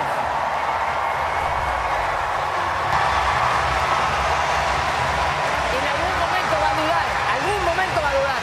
En ese momento tenés que hacerlo jugar. But he's been relentless in trying to give information to Etcheverry, but at this particular point it's just a matter of hanging in.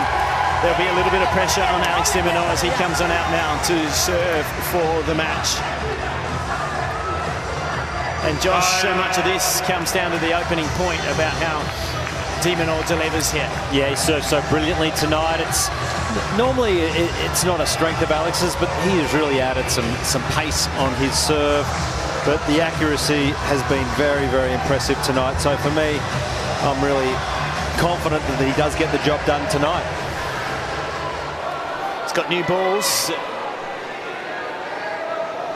As the etiquette is, he shows those to Etcheverry, and here he is serving for the match.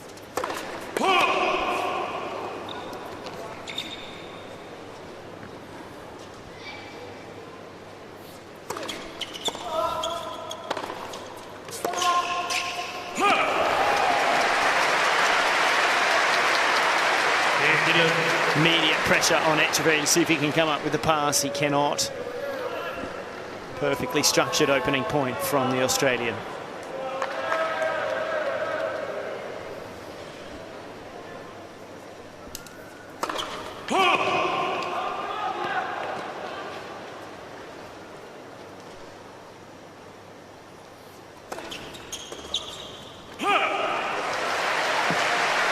been a good performance, hasn't it, from Diminor tonight? First match of the season, but Todd, he just looks so confident on this court. He's played so many of his biggest matches of his career.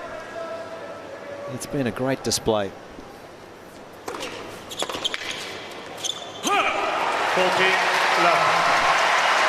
Just the type of game you like when you're serving for it. So after an hour and 13 minutes, Diminor with 3 match points.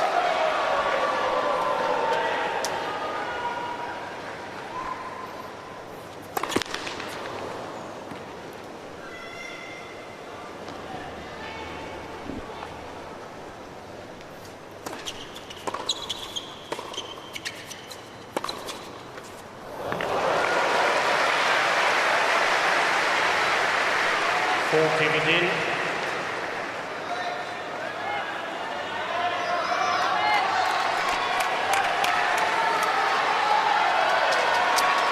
One gone, still 2 remain.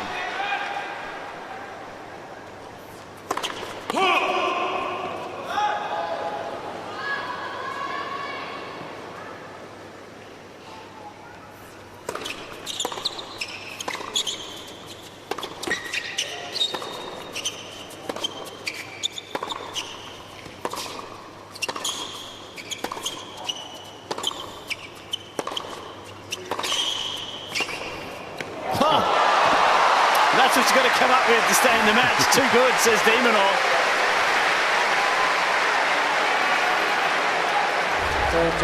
It seems ridiculous, doesn't it, that this is the quality or type of shot that Etcheverry has to hit just to win a point. Pure brilliance. That's how well Diminor has played.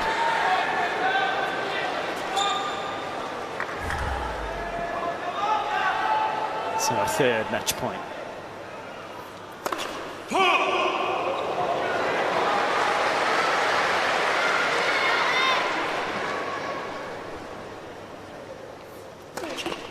Let second service.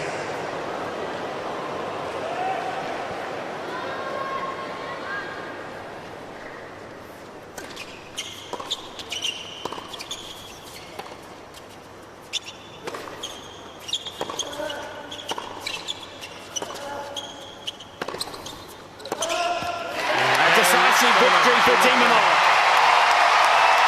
2 sets to match, 6-1, 6-4.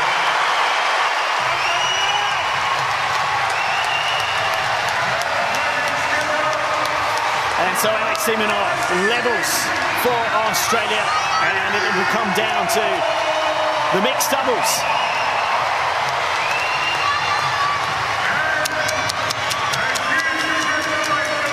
As Alex goes down to the Argentinian bench, captain Horacio de la Peña says too good. And once again, he finds the form that he so often has here at Ken Rosewall Arena.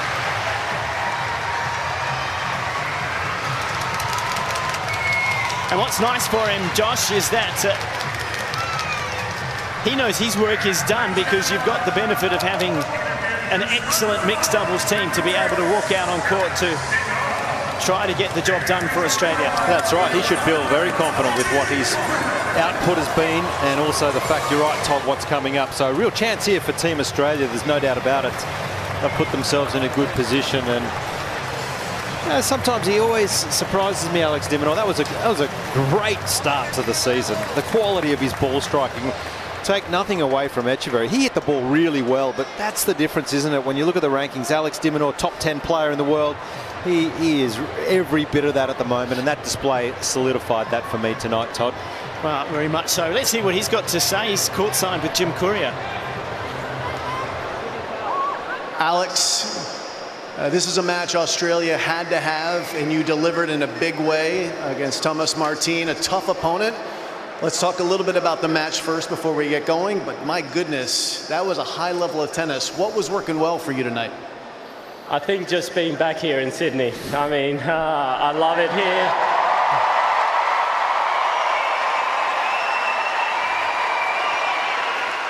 As I said, I love playing here. I get to play in front of friends, family, and in front of my home crowd. So what better way to start the new season?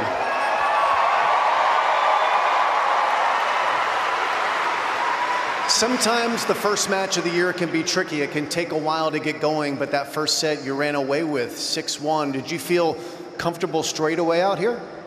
Not straight away, but I've been putting some great work in the pre-season. I felt comfortable with the way I was playing before the tournament, so I just taught myself to back myself and play the type of tennis I wanted to play, and thank God I executed today and got a win for Australia.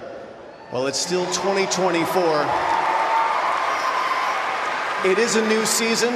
This tournament obviously will finish in 2025, but what a year 2024 has been for you. Into the top 10 for the first time, finishing there this year as well. What are your big takeaways from your performance this season, in spite of some injury challenges as well?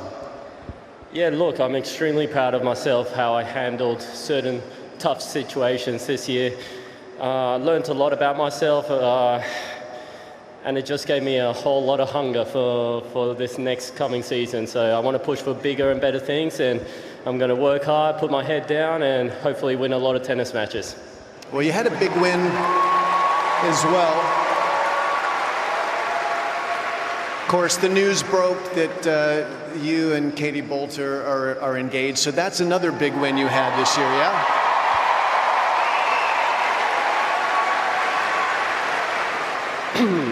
I mean, some would say that's the biggest win of my year, right? Or my career, so yeah. No, it was a great way to finish off the year, and yeah, I mean, we keep on going. Well, Australia keeps on going as well. One more match to come, a big one in the mixed doubles. Your thoughts on Australia's mixed team? Got experienced hands there, and what's going to be the key in that contest? Well, look. Hopefully this whole amazing crowd stays for the live mixed doubles. We need you guys. Let's get the Aussies over the line, and yeah, I'm looking forward to either playing or watching. All right, we'll find out soon. Congratulations, Alex de Minaur.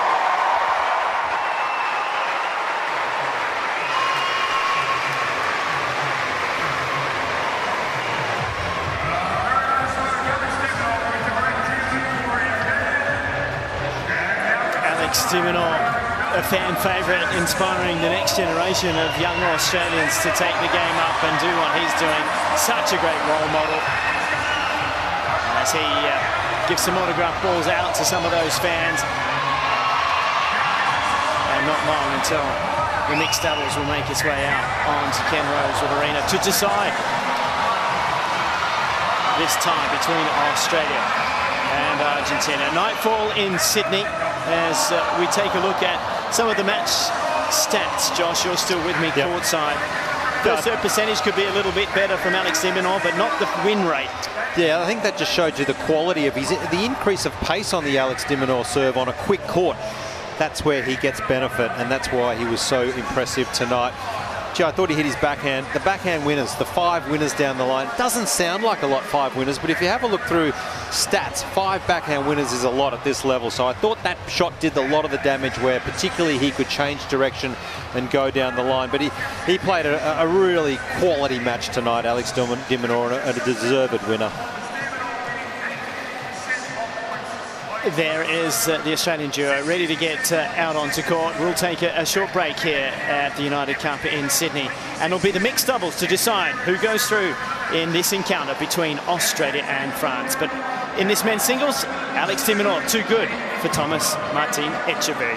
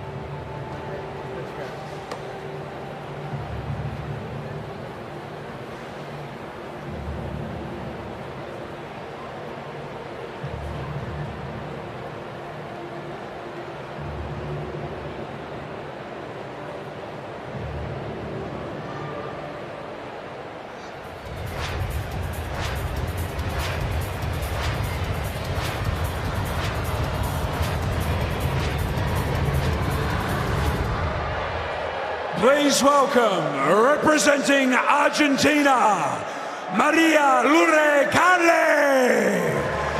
and Thomas Martin Echeverry.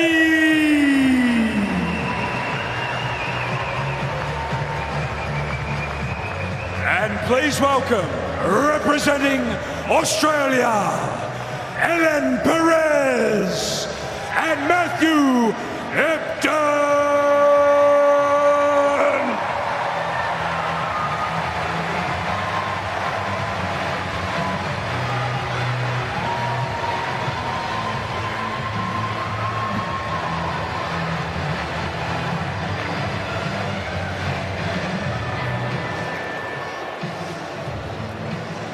A lot of optimism around the Ken Rosewell Arena as the Australians take to the court once again. A well-established mixed doubles team and doubles players, some of the elite in the world's game at the moment, taking on the Argentinians, who Jelena Dokic have thrown up a bit of a surprise here. Welcome, by the way, but that is a big surprise on the Argentinian side. Yeah, well, we heard about this 10 minutes ago, and you and I were in shock because Thomas Martin Echeverry, of course, is playing. We thought it would be Nadia Podoroska, especially after how well she played in her singles, and she's definitely more experienced, but they've thrown in a surprise, and we've got Maria Lourdes Cale coming out to play. So definitely a big surprise. Maybe the Argentinians know something we don't. She's having a great, great singles career at the moment, inside the top 100 for the first time. So we'll see what happens in this match tonight.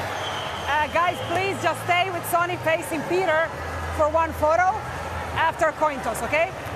Usual, just stuff. Your towel boxes are in the corners, and you can leave towels with the ladies at the back to bring it to you. You see those ladies? If you leave it with them, they can bring you towels. TV changeover, so please stay seated till announced time. I think that's about it. If you need anything, something's wrong. Is there a net device or you? Yeah, there is a net device, so if your team captain presses the buzzer, 60 seconds starts from when he presses it, all right? And both teams go to their box or only? Yeah. Only whoever, if you don't want to go, you don't need to go. But just one time per match, each team. So once you, once them, all right? Or that's about it. One rule change in tennis, and it takes a 4.5 hour monologue about what it means and how to use it. The timeout. Toss it up. Hop, come on. Hopefully the coin toss is a little smoother. Here it comes. Oh, that's some good air time. Receive. John it is. Receive. That side. Okay, the Argentinians receiving. It's all very complicated out there. Someone that's going to simplify things for us is courtside Laura Robson. I have to confess, I didn't see Emma's loss to Carla at Madrid. I'm assuming you were there and saw that, so you perhaps know a little bit more about the 24-year-old. Oh, not that much more. I've seen her play in patches, but I think for the Argentinian team, when you're looking at your doubles options, you've either got someone who's ranked about 290 in doubles or someone ranked about 390. So, you know, the options are more based on singles results recently, and maybe she just felt like their partnership would match up, whether that played a factor. And I'm sure Echeverry has seen a lot of both of them over the last few days and maybe made his choice. Yeah, it's certainly an interesting one, the way that Podoroska played against in her singles match. So this is the 24-year-old. She played a lot of tennis, Jelena, in the last 12 months. Over 70 matches on the tour. Had a couple of nice wins over Kudermetova. Emma Raducanu, of course, having qualified in Madrid and then beat Kudermetova there, which propelled her into a career-high ranking of 71 in the world. Sits at 94, but no real pedigree on the doubles court. A little bit like a doubles partner partner today as well on the men's side. Yeah, very different to the Aussie pairing, which we'll get to. But Thomas Martin-Etcheverry, of course, we know him as an excellent singles player, top 30 in the world, and a quarterfinalist at a Grand Slam in singles. But yeah, like Laura said, this is where you go off of having the most matches, I guess. You go off of maybe singles as well, but also how they will gel together. And perhaps for Carle, maybe she is a little bit more comfortable at the net. I will still say, though, Podoroska has had that great singles match. We even saw some great net play there. I don't know, maybe I would have gone with that play. But yeah, they know best. There's been a lot of practice going on in this last week going into the United Cup, and that's what they're going with. 3 minutes. A little interesting sort of aside that both Ellen Perez and Carla both went to the University of Georgia. Carla only went there for a year in 2018. Of course, Ellen Perez went there from 2014 and 17. And as Yelena said, it is certainly a big difference in terms of established pairings. And when you look at Matt Ebden and Ellen Perez, very different for Ebden. Well, he's won Grand Slams in doubles, in mixed doubles, and now, of course, an Olympic champion because he won in Paris, actually, this year with John Peers. What a result that was. And Ellen Perez, she has been in the semi-finals of a Grand Slam in doubles.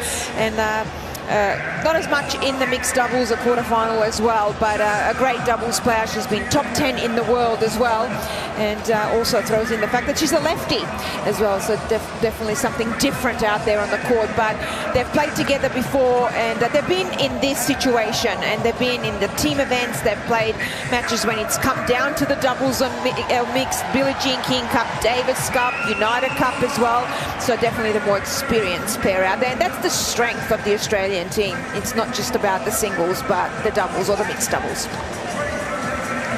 Two respective captains in very different places. A little disappointment in the opening one for Leighton in the ladies singles, and then De La Pena feeling the same emotion after the men's singles. De Minaur was at his destructive best in his singles match.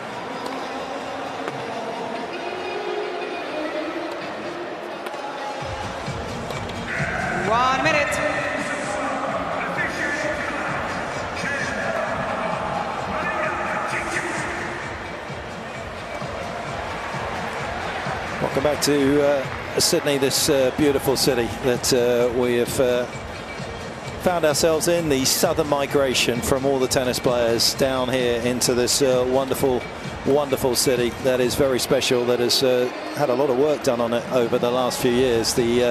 The traffic and the travel here has eased considerably. Used to be 45 minutes to an hour. When I still played, we travelled a lot longer. Now it's barely 20 minutes, but also, of course, the site of the Sydney Olympics. This is why it was built. Had the pleasure of actually playing here.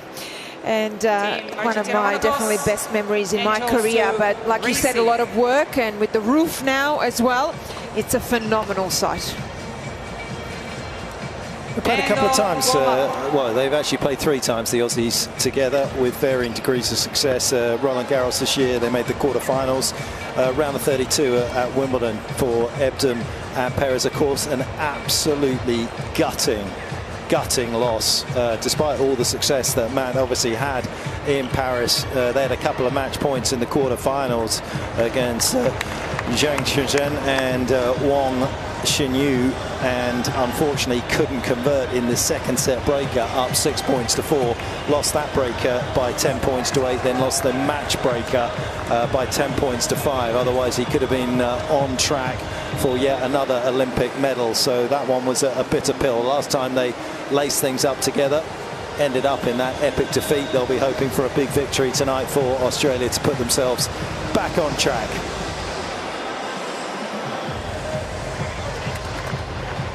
Australia, who played in Perth last year, of the match violation, both teams. Very much home advantage. That was time violation for both teams. Have you ever seen that? I don't think I've ever seen that. I haven't. Especially both teams getting a time violation. Yeah. So, as you mean to go on? Absolutely. Let's put the marker down. There's the flag in the ground. No messing tonight. It's there for a reason. Representing Australia, Matthew Ebden, 2-7. 37-year-old to kick things off.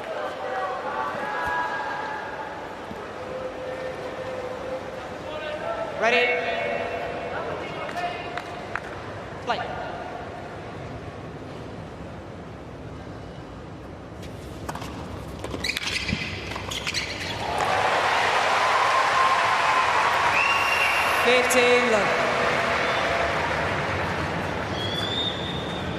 Perez top ranking of 7 coming in April of this year, sitting at 15 right now.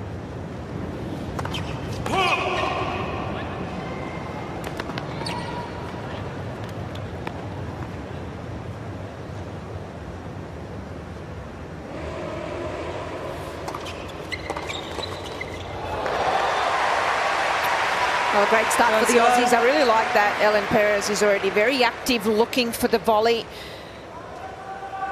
She plays her best when she does go after it and doesn't get tentative, and that's exactly what you want to do.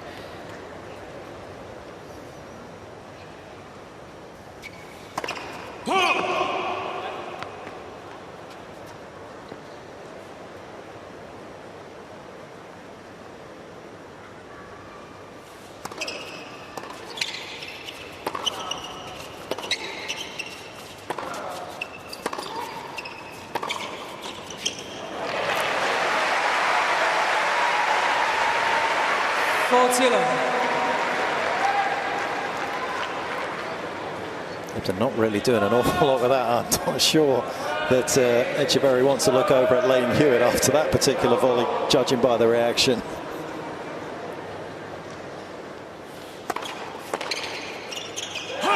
Game, Team Australia.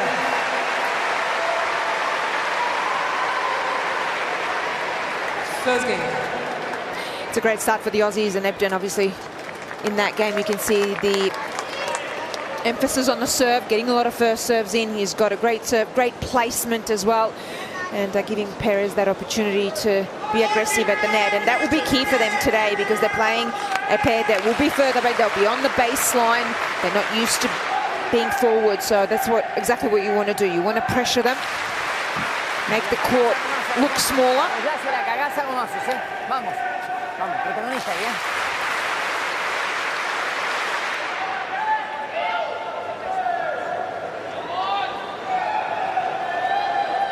Australia, Thomas Martin Echeverry, 2-7.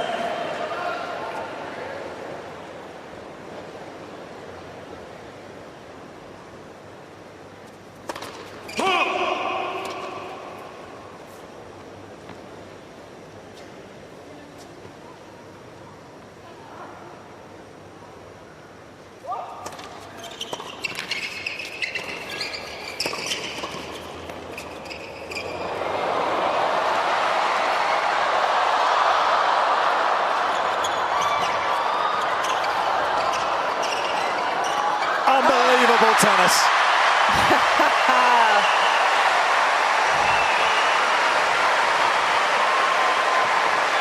Love that's superb, and that's the difference of being forward and being comfortable at the net, and how well they closed that net. Phenomenal. This was excellent right here from Ebden, the lob that he threw up, and straight away both Perez and Ebden at the net. That's a great angle of it as well, being in an attacking position. 15.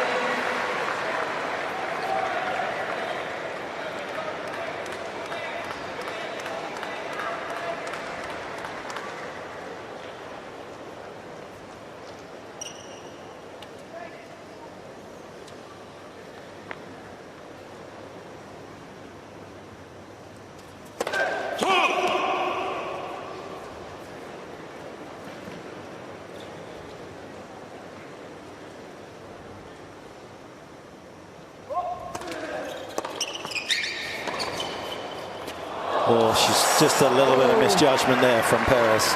Great play though, what a return, and that's what she does so well. And if Echeverry doesn't get that first serve in, that's now the second time that he hasn't. Perez will attack. Have a look at where she is, the contact point. The return contact point early, short backswing, and she comes forward. Maybe sometimes if you are a bit unsure, it might be better to actually hit that volley instead of letting it go early on in the match.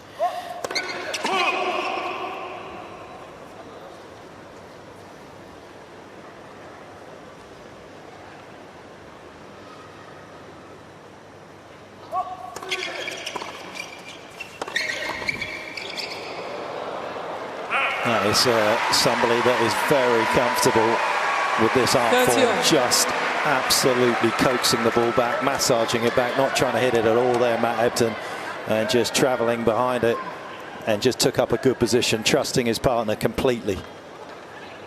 I love the returning from the Aussie pair so far. You can see it's a very deliberate tactic to take it early, come forward, and then create that massive pressure on the Argentinian team by being at the net.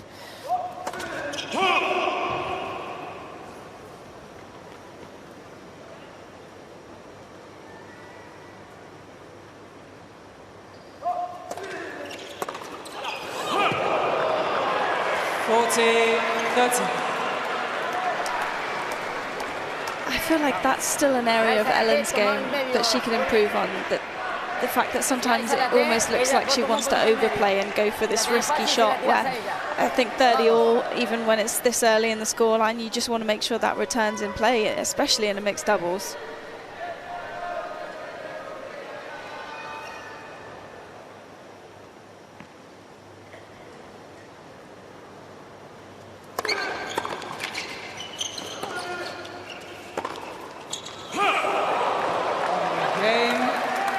Argentina, 1 game over. A little harder work for the Argentinians to hang on to their opening service game. As a lefty, Laura, did you like playing in the deuce side? I actually forget which side you played with Andy in the Olympics in London. I also played on the deuce side. Did you? Yeah. With most of my partners, to be honest. Mostly because you want the forehand volley through the middle of the court. So if you're comfortable when you're pushed out wide with the backhand return, then it's kind of a non-issue, and you just want to be able to get forward. Always good to hide Andy's forehand as well. Yeah, that helps. But no, Ellen's played on both sides with a combination of partners, but primarily she does play on the deuce side for that reason, because she likes to be super active at the net with her forehand volley.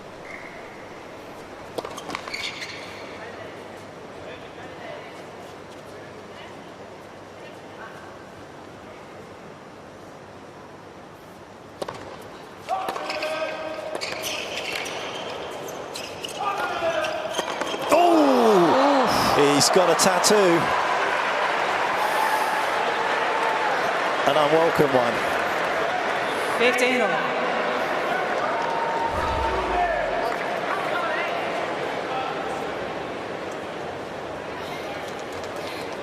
That might leave a mark. We're hearing it's 152k an hour forehand.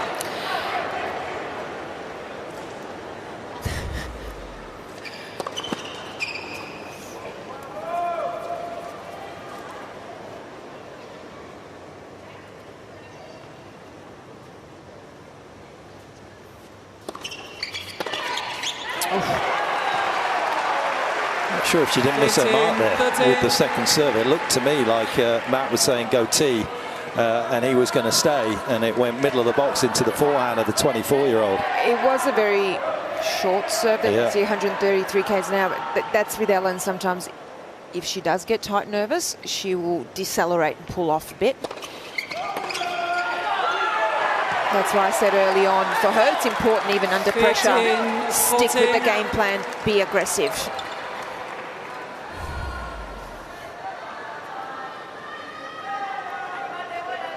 I think even that for a first serve is right in the middle of that service box, isn't it?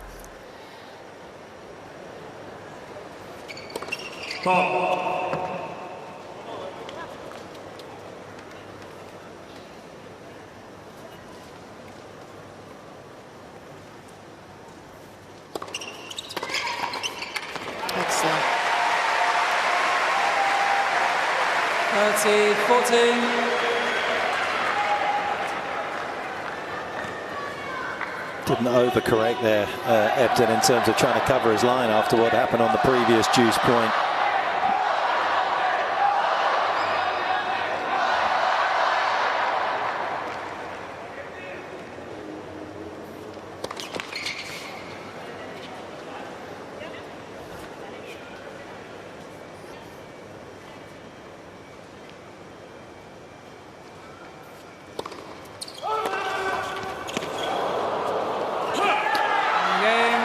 Can't defend another rocket launcher of a return from Echeverry, and it is the Argentinians who break first in this deciding mix to lead 2-1. Bien. Toallas. Ahí. Mira. Toma. Bien, ahora, mi amor, acordate, para que él se involucre, la pelota le tiene que ir al cuerpo, ¿ok? Le entra por la derecha, le entra al cuerpo, la pelota va a ir a vos. La mina ya le sacaste vos al cuerpo y te tiró a vos, ¿te acordás? Tira, entonces atento con la raqueta adelante, ¡pum! Cuando le sacás al flaco, sin problema, la mina si te tira encima, tirale un globo. Haceme caso, uno solo y se abre la cancha, ¿ok? The perfect fill-up for this team after what just happened in the previous singles. La pelota te viene a vos. Lo único que tenés es raqueta adelante, ya te dije, se te escapa para afuera, acá cruzada, ahí el cuerpo, nada más. Seguir compitiendo así, bien ahí, esa dinámica de competencia buena. Y los dos, si querés, los dos al cuerpo derecha. Y cuando ya lo sentís un poquito más, le sacamos para afuera. Pero empecemos con algo más tranquilo. Lo mismo el flaco, le sacás cuerpo revés. Alessia de la Peña has not stopped talking throughout the course of this changeover. He has seen a lot on the court that he wants to get through to his two players. He's worked with some very good players in the past, particularly Guillermo Correa.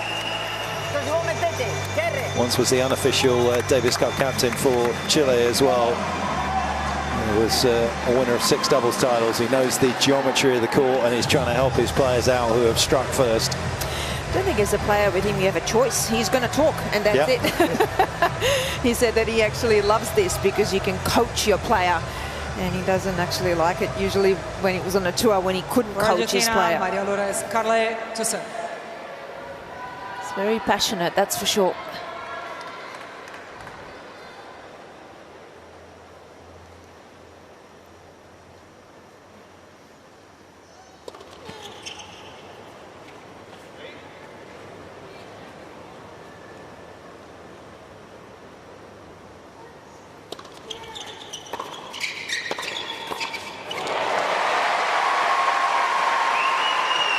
Love 15.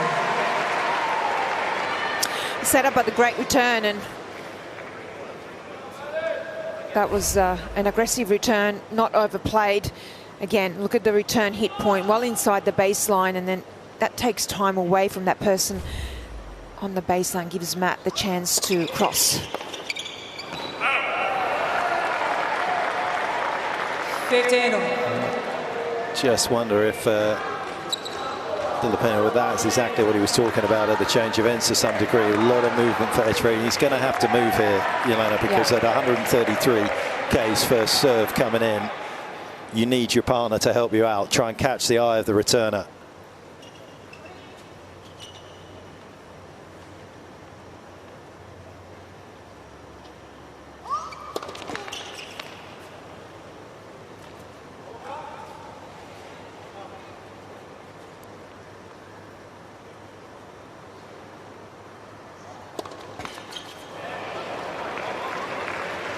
It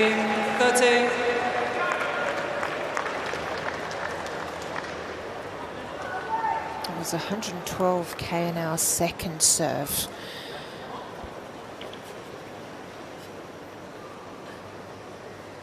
So I've got to go for placement here. I mean, firstly struggling with the percentage, but she's going to have to go for placement.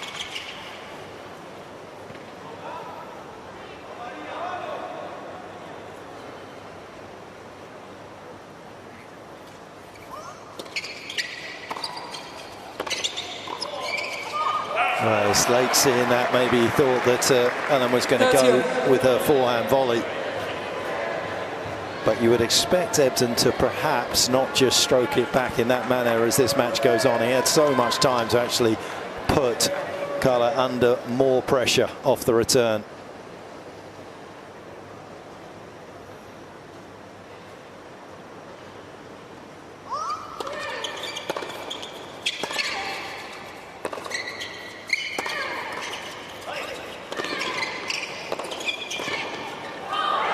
Oh, wow. What a point. Well, you can see, you talked about the matches that she had in singles this year and why she's top 100 in the world now. You can see the ball striking is there. How about that volley? High level with the ball, full, moving forward, body weight forward as well, backs herself.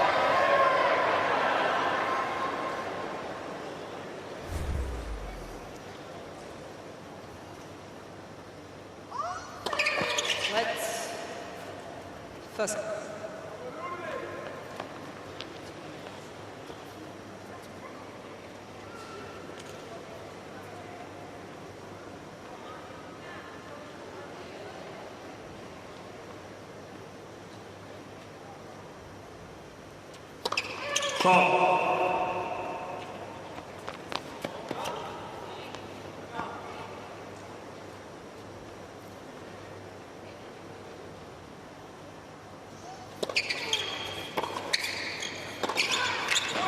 That is very special, and that is a very impressive hold of serve after the start to that particular game. As we go down to Laura Robson, who I think has muscled her way inside the Australian bench there. Yeah, it looked like I fit in with all the green and gold happening. But Olivia, just looking back on your singles, first match of the year, always going to be tough. How did you feel it went out there? How special was it to play in front of a crowd like this, regardless of the result?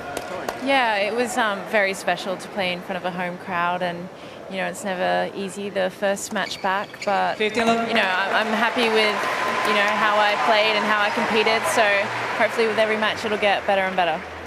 Were there things from the off-season that you did feel like you were implementing into your game that looking ahead to the rest of the season you want to see more of?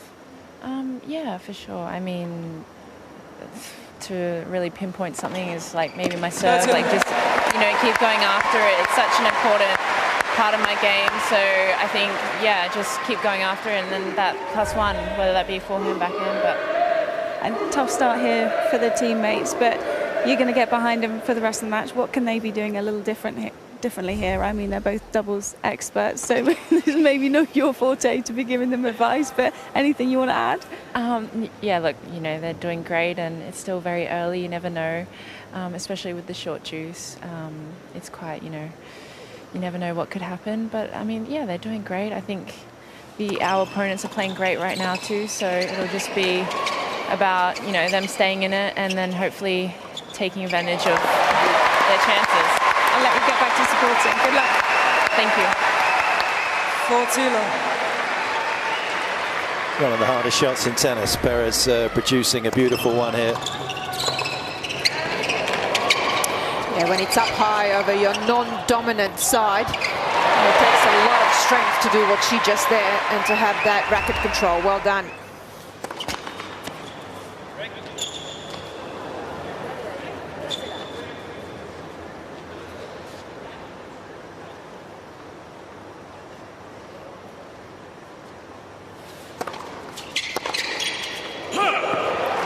The scoreline isn't flattering for Australia at the moment, but they keep themselves within contention, down just the one break in this opening set. Still all to play for. 3-2.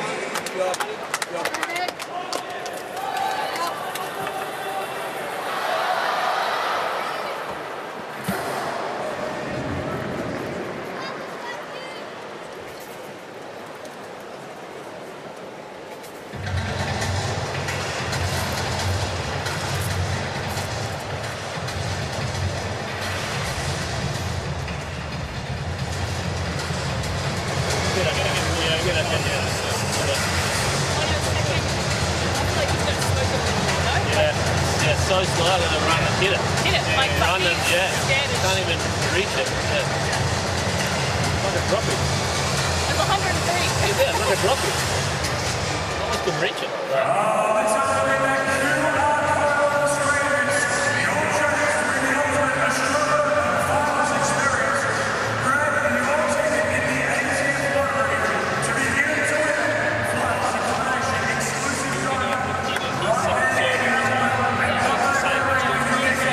is a timeout button in the mixed doubles here at the United Cup that you can call when you're serving. I don't think, Elena, at the moment they're hitting the panic button just yet. No, and you do have to, or you only have the opportunity to use it once, don't you? So you've got to kind of pick that moment, and that's a tough one because it could be the second set if you've lost the first to survive and get to the third, and it's a tough choice. We haven't seen it used yet. I hope to see it used. I want to see what it looks like.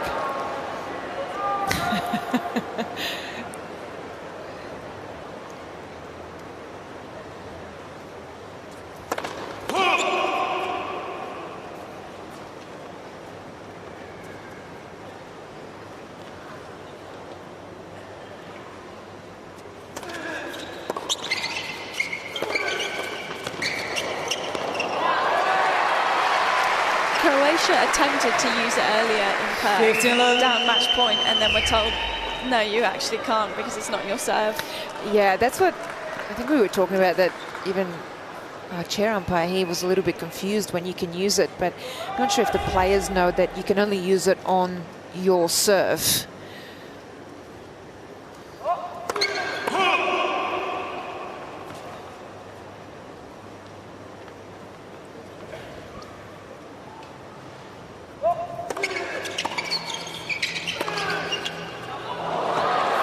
Perez leaving a ball that drops in. I mean, both tours decided that they didn't want to allow it to be called at any time. They dictated that it had to be called on serve, which doesn't make any sense to most of us. Why you would want to do that? I think if you're going to bring it in, let's ice the server. They've got enough advantage anyway, they're serving. So you throw the timeout in there on a big point. Love to see it.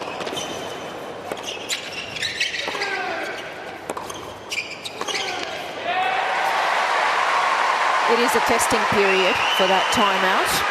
And maybe long-term. I see what you did there. What? I see what you did there. What do you mean? Testing period to test the timeout. Oh, yeah, it is. Absolutely. But also maybe I would straight away have it more than once in a match. I think it would be interesting. Have it at least once a set. Yeah. I'm sure that will change. It's the first time we're doing it.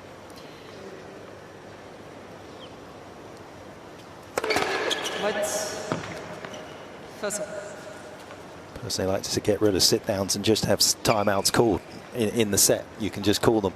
Yeah. Be a little less formulaic than we currently have.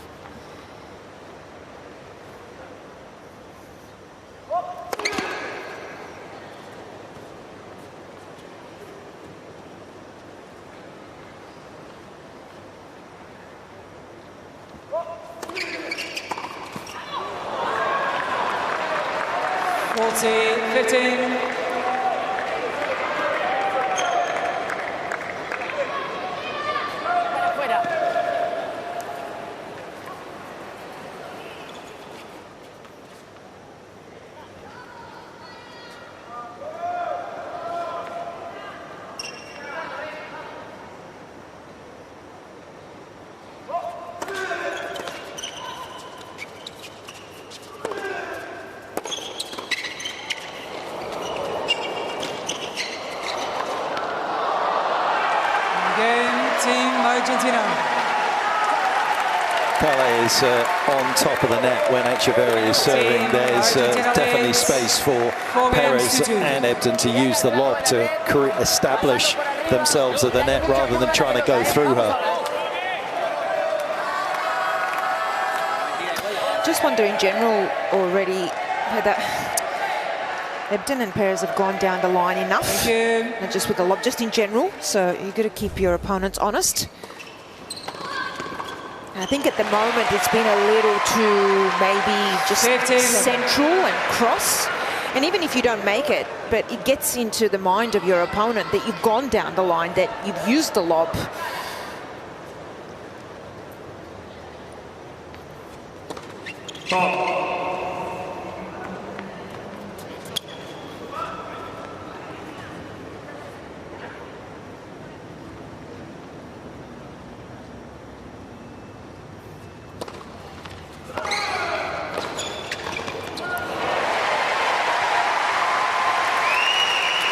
30 love.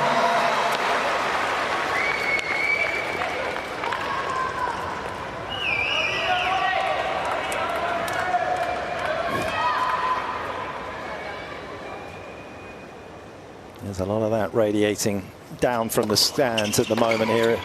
But this will be a big hold for Perez and Ebden.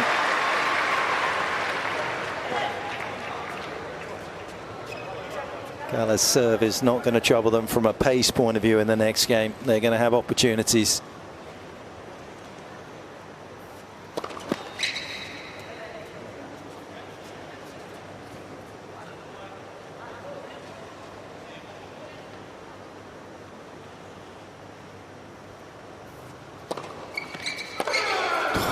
He is absolutely annihilating the return of serve Echeverri in this mixed doubles. And that's what they've actually, the Argentinian pair, done a lot more. They've gone down the line. Look at this, he was already moving 161 k an hour. As that ball toss went up, he was already moving, looking for the forehand.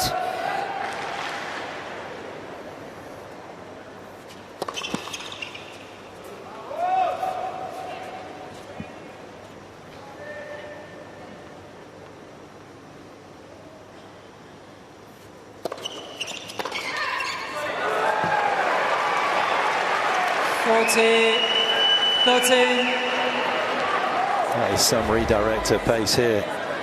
Where she's standing inside the baseline, short back swing, cuts off the angle, and just goes down the line on that. Kanaka inspired substitution at the moment for Argentina. Perez really struggling to find first serves in general, but particularly against Echeverri. Well, I think those down the lines and actually attacking the second serve have just put a lot of pressure on both her serves.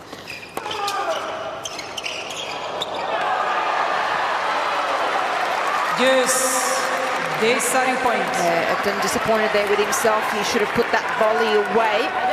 It was a little bit short and gave Kale the opportunity to react right here. The starting point, gender to gender. Huge moment for Australia.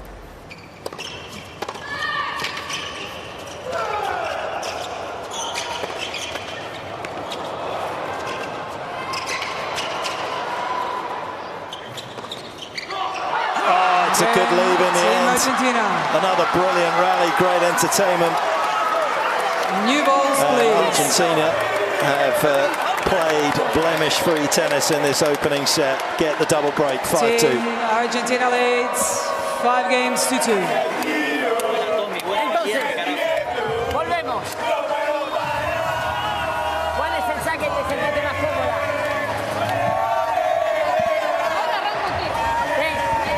Bien, entonces, si ella, campeón, si ella va a la T, vos vas al medio. A pescar. Ella va a la T, vos vas al medio. Laura, anything you're seeing down there at the court side at the moment, quickly, just that could help Australia, or is this a little bit of nerves from their side? I think it's a bit of nerves. I feel like Ebden's maybe trying to overplay at times, trying to get the first ball when, you know, more often than not, because he's being past line, he can afford to just hang tight until he gets a better opportunity. And then for Perez, she's not finding the first serve because the wide one that she wants on the ad side's been taken away from her. She's anticipating Echeverri going round and playing the forehand. So, yeah, not much going their way right now.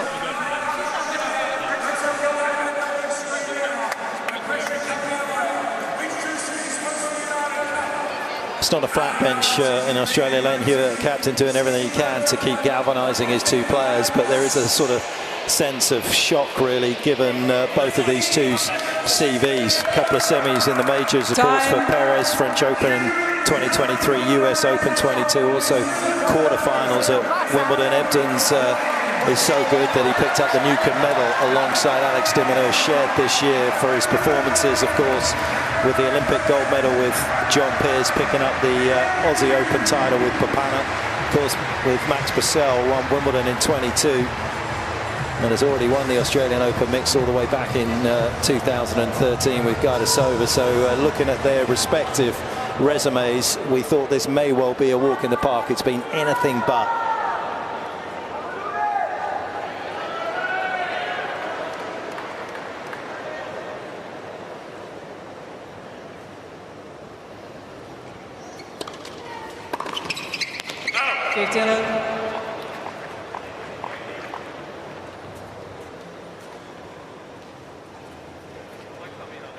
The fact that Echeverry feels comfortable enough just to sort of shuffle his way into the middle of the court off the back of that kind of serve backs up what you're saying about them perhaps needing to go a little bit more line and create some space through the middle of the court. They haven't gone line, have they? Especially on Carle's serve.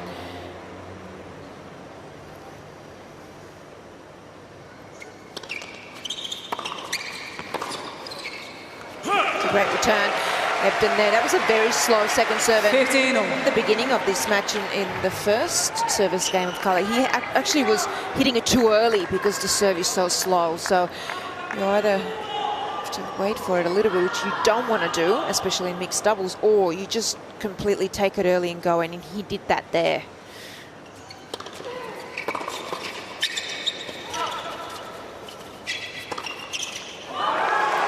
He's done a great job there, Echeverry, after hitting what was a fairly indifferent volley of just squeezing the space that Ebden had to actually go around him. He stayed in the middle of the court, you can see there.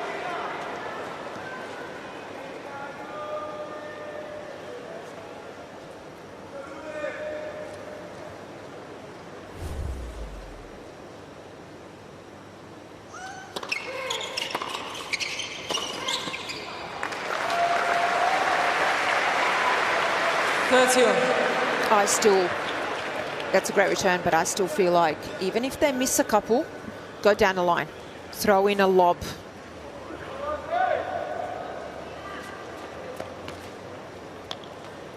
Because at the moment, Echeverry has absolutely no problem covering that middle of the court and cross court.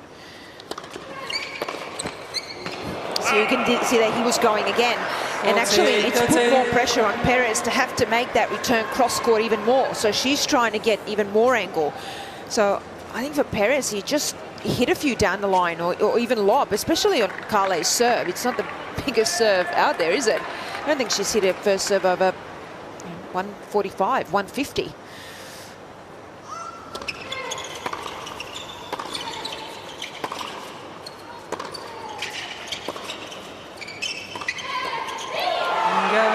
She's lacked in power on the serve. She has more than made up for in precision off the ground, and that is an impressive opening set that has gone to Team Argentina. 6 games to 2.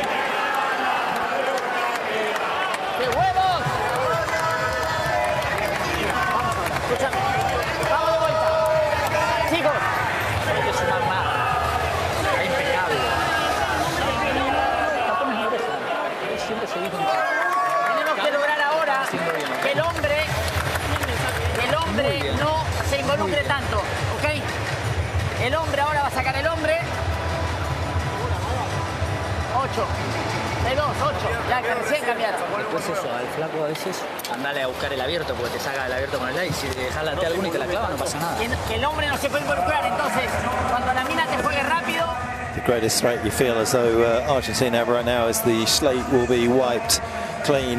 Both first serve percentages, you know, much lower than you would expect in a doubles match. They are, absolutely. So that needs to lift, and I think especially for Perez and Carle, that needs to go up because they're winning a massive amount of points behind that first serve, especially for Carle and Echeverry. And that they've been the more, I think, aggressive pair right there, not just because of the winners. You can see that Perez have actually had no break point opportunities either.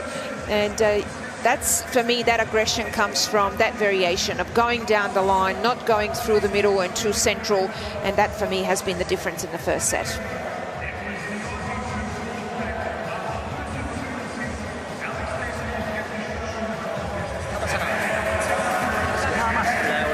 Si no le tirás fuerte con curva alta, también.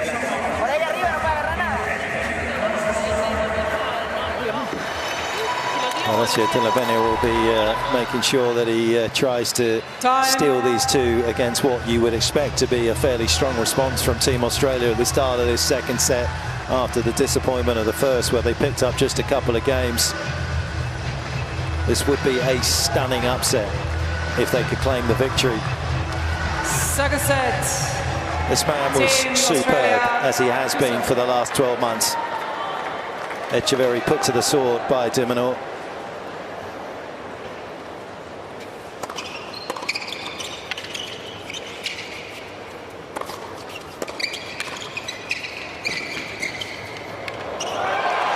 Glued it to the line. Oh, he made it.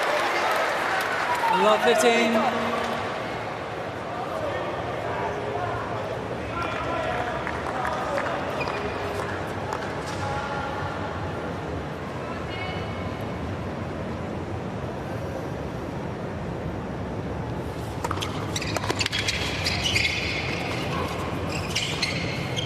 Well, when those returns start dropping in like that, you start wondering whether it's going to be their night. That was off the frame, literally. And I think it even surprised Ebden here, because that was a tough decision to make, but you almost have to go forward and hit that as a volley. You don't want to go back, do you? Echeverry, though, he's looking for that forehand, and when he's got time and you've got that, he can go anywhere. It's so hard to read. I think you see Perez out of position, but she was there in terms of what part of the court she was covering. Way too central and off the net.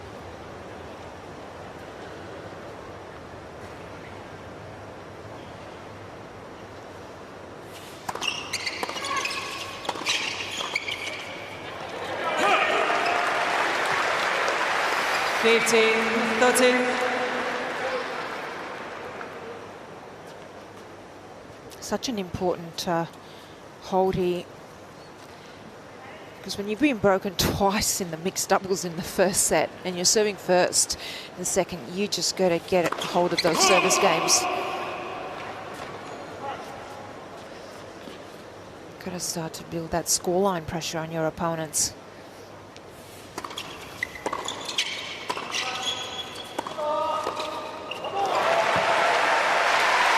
That volley a lot. Sometimes from the Aussies we've seen them go for a bit too much finesse and the short cross-court volleys, when really, especially in mix, you just want to close down the point and go fast through the middle of the court if you need to, but make sure that you're still holding your ground.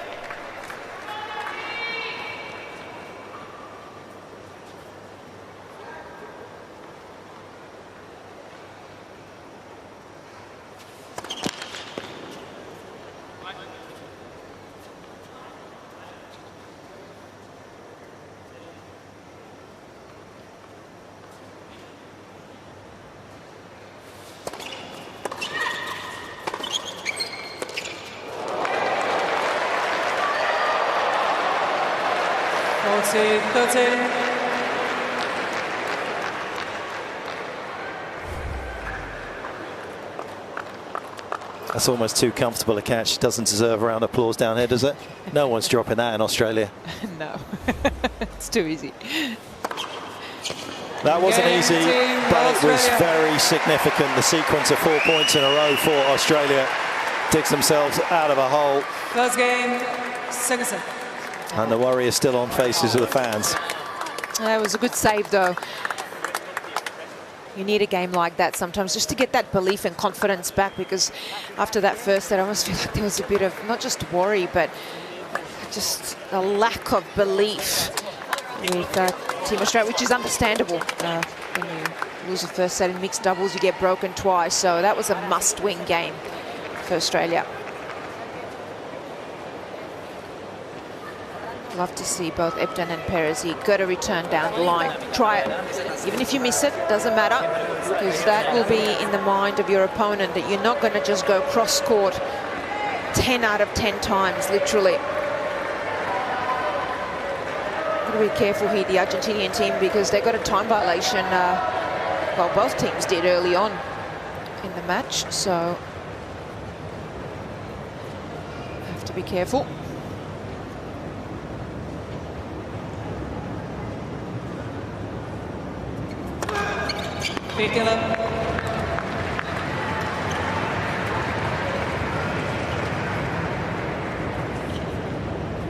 The speed guns undersold him there. That seemed a little quicker than what popped up at 198. It's been shortchanged.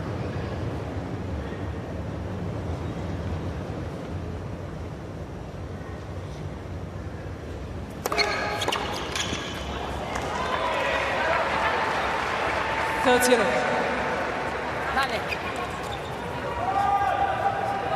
Decided to give him a little top up there of 7 extra Ks on that one out wide on the ad side.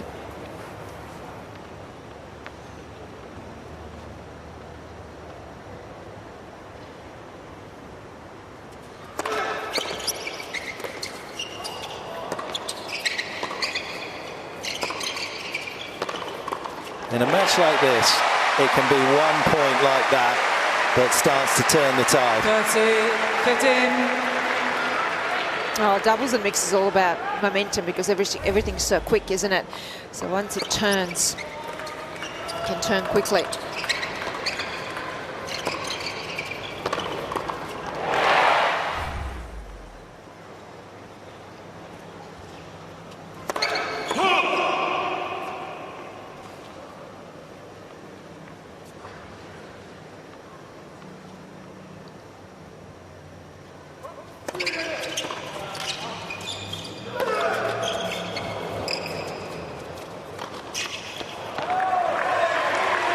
Once again, Echeverry pulls the pin out and just allows the grenade that is his forehand to detonate. The Australian they need to do what the Argentinians are doing, literally. They just literally need to start playing that pattern. You see Echeverry again, down the line.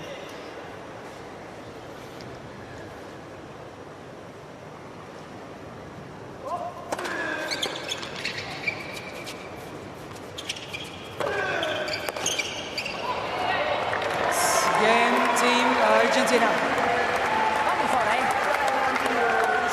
1 game on.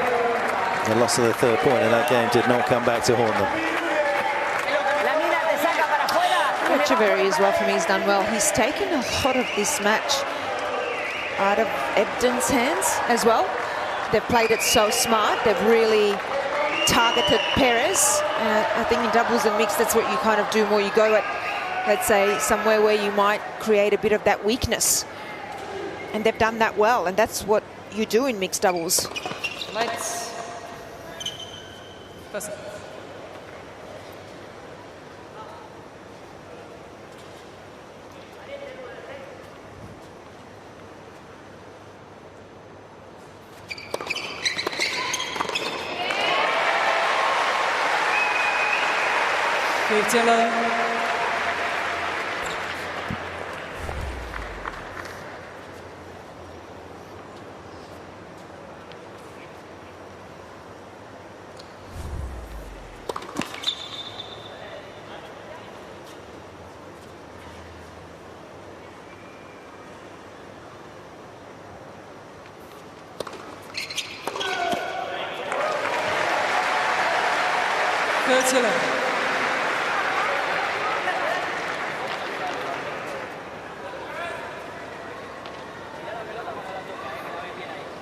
Longer it goes on, just a little more time for a few of those errors to creep in. It's been a flawless performance so far from Echeverry in particular.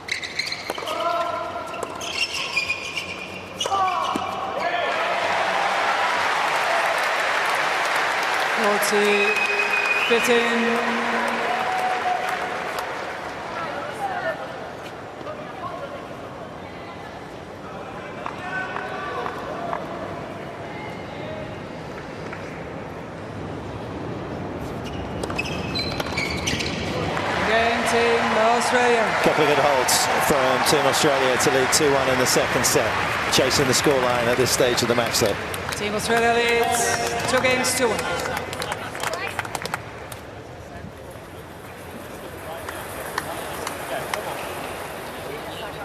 Well, 2-1, everyone's sitting down, taking a breath. You can get some fresh air out by the Blue Mountains and also the Snowy Mountains, where all those wild horses roam freely in their natural habitat. Of course, the coastline around Australia, but particularly in Sydney, stretches over 70 k's.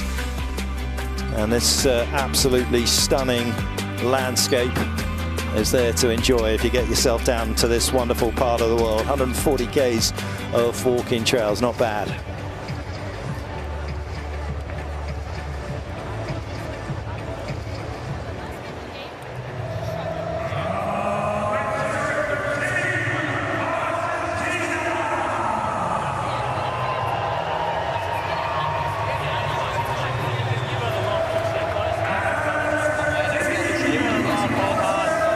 Dropping in on the Ken Rosewall Arena at night. It's a fairly spectacular sight and a good crowd in here to support Team Australia.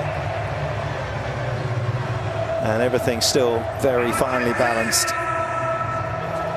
They've gone 10:20 in the evening here in Sydney. Time!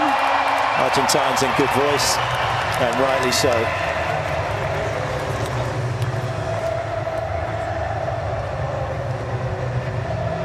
That this next game is an opportunity that Ebden and Perez will not want to turn down.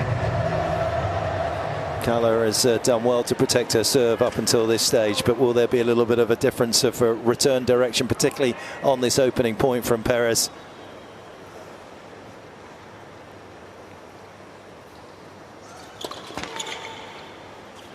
Especially here on the second serve.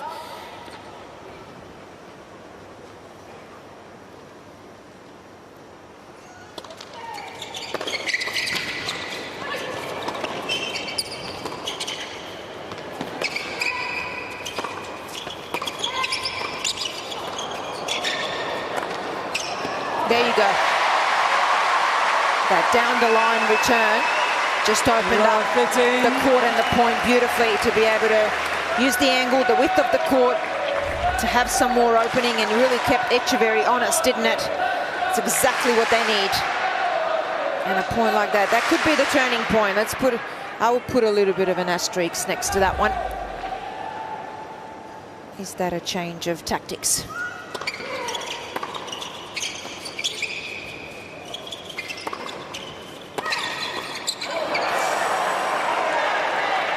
That's the one for me with Perez. You've got to commit. So she almost went backwards there on that one. You get down low, you follow through with that volley, but you don't back away from it.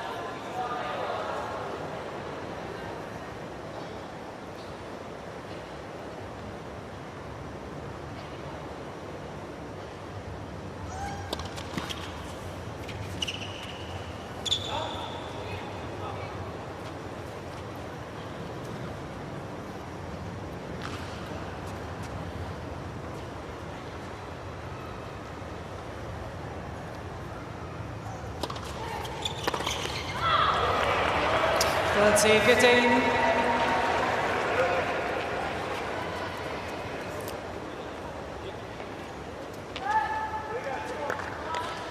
Laura, that's the return that you were talking about. You just, at 15 all, second serve, 120 k's an hour. You've got to make that return. Yes, be aggressive, but high percentage.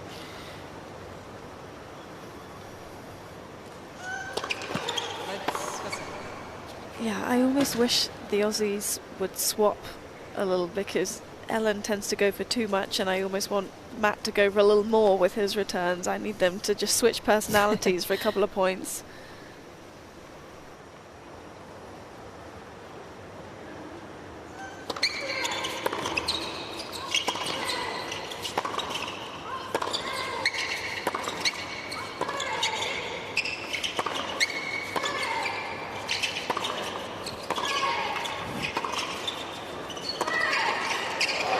Well done.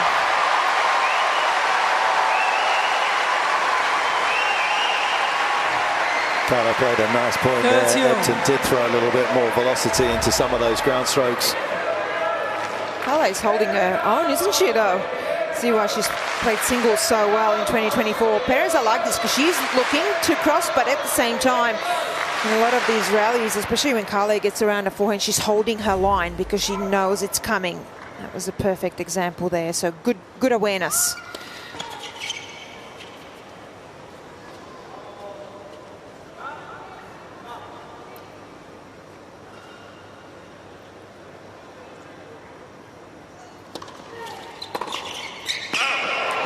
Oh. 40-30. I'm interested why she doesn't hit that with her forehand. It's a slow second serve into the body most of the time, and when you run around it as a lefty and that, it forces Echeverry to have to cover line a little bit more. It's very difficult for Perez to fade that inside out down the line with her two-hander, which allows Echeverry to squeeze the court. Especially because she has quite a flat back and she smothers it down, doesn't she?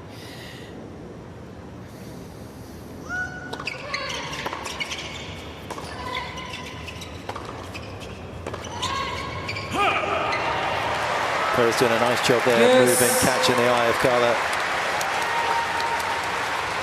and extracting the error. These starting points. Well, this is at the same time a break point and a game point.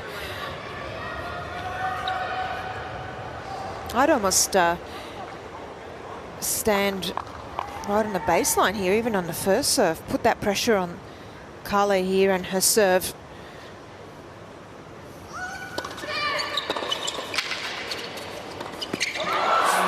Snatched at the opportunity that she had created for herself there, Ellen Perez, and that is a great escape for Argentina. Game's on. Well, Laura said that feels like Perez is just going for a lot, and that was the case there as well, but I think it's a little bit nerves and anxiousness, because you can see she rushed that shot. You got to make sure you still hit through it, even when you're trying to be aggressive, but at the moment she's coming off that shot, isn't she?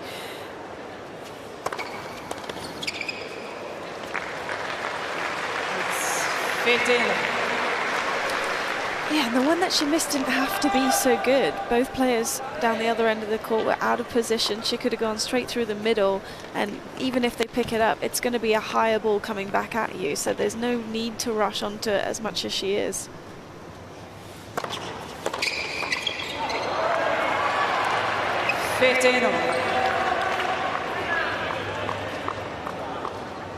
It's the sort of miss that sits with you as well. There was a lack of footwork there.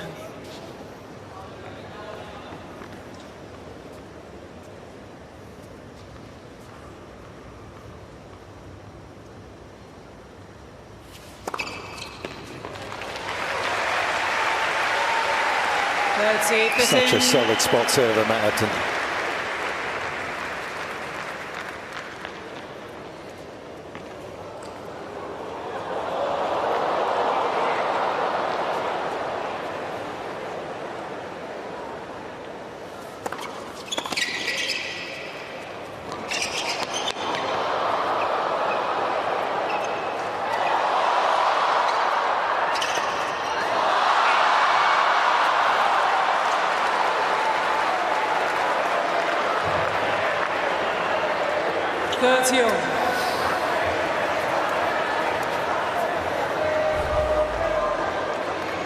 He's done unbelievably well there, the 37-year-old, to keep himself in the rally, which is why the disappointment was so visceral when he misses that one. Oh, really mishit that, didn't he? Tried to get it on top of the bounce there. Completely mistimed it.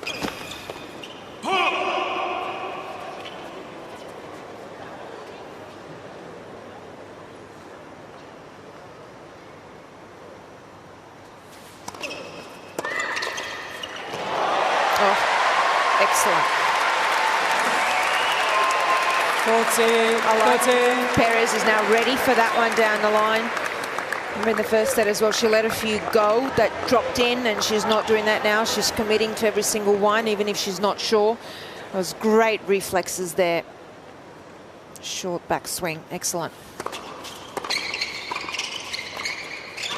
Sweet.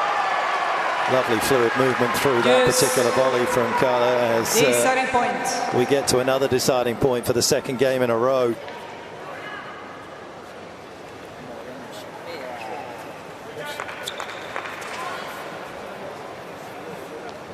They will be using every second up here, the Australians, to work out how best to save this service game.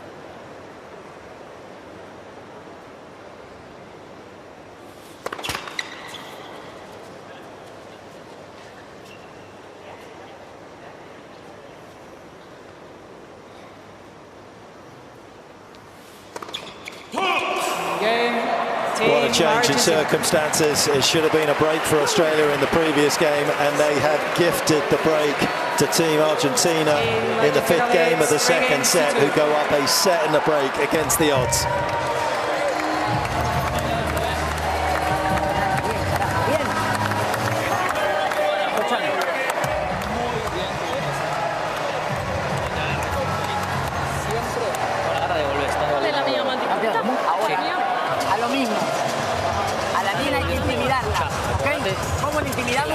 Cuando vos sacas a la T, a un hombre tenés que sacar a 220. A ella con sacarla a 200 ya está. Le sacas a 200 a la T. El flaco al medio te lo va a cubrir. Saca ahí, sí.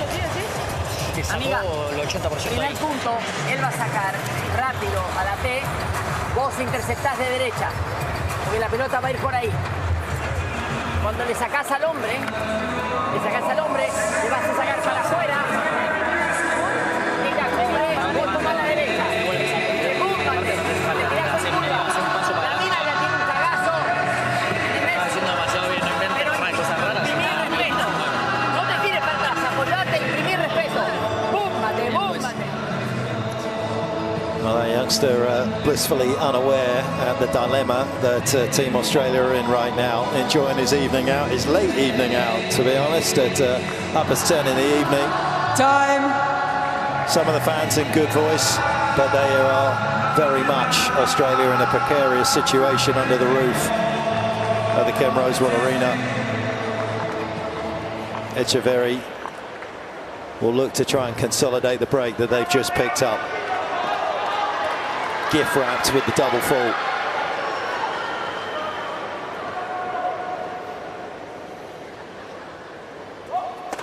Let's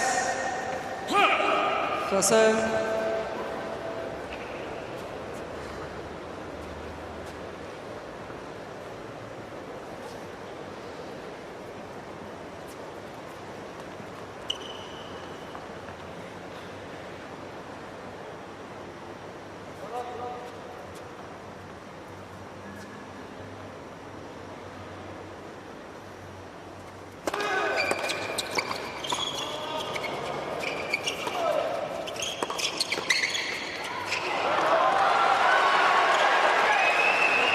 Well, just as we said at the start, Laura and Yelena, that Carla should be playing instead of Podoroska. Did you say that? We all understood. We all understood that that should solid. be. How good has she been? I mean, this is unbelievable. Let's not forget, she didn't play singles. This is her first match. How sharp is she? Ground strokes, at the net, everything. 30-11. You're wondering whether Argentina has a dilemma in the next singles. Do you play Podoroska as well as she's played today? But Carla has been impressive as well. Carla should be playing more doubles. Her career high is like 125. What's she doing? Get her out there. 40-11. This guy's firing arrows like Robin Hood at the moment. Also, I think we have to give a lot of credit to Echeverry. He lost his singles. Alex de Minaur was just incredible, brutal. But to come out, just half an hour later, he's come out like nothing's happened and played some of his best tennis. That's not easy to do after you've lost your singles. One that just skips off the tape.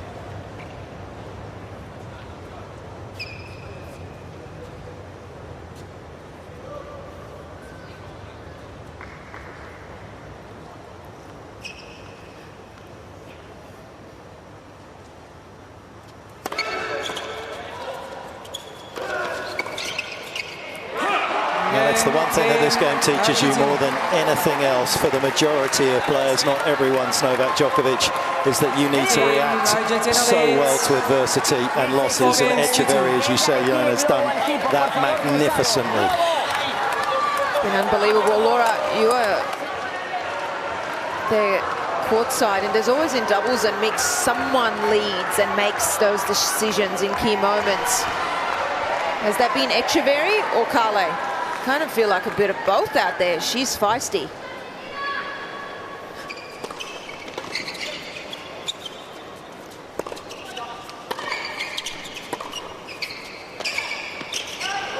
I think they've just done a great job of helping each other out. I'd say Echeverry for sure has been leading the conversation, but you know, there's an awareness for him to say, oh, look, maybe you don't have the fastest serve, so what can I do to help you out? And that's where we've seen him be twice as active.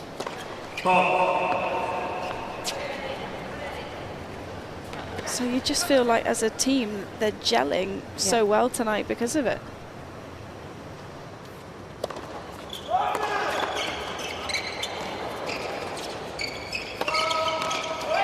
And that's the kind of shot that shows you the respect that Perez has for Carla out there, because normally I think at the start of the match she would have drilled that straight at the 24-year-old there. But because she's been rock solid, she decided to go back to Echeverry, which was the wrong shot. She has, but you can't play that shot at him. I mean, that's got to be an unbelievable depth or width, but no, that's still got to go at her.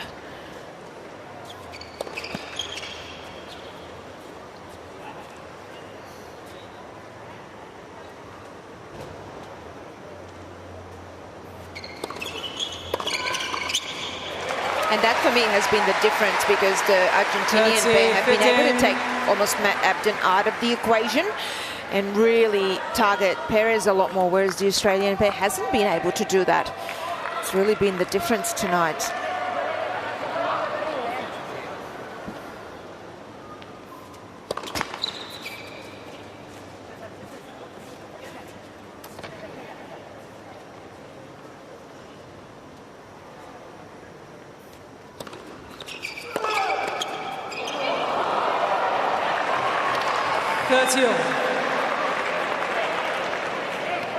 Not often that Matt Ebden does something that's relatable on a doubles court to most social players, but unfortunately for him, that was it. Wow. The pressure getting to both of the Australians at the moment.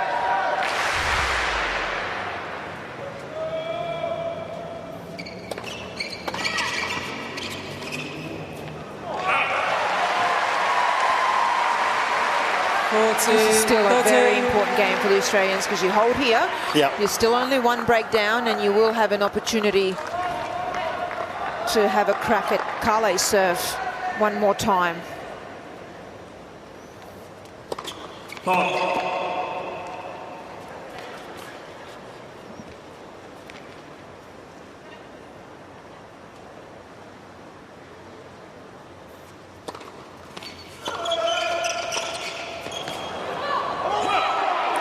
Well, we've been calling a little bit for that for Perez at times on the return to run round it and make use of her forehand.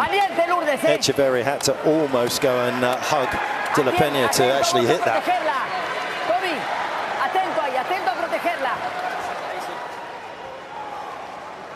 Little South American passion coming from that side of the court at the moment. He knows, we all know how significant this point is.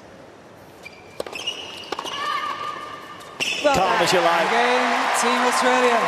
The right man at the right time with the right temperament. Matt Ebden slots it away and keeps Team Australia very much in that. Argentina leads 4 games to 3. That was massive.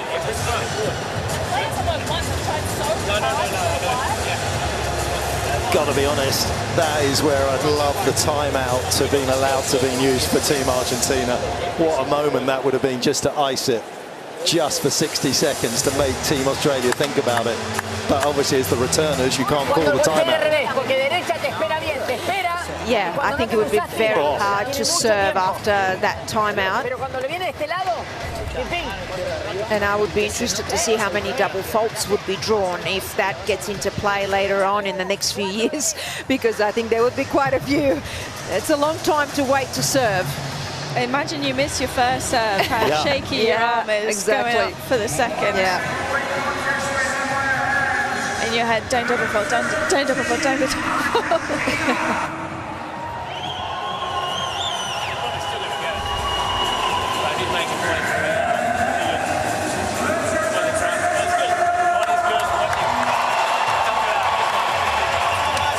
It's a great move from Ed, and you know, that's why he's become and has been one of the best doubles players in the world. Of course, the former world #1 himself. He did the right thing at the right time.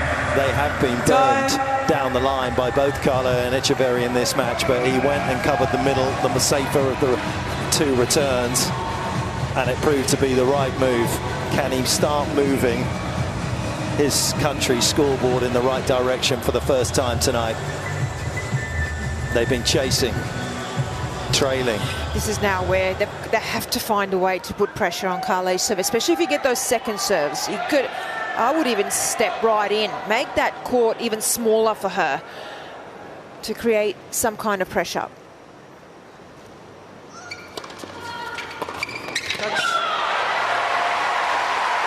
Love 15. That is what you were looking for, Mark, for her not to hit the backhand, but instead take that step to the right and look for the forehand. She did it right there. Well done.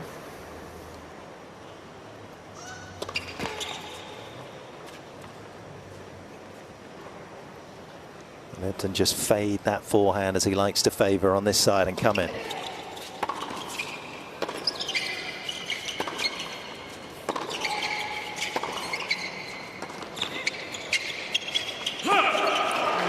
Couldn't come in because it was a good second that kept him, but the fade was there, and the drift towards Team Australia perhaps is occurring. It was a little bit tight from Carle, that backhand, wasn't it? She was guided that. There was no follow through at all.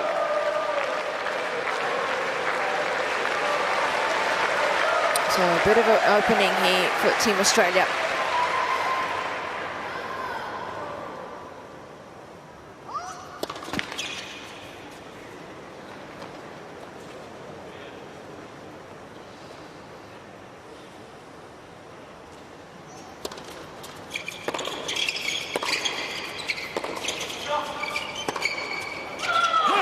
There it is.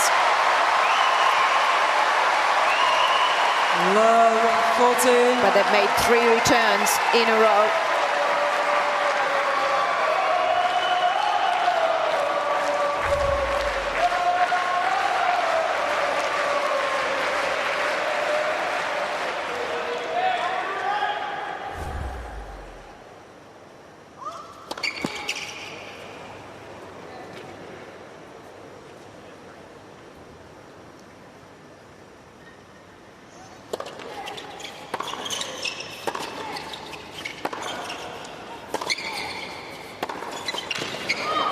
What a save, what a dig.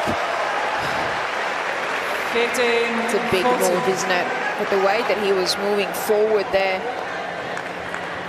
to cut off the angle was at end range as well. Look at the racket control here. He goes. Wow. Textbook.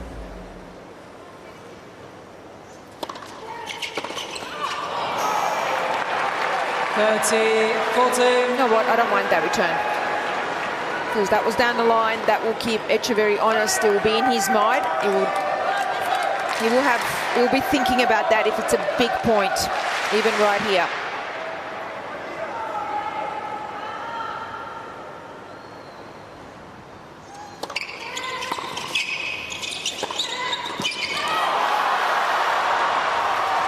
Yes. Deciding point.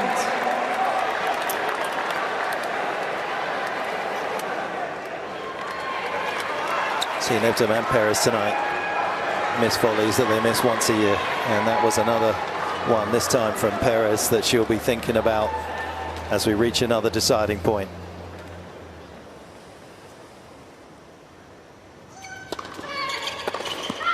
Game, Team Argentina. Carle comes up with the goods. It was a smart serve. She doesn't have the potency on it. She goes through the middle. She keeps the geometry of the court very narrow, allowing Echeverry to try and help her out. And the squandered previous 3 opportunities cost them. Yeah, and what she's doing well as well is that she's using that body serve. So for Perez, it's tough to decide. Do you go backhand? Do you go forehand? Especially if you've lost a bit of confidence on your return. But what a save that game is. Echeverry did such a good job there of slowing her down as well. She was starting to rush between the serves, and he was just waiting by the baseline to make sure that she took the extra 20 seconds the entire time.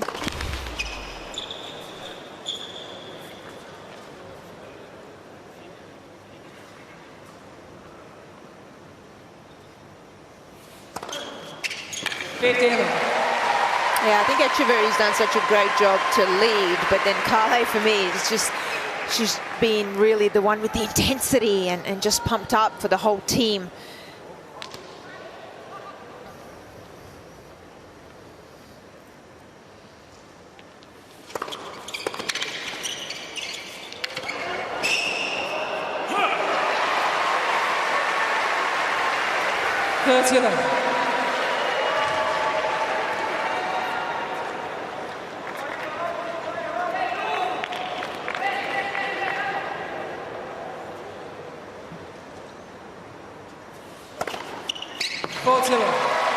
Got to hand it to the Argentinians as well. You know, when you come into a match like this and you are heavily second favourites in every single person's book out here, that when the switch suddenly happens and you go a set and a break up and you suddenly have something to lose, you can get a lot more tentative. And they've continued to play the brave style of tennis that's got them in front.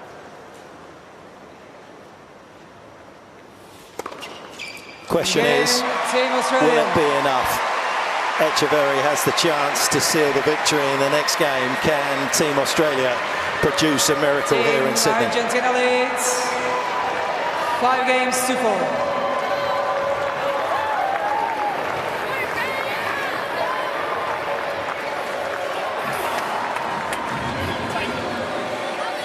Echeverry server out, Laura. What's your gut telling you? Yeah, my gut's telling me that yes, he will. He's looking sharp. You know, the environment that they've got on the team bench right now has been so positive for the entire match, and he's been pumped. So I'm picturing it being more of the same on his serve. Solo si la tenés por arriba.